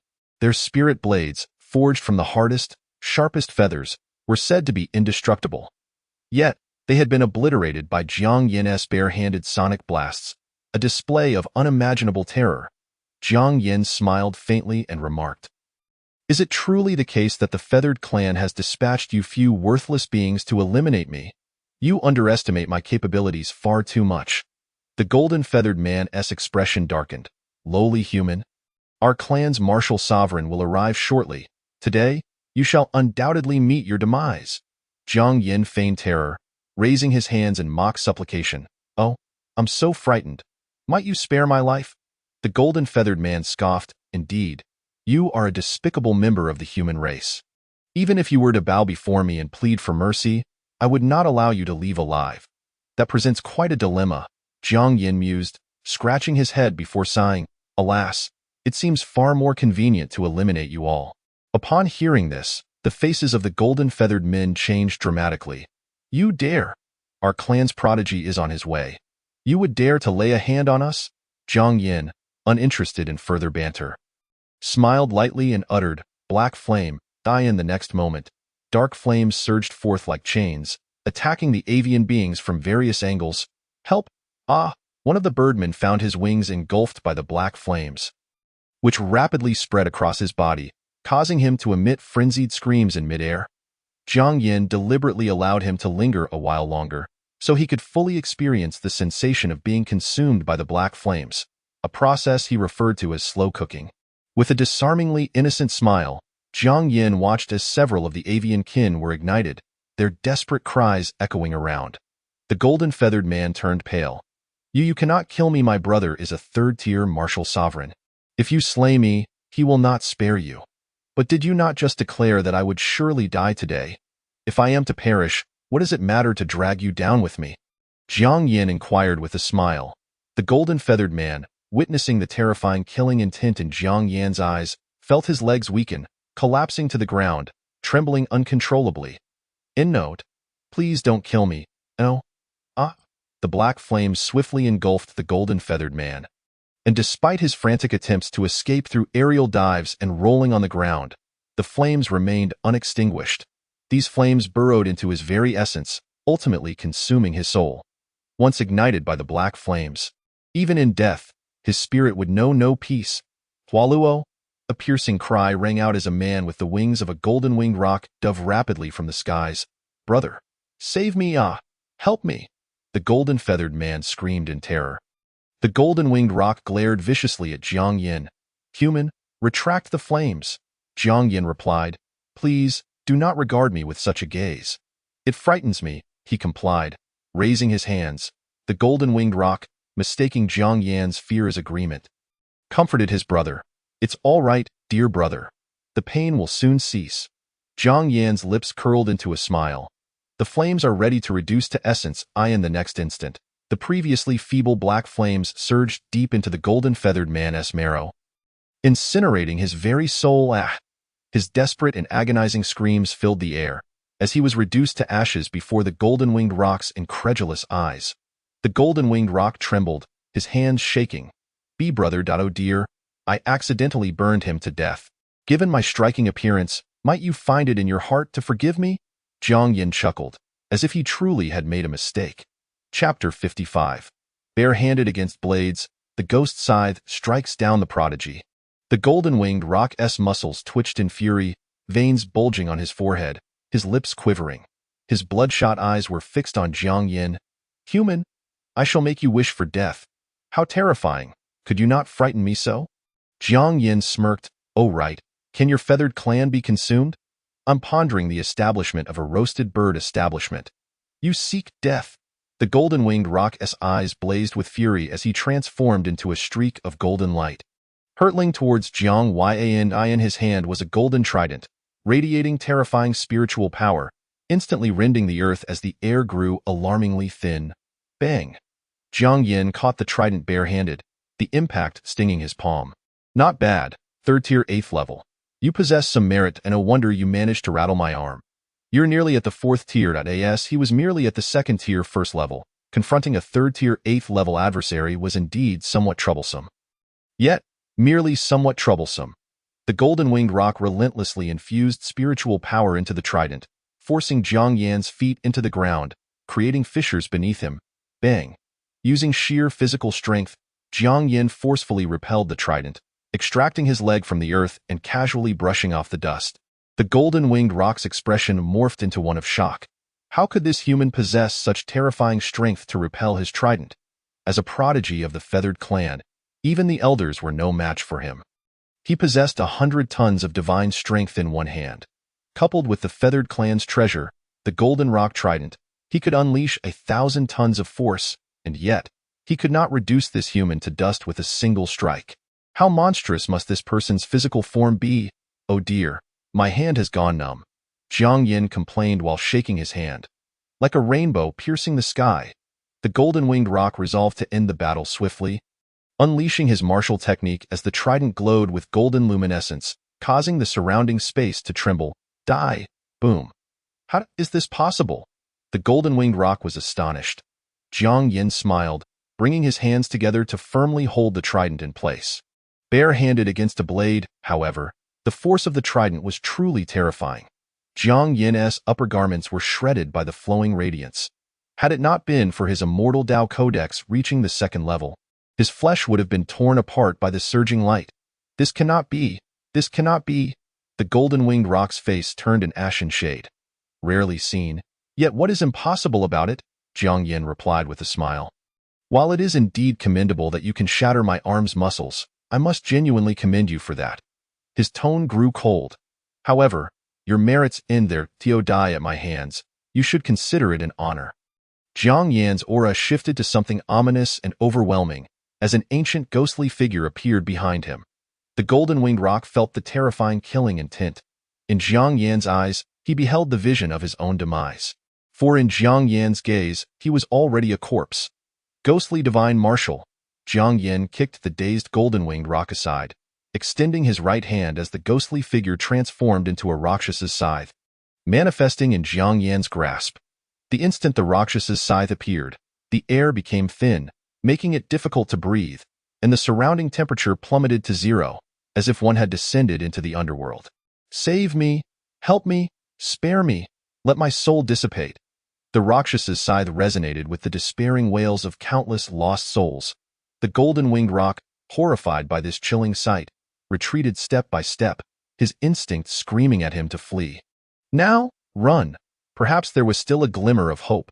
Yet his legs felt as though they had turned to lead. Refusing to obey his commands, he swallowed hard, glancing down in horror. His pupils dilated, his entire body trembling. Beneath him lay countless lost souls, their withered, pale hands tugging at him, seeking to drag him into the depths of hell. Get away! Get away! The golden-winged rock was consumed by terror, his composure shattered, as he swung the trident in a frenzy to dispel the souls clinging to him. You! What god has bestowed this upon you? He questioned, his eyes wide with fear. Jiang Yin, wielding the Rakshas's scythe, replied with a calm smile.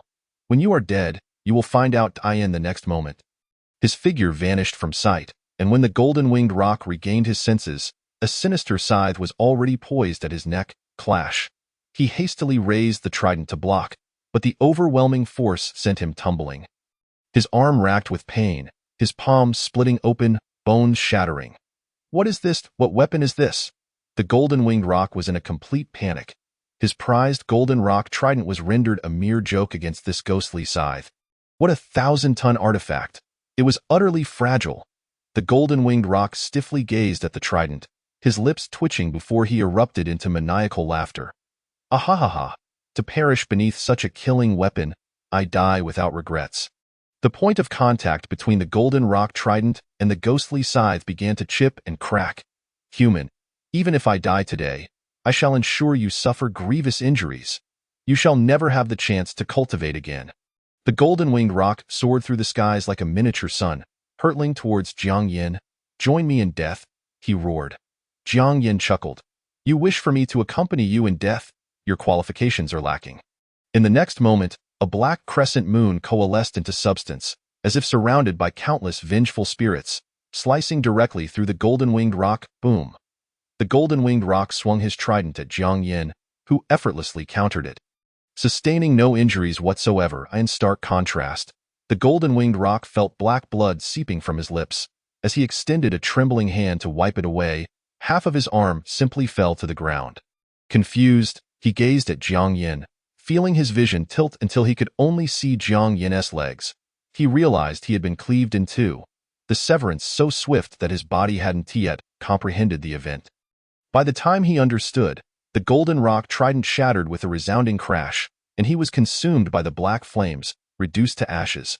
Retrieving the Rakshas's scythe, Jiang Yin's expression remained indifferent. It seems my cultivation level is a bit too low.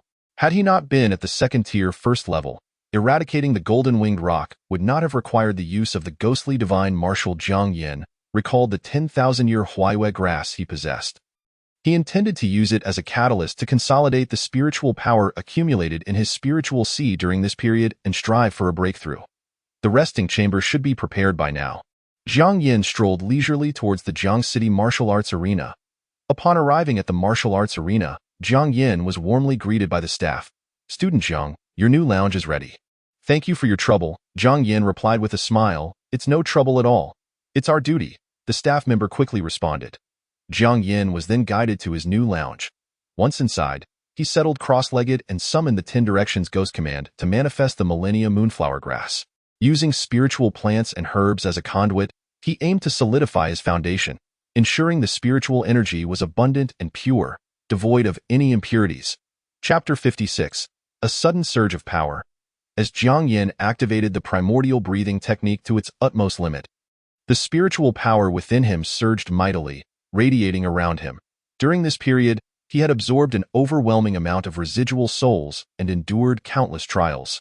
Coupled with the continuous absorption of spiritual energy through the primordial breathing technique, he was primed to ascend several minor realms. Millennia Moonflower Grass. With a thought, Jiang Yin summoned the ancient spiritual herb from the 10 Directions Ghost Command and instantly refined it. The resplendent moonlight transformed into medicinal essence that swiftly entered Jiang Yin's body. Using the Millennia Moonflower Grass as a guide, he laid a solid foundation. Compared to other martial artists of the same realm, his spiritual energy would be purer and more robust, allowing him to advance further in the future. Boom! As the Millennia Moonflower Grass merged with Jiang Yin's body, the overwhelming spiritual energy erupted, creating a terrifying aura. Jiang Yin felt a wave of exhilaration as he broke through layer after layer of minor realms. Under the pull of the Millennia Moonflower Grass, the pure spiritual energy coursed through his limbs and bones. Second stage, second level, second stage, third level, second stage, fourth level, second stage, fifth level. Jiang Yin slowly opened his eyes, his hair dancing without a breeze, surrounded by swirling spiritual energy, while all objects in the lounge floated in the air. Having broken through 4 minor realms in succession, a smile graced Jiang Yan's lips as he attempted to clench his fist, unleashing an explosion of spiritual energy. This was the effect of the Millennium Moonflower Grass. The spiritual energy stored in his spiritual sea had become extraordinarily pure, allowing it to be projected outward. Jiang Yan tried to control the spiritual energy, thrusting his right fist forward, unleashing a torrent of force. Boom! A thunderous crash echoed. Jiang Yan stood dumbfounded, realizing his casual punch, coupled with the explosive spiritual energy, had completely obliterated the newly furnished lounge. He smacked his lips and called for the staff. He thought to himself that he might need to switch to yet another new lounge. This explosive energy was far more effective than a mere sonic boom. An idea flashed in Jiang Yan's mind. If I were to combine the sonic boom with the explosive energy, would the power be even greater? Being a man of action, he raised his hand, ready to generate a sonic boom alongside the spiritual explosion. However, catching a glimpse of the devastated lounge, he promptly retracted his hand into his pocket. Perhaps I should practice the sonic boom in the training room instead, lest I destroy the remaining rooms in the lounge. He passed through the wreckage of the lounge and arrived at the built-in training room, activating its barrier to prevent collateral damage to other rooms. With all precautions in place, Jiang Yan stretched lazily and began to generate sonic booms with his bare hands. Buzz! A chaotic sonic boom was conjured by Jiang Yan. Coupled with the explosive energy, he perfectly harnessed the output of spiritual energy through the primordial breathing technique. The chaotic sonic boom, combined with the explosive energy, formed a small, distorted black hole. Jiang Yan's right hand was nearly engulfed by the twisting void. Goodness! Have I just invented a black hole version of the spiral sphere? Jiang Yan strained to control the small black hole, finding it exceedingly difficult to manage the erratic energy. Releasing the small black hole, it distorted everything in its vicinity and collided with the barrier of the training room. It shouldn't cause any issues, right? Jiang Yan swallowed nervously. The next moment, the barrier emitted a cracking sound. Oh no, the barrier is about to shatter. I must stabilize the black hole quickly, or I will be in serious trouble. Ghostly divine martial arts? Jiang Yan hesitated no longer, directly summoning the Rakshasa Scythe and executing a black horizontal slash to dissipate the black hole.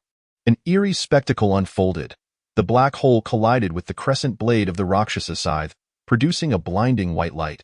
Jiang Yan realized what was about to happen. This is going to be a disaster. Jiang Yan scratched his head helplessly.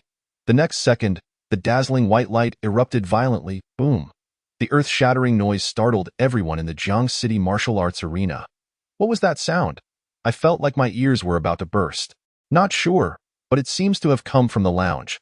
Several staff members rushed toward the source of the commotion, their faces going pale as they beheld the devastation within the lounge. Lounge? What lounge remains? It has all been reduced to rubble. I apologize, but it seems there was a gas explosion. Jiang Yan, with a sheepish grin revealing his bright white teeth, scratched his head, his face smeared with soot. The staff member's eyes turned red. A gas explosion? Every lounge here is constructed from SS-grade vibranium. If a gas explosion could leave a mark, then that would be a true miracle. The staff member who had just assisted Jiang Yan with his lounge felt despair. Student Jiang. No, Grandmaster Jiang. Please, cease your supernatural antics. Quickly summon the Earth-based Celestial Artificer. It's time to rebuild. The staff member was on the verge of tears. Jiang Yan felt quite embarrassed himself. He had thought he had taken sufficient precautions. Surely, the sonic boom vortex and explosive energy couldn't shatter the training room's barrier. However, it turned out the barrier was far more fragile than anticipated. Need any help? Jiang Yan chuckled. Grandmaster Jiang, please, just go somewhere cool and stay there. The staff member bowed respectfully to Jiang Yan. He was escorted away by several staff members, and as Jiang Yan attempted to say something, the door slammed shut with a loud bang. I was just being careless. Jiang Yan murmured softly. He sat at the entrance of the Jiang City Martial Arts Arena, watching the throngs of visitors pass by, wondering how far along the competition had progressed. Yawning, Jiang Yan pondered the immense power of the sonic boom vortex and explosive energy. What name should I give this technique? Resembling a miniature black hole. Returning to simplicity, I shall call it the Little Black Hole. The corners of Jiang Yan's mouth lifted slightly. Little Black Hole. That name is quite fitting. I truly have a talent for naming. At this moment, the Jiang City Martial Arts Arena had concluded the quarterfinals. Due to Jiang Yan's bye, he was automatically one of the 4 contestants, rendering the other competitors meaningless. The 4 participants were Lu Qingming from the 7th Middle School, Lin Feiyu from the 1st Middle School, Bai Luoxue from the 1st Middle School, and Jiang Yin from the 2nd Middle School, who had received a bye. This semifinal would proceed as a 2v2 match, with the winning duo advancing to the final showdown. Within the martial arts arena, both Lu Qingming and Lin Feiyu eagerly wished to battle Jiang Yin, thus naturally forming a team. Bai Luoxue and Jiang Yin had no other choice but to team up by default. Bai Luoxue's eyes sparkled. I must do my best. I won't let Jiang Yin down. Mu Shuiyao sighed. What kind of enchantment has Jiang Yin cast upon you? He hasn't cast any enchantment on me. Bai Luoxue blinked innocently. With a gentle smile, Bai Luoxue's heart raced at the thought of fighting alongside Jiang Yin the next day. She wasn't sure what this feeling was. Is this what it feels like to encounter someone of the same kind? Just as Bai Luoxue's smile widened, her phone suddenly rang. She glanced at the caller ID, frowned slightly, and answered, Daddy. Chapter 57, Dual SS Divine Givers. One strike and you're down. The following morning, Jiang Yin was awoken by a series of knocks at the door. Irritated, he exclaimed, What are you making such a racket for so early in the morning? He opened the door to find Zhou Peng looking flustered. Brother Jiang, it's bad. There's a serious situation. Zhou Peng exclaimed anxiously. I'm perfectly fine. What's the matter? Jiang Yin replied nonchalantly. Brother Jiang, you don't know? The semifinals are 2v2. And you are teamed up with Bai Luoxue from the 1st Middle School. Jiang Yin yawned. Isn't that a good thing? The problem is, Bai Luoxue suddenly withdrew from the competition and left Jiang City. Zhou Peng gulped. Brother Jiang, do you realize what this means? Jiang Yan's mind sharpened. I have to face 2 opponents alone. Exactly. You have to take on 2 opponents all by yourself. Zhou Peng's expression was filled with worry.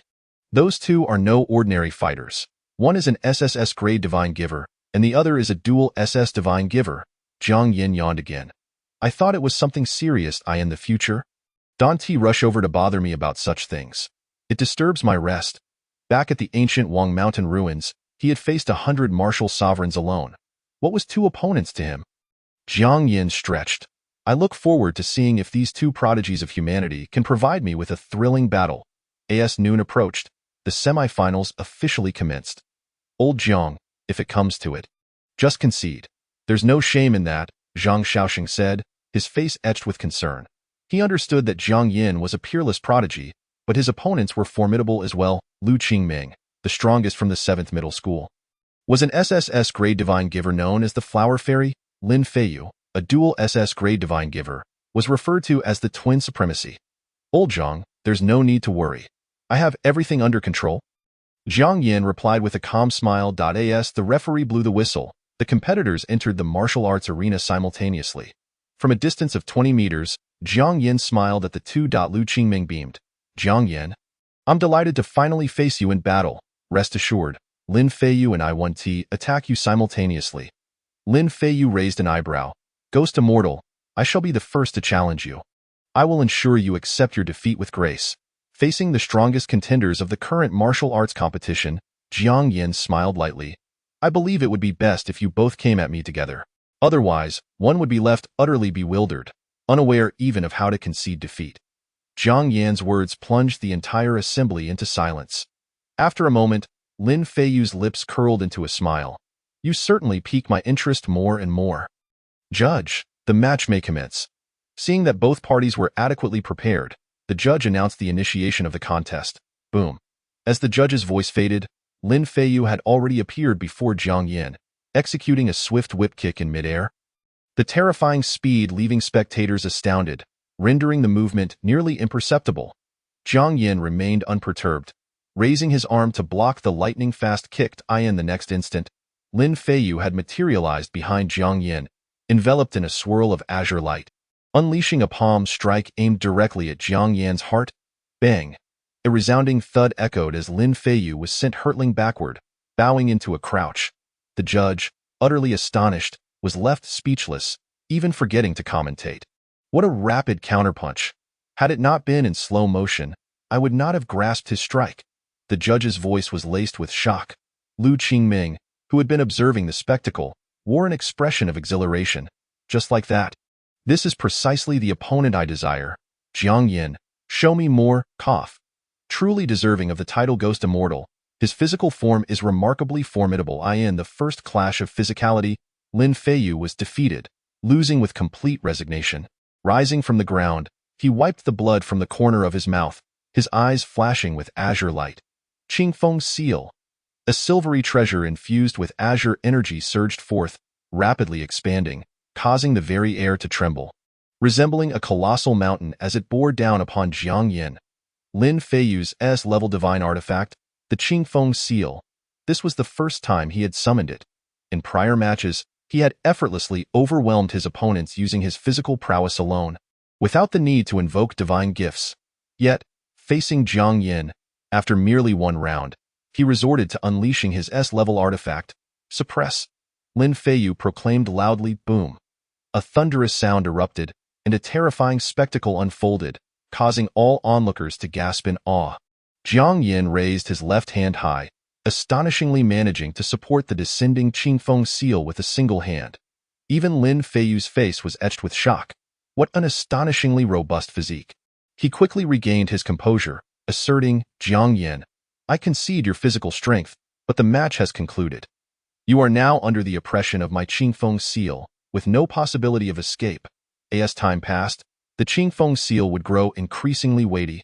Adding 1,000 pounds each second, the ground beneath Jiang Yin shattered, far exceeding the weight of the golden-winged rock's golden trident.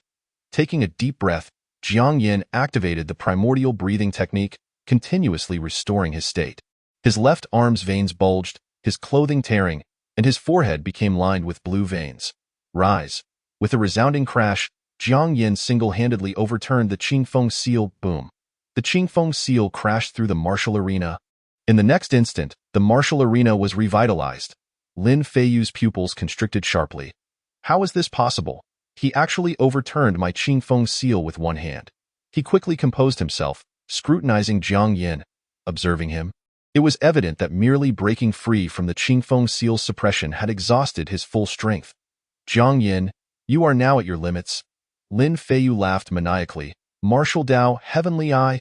A radiant light erupted from his brow. Connecting heaven and earth, in an instant, a layer of white mist enveloped him, granting him a transcendent state, increasing his combat power tenfold. SS-level supernatural ability, Martial Dao, Heavenly Eye, in addition to amplifying his strength tenfold.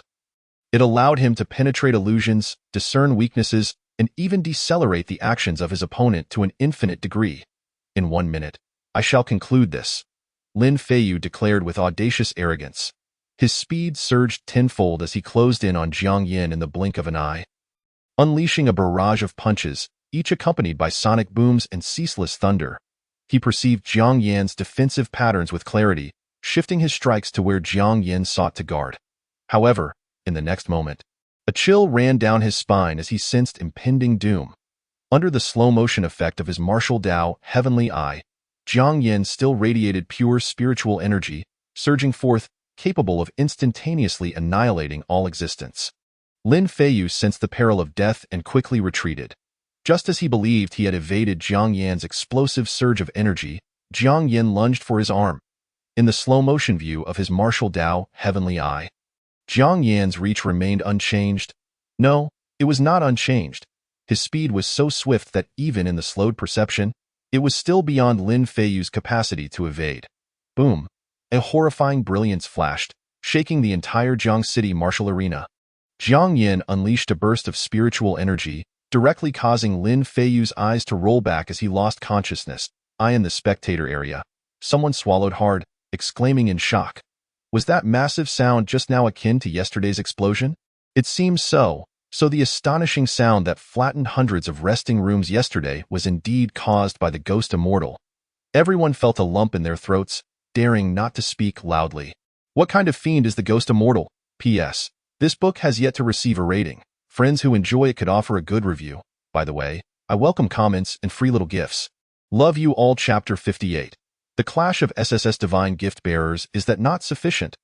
Jiang Yin was utterly perplexed. Is it truly the case that with just a burst of spiritual energy, he could eliminate Lin Feiyu in an instant? This is rather disappointing. How could one of the top 4 in the Jiang City martial arts tournament possess such inadequate strength? Jiang Yin shook his head, feeling disillusioned. Should anyone grasp Jiang Yan's thoughts, their eyes would surely widen in shock. Just how powerful Lin Feiyu truly was, the students in the spectator area were acutely aware, having witnessed his formidable track record, steamrolling all competitors. Yet, in Jiang Yan's eyes, Lin Feiyu was merely a trifling opponent dispatched with a single strike. Such an evident disparity was the most despairing aspect. Just how formidable is the Ghost Immortal? You are indeed impressive. Applause erupted as Lu Qingming approached Jiang Yin with a smile. To strike instantly is no small feat. You are truly the man I have set my sights on. Before we engage in our spar, shall we add a touch of stakes? Lu Qingming's eyes sparkled with excitement. If I win, you shall become my servant. If I lose. She gazed at Jiang Yin, licking her red lips. I shall be your beloved. Upon hearing this, the spectator area erupted into a clamor. What kind of outrageous proposition is this from the Flower Fairy? Regardless of winning or losing, it was a reward for him. Flower Fairy, allow me to spar with you. I willingly concede. Oh, had I known such an opportunity awaited, I would fight to the death just to reach the semi-finals. Everyone longed to replace Jiang Yin, becoming Lu Qingming's sparring partner. For them, whether winning or losing, it was a reward. Looking back at Jiang Yin, upon hearing Lu Qingming's words, he stood in stunned silence, tilting his head in confusion. Huh? Lu Qingming blinked at Jiang Yin. What do you think? Isn't the wager enticing? I believe you have lost your mind. Jiang Yin replied coolly. Indeed, Lu Qingming was stunningly beautiful. However, Jiang Yin was unlike other men. For he is a Sigma male. Sigma males never succumb to the traps of women.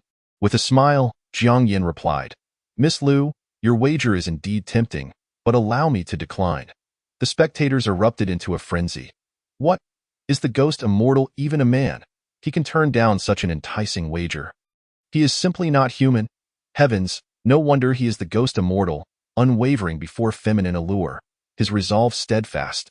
He is destined for greatness. Even the esteemed guests, including Shan Wenba, were left dumbfounded. Well done, what a remarkable young man. Shen Wenba laughed heartily. Zhou Wenshan also wore an appreciative expression. Indeed, this youth is destined for greatness. Unbeknownst to Jiang Yin, his mere refusal of Lu Qingming's wager had astonished the crowd, prompting them to regard him with renewed respect. It matters not. Should you refuse my wager, I shall shatter your limbs, rendering you my servant. Lu Qingming's eyes gleamed with madness. She laughed maniacally, and in her vicinity, thorny vines rapidly sprouted, racing toward Jiang Yin. Ghost Immortal, do please amuse me, buzz. With a terrifying roar, Jiang Yin unleashed a sonic boom, instantly shredding the oncoming vines. In the next moment, he found himself pierced by branches, impaled upon a locust tree. Jiang Yin raised an eyebrow. Illusion? Quite formidable indeed. Jiang Yin executed the primordial breathing technique, achieving a transparent state, penetrating the illusion. Ah, Ghost Immortal, is this all you can muster? Lu Qingming's eyes sparkled with delight. Beautiful lady, one should not casually declare that men are incapable. Jiang Yin chuckled.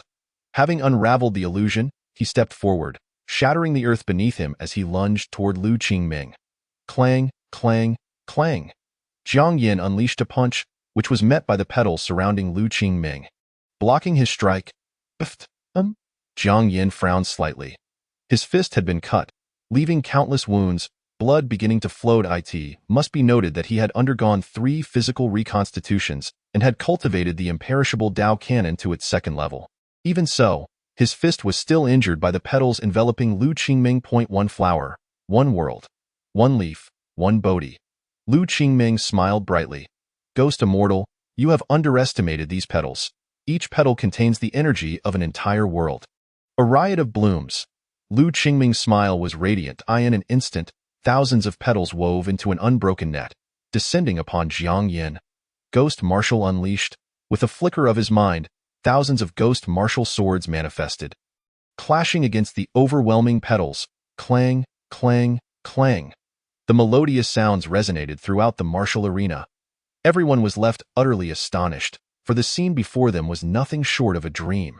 A mesmerizing dance of swords and petals. Enchanting and surreal. What to do? Suddenly, I felt that the Flower Fairy and the Ghost Immortal were a perfect match. What a joke. The Ghost Immortal was clearly paired with the goddess Yi.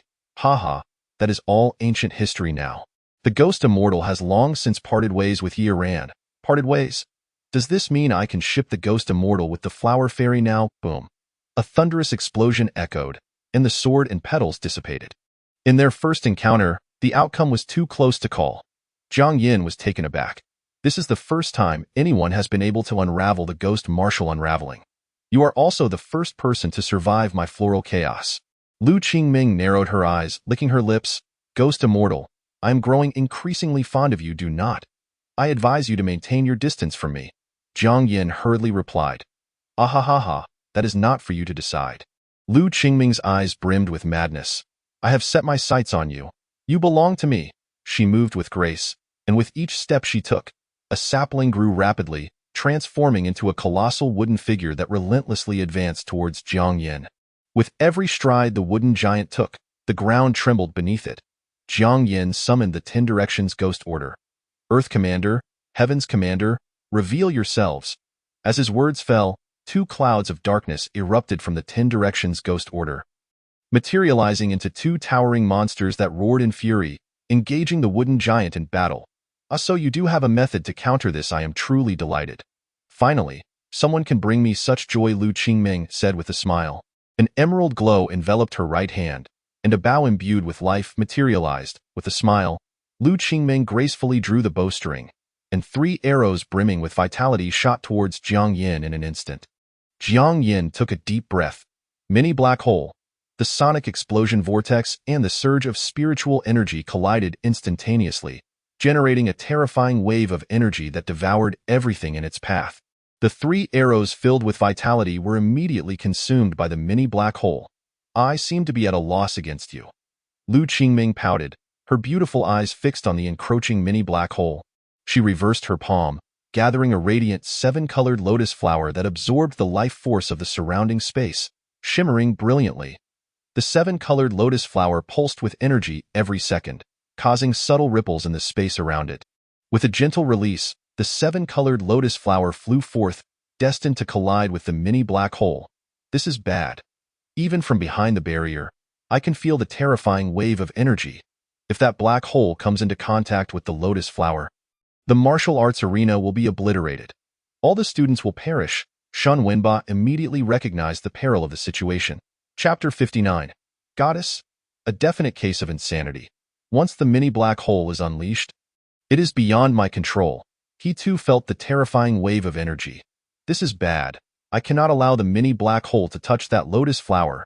He had intended to end the battle with the mini black hole, but did not expect Lu Qingming to conjure such a fearsome energy vortex. If the 2 energy vortices were to collide and explode, it would flatten the entire martial arts arena. No student present would survive such an energy explosion.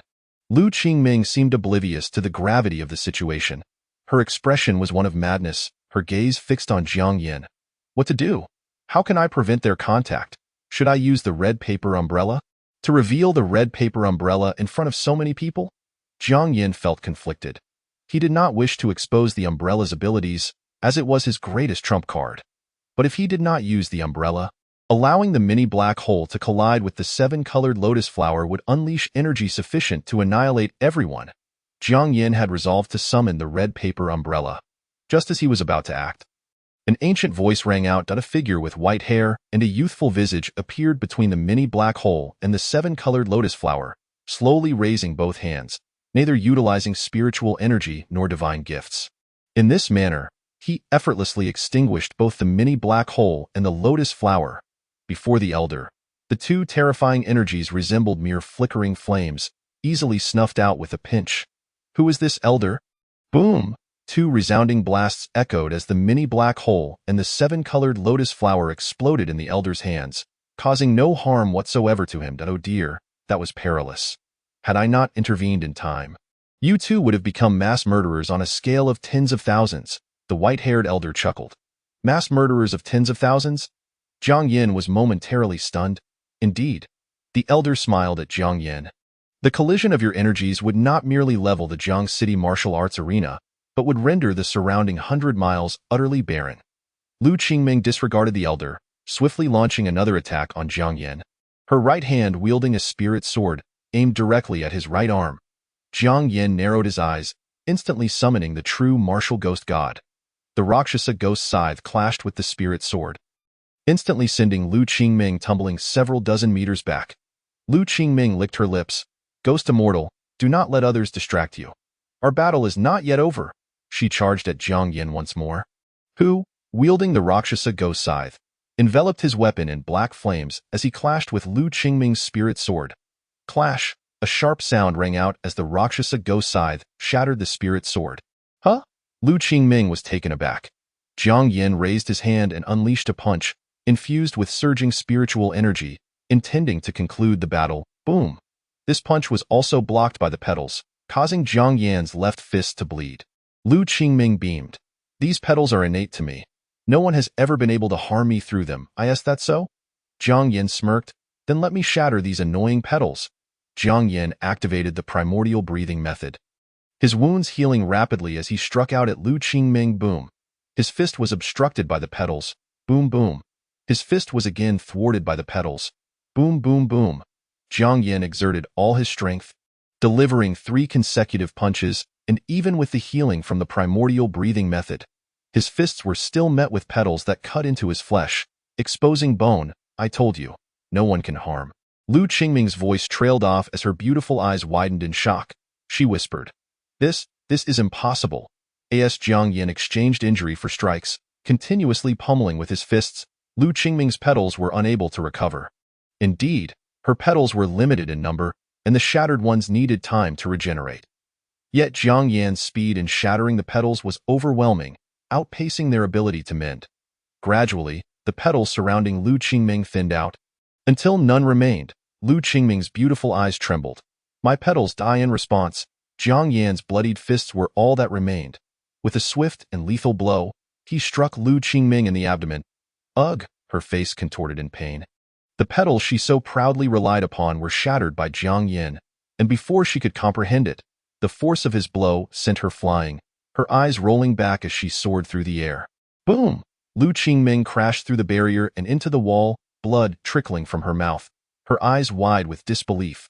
This is impossible. How can this be? She abruptly raised her head, her gaze fixed on Jiang Yan, trembling as she spoke.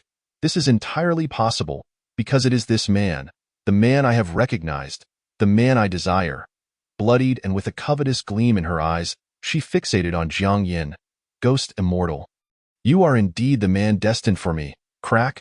Her arm pulled free from the wall, and she lunged at Jiang Yan with astounding speed. What the hell? She is still alive. Jiang Yan was utterly dumbfounded. He had put every ounce of strength into that punch, enough to fell 50 Lei Zenmings. Ghost immortal. Lu Qingming did not attack Jiang Yan, but instead clung to him like a koala, rubbing her face against him, smearing her blood all over his clothes, her eyes gleaming with greed. What is happening? This woman has lost her mind. Get off me, get off! Jiang Yan shivered. Even unleashing spiritual energy could not shake Lu Qingming loose. Jiang Yan, you are so amazing, I like you so much, we are destined. Lu Qingming's eyes trembled, resembling a lunatic. The white-haired elder chuckled and shook his head. Throughout history, those recorded as SSS-level divine bestowers have always had some degree of insanity. This is a common affliction among SSS divine bestowers. Their minds cannot withstand the immense power granted by divine gifts, leading to behavior that deviates from the norm. Jiang Yan, burdened by Lu Qingming, mused, this is not merely deviation from the norm. This is outright insanity. Zhou Wenshan chuckled. Young man, it seems you are the one who is somewhat abnormal. As an SSS-level divine bestower, your mind has remained intact. Hee, does narcissism count as a mental issue? Jiang Yan asked with a grin. That depends on the degree of narcissism. Zhou Wenshan stroked his white beard. After a moment of contemplation, Jiang Yan replied cheerfully, I feel like I am the greatest in the world. No one is more impressive than I. Indeed, that aligns with the ironclad rule that SSS divine bestowers invariably become mentally unstable. The elder smiled kindly. Jiang Yan's smile faded. Not he. It turns out he himself is also mentally unstable. It does. The male protagonist's image is established in the first chapter. Curious friends can revisit it. Chapter 60. securing the title of champion and admission quota due to Bai Luoshua's withdrawal from the competition. Jiang Yin successfully triumphed against two opponents, and the semifinals directly transformed into the finals, with Jiang Yin claiming first place. Lu Qingming secured the second place, while Lin Feiyu claimed the third. During the awards ceremony, the entire audience erupted in chants of Guixian.at. That moment, the name Guixian reverberated across the nation. The Jiangxing martial arts competition not only brought fame to Jiang Yin, but also attracted the attention of various factions. Guixian, an SSS-level divine bestower, once subdued the disciple of martial sage Hua Yuan with a single palm strike, and he emerged as the champion of this year's Jiangxing martial arts competition. In the dim light, a man held Jiang Yin's dossier in one hand, propping his chin with the other. Indeed, a promising talent. Assign a martial sage to keep an eye on him. He must not perish. The man's fingers tapped lightly on the table as he spoke with a detached tone. If he does not find himself in a dire situation, there is no need for intervention. Understood, an aged voice responded, fading into the shadows. Meanwhile, in the Bai family of the imperial capital, the head of the Bai family took a sip of tea and remarked nonchalantly, "Schwer, I summoned you back to the family early. Do you harbor any grievances towards your father?" Bai Luoshua, clad in white as pure as snow, shook her head. Luoshua bears no resentment towards her father.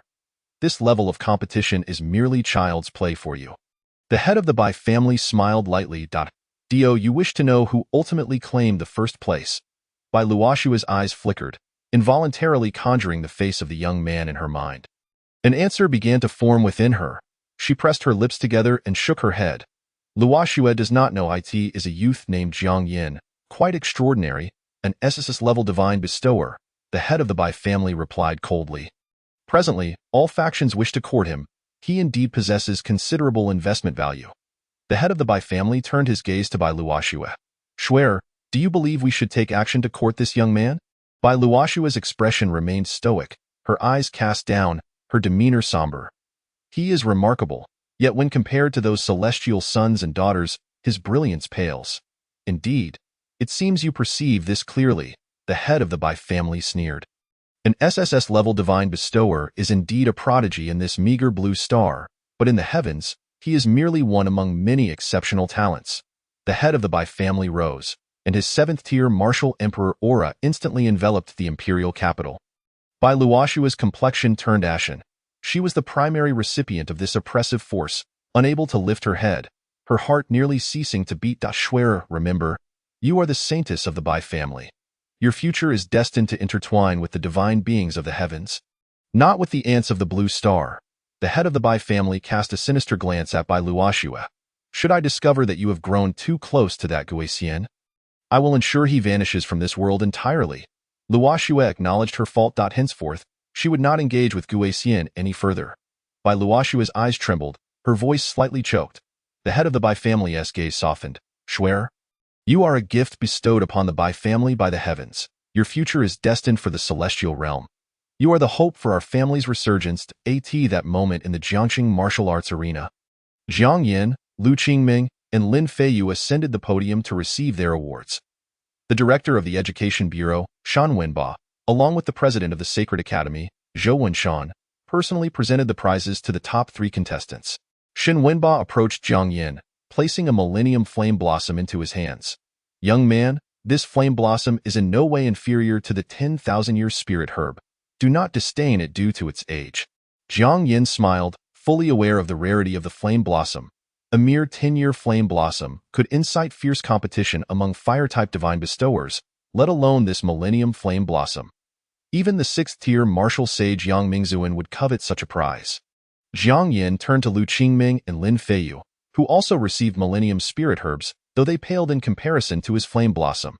Shan Wenba spoke briefly before stepping aside. President Zhou Wenshan approached the trio with a beaming smile, presenting them with 3 volumes of breathing techniques, which instantly ignited a frenzy among the audience. "Wait, am I seeing this correctly? Those are breathing techniques, specifically the Heavenly Spirit 5 Elements technique. If I had known the top 3 prizes included breathing techniques, I would have fought tooth and nail to secure a place in the top 3. Jealousy makes me ugly, but I genuinely desire those breathing techniques." Lu Qingming and Lin Feiyu's eyes lit up in astonishment upon seeing the breathing techniques. Jiang Yin accepted the techniques with a sense of composure, as he already possessed a breathing technique, the primordial breath, the very source of breathing techniques in the world. "Thank you, Mr. Zhou," Lin Feiyu exclaimed, brimming with excitement as he deeply bowed to Zhou Wenshan. Lu Qingming also wore a radiant smile, expressing her respect. Zhou Wenshan, pleased, turned his gaze towards Jiang Yin, waiting for his response. Seeing Jiang Yan's calm demeanor, he raised an eyebrow in surprise and chuckled. In addition to the Millennium Spirit herbs and breathing techniques, there is yet another reward for the top three, another reward. The spectators were left dumbfounded. The Millennium Spirit herbs and breathing techniques were already rare enough. There was more. Lu Qingming and Lin Feiyu looked at Zhou Wenshan with eager anticipation. Zhou Wenshan, not one to keep them in suspense, proclaimed loudly, "The top 3 contestants of this competition are granted exemption from entrance examinations into our sacred academy." As these words fell, the entire martial arts arena plunged into a profound silence. Moments later, an uproar erupted. "What, are you kidding me? Exemption from entrance exams into the Sacred Academy.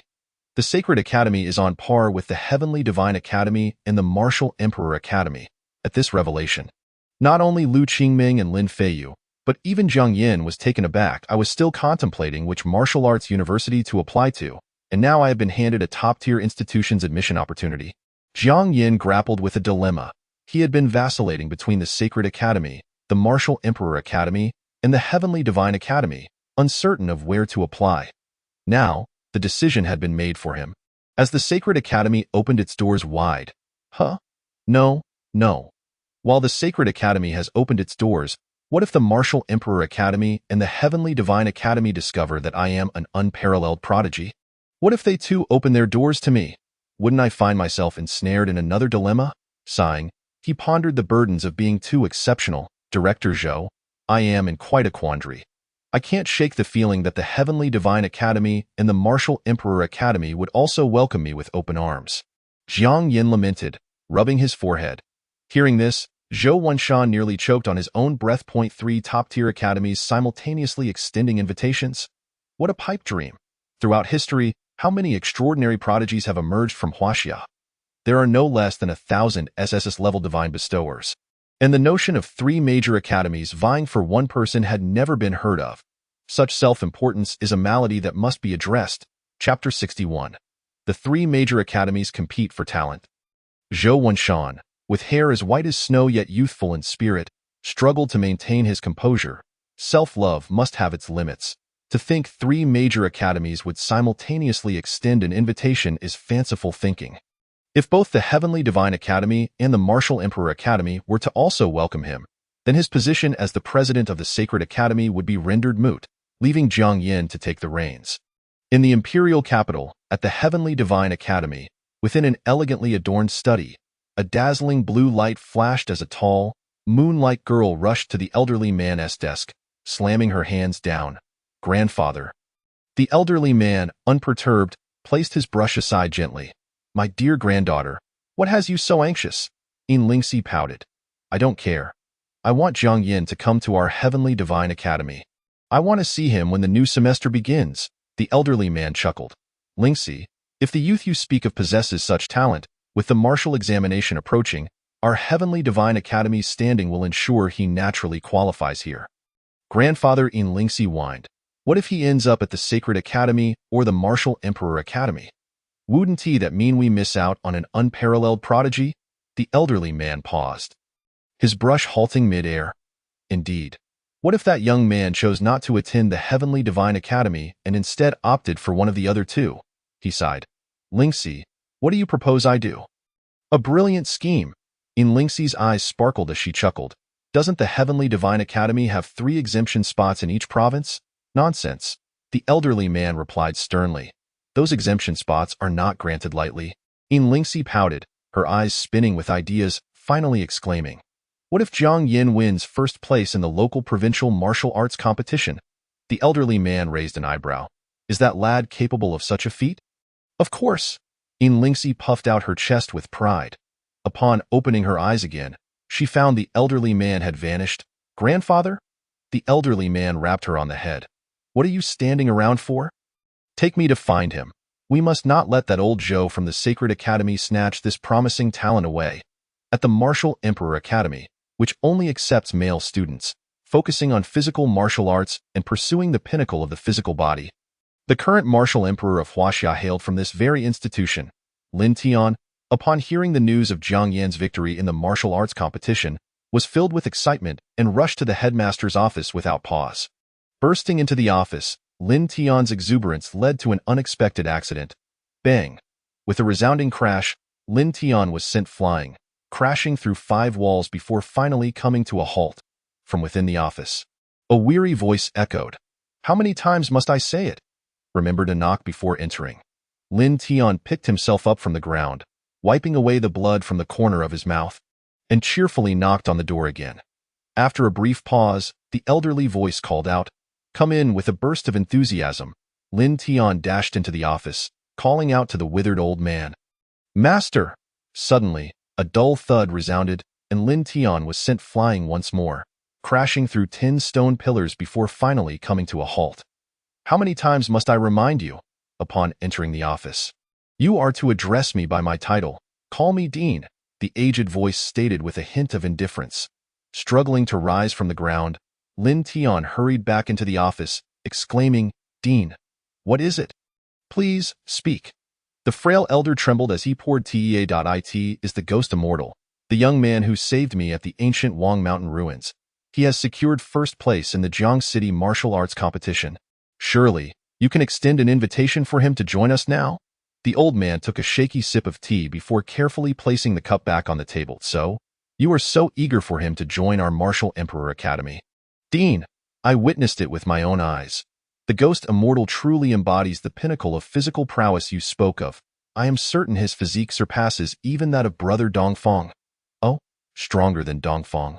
Lin Tian's assertion piqued the old man's interest, prompting him to lift his head and reveal his murky eyes. "Where is he? Take me to him." "Master, you have agreed," Lin Tian exclaimed, filled with excitement. "Heh, we shall see when we meet."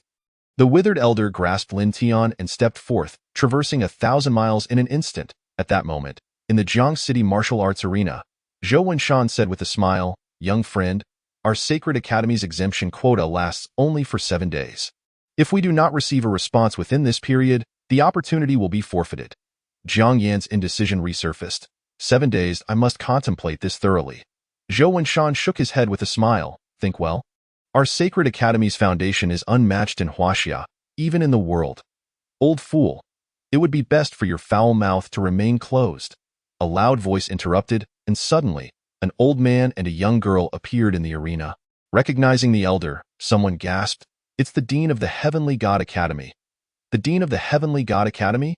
And that girl beside him, with a complexion like the morning sun and a face like the bright moon, must be the goddess Lingxi. Is this for real? The Dean and the goddess of the Heavenly God Academy have both arrived. What could they be here for? It seems they are approaching Jiang Yan. Could it be that the Heavenly God Academy truly intends to recruit Jiang Yan? This was monumental news. The 3 major academies had never before engaged in such a competitive recruitment spectacle. Now, it appeared that the Heavenly God Academy and the Sacred Academy were both vying for Jiang Yan. Lingxi stood gracefully, her charming smile directed at Jiang Yan. "Ghost immortal, it's been a while indeed." "It has," Jiang Yan replied with a light chuckle. Upon seeing the Dean of the Heavenly God Academy, Zhou Wenshan's expression shifted. "Old fool, what brings you here?" Dean laughed heartily, his gaze fixed on Jiang Yan. "Naturally, I am here to invite this young friend to join our Heavenly God Academy." "What?" Zhou Wenshan's face paled in shock. He stared at Jiang Yan. Incredulous, it seemed that the boy's words were true. Another academy had come to poach him. However, it was fortunate that no one from the Martial Emperor Academy had arrived. They could not allow this rascal to have his way. "You 2 old geezers. Jiang Yan is a prized prospect reserved for our Sacred Academy. You both best keep your distance." An ancient voice reverberated through the Jiang City martial arts arena. Boom! The ceiling of the arena caved in once more, and a frail, aged figure appeared, looking as if he might collapse at any moment. His arrival sent the audience into a frenzy. Are they out of their minds? Even the Dean of the Martial Emperor Academy has come. When did this world become so fantastical? Is this a novel? Even novels wouldn't dare to portray such a scenario. I must be losing my mind. This can't be real. I must be dreaming. It has to be. The crowd was awash with disbelief, their expressions reflecting shocked that moment. Lin Tian peeked out, cheerfully waving at Jiang Yin. Hi, brother-in-law. Seeing Lin Tian made Jiang Yin feel as if he had swallowed a dead fly. This annoying little brat was back. You all get lost, Jiang Yin declared. Jiang Yin is the first student I have set my sights on for the Sacred Academy.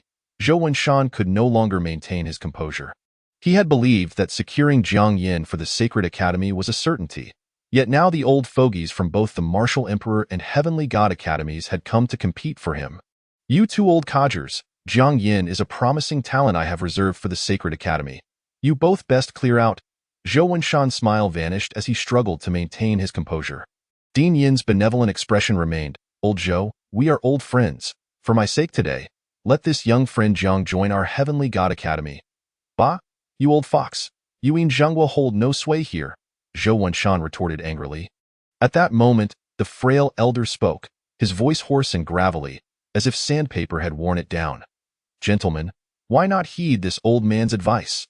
I observe that this young friend Jiang possesses exceptional physical strength. Walking the path of physical perfection, joining our Martial Emperor Academy would undoubtedly be the best choice for him. The old man's words rang true. Among the 3 top martial arts academies, only the Martial Emperor Academy specialized in physical training. With the current Martial Emperor of Huaxia embodying the very essence of physical sanctification, breaking countless laws through sheer strength. Well said, Master. Lin Tian gave a thumbs up to the frail elder. Yin Zhenghua and Zhou Wenshan both paused, recognizing the validity of the old man's statement. However, the dilemma remained. How could they possibly allow such a remarkable talent to slip through their fingers? Old Luo, while Jiang Yan's physical prowess is indeed formidable, let us not forget that he is an SSS grade divine gifted individual. If my memory serves me right, Jiang Yin is a summoner, Yin Zhenghua remarked with a smile.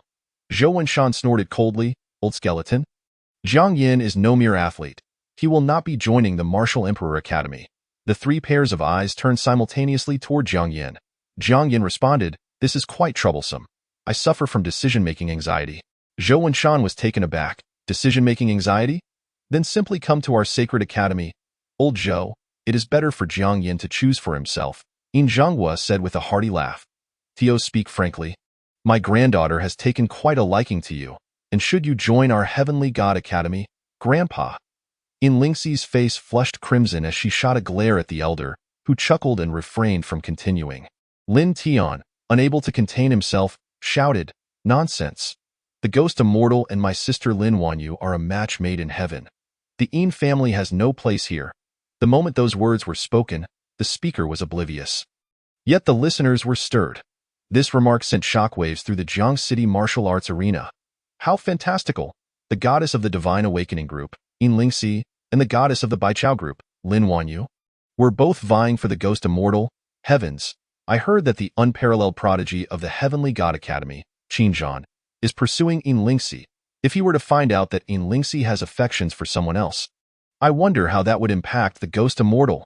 Qin Zhan, the SSS grade prodigy who reached the peak of the 3rd stage at just 20. He single-handedly slaughtered 100 foreign races, basking in glory. Qin Zhan possesses extraordinary combat prowess. The Ghost Immortal may not be his match. As the chaos escalated, Jiang Yin raised his hand. All right, enough of the noise. The 3 elders turned their attention to Jiang Yin. Have you made your decision? Jiang Yin chuckled. I already mentioned that I have decision-making anxiety, so I cannot choose. How about this? You 3 deans engage in a battle, and whichever side wins, I will join that academy. The scene fell into silence. Watching from the sidelines, Shen Wenba nearly spat out a mouthful of blood. This kid was far too reckless. The 3 academy deans were all peak 6th stage martial saints. If they were to engage in a free-for-all, the resulting shockwaves could level Jiang City. The 3 deans exchanged glances and then erupted into laughter. Ahahaha, young friend Jiang, while we can certainly spar, the entire Jiang City would suffer if we did. Yin Zhenghua exclaimed with a hearty laugh. Zhou Wenshan stroked his beard. Perhaps we should let the most promising students from each of our academies compete instead. Jiang Yin, you have no objections, do you? With that, Jiang Yin had no further comments. I have no objections. The frail elder's voice turned hoarse. Tomorrow at noon, we shall reconvene here. Neither Yin Zhenghua nor Zhou Wanshan objected, and thus the matter was settled. Young friend Jiang, you must be present tomorrow at noon to witness the prowess of our 3 academies' top students, Zhou Wanshan urged, hoping to impress upon Jiang Yin that there are always greater heights to reach. You are indeed a prodigy, but you are not the only one in this world. Jiang Yin smiled and nodded. No problem. I will be there on time. In an instant, the 3 elders vanished, and the awards for the Jiang City martial arts competition were concluded. Jiang Yin took a taxi home, locked himself in his room, and began studying the 1,000-year burning flame flower. For fire elemental practitioners, the 1,000-year burning flame flower was a treasure that could rival even the 10,000-year spirit plants. Who would have thought that the first-place prize for this year's Jiang City martial arts competition would be such a rare item? If he did not possess a fire element divine gift, the flower's effect on him would be significantly diminished. Coincidentally, he did have fire-based abilities. Black flame, Jiang Yin said calmly. The next moment, black flames erupted from his palm, the eerie and extraordinary flames capable of incinerating all. He wondered how much this 1,000-year burning flame flower would alter his black flame. Jiang Yin activated the primordial breathing technique, channeling spiritual energy into the 1,000-year burning flame flower. His mastery over spiritual energy is meticulous and profound, allowing him to freely control the output of this energy, perfecting its intensity to an exquisite degree, refining the 1,000-year burning flame flower to its utmost potential. In an instant, the 1,000-year burning flame flower disintegrates, transforming into countless specks of red light that swirl around Jiang Yin, rushing eagerly into his body. These twinkling stars represent the medicinal properties, dazzling and surging with an overwhelming vitality and the essence of flames. Due to his cultivation of the primordial breathing technique, Jiang Yin possesses an expansive spiritual sea. The 1,000-year burning flame flower, with its potent medicinal qualities, collides with the whirlpool of his spiritual sea, creating a magnificent interplay. Boom! The black flames erupt instantly, enveloping Jiang Yin within. At this moment, Jiang Yin is no longer tormented as he had been on the previous 2 occasions. He has become immune to the black flames. No, to be precise, he has gained immunity to the flames' damage. This is the effect brought by the 1,000-year burning flame flower, granting him resistance to fire. Jiang Yin slowly opens his eyes, a flash of crimson flickering within, black flames. Boom! A deafening roar erupts as the black flames surge fiercely, resembling a black dragon striving to break free from Jiang Yin's control, roaring in the air. Goodness, the black flames have gained a semblance of life. Jiang Yin is astonished. The 1,000-year burning flame flower has bestowed a new vitality upon the black flames, transforming them into a sentient black dragon. Roar. The black dragon bellows at Jiang Yin. Jiang Yin raises an eyebrow. This temperamental creature, as its master, the black dragon dares to bare its fangs at him. It must be craving attention. Jiang Yin raises his hand, prepared to extinguish the black flames and dissipate the dragon. The black dragon seems to sense Jiang Yan's intent and directly exhales dragon breath at him, igniting Jiang Yan's head in an instant. Jiang Yin purses his lips, apologetically stating, "My flame's immunity." With a firm grip of his hand, the tumultuous black flames are extinguished in an instant, and the black dragon vanishes without a trace. Chapter 63. The Battle of Prodigies. The next day at noon, Jiang Yin yawns lazily as he arrives at the Jiang City Martial Arts Arena. He complains, the Jiang City Martial Arts Tournament has already concluded, yet there are still so many people here. Upon hearing Jiang Yan's remarks, a girl instantly becomes infatuated, exclaiming, "The Jiang City Martial Arts Tournament was utterly unremarkable. It cannot compare to today's epic battle." Epic battle? Jiang Yin raises an eyebrow, curiously inquiring, "Isn't it just a 3-way brawl today? How can it be labeled an epic battle?" The girl shoots him an annoyed glance, retorting, "What do you know? Do you even know who the 3 combatants today are?" Jiang Yin shrugs. He genuinely does not know. Before the girl can respond, another pure-looking young woman, her face filled with admiration, exclaims, "Those 3 are the dreams of every girl's heart." What an air of nostalgia. Jiang Yin is speechless. After all this, can someone just tell him which 3 individuals are battling today? The audience is more numerous than those who attended the Jiang City Martial Arts Tournament. From the Sacred Academy, Qi Tian; from the Celestial Academy, Qin Zhan; and from the Martial Emperor Academy, Chu Kuei. Jiang Yan's expression remains indifferent. Oh. He does not recognize any of them. Hey, Why are you so cold? Don't you know these three are the top prodigies of the imperial capital? The girl with the braided hair stares at Jiang Yin, clearly displeased with his indifference. Jiang Yin has already lost interest and thus does not respond. Hey, are you deaf? I want you to apologize to the three elder brothers. The girl with the braids raises her voice. What are you even? You aren't even worthy to carry their shoes. Just then, another girl catches sight of Jiang Yan's face and suddenly screams, Ah, you are the ghost immortal. The moment those words are spoken, all eyes in the audience fixate on Jiang Yin. Heavens, it really is the ghost immortal. The ghost immortal is right beside me, and I didn't even notice. It is said that this battle among the three top prodigies of the imperial capital is being held for the ghost immortal. Whichever academy's prodigy wins, Jiang Yin will join that school. Ghost immortal. The girl with the braids who had earlier demanded Jiang Yin apologize to the three prodigies now turns pale, filled with confusion and disbelief. She had just spoken to the ghost immortal in such a manner, even ridiculing him. Little did she know, this battle among the three prodigies was organized for Jiang Yin. She feels her face flush with embarrassment. Wishing she could find a hole to hide in, Jiang Yin pays no mind to the girl with the braids. His gaze remains fixed on the three figures in the martial arts arena. Standing tall like spears, they are all at the pinnacle of the third stage. Not just any ordinary third stage. Jiang Yin senses an overwhelming energy from them, akin to mountains and seas. The spiritual energy of these three is hundreds of times more abundant than Lin Feiyu's. They are truly the pinnacle of the third stage, having refined every minor realm to perfection, their foundations solid and unmatched within their realm. At this moment in the martial arts arena, Qin Zhan from the Celestial Academy wears a grim expression. The ghost immortal, a mere figure endowed with an SSS-grade divine gift, dares to think he is worthy of our attention. Qi Tian from the Sacred Academy, with a gentle demeanor, adds, I also find this somewhat inappropriate. I wouldn't mind sparring with the two of you, but I am quite displeased with the purpose of this spar. Chu Kuei from the Martial Emperor Academy speaks in a deep voice. Why waste words? Let us just fight. You two can join forces against me? Qin Zhan snickers, you're just a muscle-bound fool with no brains. Qi Tian responds gracefully, Chu, we should not engage with each other. The ghost immortal does not merit such consideration. Then what do you suggest we do, Qin Zhan smirks with mischief. Chu Kuei, arms crossed, also looks at Qi Tian. Qi Tian's lips curl into a smile. Let us pull the ghost immortal down from the arena and play with him a bit. So he understands that the three great academies are not for him to choose from. Qin Zhan naturally has no objections, for he has long heard that the girl he pursues, Yin Lingxi, shares a close relationship with Jiang Yin. Rumors have taken root, and animosity towards Jiang Yin has deepened. If Jiang Yin dares to step onto the arena, he will make sure to cripple an arm of his. To relieve his pent-up resentment, Chu Kuei remains silent.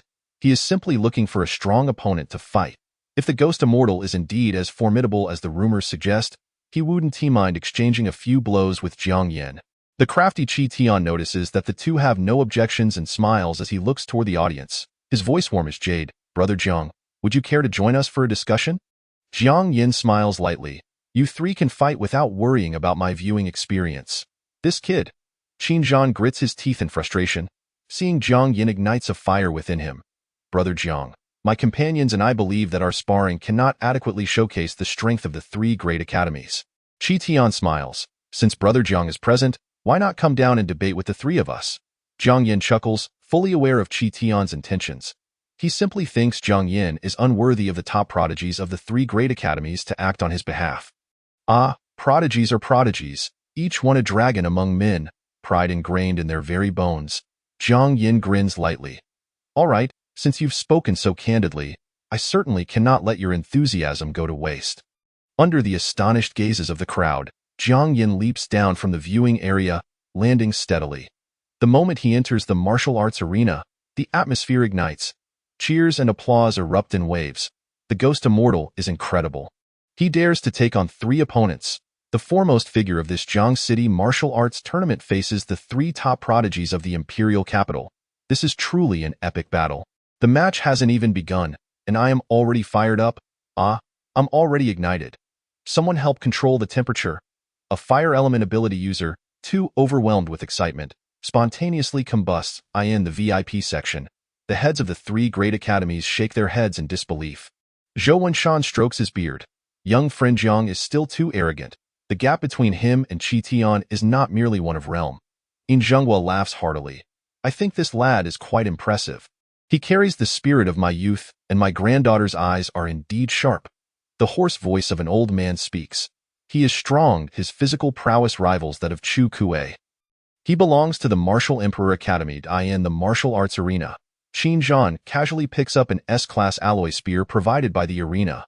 Kid, you've become too arrogant. Let me temper your sharpness. Wait, Jiang Yin interjects directly. Qin Zhan stumbles slightly, nearly falling over, his expression darkening. What, are you afraid? No, I just want to grab a weapon. Jiang Yin smiles, retrieving a long sword from a nearby weapon rack. All right, now we can begin. Witnessing Jiang Yan's actions, Qin Zhan's veins bulge on his forehead. Are you underestimating me? I will make you pay for looking down on me. Oh, I'm so scared. Can you stop frightening me? Jiang Yin smiles. Chapter 64. Three heroes battle the ghost immortal, unaware of their fate. A glint of killing intent flashes in Qin Zhan's eyes. He unleashes his third-stage pinnacle cultivation, transforming into a golden streak of light. Breaking the sound barrier, with his silver spear entwined in golden energy. Clash! A crisp sound rings out as the long sword collides with the silver spear. Boom! Both the long sword and the silver spear shatter simultaneously. Jiang Yan's lips curl into a smile as he kicks Qin Zhan in the abdomen. Qin Zhan's eyes widen in astonishment as he is sent flying, overwhelmed by intense pain. He is utterly shocked. As a pinnacle third-stage cultivator, he has fought to a standstill against Jiang Yan, who is only at the second stage, 5th level. Qin Zhan brushes off the dust from his abdomen. I underestimated you. I underestimated you too, Jiang Yan replies, raising an eyebrow. Killing individuals beyond his level is something he often does, and the fact that he did not kill Qin Zhan with that kick genuinely surprises him. As expected of the top prodigies from the three great academies, their overall combat strength exceeds that of ordinary third-stage martial artists by more than just a small margin. Against you, I only need one move. Golden energy flows throughout Qin Zhan's body as he waves his hand, summoning a gilded long spear, accompanied by the roar of a golden dragon, its cry shaking the heavens. The audience is left in awe and astonishment. This is the SS-class divine item, the Golden Dragon Spear. The ability of Qin Zhan to summon celestial entities indeed marks him as a formidable individual, for this ghostly immortal is truly a remarkable character. However, I cannot shake the feeling that in the recent skirmish, the ghostly immortal clearly holds the upper hand. Qin Zhan, a prodigious sophomore of the Celestial Academy and once the champion of the provincial martial examination, possesses strength beyond doubt. Among the spectators, some believe Qin Zhan has the greater chance of victory, while others favor Jiang Yan in the arena. Qin Zhan's pupils transformed into a golden hue, resembling the eyes of a dragon. His fighting spirit reached its zenith, and an overwhelming aura surrounded him, causing the very earth to tremble. A golden dragon coiled around the tip of his spear. Go fall before my strike is indeed your honor. Qin Zhan declared, his eyes filled with arrogance. You truly have an abundance of confidence in yourself, Jiang Yin responded with a light chuckle, a smirk gracing his lips. Have you ever tasted defeat? Hearing this, Qin Zhan was momentarily taken aback. Defeat? He then laughed maniacally. I, Qin Zhan, have never known defeat in my life, and I never shall. Oh? So you have never lost, Jiang Yin remarked with a smile. Today, encountering me will be your fortune, for I shall shatter your confidence and reveal your true self. Anger flared in Qin Zhan's eyes. Arrogance, with a hum, he moved, his speed so rapid that he broke the sound barrier, and the golden dragon spear in his hand emitted a dragon's roar. Jiang Yin indifferently stated, Little Black Dragon. This was the name he had given to the upgraded version of Black Flame. Indeed, he possessed an extraordinary talent for naming. In the next moment, black flames surged around Jiang Yin. The flames coalescing into a tangible form, colliding with Qin Zhan's golden dragon. The energy fluctuations between the golden and black dragons were intensely violent, causing ripples in the very fabric of space. How is this possible? Qin Zhan exclaimed in shock. His golden dragon was being thwarted by Jiang Yin. With a roar, the black dragon unleashed a torrent of black flames, and Qin Zhan's expression darkened as he wielded the golden dragon spear to defend himself. He had no energy left to concern himself with Jiang Yin, instead engaging in a fierce battle with the black dragon. Witnessing Jiang Yan's formidable physique, Chu Kuei, who had been observing, eagerly stepped forward. Cracking his knuckles, he approached Jiang Yin. Ghostly immortal, allow me to be your opponent. Standing at an imposing 2 meters tall, his muscular form resembled an insurmountable mountain. Jiang Yin chuckled lightly, and the two raised their hands to exchange a punch. Boom! Their fists did not collide directly, but a barrier formed between them, 2 streams of air pushing against each other. The terrifying wind from their punches caused the protective barriers of the arena to ripple. Chu Kuei's eyes widened in astonishment. The ghostly immortal's physique was surprisingly on par with his own. Finally, their fists met with a resounding crash, accompanied by the sound of cracking bones as Chu Kuei's massive fist was shattered by Jiang Yan's single blow. Jiang Yan's hand merely sustained a minor scrape, blood trickling forth. This scene was utterly shocking. Chu Kuei, a genius of the Martial Emperor Academy specializing in physical training, found his body lacking in strength compared to Jiang Yan. It was unfathomable to consider the terrifying level of Jiang Yan's physique. In the VIP section, the frail elder's eyes sparkled with excitement. He is a student of my Martial Emperor Academy, and can only belong to my Martial Emperor Academy? Yin Zhenghua was also trembling with enthusiasm. Even Qin Zhan cannot overcome him. Such a talent must come to my Celestial Academy. Zhou Wanshan, disregarding his old age, chimed in. Jiang Yin has stated he intends to join the Sacred Academy. You two have arrived too late. Yin Zhenghua and the frail elder ignored him, their gazes fixed on Jiang Yin in the arena as if he were a rare treasure. In the arena, Jiang Yin and Chu Kuei exchanged 3 powerful punches, forcing Chu Kuei to retreat repeatedly, his fists bloodied and battered, revealing bone beneath. Ghostly immortal, you truly deserve the title of unparalleled prodigy. Chu Kuei's eyes shone with fervor, a look reserved for worthy adversaries. His voice resonated like a deep bell. Stone King's true form. Chu Kuei slammed his hands into the ground, layers of solid rock enveloping his arms. These boulders weighed tens of thousands of tons, indestructible and earth-shattering. Boom. He swung a punch at Jiang Yin, who could no longer withstand it with sheer physical strength, summoning the essence of his ghostly martial arts. Rakshas's Scythe. Countless vengeful spirits wailed as the Rakshas's Scythe materialized, crashing into the towering boulders. With a thunderous roar, the dust settled, revealing Chu Kuei's right arm's boulders cracking and eventually shattering. How is this possible? Chu Kuei stood frozen, having activated his SS-level divine gift, yet still unable to match Jiang Yin. It was significant to note that he was a whole major realm above Jiang Yin. Jiang Yin had also sustained injuries. He was now panting heavily, his tiger's mouth shattered and bleeding from the prior clash. Qi Tian, who had been spectating, could no longer remain passive. If the 3 of them were to be defeated by Jiang Yin, they would become the laughingstock of the 3 great academies. He no longer had the inclination to watch. Ghostly immortal, I acknowledge your strength, but you shall not leave the martial arena unscathed today. Jiang Yin smiled wryly. That depends on whether you possess the capability. How audacious. These 2 fools have underestimated you, but I shall not. Qi Tian's brow furrowed as he spat a drop of blood, transforming it into a golden-red sword, its blade emblazoned with the totem of the divine beast Qilin. Let us bring this farce to an end. Qi Tian's face bore no trace of his former nonchalance. Swish! The Qilin sword erupted in brilliant rays of light, darting towards Jiang Yin in an instant. Jiang Yin, now drained of energy, could no longer wield the Rakshas's scythe. Lowering his hand, he snapped his fingers, unleashing a surge of spiritual energy. Little black hole, with a thunderous distortion before him, a black vortex emerged, warping space and consuming all. The Qilin sword was instantly drawn into the little black hole. And then Qi Tian was left dumbfounded. I cannot sense my Qilin sword. The Qilin sword was his celestial entity, and with the Qilin blood flowing within him, the sword had always been connected to him. But upon entering the little black hole, the connection was severed, leaving him unable to perceive its existence. Panic-stricken, Qi Tian's face turned pale. Chapter 65. The second Yama, the outcome is decided. Roar.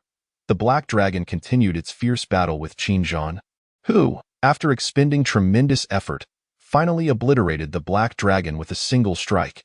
Yet he too was drained of spiritual energy, the golden dragon spear in his hand dissipating. Damn! What manner of creature is this ghostly immortal?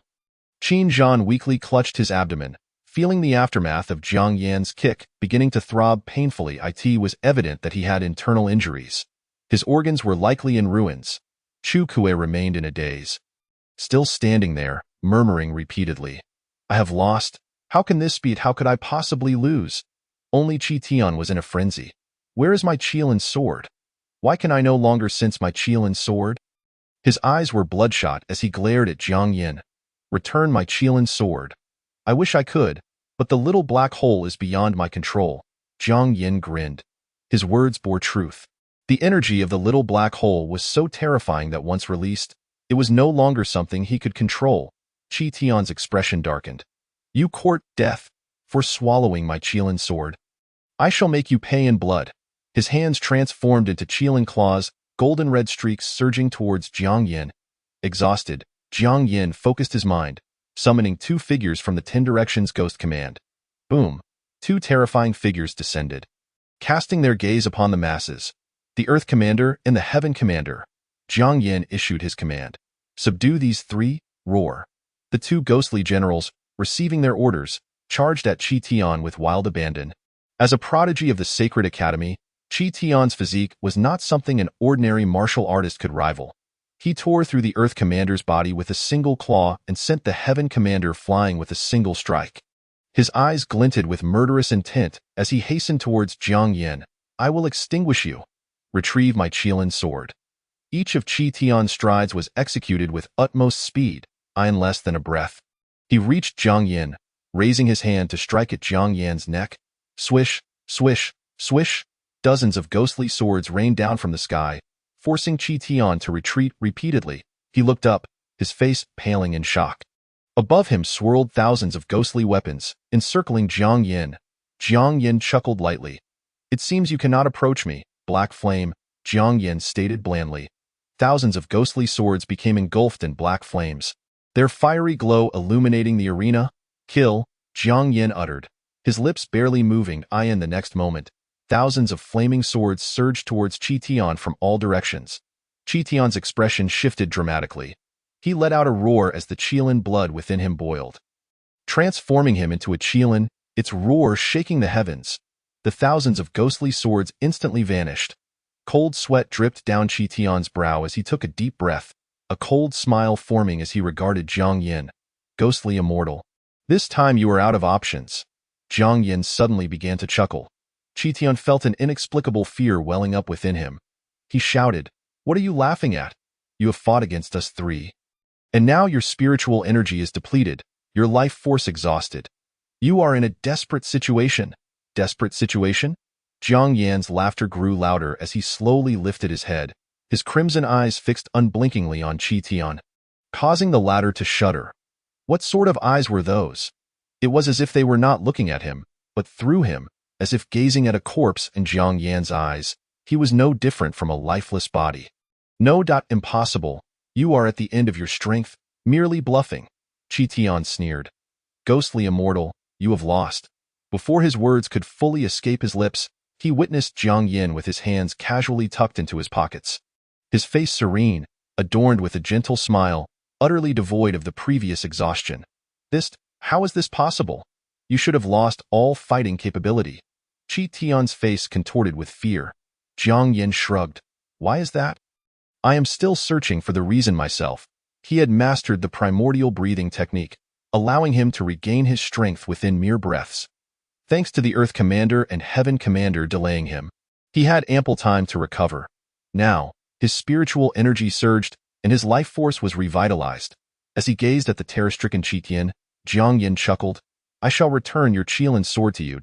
"Really, is that true?" Qi Tian's face was a portrait of disbelief. "Of course," Jiang Yan replied with a light laugh, and with a mere thought, a small black hole ejected the Qilin sword. Upon seeing the sword, Qi Tian's joy was palpable.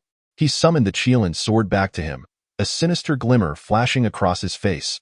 "Ghost immortal, I concede that you are formidable, but you ought not to be so arrogant." With the Qilin sword in hand, Qi Tian's confidence surged anew. He was convinced he could slay Jiang Yan with a single strike. "When facing your elders, one must harbor reverence." The corners of Qi Tian's mouth curled into a smile as he coldly declared. Qilin flash. The Qilin sword radiated a golden glow, and with a thunderous roar, it transformed into a Qilin, hurtling towards Jiang Yin with astonishing speed. Jiang Yin, however, remained nonchalant, hands tucked into his pockets, a smile gracing his lips. Just as the Qilin was about to pounce upon him, he softly uttered, "Chu Qing Wang, buzz." Time seemed to come to a standstill as the Qilin, poised to attack Jiang Yin, vanished without a trace.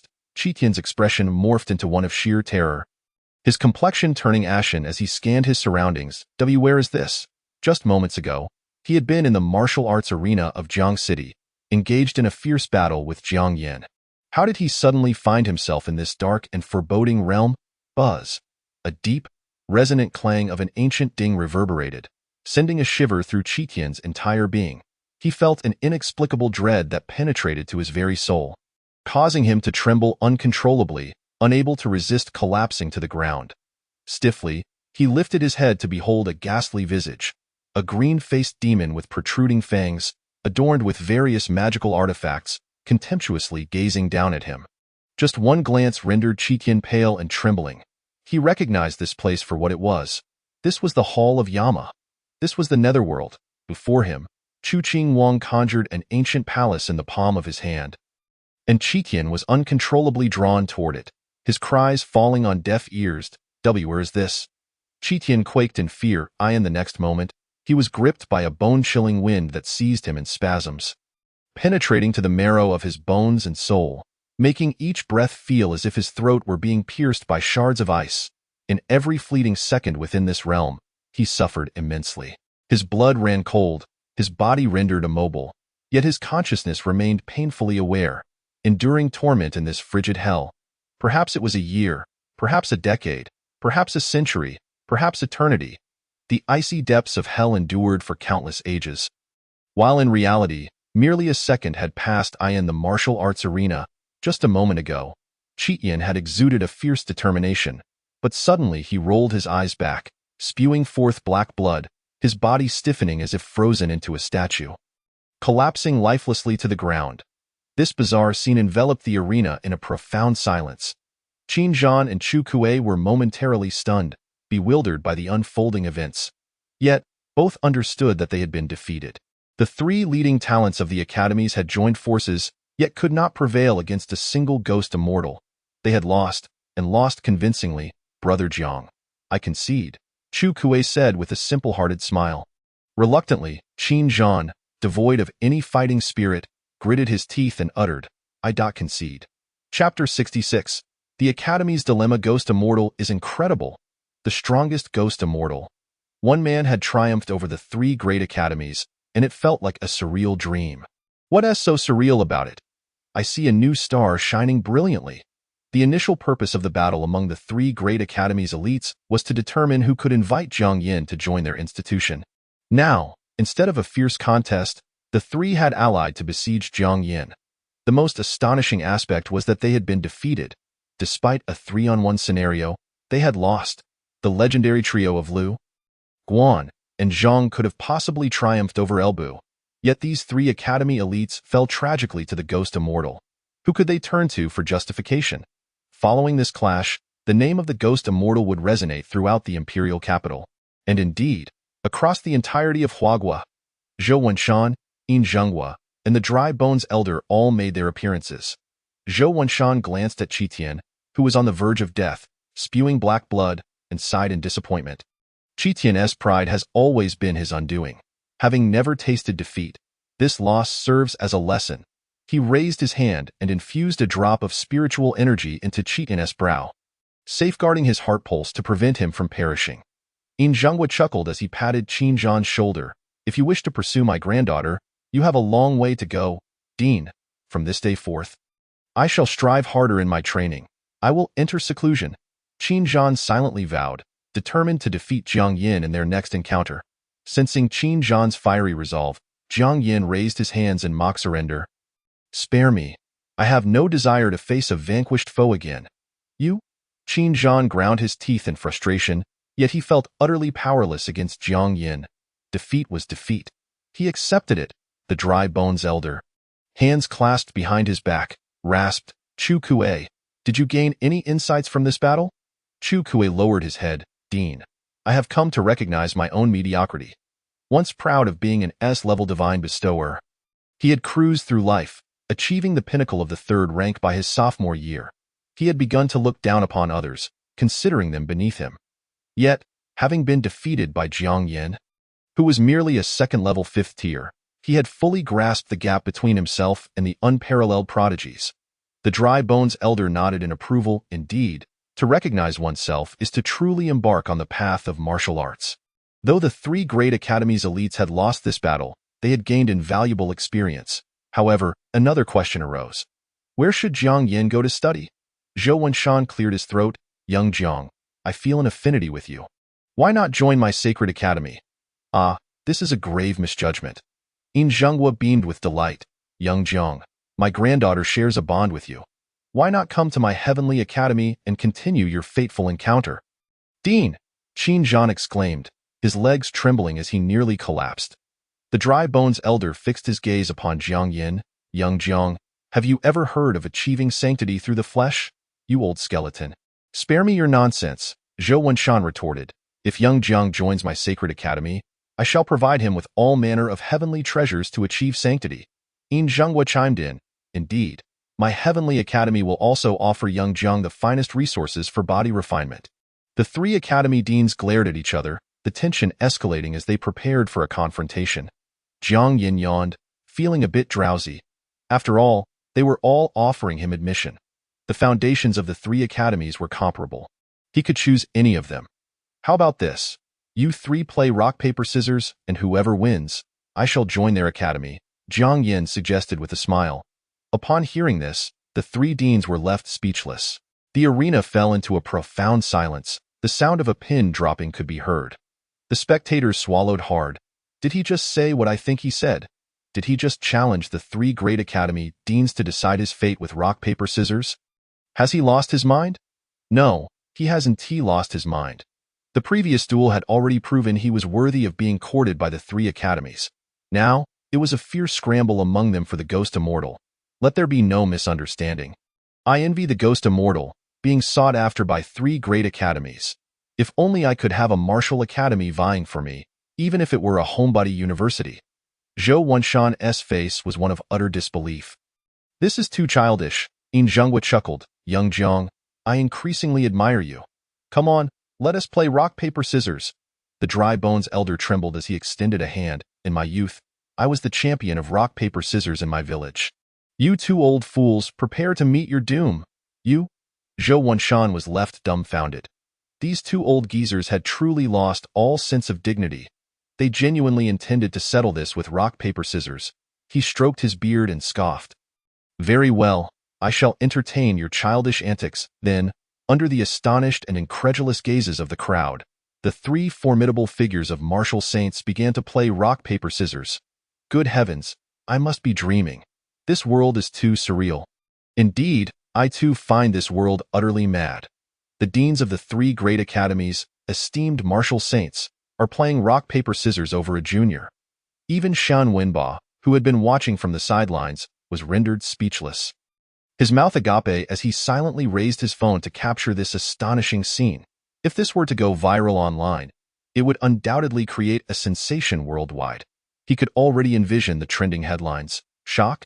The three deans of Huagua's three great academies play rock, paper, scissors. Shock.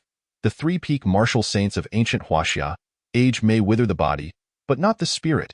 In the martial arts arena, Zhou Wenshan, who had initially looked down upon the whole affair, began to sweat profusely after 3 consecutive ties.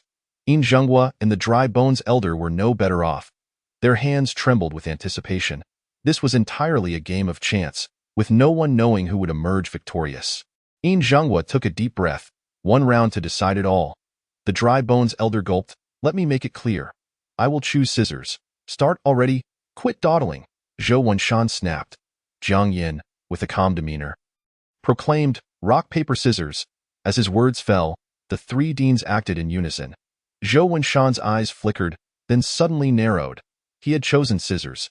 Yin Zhenghua and the Dry Bones Elder had chosen paper. He had won. Ah ha ha. Ah ha ha ha. Zhou Wenshan trembled with excitement. unable to contain his elation as he laughed uproariously. I have won. I have won. Heaven rewards the diligent.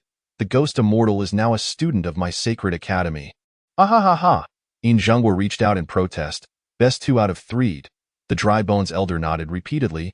Ah, yes, yes, I forgot to mention the rules. Best 2 out of 3. I curse you both with your best 2 out of 3.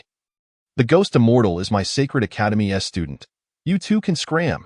Zhou Wenshan raised his foot and kicked at the 2 old men who could not take a loss. Hey you, my good sir. In Zhenghua shook his head and sighed. The withered elder also expressed his helplessness. What a pity. Such a fine candidate for body refinement. I won. I, the old man, have triumphed. Ah ha ha ha. Zhou Wenshan was as elated as a child, proclaiming his victory to anyone he encountered. The crowd at the martial arts arena was dumbfounded. Was this truly a 6th-tier martial saint? He resembled a child rewarded with a lollipop. Jiang Yin chuckled. Since the victor is old Zhou, I shall enroll in the Sacred Academy.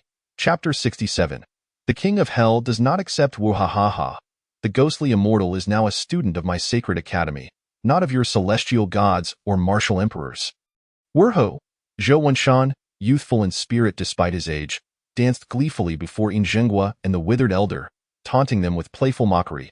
Ah, it's no matter. Even if young Jiang joins the Sacred Academy, it will only be for 4 years at most. In Zhenghua remarked with a smile. What do you mean by that, old curmudgeon? Zhou Wenshan retorted. Heh, that's because my granddaughter and the ghostly immortal share a deep bond. In Zhenghua grinned slyly. Dean, Qin Zhan exclaimed in despair. Collapsing to his knees, pleading with In Zhenghua to cease, he and In Lingxi were contemporaries, and given the amicable relationship between the Qin and In families, he had secretly harbored feelings for In Lingxi since childhood. Now, with the emergence of the ghostly immortal, he felt utterly defeated, and here was In Zhenghua, his grandfather, aiding the ghostly immortal. Qin Zhan was on the brink of madness. Ha! My sacred academy boasts countless heavenly prodigies. One of them will surely be a suitable match for young Jiang. There is no need for you, Dian, an outsider, to concern yourself with such matrimonial matters, Zhou Wenshan retorted with a cold smirk. The 3 elders exchanged a few more heated words before parting ways in discontent. Little Jiang, my Lingxi often speaks of you. Do visit the Celestial Academy to play with her when you have the chance. In Zhenghua said with a smile before vanishing in an instant. The withered elder also addressed Jiang Yin. The Martial Emperor Academy possesses several heavenly-grade body refinement techniques. Should you be interested, you are welcome to observe at any time. Jiang Yin responded with a smile. Thank you, Senior, I will certainly visit when time permits. The withered elder erupted with energy, taking a single step that spanned miles, disappearing from sight. Only Zhou Wenshan remained, his face unable to conceal his joy. Young Jiang, I feel an immediate affinity for you. This sacred talisman is bestowed upon you. It can withstand 3 full force strikes from a martial saint.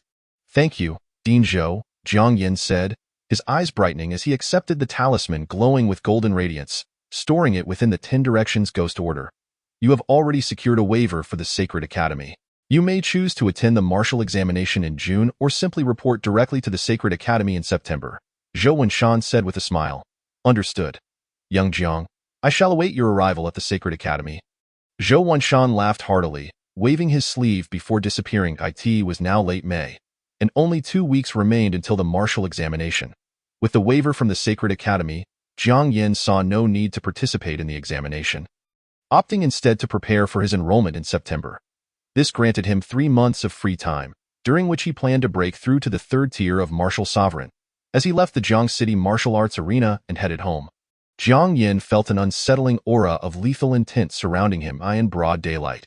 There were those who sought his life. A cold smile crept onto Jiang Yin's lips. It seemed he could not return home. He would lure those intent on his demise to a secluded location and retaliate. He turned sharply at a corner, heading toward an abandoned building. You may reveal yourselves now, Jiang Yin said, cracking his neck. Is it my handsome visage that has provoked your murderous intent? Shut up. A glint of cold light flashed as a dagger imbued with chilling energy hurtled toward Jiang Yin at breakneck speed. Jiang Yin stood languidly, with his left hand in his pocket and his right leg propped up, showing no intention of dodging. Just as the dagger was about to pierce his neck, he effortlessly raised his right hand, catching the dagger deftly between his index and middle fingers. Bang! A shadow darted past, and Jiang Yin raised his left arm to block a lightning-fast kick aimed at him. His languid gaze swept across the scene, revealing 4 individuals, all ranging from the first to third tier of martial kings. This was indeed troublesome, Jiang Yin sighed. Reluctantly, he raised both hands in a gesture of surrender. I concede. Can you enlighten me as to why you seek my life? Surely it cannot be mere jealousy of my looks? Ah, you are quite self-aware. Very well, I shall grant you clarity before your demise, one shadow replied coldly. You have provoked someone you should not have. Someone has commissioned us from the Heaven's Despair Pavilion to take your life. Jiang Yin scratched his head. Provoked someone I shouldn't have? Ugh, my head is throbbing. I still do not know whom I have offended. Care to provide a hint? Ask the King of Hell after you die. The shadow dismissed further dialogue, unleashing 5 daggers enveloped in sinister green energy capable of corroding all. Jiang Yin raised an eyebrow. How do you know I can consult the King of Hell? Have you been investigating me? You wouldn't happen to have a crush on me, would you? As he bantered, he summoned the Rakshasa ghost scythe, effortlessly shattering the 5 daggers with a few swift strikes. This brat's tongue is truly revolting. Tear off his jaw, the shadow commanded coldly. The other 3 shadows lunged at Jiang Yin simultaneously, their energy surging as they unleashed lethal techniques. Faced with 4 martial kings, Jiang Yin did not dare let his guard down. He summoned the earth and heaven's cheese and the judge, managing to stall one shadow, Black Flame. He unleashed at the shadow to his left. Yet it vanished instantaneously, reappearing behind Jiang Yin, stabbing a dagger into his side. Ouch! Jiang Yin grimaced in pain. The strike was brutal, nearly piercing through his kidney. Even though he had undergone 3 rebirths and cultivated the imperishable Dao Codex to the 2nd tier, he could not withstand a blow from a 4th-tier martial sovereign. Jiang Yin was forced to retreat repeatedly under the relentless assault of the 4 martial sovereigns, blood trickling from the corner of his mouth. This was the first time he found himself in such a dire predicament. Heaven's Despair Pavilion. I will remember this. Jiang Yin's expression darkened as he wiped away the bloodstains. Young man, you're speaking boldly as death approaches. The shadow mocked. Why Heaven's Despair Pavilion boasts 3 martial saints. You stand no chance of revenge, neither in this life nor the next. You've said quite a bit today. I believe this mission can come to an end without any complications. Another shadow interjected sternly. Understood, K. The shadow known as a replied, his body surrounded by 100 ethereal green daggers. Take care in your next life. Indeed, I shall be cautious. Jiang Yin grinned widely. As he observed Jiang Yin's smile, Shadow suddenly felt a chill run down his spine. Shadow K's expression shifted dramatically. Move aside. But it was too late. A flash of crimson sword light sliced through the air, and Shadow A found a crimson line of blood appearing across his torso. His upper body slowly sliding down to the ground. Hundreds of ethereal green daggers clattered onto the ground, ringing with a crisp sound. The remaining 3 shadows stood in stunned silence, unable to comprehend the scene before them. One of their own, a martial king, had just perished? Shadow K gazed at Jiang Yin, who now appeared clad in a flowing red robe, wielding a crimson ghostly sword, his ink-black hair billowing without wind. Resembling a celestial being among spirits, I consulted the King of Hell, and he told me. Jiang Yin's eyes glimmered crimson, a sly smile curling at the corners of his mouth. He dares not accept me. Chapter 68. The truth behind the assassination. This brat has activated a treasure. His cultivation has reached the 3rd tier, Shadow K exclaimed in disbelief. Shadow A had been careless and was slain by a single sword strike. Shadows J, Q, and K regained their senses, converging upon Jiang Yin from different directions. Clang! A chain made of bones lunged toward Jiang Yin, yet he effortlessly severed it with his sword. The intel was flawed. His sword can sever my S-tier heavenly artifact. Be cautious. Do not let his sword touch you. Shadow K shouted urgently. Yet it was too late. Shadow J, an enhanced ability user, charged at Jiang Yin with lightning speed. Aiming to deliver a fatal blow with a single punch, Jiang Yin merely positioned his umbrella sword horizontally, instantly cleaving off Shadow J's entire arm. Buzz! Jiang Yin twirled his sword, effortlessly severing Shadow J's arm. Aw! Shadow J let out a piercing scream, quickly retreating to put distance between himself and Jiang Yin. Since you have come, you shall not leave, Jiang Yin declared, unleashing the soul-devouring palm. a terrifying imprint crashing into Shadow J, obliterating him into a cloud of blood. In the blink of an eye, 2 of the 4 martial kings had fallen.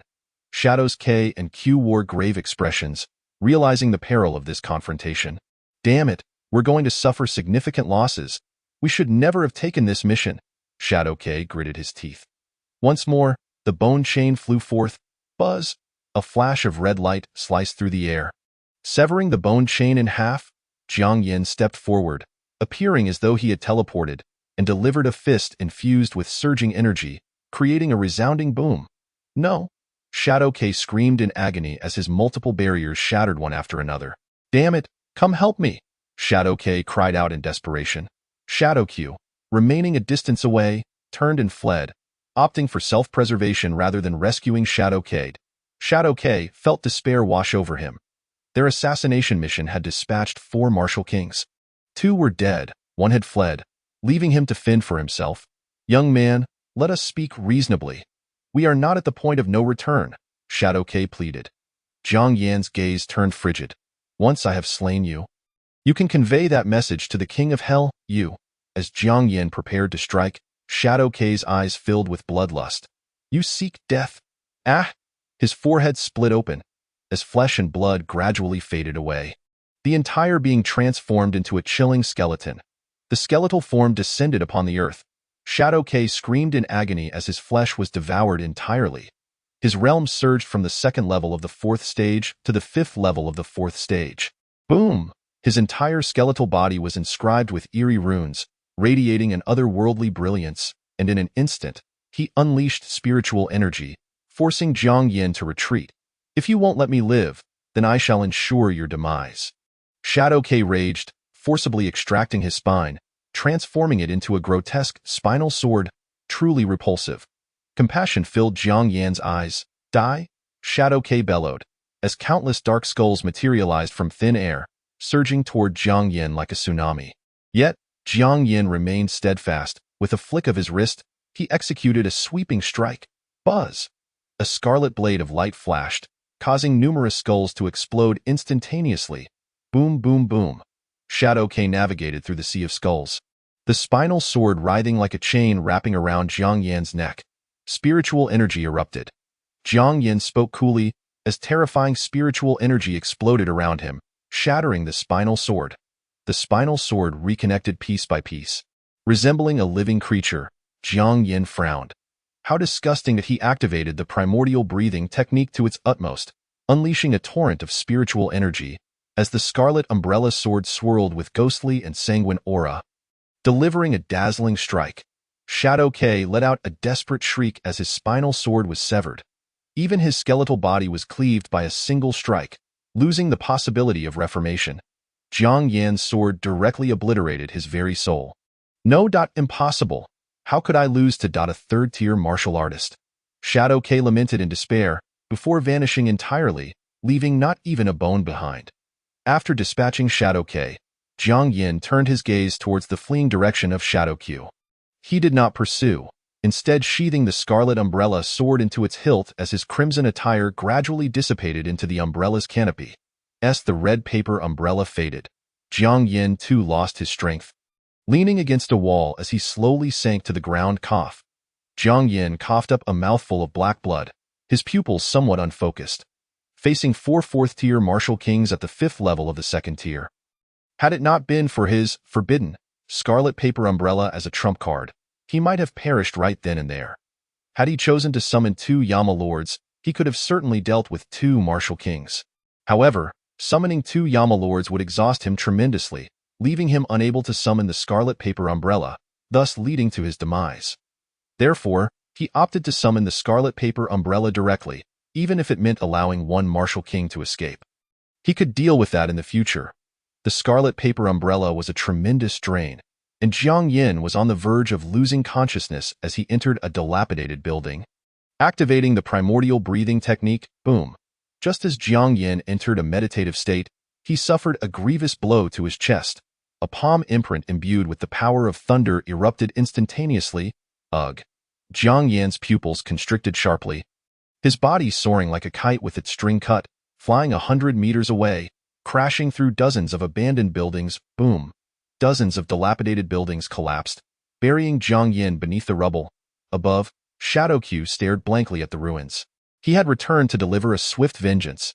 Shadow Q slowly unveiled his black robe, revealing a face bearing a resemblance to Lei Jinming. He was Lei Jinming's elder brother, Lei Jinyu. His divine gift was of S rank. Although not as formidable as his brother Lei Jinming, he too had been a disciple of the martial Saint Huayuan, inheriting Huayuan's thunderous legacy, and was now at the third level of the fourth stage. This assassination mission had been plotted by him in conjunction with Huayuan. Ming'er, brother has avenged you. Lei Jinyu gazed up at the heavens, where dark clouds gathered, accompanied by flashes of lightning and thunder. Suddenly, a torrential downpour began. Ming'er, are you weeping? Lei Jinyu pressed his lips together, his eyes bloodshot.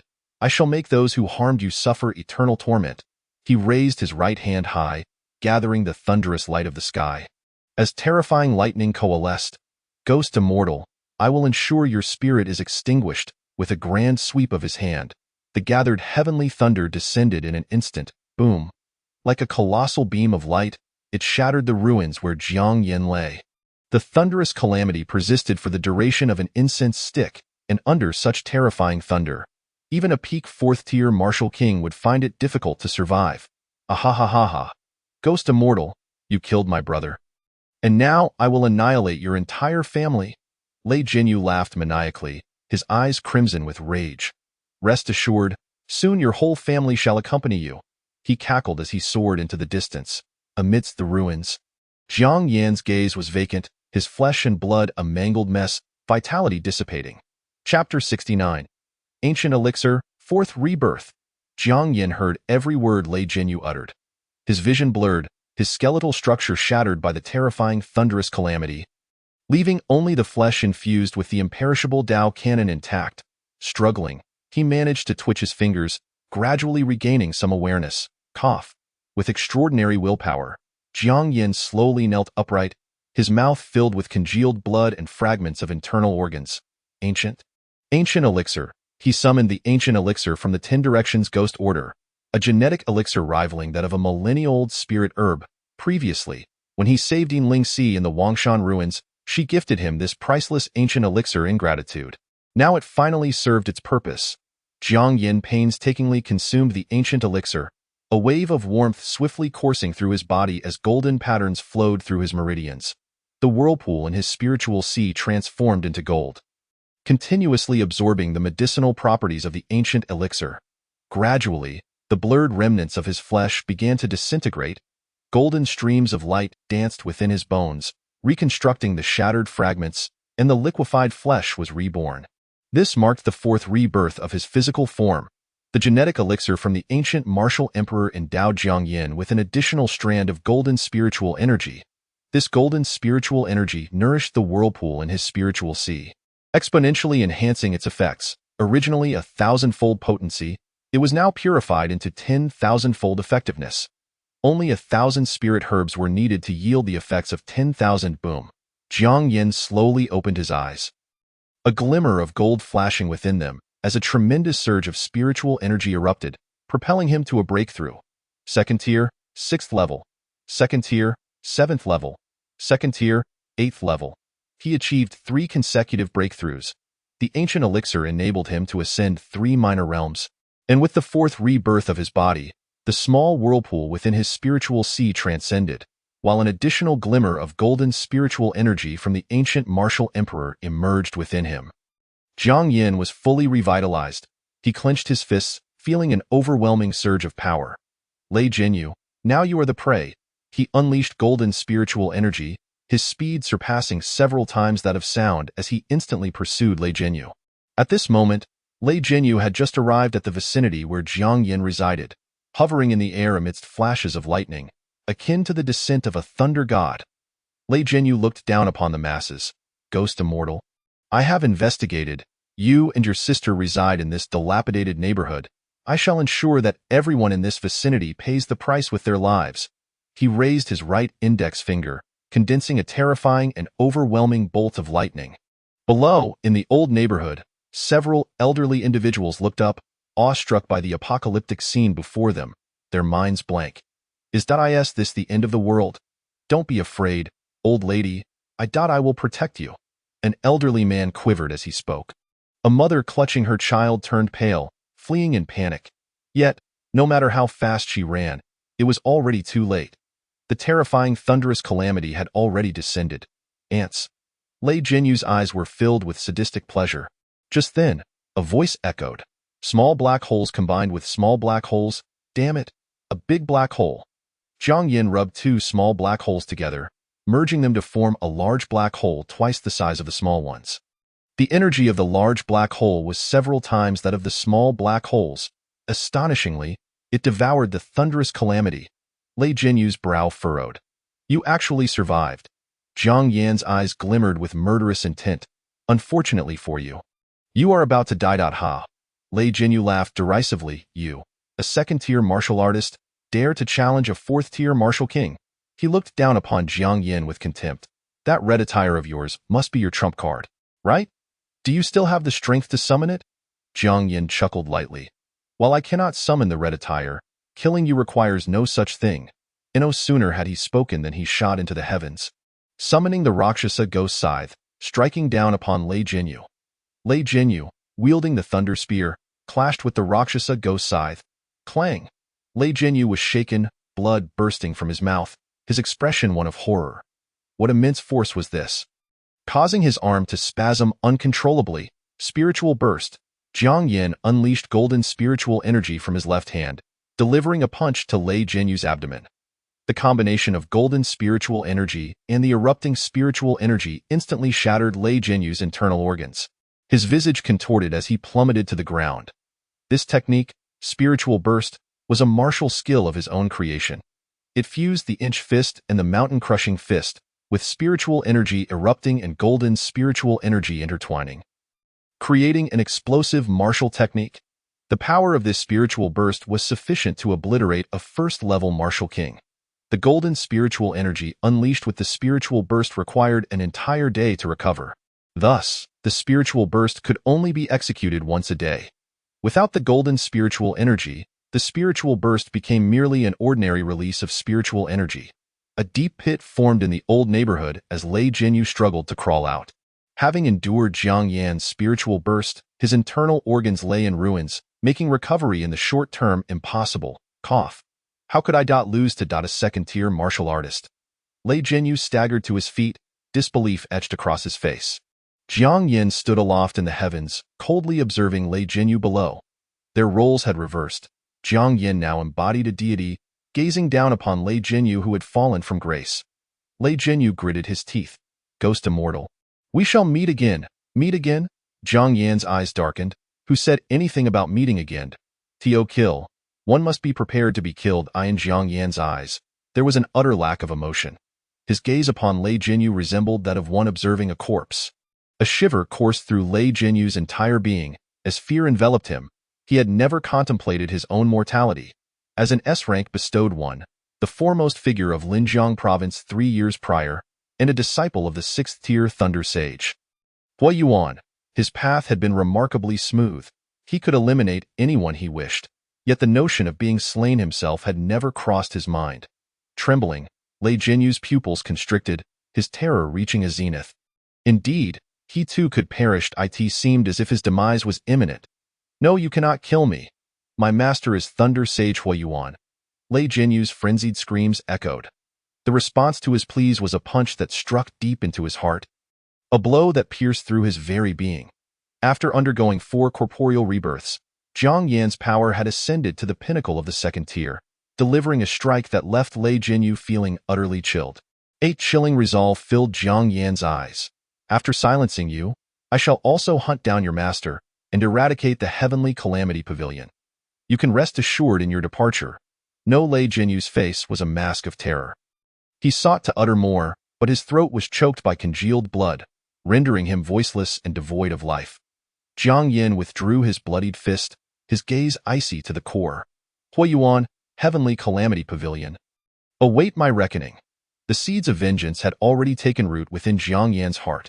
The 6th-tier martial sage Hua Yuan, combined with the 4 6th-tier martial sages of the heavenly calamity pavilion, demanded that Jiang Yin elevate himself to at least the 5th tier to exact his revenge.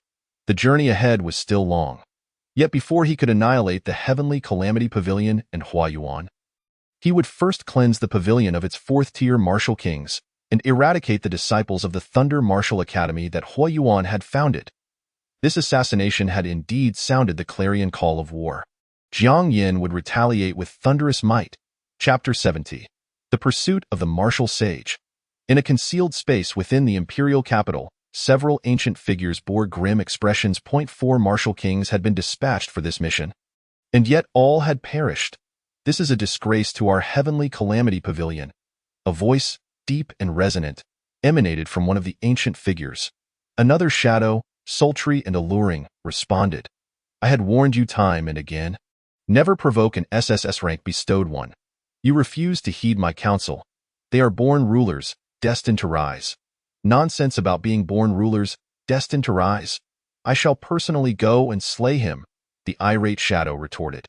Very well, then I shall await your good news here. The woman's laughter rang like chimes, sweet and captivating. The irate shadow snorted coldly and dissipated from the hidden space.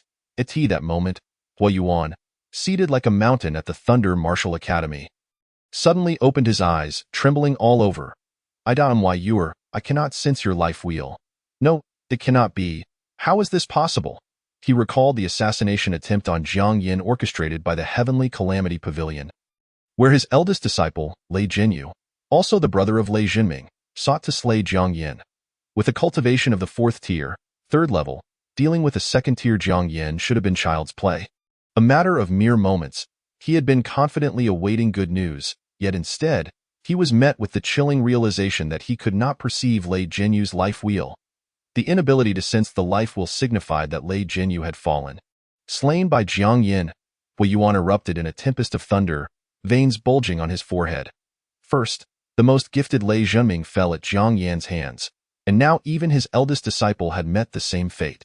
Huayuan descended into madness, trembling uncontrollably, his entire being convulsing as golden thunder surged. Jiang Yin, I swear to kill you. I shall make your soul scatter. He exploded into a whirlwind, transforming into golden lightning, racing toward the location where Lei Jinyu's life force had vanished. The speed of a 6th-tier martial sage was unfathomably swift. In the blink of an eye, he arrived at the dilapidated complex where Jiang Yin resided. His arrival heralded an unprecedented calamity. Jiang Yin, come forth and face your death.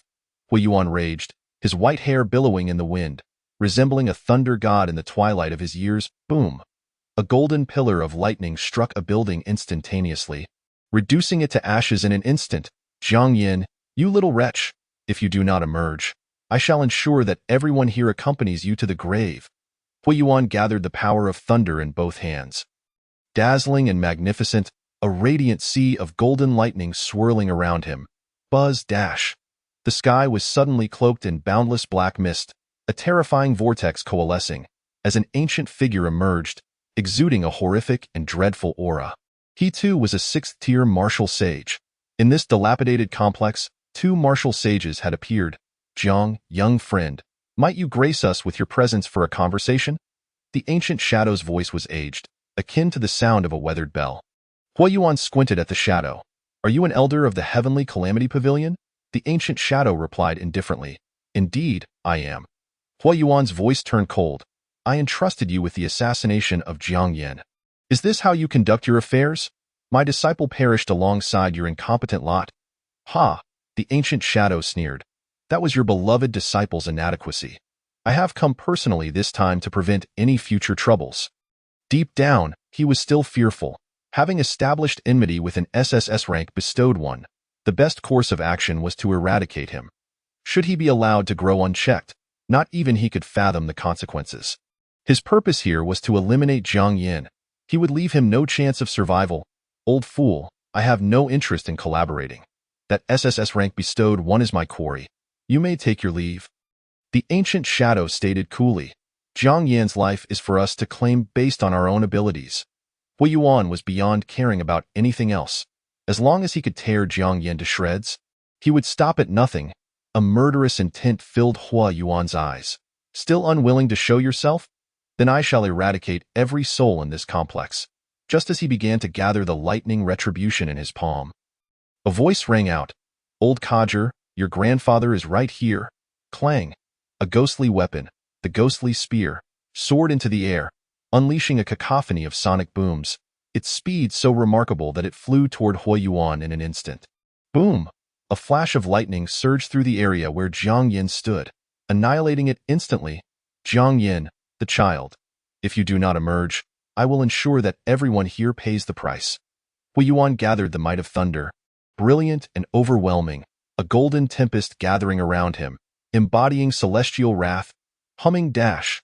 The heavens suddenly became shrouded in an abyss of black mist, a terrifying vortex forming as an ancient figure revealed himself, his presence awe-inspiring and fearsome. He too was a sixth-tier martial sage. Within this dilapidated complex, two martial sages had manifested. Jiang, young friend, might you grace us with your presence for a dialogue? The ancient shadow's voice was venerable, akin to the tolling of a decrepit bell. Huo Yuan narrowed his eyes at the shadow. Are you an elder of the Heavenly Calamity Pavilion? The ancient shadow replied with casual indifference. Indeed, I am. Huo Yuan's voice grew icy. I commissioned you to eliminate Jiang Yin. Is this how you execute your tasks? My beloved disciple perished at the hands of your inept band. Ha! The ancient shadow chuckled mockingly. That was your cherished disciple's own shortcomings. I have personally come to avert any future repercussions. His heart was still filled with trepidation. Having made an enemy of an SSS rank bestowed one, the best course of action was to obliterate him. If allowed to develop, the consequences were beyond his imagination. His arrival was solely to exterminate Jiang Yin. He would allow him no chance of survival. Old fool, I have no interest in collaborations. That SSS rank bestowed one is my prey. You made a part. The ancient shadow spoke dismissively. Jiang Yin's life is to be claimed by our own merit. Huo Yuan was past caring for anything else. As long as he could dismember Jiang Yin, he would do anything. A murderous intent filled Huo Yuan's gaze. Still unwilling to reveal yourself? Then I shall obliterate every soul in this complex. Just as he concentrated the lightning retribution in his palm, a voice echoed. Old codger, your grandfather is right here. Clang. A ghostly spear soared into the air, unleashing a symphony of sonic booms, its speed so astonishing that it flew toward Huo Yuan in an instant. Boom! A flash of lightning erupted, annihilating the area where Jiang Yin had stood. The ghostly spear shattered against the lightning that enveloped Huo Yuan, failing to harm him in the slightest. This was the suppression of a sixth tier over a second tier. A mere flick of the finger could obliterate him, akin to squashing an ant. Jiang Yin did not perish. Wielding the 10 Directions ghostly command, he absorbed the lightning. The terrifying bolt shredded the upper half of his clothing, and his right hand, bearing the 10 Directions ghostly command, was left bloodied and mangled. Gritting his teeth, Jiang Yin thought, is this the might of a sixth-tier martial sage? Merely a glance is sufficient to erase me from existence. He concealed himself in a corner, activating the primordial breathing technique to mend his grievous injuries. Boom! Another bolt of lightning descended, and Jiang Yin fled at breakneck speed, narrowly evading the cataclysmic strike. However, the innocent souls around him were consumed by the lightning, reduced to ashes. Jiang Yin's pupils quivered. He gritted his teeth and shouted, Old codger, let us battle in an open field. Huo Yuan erupted in laughter. Little wretch, the residents of this complex bear your foul stench. It is better that they accompany you to death. Clenching his fists, he summoned the lightning once more, unleashing another bolt. The thunderous strike engulfed a building. Mama! Mama! A small girl, filled with despair, watched as her home was reduced to nothingness. Just 10 minutes prior, she had promised to prepare a meal of cola chicken wings, asking her to go downstairs and play with her friends. Now, she could only watch in horror as her building was consumed by the lightning, knowing she would never taste her mother's cola chicken wings again.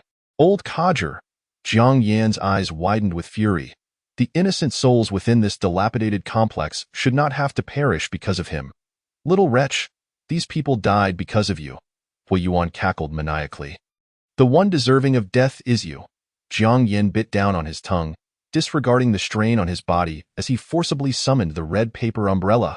The red umbrella transformed into a crimson robe that enveloped him. As he wielded the red umbrella sword, no longer exhibiting the grace he once had. His eyes glowed crimson, and he lunged toward Huayuan, delivering a powerful strike. Clang! Huayuan's protective lightning failed to shield him from the red umbrella sword strike. Little wretch, despair. Rest assured, I shall not allow you a swift death. I will make you endure endless torment before you perish. Huayuan roared with laughter. At that moment, the protective lightning around him cracked audibly. What? Huayuan was momentarily stunned, his expression filled with shock. In the next instant, Jiang Yin had shattered Huayuan's protective lightning and delivered a sword strike upon him. Chapter 71. In the face of desperation, the white-haired sword immortal, Huayuan's expression twisted. The one he deemed a mere insect, Jiang Yin, had managed to cleave through his protective lightning. It was well known that even some sixth-tier martial sages struggled to breach his defenses. One could only imagine the terrifying power behind Jiang Yan's strike. Little wretch, did you slay my Yuer with this pitiful sword? Huayuan's eyes gleamed with crimson fury. Jiang Yin hovered in the air. His right hand, which held the sword, was already shattered. His ink-black hair danced in the wind, his eyes radiating with a bloodthirsty intent, unabashedly murderous. He was determined to kill Huayuan. Old codger. Jiang Yin activated the primordial breathing technique to its utmost limits, unleashing a sword strike that split the heavens. Boom! A terrifying bolt of lightning shot forth from Huayuan's hand, instantly piercing through Jiang Yan's shoulder. Blood gushed forth, and Jiang Yin clenched his teeth. With the 10 directions ghostly commands swirling above him, he shattered his limits and summoned 2 Yama Kings. Buzz!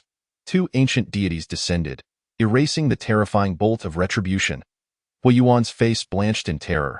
This is the Yama King. The ancient shadow also displayed shock.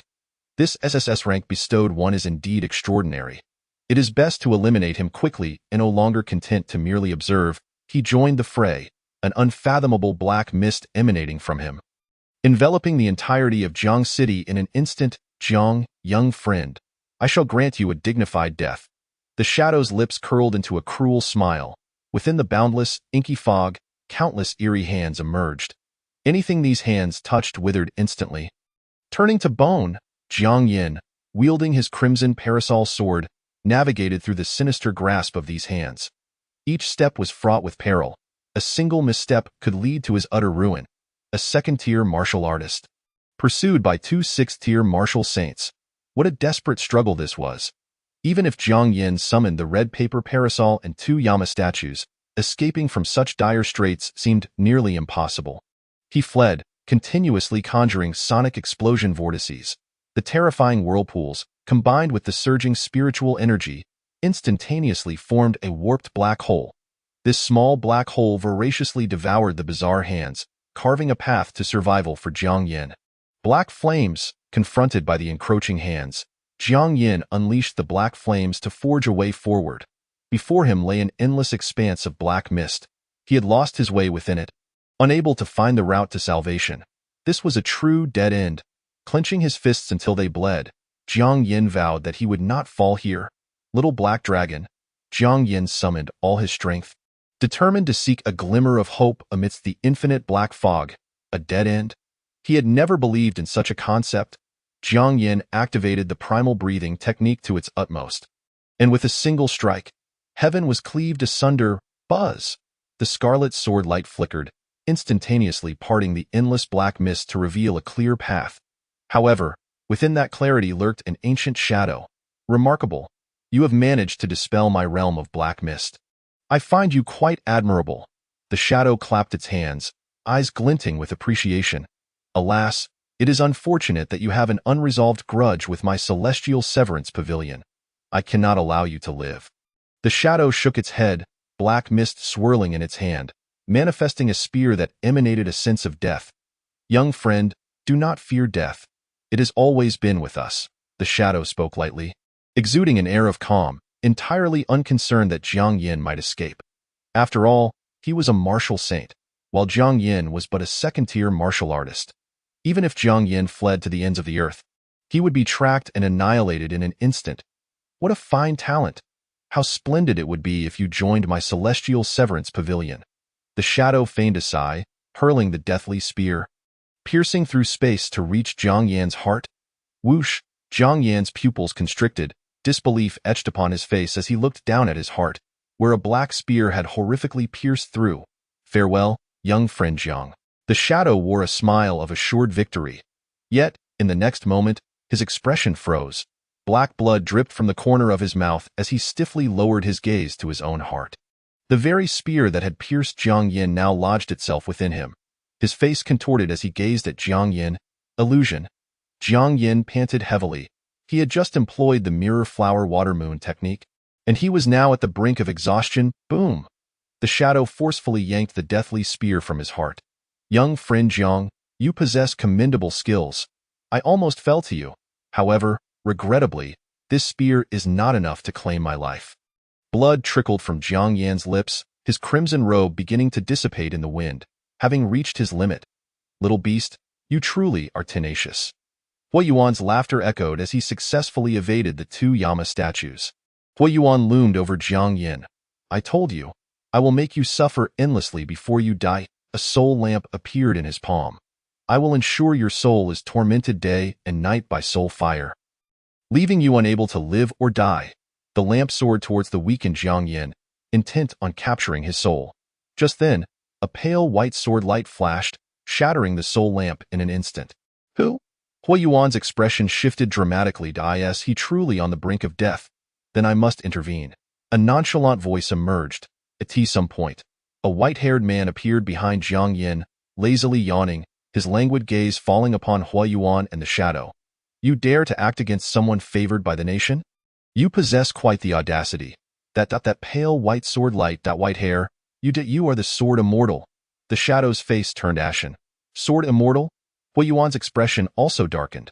There are many divine bestowers known as Sword Immortals in Huaxia, but most are of the evil sword variety, such as the Azure Lotus Sword Immortal, Red Lotus Sword Immortal, or the Gentle Breeze Sword Immortal. Only one bears the title of Sword Immortal without any prefix.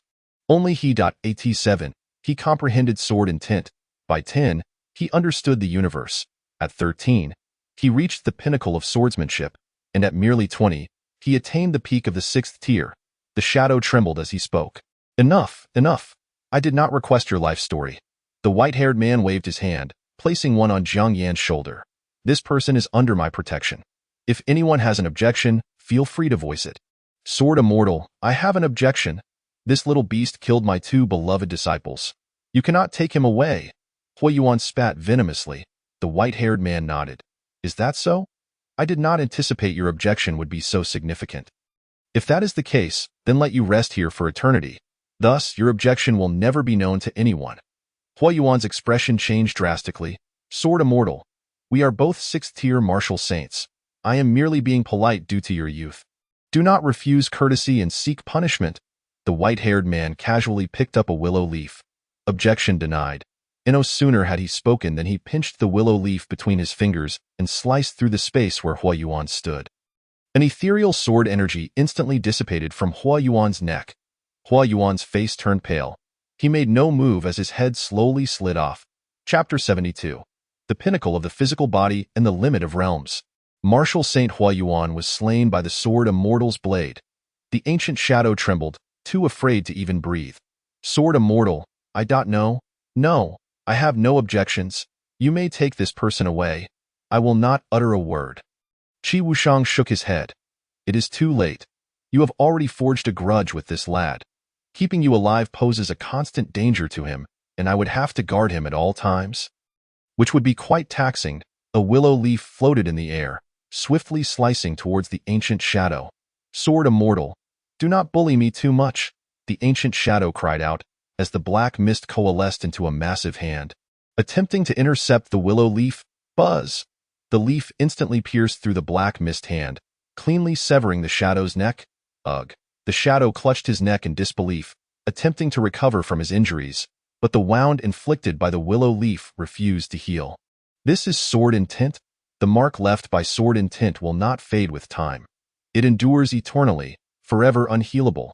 Unable to mend his wound, the ancient shadow ultimately succumbed, dissipating into black mist across the vast expanse. Two swords felled two martial saints. Qi Wushang languidly turned to Jiang Yin. Are you still alive? For now, I cannot die. Jiang Yin activated the primal breathing technique. However, having forcibly summoned the red paper parasol and 2 Yama statues, his body had reached its limit. Even with the primal breathing technique, he could not heal his injuries in the short term. Qi Wushang scratched the back of his head. You are quite injured. I have. He had just taken out a green spirit herb when Jiang Yin snatched it from him, instantly consuming it and swiftly refining its effects. Qi Wushang raised an eyebrow. This is a divine herb. You swallow it directly without fear of the effects exploding. Jiang Yin paid no heed. After ingesting the green divine herb, the golden vortex within him began absorbing its potency. After being enhanced by the gilded spiritual energy, the golden vortex's ability to refine the herb's essence increased 100-fold, and in no time at all, the divine herb was completely refined. Boom. Jiang Yan's spiritual sea opened up new realms once again. Now, his spiritual sea was more expansive than that of even a 4th-tier martial king. The divine herb did not elevate Jiang Yan's minor realm but rather integrated into his foundation, solidifying his 2nd-tier 8th level. Jiang Yin slowly opened his eyes, feeling an inexhaustible surge of power within him, overwhelming and vigorous. Qi Wushang, observing from the sidelines, raised an eyebrow. This is intriguing. The divine herb was directly refined. You truly are exceptional. Jiang Yin perfectly absorbed the herb's essence, acquiring divine factors within him. The divine factors combined with the gilded spiritual energy from the ancient martial emperor allowed him to break through the 2nd-tier limits. His physical body had already reached the pinnacle of the 2nd tier, unable to ascend any further. Now, with the assistance of divine factors, his physical body shattered the limits of the 2nd tier. This was a realm no one had ever attained. His realm too surpassed its limits. Throughout history, all divine bestowers could only achieve the 2nd tier 10th level, and any further would lead to a breakthrough into the 1st level of the 3rd tier. With the aid of divine factors and gilded spiritual energy, he shattered the limits of the 2nd tier, potentially allowing him to advance to the 100th level of the 2nd tier. Jiang Yin utilized all the spiritual energy from his spiritual sea to break through. Boom, boom, boom. 2nd tier 9th level, 2nd tier 10th level, 2nd tier 11th level. Jiang Yin, who was supposed to break through to the 1st level of the 3rd tier, instead reached the 2nd tier 11th level. This was a successful attempt. Qi Wushang also noticed this and regarded Jiang Yin with keen interest. You have broken through the limits of your realm. Throughout history, countless prodigies have sought methods to solidify their realms, attempting to break through their limits, yet they all failed without exception. Qi Wushang chuckled. I did not expect the limits of a realm could truly be broken. I really should take you back for further study. Breaking through the pinnacle of the physical body and the limits of realms, you are undoubtedly a prodigy beyond compare. Go cultivate the physical body to its extreme is already an unparalleled feat. Jiang Yin not only reached the pinnacle of the physical body but also transcended it, leaving one at a loss for words to describe his achievements. Since you are fully revived, I see no reason to remain here any longer. Qi Wushang stifled a yawn and lazily remarked, You should be more cautious in the future, refrain from making enemies, and avoid causing me unnecessary trouble. Jiang Yin chuckled softly. I have long been aware that as an SS-level prodigy, the state has no reason not to send someone to protect me, which is why I have acted with abandon. You, my friend, Qi Wushang replied with a helpless smile, I cannot always cover for you. The path to ascendance must be forged by you alone. N01 will clear the obstacles for you. Rest assured, I will not allow myself to fall into despair again. Jiang Yan's eyes glinted with a crimson hue. This encounter with the despair of facing a martial sage had made him acutely aware of his insignificance. Just as that shadow had stated, what does it matter if one is an S-level divine bestower? As long as one has not risen, the potential for downfall remains. Now that the golden era has arrived, the future is fraught with uncertainties. He must become stronger than anyone else, standing at the forefront of the times.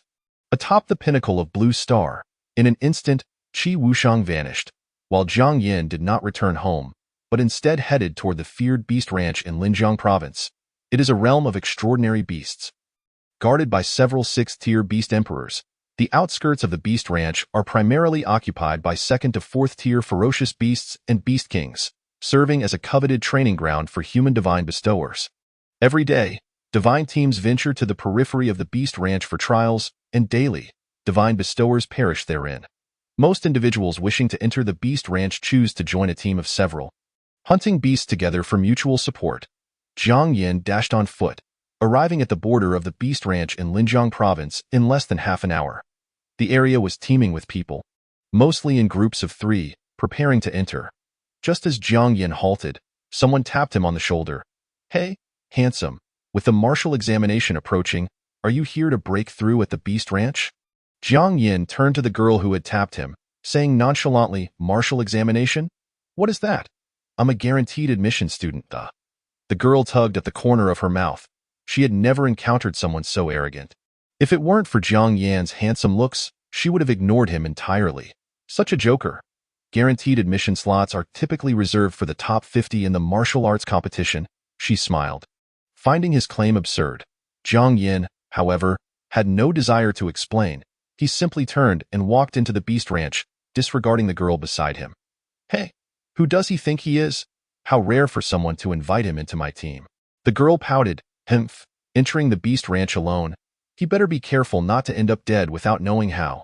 One of the blue-haired boys in her group whispered, Miss, I think he looks somewhat familiar. Could he be the Ghost Immortal?" "Ghost? Immortal?" Upon hearing the name, the girl's attractive face filled with shock. "You must be joking," the blue-haired boy continued. "I attended the Jiangxing martial arts competition live. I was just observing him. And the more I look, the more he resembles the Ghost Immortal." The girl gasped in astonishment. He is actually the Ghost Immortal. This is insane. I was just talking to the Ghost Immortal. If she had been a bit nicer, perhaps she could have invited the Ghost Immortal to team up. "What have I done?" she lamented, covering her head in regret. Chapter 73. The Beast Ranch, dominating with force. Entering the Beast Ranch alone, the sky was shrouded in darkness, enveloped by endless ominous clouds, with even the moon appearing crimson. Hunting beasts to enhance one's realm within the Beast Ranch is the swiftest means of advancement. He shattered the limits of his realm, achieving the second tier 100 layers. This implies that his task of breaking through to the third tier in 3 months has become significantly more daunting. Thus, he must seize every moment, relentlessly advancing his own realm, striving to break through one minor tier each day. Roar. True to its reputation, upon entering the Beast Ranch, a second-tier ferocious beast charged at Jiang Yin with a ferocious roar. Although Jiang Yin was also of second tier, he possessed the strength to contend with a fourth-tier martial king. Faced with the second-tier beast, he could annihilate it with a single punch. Jiang Yin turned to the source of the roar and beheld a 3-headed lion baring its teeth at him. Sensing Jiang Yin's crimson gaze, the 3-headed lion was suddenly engulfed by an instinctual fear deep within its soul, shrinking its neck and daring not to breathe. This was a primal instinct. When confronted by an invincible foe, fear arises instinctively, whimpering. The 3-headed lion instinctively sought to appease Jiang Yin. Had anyone witnessed this scene, their jaws would surely have dropped in disbelief. Such a ludicrous sight. The once feared 3-headed lion now resembled a docile kitten, nuzzling against Jiang Yin's pant leg. Amused by the lion's submissive behavior, Jiang Yin chuckled, "Brother, don't you have any of the ferocious beast's demeanor left?" The 3-headed lion, unperturbed, licked its tongue at Jiang Yin, resembling an obedient pet. All right, I won't kill you. Just hurry along." Jiang Yin waved dismissively at the 3-headed lion. Hearing that Jiang Yin would spare its life, the 3-headed lion fled in a panic, disappearing in an instant. Intelligent beasts, aware of Jiang Yin's might, feared him and kept their distance. Naturally, there were those foolish enough to disregard the danger, charging recklessly at Jiang Yin. Swish! A shadow of a sword swiftly darted towards Jiang Yin's neck. Without lifting his head, Jiang Yin seized the sword's trajectory. It was the tail of a serpent, the flower sword serpent. Recognizing the species, Jiang Yin effortlessly yanked the sword-like tail from the serpent's body. Howl! The flower sword serpent let out a chilling wail. Crack! Jiang Yin snapped the sword in half, disdainfully discarding it on the ground. What a pathetic sword, such poor quality. The flower sword serpent understood Jiang Yin's words and fell into despair, utterly helpless. Its hunting weapon had been wrenched from it, and then shattered. It had lost all hope of survival. Boom! Jiang Yin's fist collided with the flower sword serpent's body, causing it to explode into pieces, leaving not even ash behind. A third-tier flower sword serpent was effortlessly crushed by Jiang Yin as if it were an ant. How dull, Jiang Yin pouted. Now, third-tier Beast Kings felt like mere toys in his hands, devoid of any challenge. He continued his path, slaughtering hundreds of Beast Kings, absorbing their remnants, transforming them into spiritual energy circulating within his spiritual sea. Human, you have slain my underlings. The ground trembled as a Titan giant ape appeared, towering above Jiang Yin. From the Titan giant ape's perspective, Jiang Yin was merely a slightly powerful ASA fourth-tier Beast King. It was the most formidable entity at the outskirts of the Beast Ranch. Confronting the fourth-tier Titan giant ape, Jiang Yin casually placed his hands in his pockets, a smile gracing his face.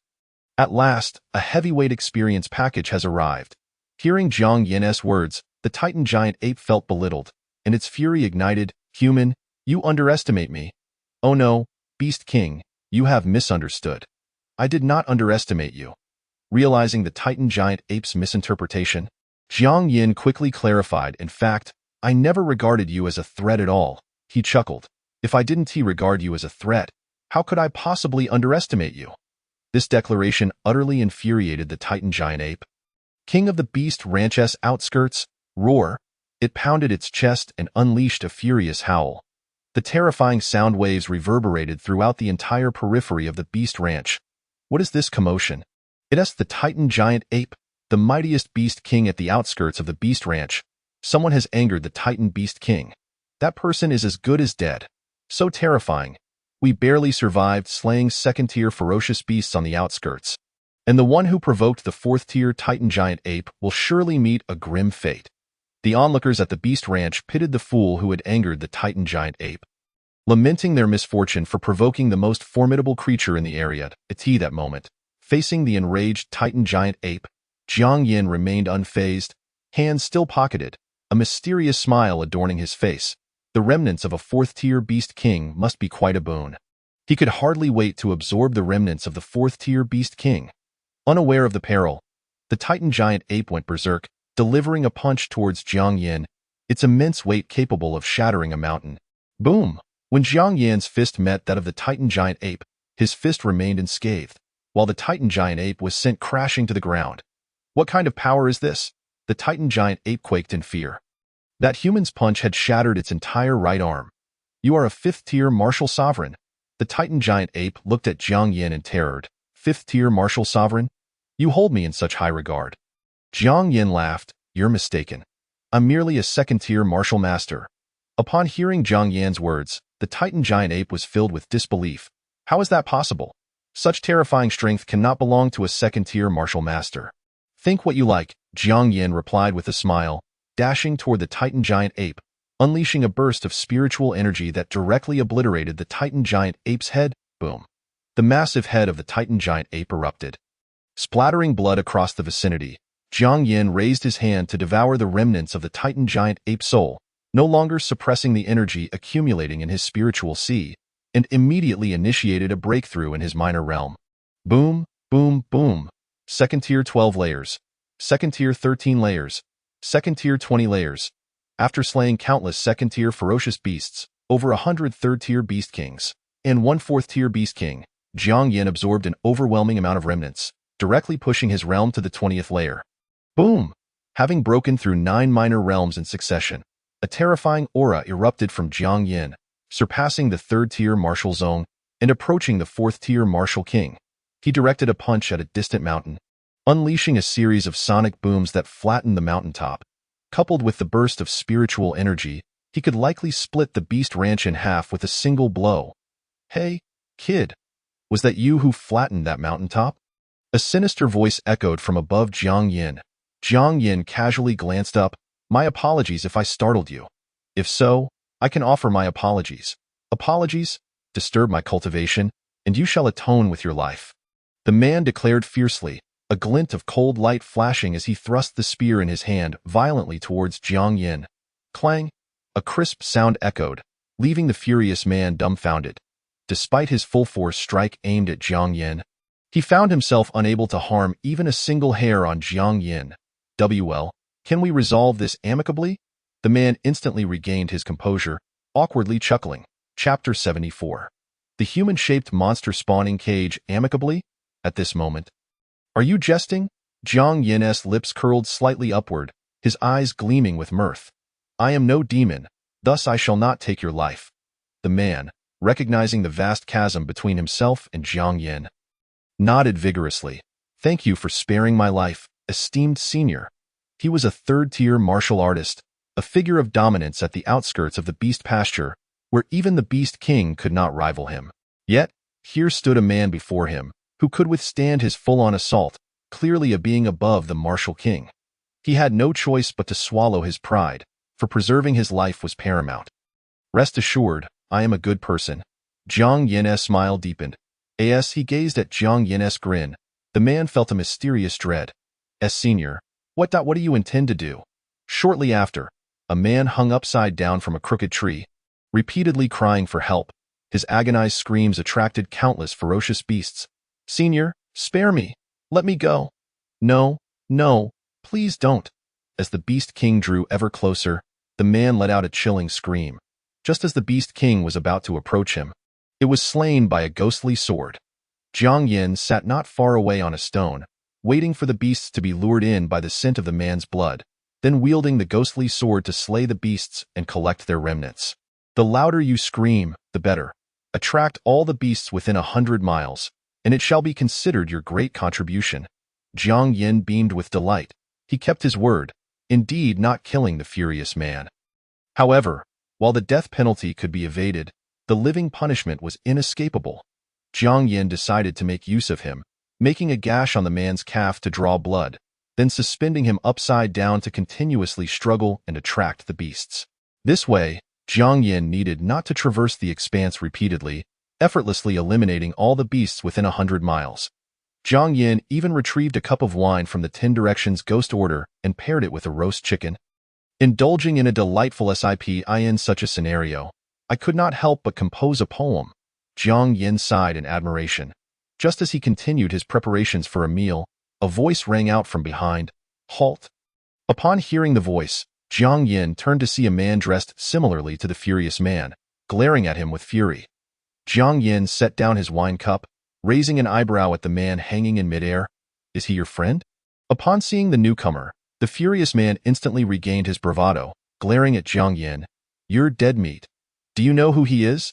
"He is the #1 prodigy of the Jiangxing Martial Arts Academy." Dongfang Yun, apologies, but I truly have not heard of it. Jiangxing Martial Arts Academy? What a second-rate martial arts university. I have never even heard of it. Realizing he was being disregarded, Dongfang Yun's handsome face revealed a trace of murderous intent. "You dare ignore me? He is the #1 prodigy of the Jiangxing Martial Arts Academy. No one has ever dared to overlook him in such a manner." Dongfang Yun, wielding an A-grade celestial item, the Starlight Sword, unleashed a streak of sword energy towards Jiang Yin with blinding speed. "You're finished." Dongfang Yun's Starlight Sword has felled countless foes, and none have survived beneath its blade. The furious man laughed heartily. Yet, Jiang Yin remained seated on the stone, casually tearing off a chicken leg. The sword energy struck Jiang Yin. Clang! The sound reverberated, the surrounding trees snapping under the pressure. This time, it was Dongfang Yun, who prided himself as a prodigy. Left dumbstruck. How is this possible? That strike just now was executed with 10 parts of his strength, yet the opponent sustained no injury whatsoever. The furious man was momentarily stunned, nearly on the verge of tears. This is unfair. This person is cheating. He is a first-layer third tier, and if his spear cannot even breach Jiang Yin's defenses, what hope is there? Dongfang Yun forced a smile. The sun is particularly bright today. Where am I? Ah ha ha ha. I seem to have taken a wrong turn. Please continue without me. Attempting to laugh it off and retreat, Jiang Yin, of course, would not let him escape, greeting him with a warm smile. "Since you've come, why not sit with me?" Before long, another person dangled from the crooked tree. The two of them swayed back and forth, emitting piercing cries. "Senior, we were wrong. Spare us. We shall never dare again." Jiang Yin watched with satisfaction as the two attracted the beasts, sipping his wine and wielding the ghostly sword to slay the beasts. Soon, a day passed swiftly, and Jiang Yin had nearly eradicated the beasts at the periphery, all while diligently practicing the primordial breathing technique. Successfully reaching the second-tier 25th realm, Dongfang Yun and the furious man, having hung there for half the day, lay sprawled on the ground, their eyes devoid of hope, their faces reflecting a deep sense of despair. You two have worked hard. I still have 2 pieces of chicken left, so make do with them. Jiang Yin tossed the clean chicken bones and remnants to the two. Thank you for your generosity. Esteemed senior, the two did not forget to express their gratitude. Jiang Yin departed with a bright smile, his figure exuding an air of nonchalance. As night fell, he leaped onto an ancient tree, resuming his primordial breathing technique. The next morning, as dawn broke, the first rays of sunlight penetrated the beast pasture. Jiang Yin slowly opened his eyes, a glimmer of crimson flashing within. Second tier 26th realm in the span of a single night. The primordial breathing technique had elevated him by a minor realm. Standing atop the ancient tree, he gazed into the depths of the beast pasture. The beasts at the periphery had been wiped out by him. It was time to delve deeper and hunt the 4th-tier beast king. He leaped forward, moving with the swiftness of lightning, instantly penetrating the depths of the beast pasture. And no sooner had Jiang Yin entered than a group of people called out to him. You there with the long hair, come over here at once. A dismissive command rang out. Jiang Yin turned slowly to face the speaker, his voice cold. Are you calling me? Of course, I'm calling you. You re the only long-haired one here. Upon hearing this, laughter erupted among the others.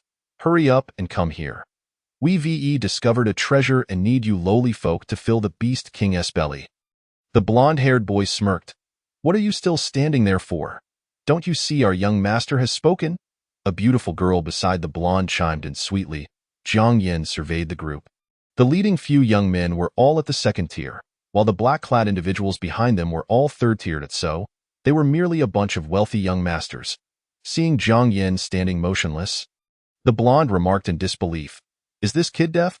Someone get over here and treat his ears. Just as the blonde finished speaking, a black-clad man approached Jiang Yin, cracking his knuckles. Just as his fist was about to strike Jiang Yin's face, the sound of flesh being shredded echoed. A massive serpent, as thick as several water barrels, appeared from nowhere, biting off the upper half of the black-clad man. The group of wealthy youths immediately fell into chaos. The Beast King has appeared. Quick, kill it. Chapter 75. The Judge of Humanity. Several black-clad men dashed to obey the command, moving like lightning to encircle the giant serpent from different angles. Yet, they had underestimated the serpent. It was a 4th-tier beast king. Humans, how dare you covet my treasure? None of you shall leave alive. The giant serpent hissed, its tongue flicking out as a miasma of poison enveloped its body, corroding everything in its path. Wang Shang. Save me! The beautiful girl screamed in terror. Wang Shang, the blonde, turned pale as well. You useless lot. What do you think I'm keeping you for? Hurry up and kill that snake. Thunderclap fist. A black-clad man's right arm crackled with lightning as he struck the giant serpent with tremendous force. Boom! A flash of electricity erupted, but the serpent merely let out a wail, swinging its tail and obliterating the black-clad man into a pulp. The remaining black-clad men recoiled, their expressions turning grim. A 4th-tier beast king was far beyond what a few 3rd-tier martial artists could contend with. Form a formation. The leader of the black-clad men commanded urgently. With him at the helm, several black-clad men stepped into a star formation, simultaneously biting their tongues to draw blood, which they sprinkled on the ground. The air shimmered, and eerie patterns emerged. Layers of formations activated, and from within flew out an ancient sword exuding overwhelming spiritual pressure. That's the SS-grade sword of Heaven's judgment. One of the wealthy youths exclaimed in shock. 7 black-clad men performed a blood sacrifice simultaneously to barely summon an SS-grade item, showcasing the terror of the Sword of Heaven's Judgment. Faced with the SS-grade Sword of Heaven's Judgment, the 4th-tier giant serpent visibly trembled in fear. Its body was covered in dark scales, and as flesh split open atop its head, a single horn emerged. It's a poison-horned dragon. It's not a snake. Someone cried out in alarm.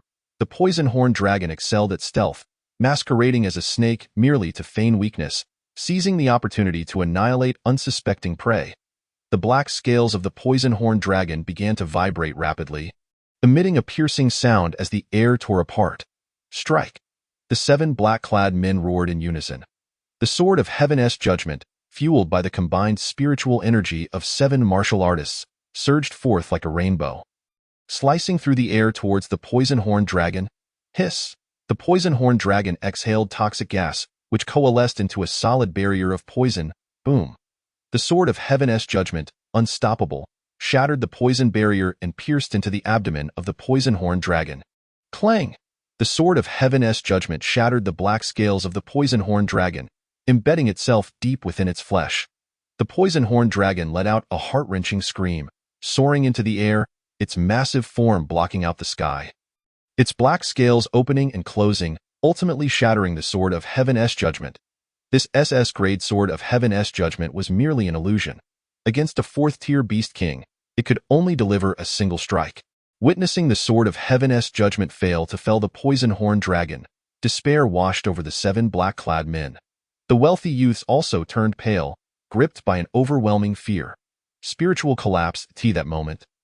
The youth who had just been threatened by the crowd raised one hand towards the abdomen of the venomous horned serpent and softly uttered 2 words. The next second, boom, deafening explosion reverberated, and a terrifying wave of energy erupted instantaneously. The once soaring venomous horned serpent was reduced to mere fragments in an instant, scattering in all directions. Jiang Yin stood suspended in the air, the blood and flesh of the serpent avoiding him, not a single drop staining his form. He resembled a divine being, coldly surveying the earth below. The 7 men clad in black were rendered speechless by the scene before them.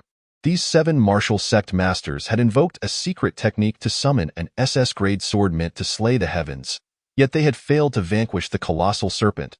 This long-haired youth, however, had obliterated what they deemed an insurmountable foe with but a single punch. The group of affluent heirs was so astonished they dared not even breathe, for the spectacle was too fantastical.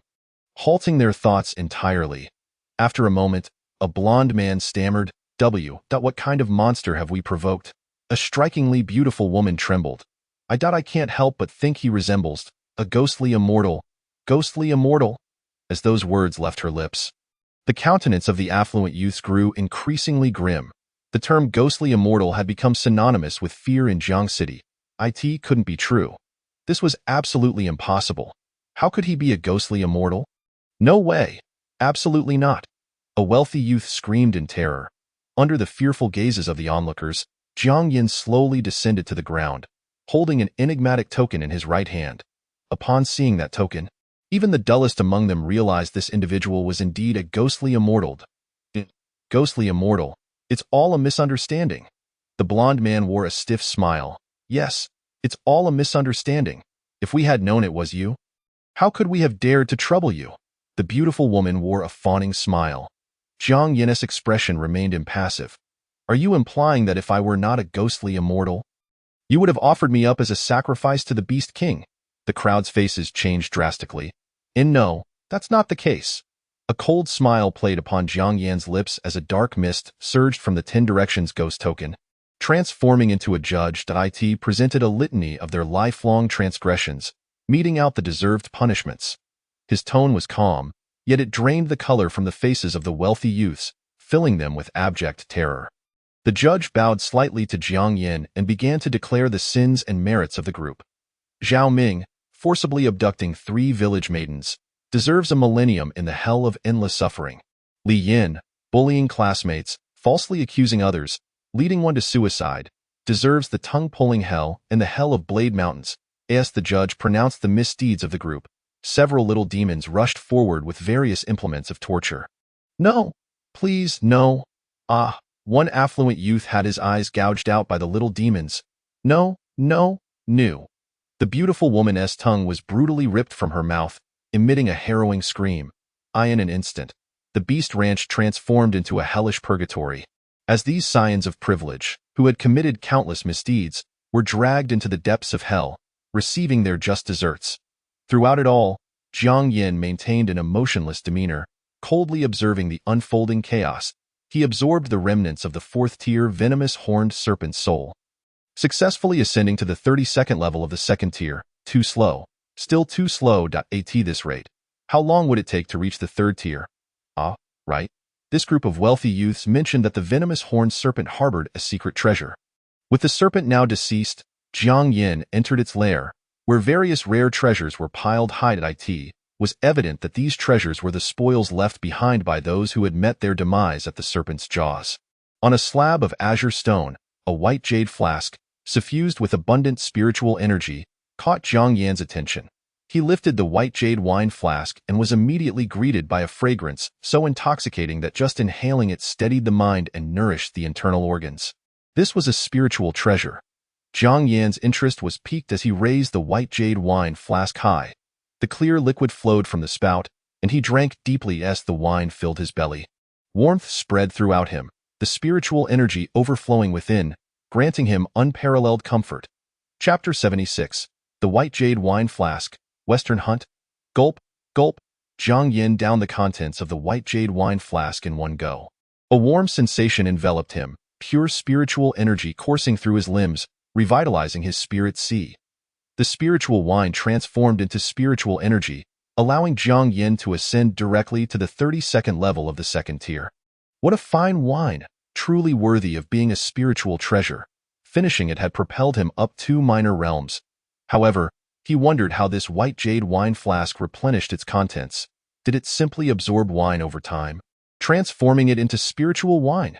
Jiang Yan opened the flask and peered inside, pleasantly surprised to discover ripples at the bottom, with wine continuously flowing forth. This white jade wine flask was indeed self-replenishing. No additions were necessary, Jiang Yan rejoiced. This white jade wine flask was undoubtedly a superior grade spiritual treasure. He stowed it away within the 10 Directions Ghost token and searched the serpent's lair for a while longer, but found nothing else of value and left in disappointment. He had hardly stepped away when several tall, blonde-haired, blue-eyed foreigners appeared at the mouth of the serpent's lair, fixating on the direction Jiang Yan had departed. Young master, the spiritual treasure possessed by that youth from Huaxia is quite extraordinary. Should we An elder with white hair made a slicing motion across his throat. The blonde youth, referred to as young master, smirked slightly. The venomous horned serpent delights in collecting spiritual treasures, all of which are of superior quality. With so many superior treasures on display, the Huaxia youth only took the white jade wine flask, indicating its exceptional nature. Harlan spoke elegantly. I want to see that white jade wine flask. Upon hearing this, the other Western martial artists instantly understood his intent. Young Master Harlan, please allow us a moment. The elder with white hair's gaze was filled with affection. Whatever you desire, I shall procure for you. As soon as he finished speaking, the elder vanished without a trace. While strolling through the forest, Jiang Yan sensed a chilling intent to kill and immediately halted, lazily surveying his surroundings. I have slain countless beasts in this ranch. It is the first time I have been regarded as prey.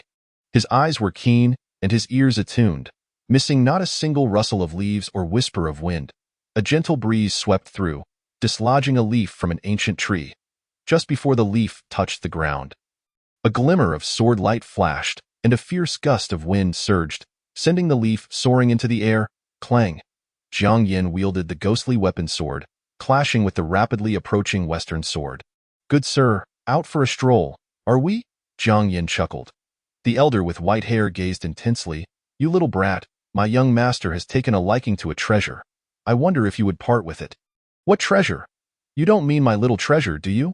I know you Westerners are quite open-minded, but I am not fond of the same sex, so please instruct your young master to refrain from having designs on me. Jiang Yan was nonchalant, spouting banter effortlessly. How dare you insult young Master Harlan? The elder's eyes flashed with a cold light, and a terrifying killing intent materialized. Rushing towards Jiang Yan's heart, boom!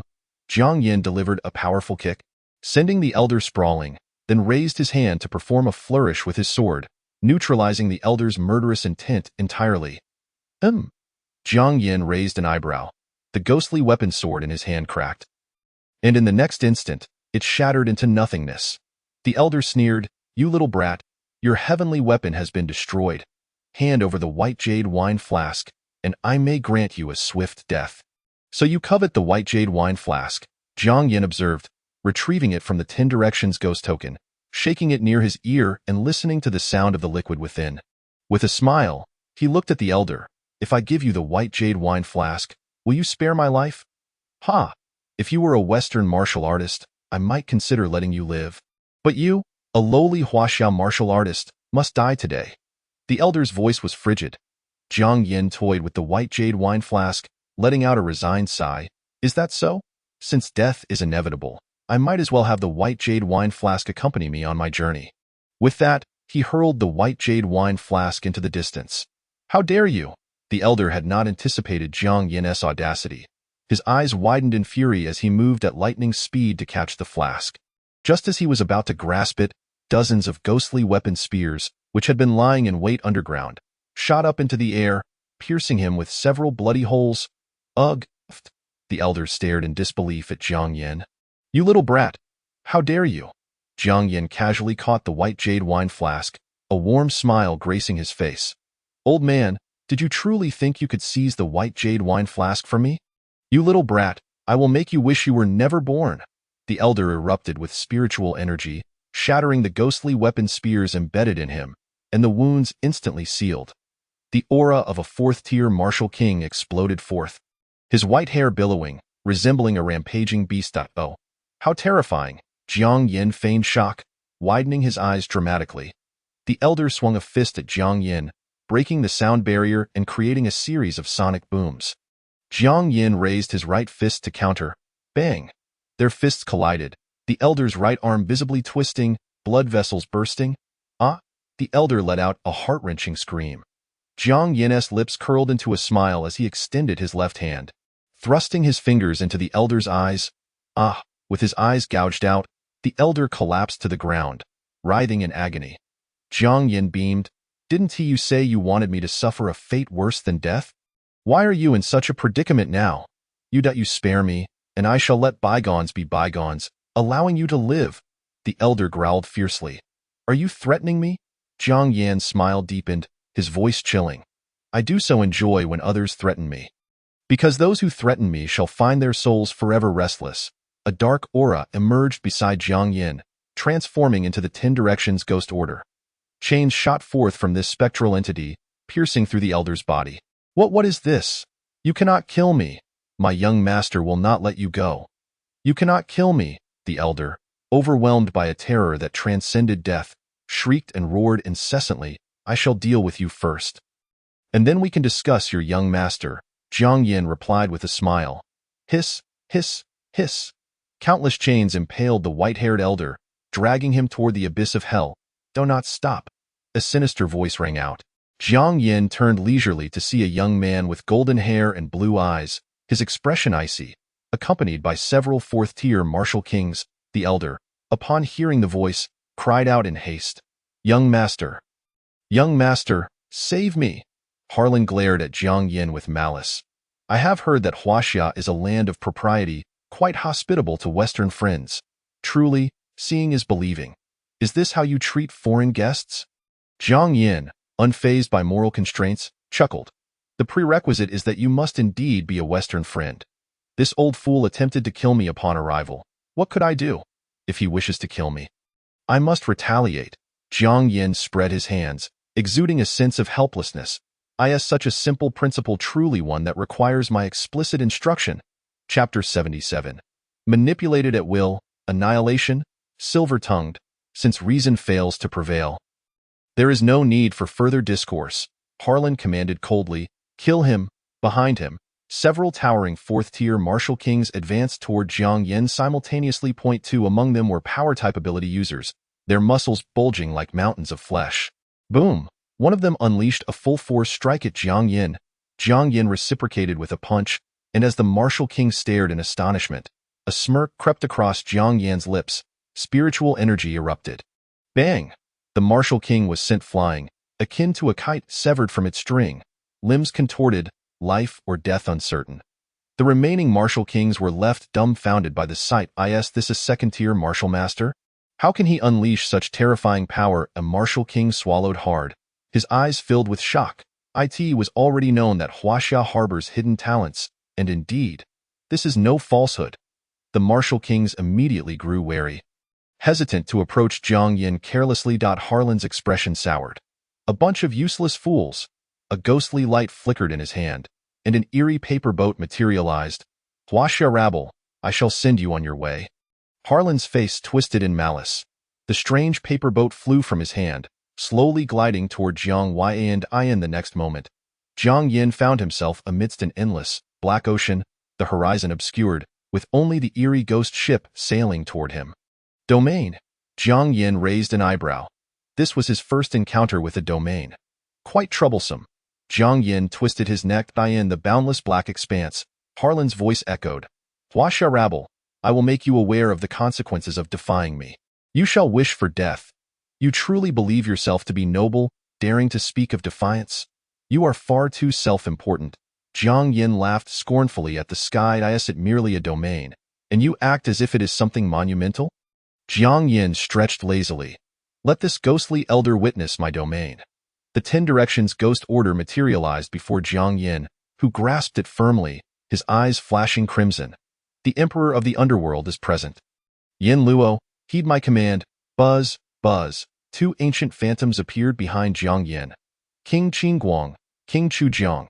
As Jiang Yin's voice fell, the 2 ghostly deities formally descended.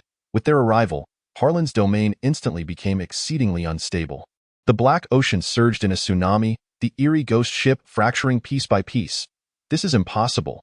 What divine gift is this, that it can disrupt my domain? Harlan's voice trembled with panic. Jiang Yin smiled. Allow me to show you what a true domain entails. With a smile playing on his lips, he calmly declared. The ghost domain unfurls in an instant. Radiating from the 2 deities, it rapidly spread outward. Harlan's black ocean was swiftly consumed.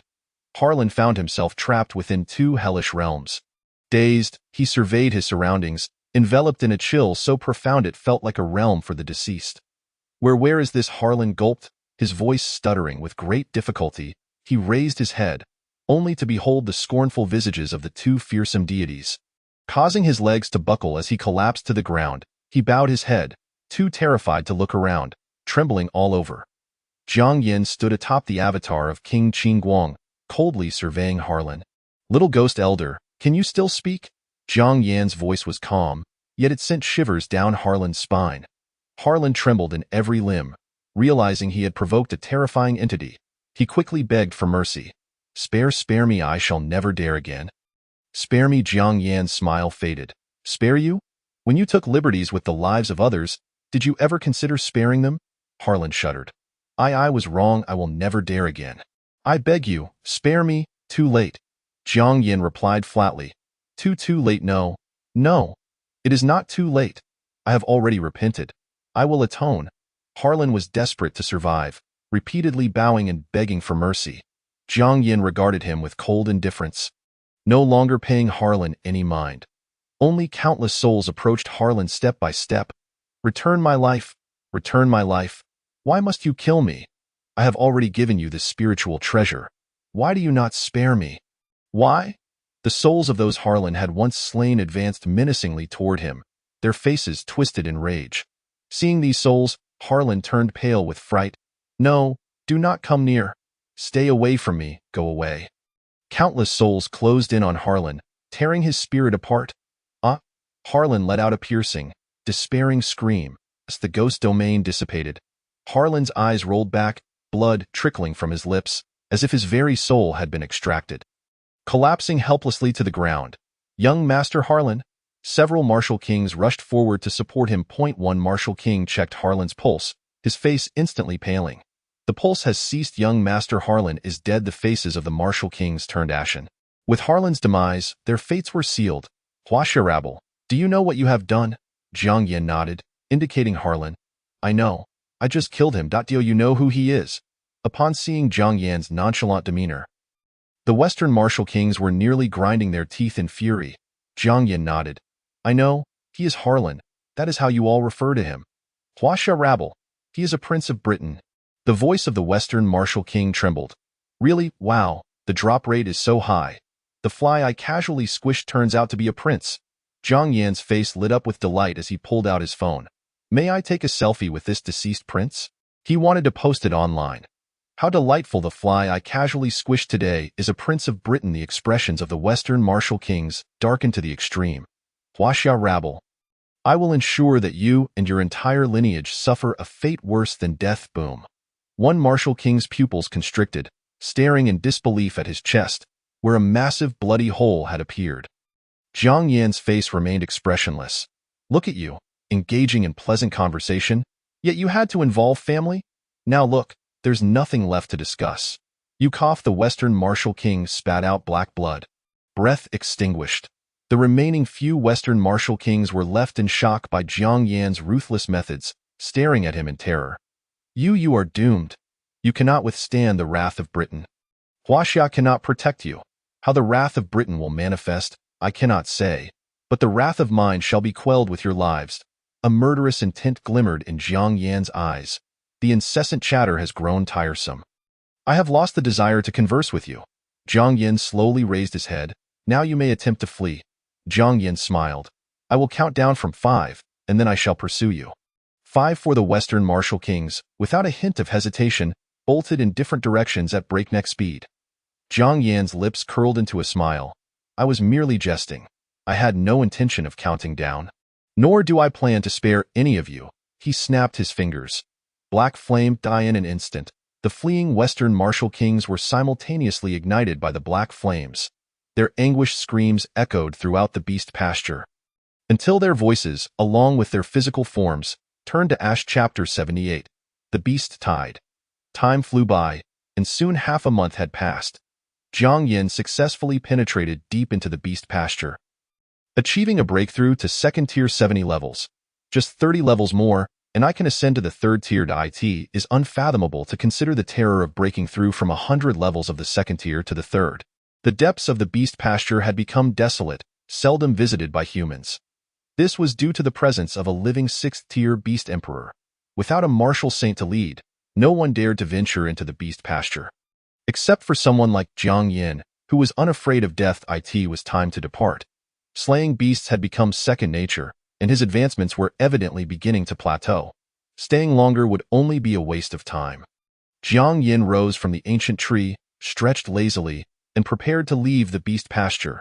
Just then, a sudden commotion erupted in the distance. The ground trembled. The scene was grand, chaotic, and tumultuous. The beast tide. Jiang Yan gazed over, witnessing throngs of ferocious beasts gathering in waves, forming a terrifying tide. This is bad. Could it be that my excessive slaying of beasts has provoked these sovereign beast kings to unite? This is not a good omen. Jiang Yan took a swig from the jade wine flask, swiftly retreating toward the exit. His speed was astonishing, and along the way, he encountered numerous human warriors whose faces were marked by panic. Run! The beast tide is approaching, Jiang Yan kindly warned. Upon hearing the words beast tide, the crowd turned pale, their fear reaching its zenith. They struggled against a single beast king with their lives on the line. If the beast tide arrived, they would be overwhelmed by countless beast kings. What should we do? The encroachment of the beast tide is swift. We cannot escape. A female divine gift-bearer looked towards Jiang Yan and implored. Senior, could you lend us a hand and take us a little further? Jiang Yan was at a loss for words. He could only rely on his 2 legs to travel and possessed no means to carry others. I am powerless to assist. He waved them off. We shall meet at the exit. And no sooner had he spoken than Jiang Yan bolted away, swiftly distancing himself from the group. Roar. The roar of the beasts echoed, resounding like thunder. Even the 4th-tier martial kings turned pale with fear. The beast tide. It has been years since we last encountered it. The practical trial is over. We must retreat. As a mentor from the Martial Arts Academy, he had brought his students to the Beast Ranch for training. Now faced with the beast tide, he had to ensure his students' safe retreat. Tian Yuan Pearl. The 4th-tier martial king unleashed a radiant string of azure pearls, which quickly enlarged, carrying several students away at great speed. Teacher Lin, aren't you coming with us? Called out a female student.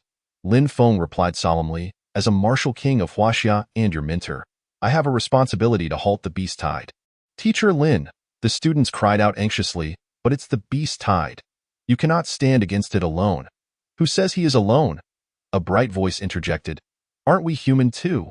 Figures began to appear, their auras erupting simultaneously. All were 4th-tier martial kings. In times of peril, unity is paramount. Indeed, what is a mere beast tide? As long as we stand together, we shall slay even the beast emperor. Formerly at odds, the academy's teachers now united to confront the beast tide. Lao Lu, I never expected you to step forward. I thought you would lead the retreat. Lin Feng chuckled. Lu Chuan snorted, "Before my students, I cannot commit such a disgraceful act.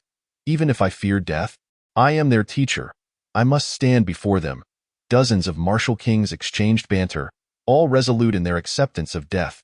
They were determined to halt the beast tide. Otherwise, if the beasts broke free from the ranch, countless civilians would meet a tragic fate. Roar. The roars of the beasts grew increasingly distinct, drawing closer. They could already see the silhouettes of the beasts. Some martial kings trembled with anxiety, yet one of them shouted defiantly, "Kill!" He charged forward first, wielding an ancient cleaver, unleashing a streak of black light. Tian Lien Di Hua. Thunderclap and tempest break. All the martial kings surged toward the beast tide. Boom. A golden bull with horns atop its head roared, absorbing the divine gifts of the martial kings and unleashing terrifying sound waves. Buzz. The piercing sound wave obliterated a martial king, turning him into a mist of blood. Creak. A trio of silver wolves, as swift as lightning, instantly bit into a female martial king's neck, tearing it apart. In the blink of an eye, several martial kings were consumed by the beast tide. Tian Yuan Pearl. Lin Feng's eyes widened. Drenched in blood, still resisting, "If I can just hold you for one more second, the children will have a glimmer of hope to survive." Bang bang. A towering earth dragon approached slowly, each step causing the ground to tremble. The earth dragon disdainfully gazed at Lin Feng, who still resisted, and opened its gaping maw, shredding Lin Feng's upper body into pieces. At that moment, Jiang Yin had reached the outskirts of the beast ranch. Not even out of breath, turning back to find no trace of the beast tide. Whoosh, whoosh, whoosh. Several azure orbs plummeted here, shattering instantaneously. The individuals contained within wept uncontrollably. Teacher Lin, you have escaped." "Why do you still weep?" Jiang Yin asked. Perplexed, a female student choked out, "War. Our mentor stayed behind to hold off the beast tide so we could escape. He might already." Jiang Yin instantly understood. These students were likely brought here by their university mentor for training. Fate had turned against them, and their mentor chose to stay behind to buy them time to flee. But the beast tide, with its hundreds and thousands of beast kings, how could a few individuals possibly hold it back? Jiang Yin sighed, turning to see a fragmented specter gazing longingly at the surviving students from afar. The specter, with limbs severed and bones exposed, noticed Jiang Yin and, realizing that Jiang Yin could see him, pleaded, "Young friend, the beast tide is coming. Could you please take these children away from here?" Jiang Yin remained silent, merely nodding slightly. "Thank you, young friend, as long as they survive. I will be at peace." As soon as he finished speaking, the specter's form dissipated into specks of starlight. Jiang Yin turned to the sobbing students, "Stop crying. It's a waste of time. The beast tide is approaching. I want to leave. Teacher Lin is dead. I will avenge him. I will fight these beasts." A male student summoned a heavenly artifact, his eyes bloodshot. "I will fight the beasts." A female student, her eyes red from tears, also summoned her staff, determination etched in her gaze. Seeing their resolve, Jiang Yin coldly stated, "As you wish." He turned to leave without further words. Chapter 79. One man guards a city. Boom. A massive group of beast kings surged forward like a tidal wave.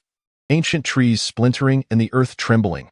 On the outskirts of the beast ranch, several students summoned their heavenly artifacts, unleashing their powers, their eyes filled with determination as they prepared to face the beast tide head-on. The tide drew nearer, and they trembled with fear. Yet none took a step back.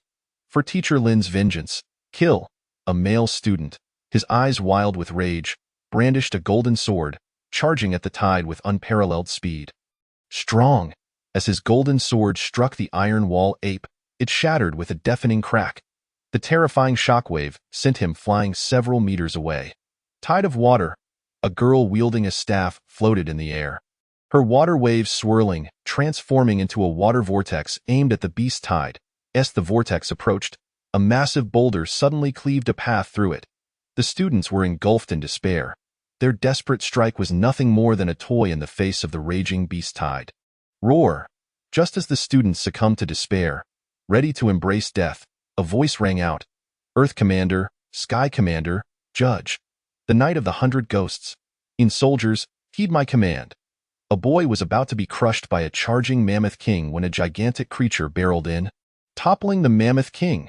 The boy stood bewildered, shock evident in his eyes. Just as a girl with a staff was about to be obliterated by a Beast King's roar, chains erupted from all directions, shattering the Beast King's roar. The girl with the staff was stunned, glancing back in confusion, her pupils trembling. The boy who had turned to leave was now standing behind them, enveloped in an eerie token. Behind him loomed countless figures. What a nuisance! Jiang Yin rubbed his temples. But I have promised that soul to protect you, and I dislike breaking my word. Seeing the dazed students, Jiang Yin impatiently exclaimed, "What are you still doing standing there? Get up and run, you."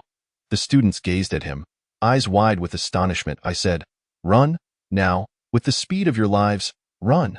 Jiang Yin's voice was cold. "If you don't want your teacher's sacrifice to be in vain, then get up and run." His words echoed in their minds, and with great difficulty, they struggled to their feet, limping towards the exit, pouring every ounce of strength into their escape. "See, can I ask your name?" A female student paused as she ran past Jiang Yin. "If you survive, I will tell you," Jiang Yin replied nonchalantly. The girl froze, then broke into a smile, nodding vigorously. "I will survive, and I will learn your name." Once all of Lin Feng's students had fled, Jiang Yan summoned Earth Commander, Sky Commander, and Judge had already dissipated. "What am I doing, acting so foolish?" Jiang Yin covered his eyes, sighing in resignation. "Well, the beast tide arose because of me. It should also end because of me. Soldiers, heed my command. Suppress the beast tide." He issued the command coolly. Tens of thousands of soldiers simultaneously raised their heads, their eyes glowing red as they brandished their weapons, charging toward the beast tide. The Beast Kings had never encountered such a scene, startled into retreating several steps, before roaring and surging forward. The soldiers engaged the Beast Kings in fierce combat. The 100 ghosts transformed into a rain of ghostly swords, wreaking havoc among the beasts. Jiang Yin, under a red paper umbrella, slowly drew a sword from within Jiang City, the garrison commander's legion. "Commander, the situation is dire. A massive beast tide has erupted at the Beast Ranch," a flustered garrison officer reported. "The beast tide? Why are you only reporting this now?" Shi Haoyan thundered. Following the fall of the former garrison commander, Hua Yuan, the Marshal Saint Shi Haoyan had assumed the role of Jiang City's new garrison commander. The Guardian officials are categorized into two distinct ranks. The lower rank consists of provincial Guardian officials, who command the provincial Guardian legions to ensure the tranquility of their respective provinces. The higher rank is held by the Huaxia Guardian official, who presides over the imperial capital, safeguarding the entirety of Huaxia. The only 8th-tier martial emperor in Huaxia is none other than the Huaxia Guardian official. "All troops, follow me into battle to quell the beast tide from the Beast Ranch," Shi Haoyan bellowed.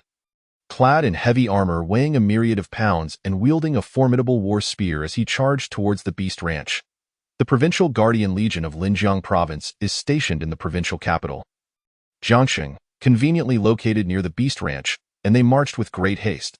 Within less than 10 minutes, they arrived at the Beast Ranch as a formidable force. Shi Haoyan spoke solemnly. "I have heard that there is a 6th-tier Beast Emperor in the Beast Ranch. If you encounter it later, just flee. Leave the Beast Emperor to me." "Yes, my Lord Guardian," the Guardians replied in unison. Shi Haoyan's voice echoed like thunder. "Follow me into battle." Boom. Hundreds of Guardians, disciplined and orderly, surged into the Beast Ranch, prepared to suppress the beast tide. Shi Haoyan wore a grim expression as he led the Guardian Legion to the so-called epicenter of the beast tide, only to be left in utter disbelief. What the hell? Where are the beasts that were supposed to be here? Why is there not a single one left? Why is everything lying on the ground? His gaze swept over the scene, and the only figure still standing amidst the chaos was a young boy, covered in bruises, with flowing black hair, propping himself up with a sword. "Why, Lord Guardian? This?" Shi Haoyan raised a hand to silence his subordinate. He stepped steadily towards the boy, who, sensing an approach, swiftly swung his red parasol sword. Buzz! The sharp sword energy was terrifyingly fierce. Had it not been for Shi Haoyan's profound cultivation and extensive battlefield experience, he might have been directly slain by that astonishingly swift strike. It was only then that Shi Haoyan realized the boy had lost consciousness and was merely standing there through muscle memory, preventing a 4th-tier Beast King from passing him. Surrounding him were countless corpses, all felled by a single stroke of his sword. Indeed, heroes emerge from youth, Sure Haotian lamented. He gazed at the sea of corpses, and even he could not suppress a gasp of astonishment. The ground was strewn with the remains of fourth-tier beast kings, the weakest among them being third-tier. Among them were even pinnacle fourth-tier and half-step fifth-tier beast kings. It was unimaginable that a mere boy could achieve this. This is a solitary guardian of a city. The guardian lieutenant stammered in disbelief. What is impossible? Huaxia is replete with talent, and countless gifted youths emerge. The rise of such a young supreme being is a testament to the flourishing of Huaxia. Sure Haotian's voice brimmed with uncontainable excitement. Yet, as he looked at the boy, covered in bruises, his eyes reflected more concern. Take him back to the affiliated hospital of the Guardian Legion and have the finest healers treat him. Yes, my Lord Guardian. Several officers immediately escorted Jiang Yin away. Sure Haotian's gaze turned sharp as he looked deep into the Beast Ranch. Beast Emperor, today shall mark your end. Chapter 80. Breaking through to the third tier. A new SSS class ability. At the affiliated hospital of the Jiangxing Guardian Legion, the boy with hair like a waterfall slowly opened his eyes on the pristine hospital bed. His crimson eyes scanned the surroundings in confusion, only to hear a chorus of excited voices. He is awake. He is really awake. Let us go take a look. Jiang Yin was still in a daze when several pure-looking nurses surrounded him, regarding him with curious expressions. What kind of gaze is this? They wouldn't he suddenly say, You're awake. You've turned into a girl. If that were the case, he might as well be dead. You reawake. Is there anywhere you feel uncomfortable? A sweet-voiced nurse asked. Jiang Yan's mind rebooted as he realized he had been taken to the hospital. He was no longer in grave danger. Jiang Yan attempted to sit up, and several nurses hurried to assist him. The nurses looked at Jiang Yan with admiration and reverence. Your deeds have spread throughout our hospital. Single-handedly resolving the beast tide is truly unbelievable. Handsome, can I have your autograph? Facing the throng of nurses, Jiang Yin could only smile wryly. I believe I still need to rest. May I have some time alone? All right, then please rest well. A group of nurses, their faces tinged with embarrassment, gradually exited, leaving the room in tranquility. Jiang Yin sat on the hospital bed, his mind gradually clearing. I can break through now. He could feel the surging tide of spiritual energy within him. Wholly uncontrollable, nearly bursting his physical form. Second tier, 100-fold. He had extinguished the beast tide alone, slaying over 1,000 beast kings, completely exhausting himself to surpass his limits, successfully attaining the second tier, 100-fold. The third level of the Undying Dao scripture also showed signs of loosening. Jiang Yin was elated. Breaking through to 100-fold, combined with the third level of the Undying Dao scripture, would greatly enhance his power. Not only would he be invincible within the same tier, but even fourth-tier opponents would not stand a chance against him. Taking a deep breath, Jiang Yin began to slowly operate the primordial breathing technique. In an instant, the spiritual sea within him solidified, and he was enveloped by a tidal wave of spiritual energy. With hundreds of streams of light swirling around him, the center of his spiritual sea, towering beams of light emerged. The golden whirlpool within Jiang Yin did not burn with black flames, but crackled with black electric sparks. Gradually, the crackling black electric sparks coalesced into groups, transforming into black currents. The black currents coursed through Jiang Yan's limbs and bones. Boom. At that moment in Jiangxing, the sky was shrouded in dark clouds. Fierce winds howled and thunder rumbled. Boom. The thunderous clamor, accompanied by a torrential downpour, struck with such force that it was awe-inspiring. This was Black Thunder. Having returned to the Guardian Legion, Sure Haotian looked up in astonishment. This is an anomaly of heaven and earth triggered by an S-class ability. Jiangxing has birthed another SSS-class Divine Gifted, my Lord Guardian. It seems the origin of this anomaly is in our Guardian Legion's affiliated hospital, a subordinate remarked in amazement. Let us go, quickly check it out. Sure Haotian, eager to nurture talent, was overjoyed. First, he discovered the young supreme Jiang Yin, and now another SSS-class Divine Gifted was emerging. This marked the flourishing of Jiangxing, the prosperity of Huaxia. More importantly, it signified the resurgence of humanity. Unable to contain his excitement, Sure Haotian laughed heartily, his speed remarkable as he leapt forth like a missile towards the affiliated hospital of the Guardian Legion.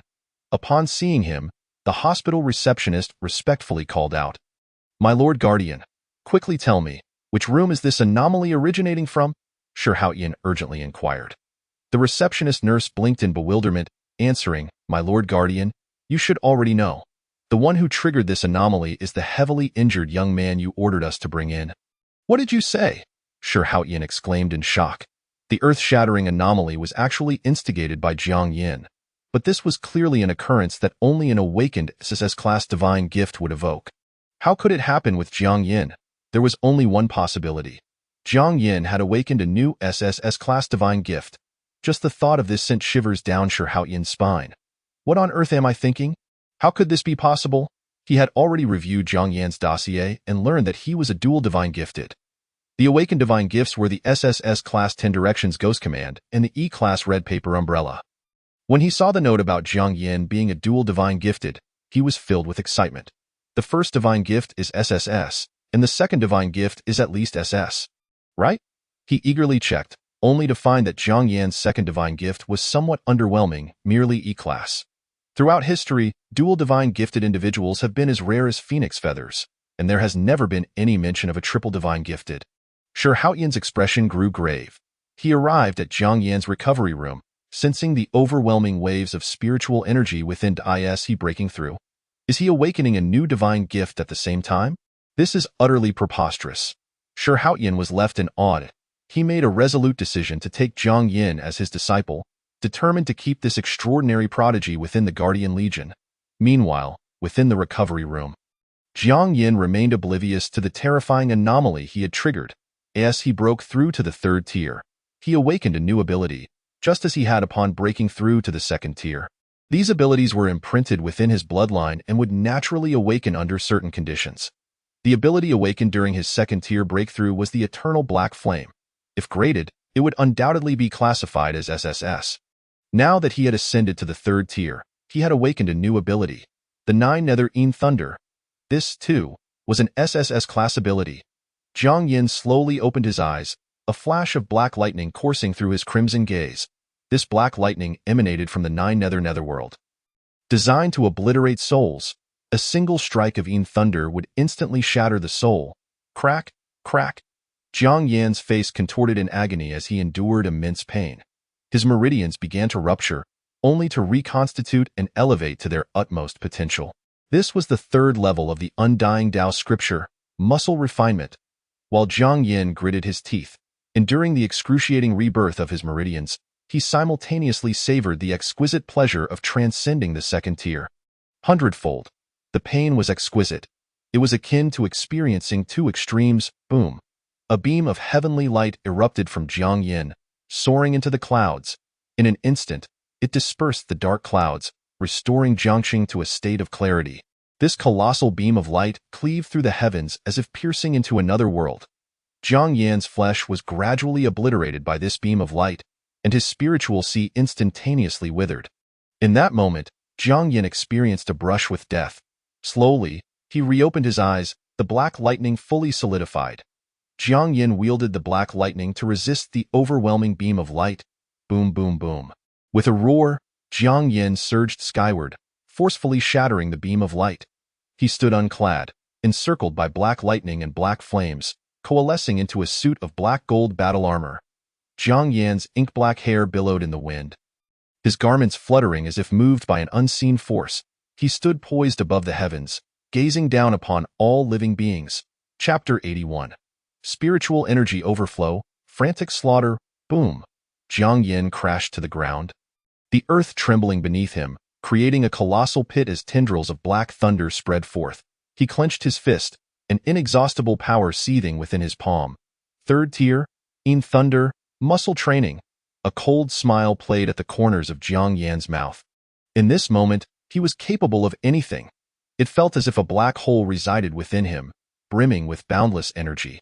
Jiang Yin moved with unparalleled speed, transforming into a streak of black lightning, leaving only an afterimage in his wake, instantly covering 100 miles. This place was not Jiang City. It was an empty city ravaged by alien beasts. Zzzzzzz, fresh from his breakthrough, spiritual energy surged forth uncontrollably, enveloping him in black thunder. Testing his current combat prowess, Jiang Yin's lips curled upward. His gaze swept the surroundings, swiftly locking onto a fourth-tier Beast King. Jiang Yin made his move, darting past the fourth-tier Beast King like a flash of black lightning. Boom! The Beast King had not even registered the threat before being obliterated by the Black Thunder, exploding into a mist of blood. Roar. Jiang Yan's actions incited the fury of a fifth-tier Beast King. Human, you have crossed the line. Jiang Yan turned his back to the fifth-tier Beast King, a smirk gracing his lips. Crossed the line? If memory serves, this place was once known as Nanjiang, part of Jiang City's domain. The once thriving city now lies in ruins, and you dare accuse me of crossing boundaries? A glint of murderous intent flickered in Jiang Yan's eyes as a surge of black lightning crackled. It seems you are courting death. As Jiang Yan's voice fell, a bolt of black lightning erupted, racing towards the fifth-tier Beast King in an instant. Boom. A thunderstorm erupted, forcing the fifth-tier Beast King to activate its defenses. Before the Beast King could react, Jiang Yan had already appeared above it, raining down fists imbued with thunder, each strike carrying the weight of 10,000 tons. Boom, boom, boom. The fifth-tier Beast King had never encountered such a maniac who attacked without provocation. Jiang Yan's relentless onslaught pushed the Beast King into a retreat, its face contorted in despair. Human, you seek death? Roar. A beam capable of obliterating a small city erupted from the Beast King's mouth. Jiang Yan's eyes shone with murderous intent. He did not retreat an inch. Instead, he drove his fist directly into the Beast King's mouth, interrupting its spellcasting. The fifth-tier Beast King flew for thousands of meters like a broken kite. Crack! The Beast King let out a wretched scream. Before it could land, Jiang Yan had already appeared above it, delivering a powerful kick from above. Bang! The sound barrier shattered. The earth trembled with a thunderous roar. The fifth-tier Beast King was sent plummeting 100 meters into the ground. Dust and debris scattered, leaving only a solitary figure standing indifferently at the edge of the massive pit. Jiang Yan's gaze was devoid of warmth. Lips pressed tightly together, lost in thought, as the dust settled. A smile slowly crept across Jiang Yan's face. It began as a suppressed chuckle, soon blossoming into unabashed laughter, culminating in a raucous guffaw that nearly bent him to the ground. After the bout of laughter, Jiang Yan clenched his left fist, lightning-fast speed. He then tightened his right fist, a punch with the force of 100,000 tons. Jiang Yan's expression turned suddenly grave, and the nine nether-een thunder. Ah-ha-ha-ha! Jiang Yan erupted in uncontrollable laughter. Ah-ha-ha-ha! In my realm, I am invincible. I can slay even those of higher tiers. Fifth-tier beasts are no exception. Black thunder erupted around Jiang Yan, lifting him into the air, allowing him to do as he pleased. As long as the martial saints do not emerge, no one in this world can kill me. He raised his right hand to the sky, while his left pointed to the ground. In heaven and on earth, I alone am supreme. The tip of his right finger coalesced with black lightning, a fierce light casting half his face in shadow, obscuring his expression. Die. Jiang Yan's right index finger fell downward. A bolt of black thunder surged from the heavens, striking down into the 100-meter deep pit where the fifth-tier Beast King lay embedded. Boom, boom, boom. The black thunder raged for a solid 10 minutes, ensuring no chance of survival for the fifth-tier Beast King before dissipating. Jiang Yan landed lazily, surveying the quivering third-tier and fourth-tier Beast Kings around him, coldly remarking, "Now, you may begin your escape. Just as you once ruthlessly slaughtered humans, I shall return the favor." There was no mercy in Jiang Yan's eyes. The sixth-tier Beast Emperor was pitifully scarce. As long as the Beast Emperor and martial saints did not appear, Jiang Yan could stride freely. Even if they did emerge, he could still escape. Annihilating the alien beasts was his foremost objective after gaining strength. He had witnessed the deaths of his parents at the hands of these beasts. In this desolate city, they had been consumed piece by piece. The 10-year-old Jiang Yan had watched helplessly as his parents were devoured alive. Carrying the sobbing Xiaoka on his back as they fled from Nanjing City to Jiang City. Now, with absolute power, he sought to reclaim this city, long reduced to a wasteland, from the clutches of alien beasts. The only sixth-tier Beast Emperor in Lijiang Province lay in ruins, having already been grievously injured by Shi Haoyan.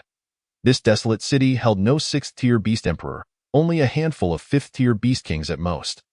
Jiang Yan was determined to eradicate every single alien beast in this empty city. Thunder Cage. The Een thunder encircled Jiang Yan as the epicenter, enveloping the entire ruined Nanjiang City. Black thunder transformed into a colossal birdcage, its tendrils penetrating the earth, preventing a single bird from escaping. The time for reckoning had arrived. Madness glinted in Jiang Yan's eyes as he seized the moment of overflowing spiritual energy from his recent breakthrough to unleash a massacre. Buzz! Jiang Yan became a streak of black lightning, indiscriminately slaying the alien beasts. Wherever he passed, blood mist filled the air. The first and second-tier monsters fell before him, not even getting the chance to touch him. As the electric sparks surrounding Jiang Yan obliterated them, "Human, this ends here." A thunderous roar echoed. A 5-tiered dragon coiling above the mountains opened its eyes, coldly fixating on Jiang Yan. Roar. The ground quaked, mountains crumbled. The earth beneath Jiang Yan's feet suddenly collapsed as a 100-meter-long dragon turtle awakened, its every move sending tremors through the land. It had been far too long since it had tasted blood, allowing these lowly creatures to develop thoughts of rebellion against us. The sky was shrouded by massive wings as a blazing phoenix descendant circled above. In the desolate Nanjiang city, 3 5th-tier beast kings revealed themselves in succession. Jiang Yan felt no fear. He intended to seize this moment of overflowing spiritual energy to annihilate all these beast kings. This was fortuitous, sparing him the trouble of hunting them down one by one. Having just broken through to the 3rd tier, he was at his peak. In a few hours, the state of overflowing spiritual energy would dissipate, and at that time, even battling 2 5th-tier beast kings would be a challenge. Thus, he could only take advantage of this state to eliminate as many 5th-tier beast kings as possible. Today shall be your day of reckoning. Jiang Yan's eyes shone with madness. Chapter 82. The recognition of the Guardian Commander, arrogant child. Speaking without restraint, the massive dragon turtle emitted a deep, resonant sound that echoed through the dilapidated empty city. Its every movement caused the earth to tremble. Jiang Yan chuckled coldly, raising his hand to devour the remnants of the slain beast souls. He pulled out a white jade wine flask and drank heartily before the 3 5th-tier beast kings. Ton, ton, ton, ton. Jiang Yan drank with abandon, and the spiritual energy that was already bursting within him surged even more violently. Buzz, buzz, buzz. Jiang Yan directly advanced 2 minor realms, reaching the 3rd tier, 3rd level. With a satisfied expression, Jiang Yan stowed away the white jade wine flask, stretching comfortably as he declared, "Awakened, it's time for the hunt." He reached out his right hand, and the Rakshasa scythe materialized. Jiang Yan transformed into a streak of black lightning, instantly charging at the 100-meter-tall dragon turtle. Clang! As his scythe struck down, a muffled groan emanated from the gigantic creature. Its colossal shell buckled under the impact, seeking death. The dragon turtle's shell erupted with spikes, glowing with eerie runes. These strange runes coalesced into beams of light, attacking Jiang Yan from various angles. The dragon turtle, a 5th-tier beast king, wielded innate divine abilities, and these peculiar runes were its innate powers. Upon contact, they would turn to blood, black flame, Jiang Yan stated nonchalantly. Countless beams of runic light ignited as they neared Jiang Yan, instantly vanishing. In thunder, a black bolt of lightning appeared in Jiang Yan's hand, transforming into a divine spear capable of piercing through all, and was hurled forth. Whoosh! The dragon, soaring through the sky, shot forth a sword made of human heads, colliding with Jiang Yan's spear of Yin thunder, unleashing a terrifying wave of energy. Xinkei, this 3rd-tier human is somewhat peculiar. Let us strike together and encircle him to death. Surround me? You think you are worthy? Jiang Yan erupted in black thunder, moving at an incredible speed, leaving only an afterimage behind as he broke free. He became black lightning, piercing through Xinkei in an instant. Ayo! Xinkei let out a chilling cry. Its wings pierced, igniting in black flames. Bang! Before the dragon turtle could react, the Rakshasa scythe descended, sending it crashing back into the ground. Human! The dragon turtle roared. Shut your mouth, Jiang Yan retorted, appearing before the dragon turtle and delivering a powerful kick that tilted its head. A cruel smile curled at the corners of Jiang Yan's mouth. Spirit collapse. His fist pressed against the dragon turtle's skull, and with a deafening crack, while the shell remained unscathed, the interior was left in ruins. Without its shell's defense, the dragon turtle was shattered by Jiang Yan's spirit collapse. In such a short span of time, Jiang Yan had slain 2 5th-tier beast kings. Fear flickered in the eyes of the dragon. Who are you? We have not encroached upon human territory recently. Why are you so ruthless? Faced with the interrogative gaze of the dragon, Jiang Yan could hardly muster the energy to lift his eyelids. Are you suggesting that only your ferocious beasts are permitted to encroach upon the territories of humankind, while we are forbidden to retaliate by invading your domains? The dragon was visibly shaken by Jiang Yin's icy tone. Indeed, it was a reality that while exotic beasts could invade human lands, humans could equally encroach upon the territories of these creatures. The crux of the matter lay in the fact that these beasts were innately 100 times stronger than humans. Throughout history, it was only the exotic beasts that had annihilated human tribes and cities. Never had there been an instance of humans proactively invading the territories of such beasts. Fear crept onto the dragon's countenance as it stammered. Human, you are but one individual. Yet this desolate city is home to over a dozen fifth-tier beast kings. If you do not wish, before it could finish its sentence, a bolt of black lightning pierced through its heart, extinguishing its life force and rendering it unable to speak further. Why threaten me? I detest being coerced, Jiang Yin lamented with a shake of his head. After dispatching the 3 fifth-tier beast kings, the state of overflowing spiritual energy that marked Jiang Yan's breakthrough gradually subsided. He sighed, realizing he should not have wasted time engaging in futile conversation with these beasts, which only squandered the fleeting moments of his heightened state. The overflowing state, a transient condition arising only during breakthroughs, enabled the practitioner to unleash combat prowess several times beyond their normal capacity. With the end of this state, Jiang Yin would require considerable effort to slay another fifth-tier beast king. Having consumed the remnants of the souls of the 3 fifth-tier beast kings, Jiang Yan's level ascended directly to the 3rd tier, 5th stage. His rapid advancement was noteworthy, yet distinct from that of ordinary divinely endowed individuals. While other divine bestowers needed only 10 stages to break through, Jiang Yin required 100. With the overflowing state lifted, he returned to his usual demeanor and swiftly departed from the territory of South River, making his way back to Jiang City. Upon arriving in Jiang City, Jiang Yin found himself surrounded by a throng of people, including the vigilant commander, Shi Haoyan, whose face was etched with worry. This child. How could he venture into such a perilous place right after his breakthrough? Commander, the forces have assembled and are ready to enter the abandoned city of South River at any moment. Shi Haoyan nodded, determination etched on his features. Regardless, we must ensure that the boy returns unharmed. Follow me. Before he could finish, Jiang Yin appeared like a bolt of lightning. Jiang Yin regarded the crowd with a peculiar expression. Are you all preparing for an aggressive assault to reclaim South River City? Shi Haoyan's mouth fell open in astonishment. Young friend Jiang, are you unharmed? What could possibly happen to me? Jiang Yin replied with curiosity. But you just entered the domain of exotic beasts. I merely got a bit carried away after my breakthrough and casually dispatched a few fifth-tier beast kings. Jiang Yin stated nonchalantly. This revelation? Shock and disbelief washed over the faces of those present. What did it mean to have casually slain a few fifth-tier beast kings? Fifth-tier beast kings possessed the might to move mountains and fill seas. Just one could plunge an entire city into chaos or even obliterate it. Even knowing Jiang Yan's terrifying prowess, Shi Haoyan was still somewhat astounded, swallowing hard. If I am not mistaken, you should have advanced from the 2nd tier to the 3rd tier, correct? Indeed. What of it? Jiang Yan replied with calm assurance. The group of guardians stood dumbfounded. 3rd tier? He had just advanced from the 2nd tier to the 3rd tier and then casually killed several 5th-tier beast kings? Was this truly human? Shi Haoyan remained frozen for a moment before bursting into hearty laughter. A true prodigy. An unparalleled prodigy indeed. He strode forward, patting Jiang Yan's shoulder with enthusiasm. Young man, would you care to join my garrison? I shall appoint you as the next commander of the Jiang garrison. Gasp. At Shi Haoyan's words, the surrounding guardians collectively inhaled sharply.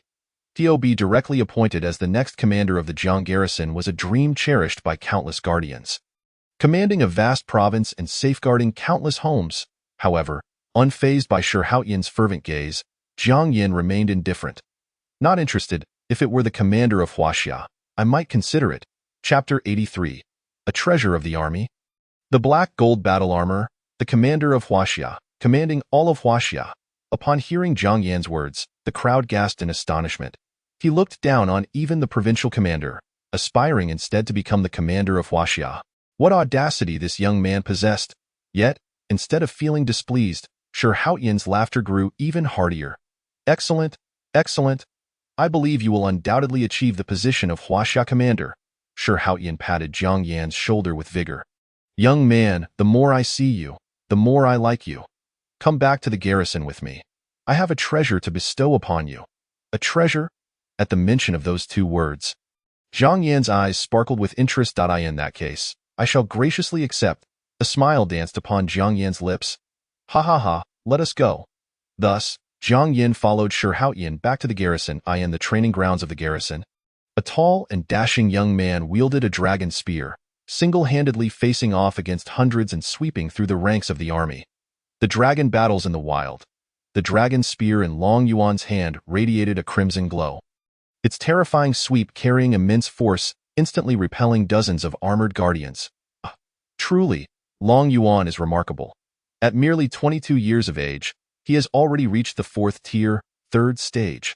It's only a matter of time before he garners the attention of the commander and swiftly ascends to the position of commander himself.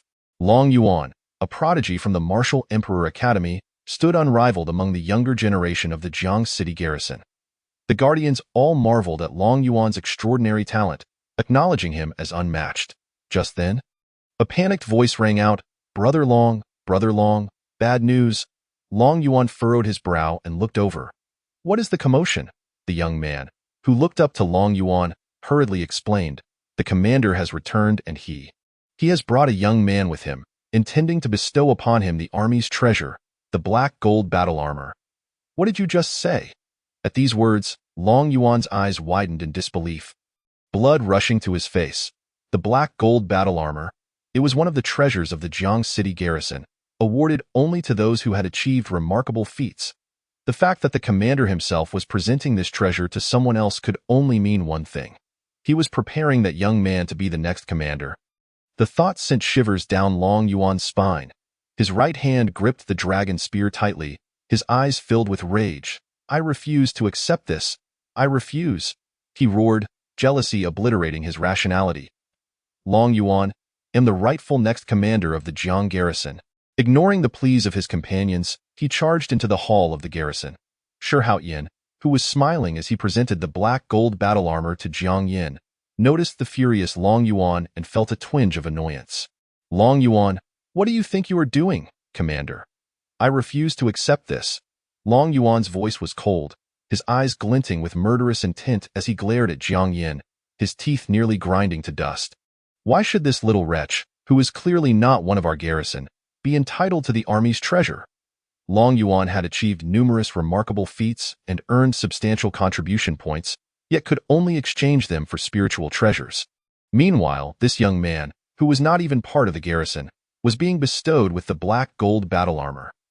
Treasures were categorized into 4 qualities, ranked from lowest to highest as magical treasures, spiritual treasures, and heavenly treasures. The white jade wine vessel Jiang Yan previously acquired was a high-quality spiritual treasure. The black gold battle armor being bestowed upon Jiang Yan was a low-quality treasure. Ranking higher than the white jade wine vessel, it was no wonder that Long Yuan was envious, his jealousy palpable.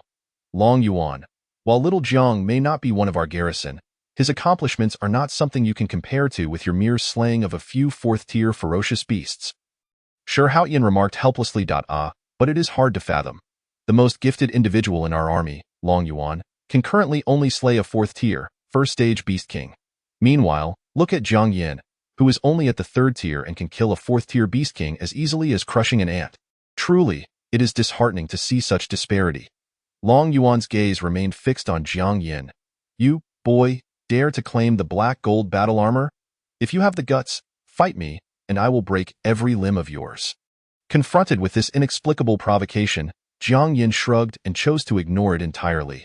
Without even glancing at Long Yuan, he smiled at Shi Haoyan. "Thank you for the generous gift, Commander. I shall graciously accept it." This was indeed a low-quality treasure, rarer than the white jade wine vessel, and Jiang Yan could hardly contain his eagerness to wear it and experience its power. However, seeing himself disregarded, Long Yuan was consumed by rage. "You brat, you are seeking death." With his right hand gripping the spear, he moved with lightning speed, a fiery blaze swirling around its tip, transforming into a furious fire dragon that charged toward Jiang Yan in an instant. Jiang Yan, however, merely sidestepped slightly, his gaze remaining indifferent as he regarded Long Yuan. A smirk of disdain curling at the corners of his mouth, in the face of Long Yuan's astonishment. Jiang Yin lifted his leg and delivered a powerful kick. Bang! With a thunderous crash, Long Yuan bent over, hurtling through the air like a shrimp, crashing into a tall wall and crumpling like a folding screen. Shi Haotian couldn't help but shake his head. Long Yuan, who often prided himself on being a prodigy, had become exceedingly arrogant. Perhaps this lesson from Jiang Yin would serve to remind him of the greater world beyond his own. Jiang Yin retracted his leg and cheerfully stored the black gold battle armor into the 10 Directions Ghost Order. Commander, unless there are other matters, I shall take my leave. Go ahead, in the future. If you require any resources for cultivation, feel free to come to the garrison to seek me out. I will gladly provide. Shi Haotian replied with a smile. Jiang Yin also wore a smile. Then I shall extend my thanks to the commander in advance. Kicking Long Yuan away had been as effortless as squashing an ant, and Jiang Yin paid it no heed. Having departed from the garrison, Jiang Yin returned home and summoned the black gold battle armor. With a mere thought, golden patterns emanated from the armor, as if it possessed a life of its own. Clang, clang, clang. The black gold battle armor instantaneously disassembled into myriad components, encircling Jiang Yin's figure while simultaneously adhering to him. Boom! Clad in the black gold battle armor, Jiang Yin's spiritual energy surged forth, propelling his realm from the 5th level of the 3rd stage to the 10th level of the 3rd stage in an instant. This black gold battle armor had remarkably enhanced Jiang Yin's combat prowess by 5 levels. What a treasure! Jiang Yin was utterly enamored. With the addition of the red paper umbrella alongside the black gold battle armor, his combat abilities soared to unprecedented heights. Buzz! The black gold battle armor disintegrated and returned to the 10 Directions Ghost Order. Jiang Yin stretched lazily and collapsed onto his bed, drifting into a deep slumber. This period had indeed been exhausting for him, and he lost track of time in his sleep. Upon awakening, he glanced at the calendar and noted that the day of the National Martial Arts examination had arrived.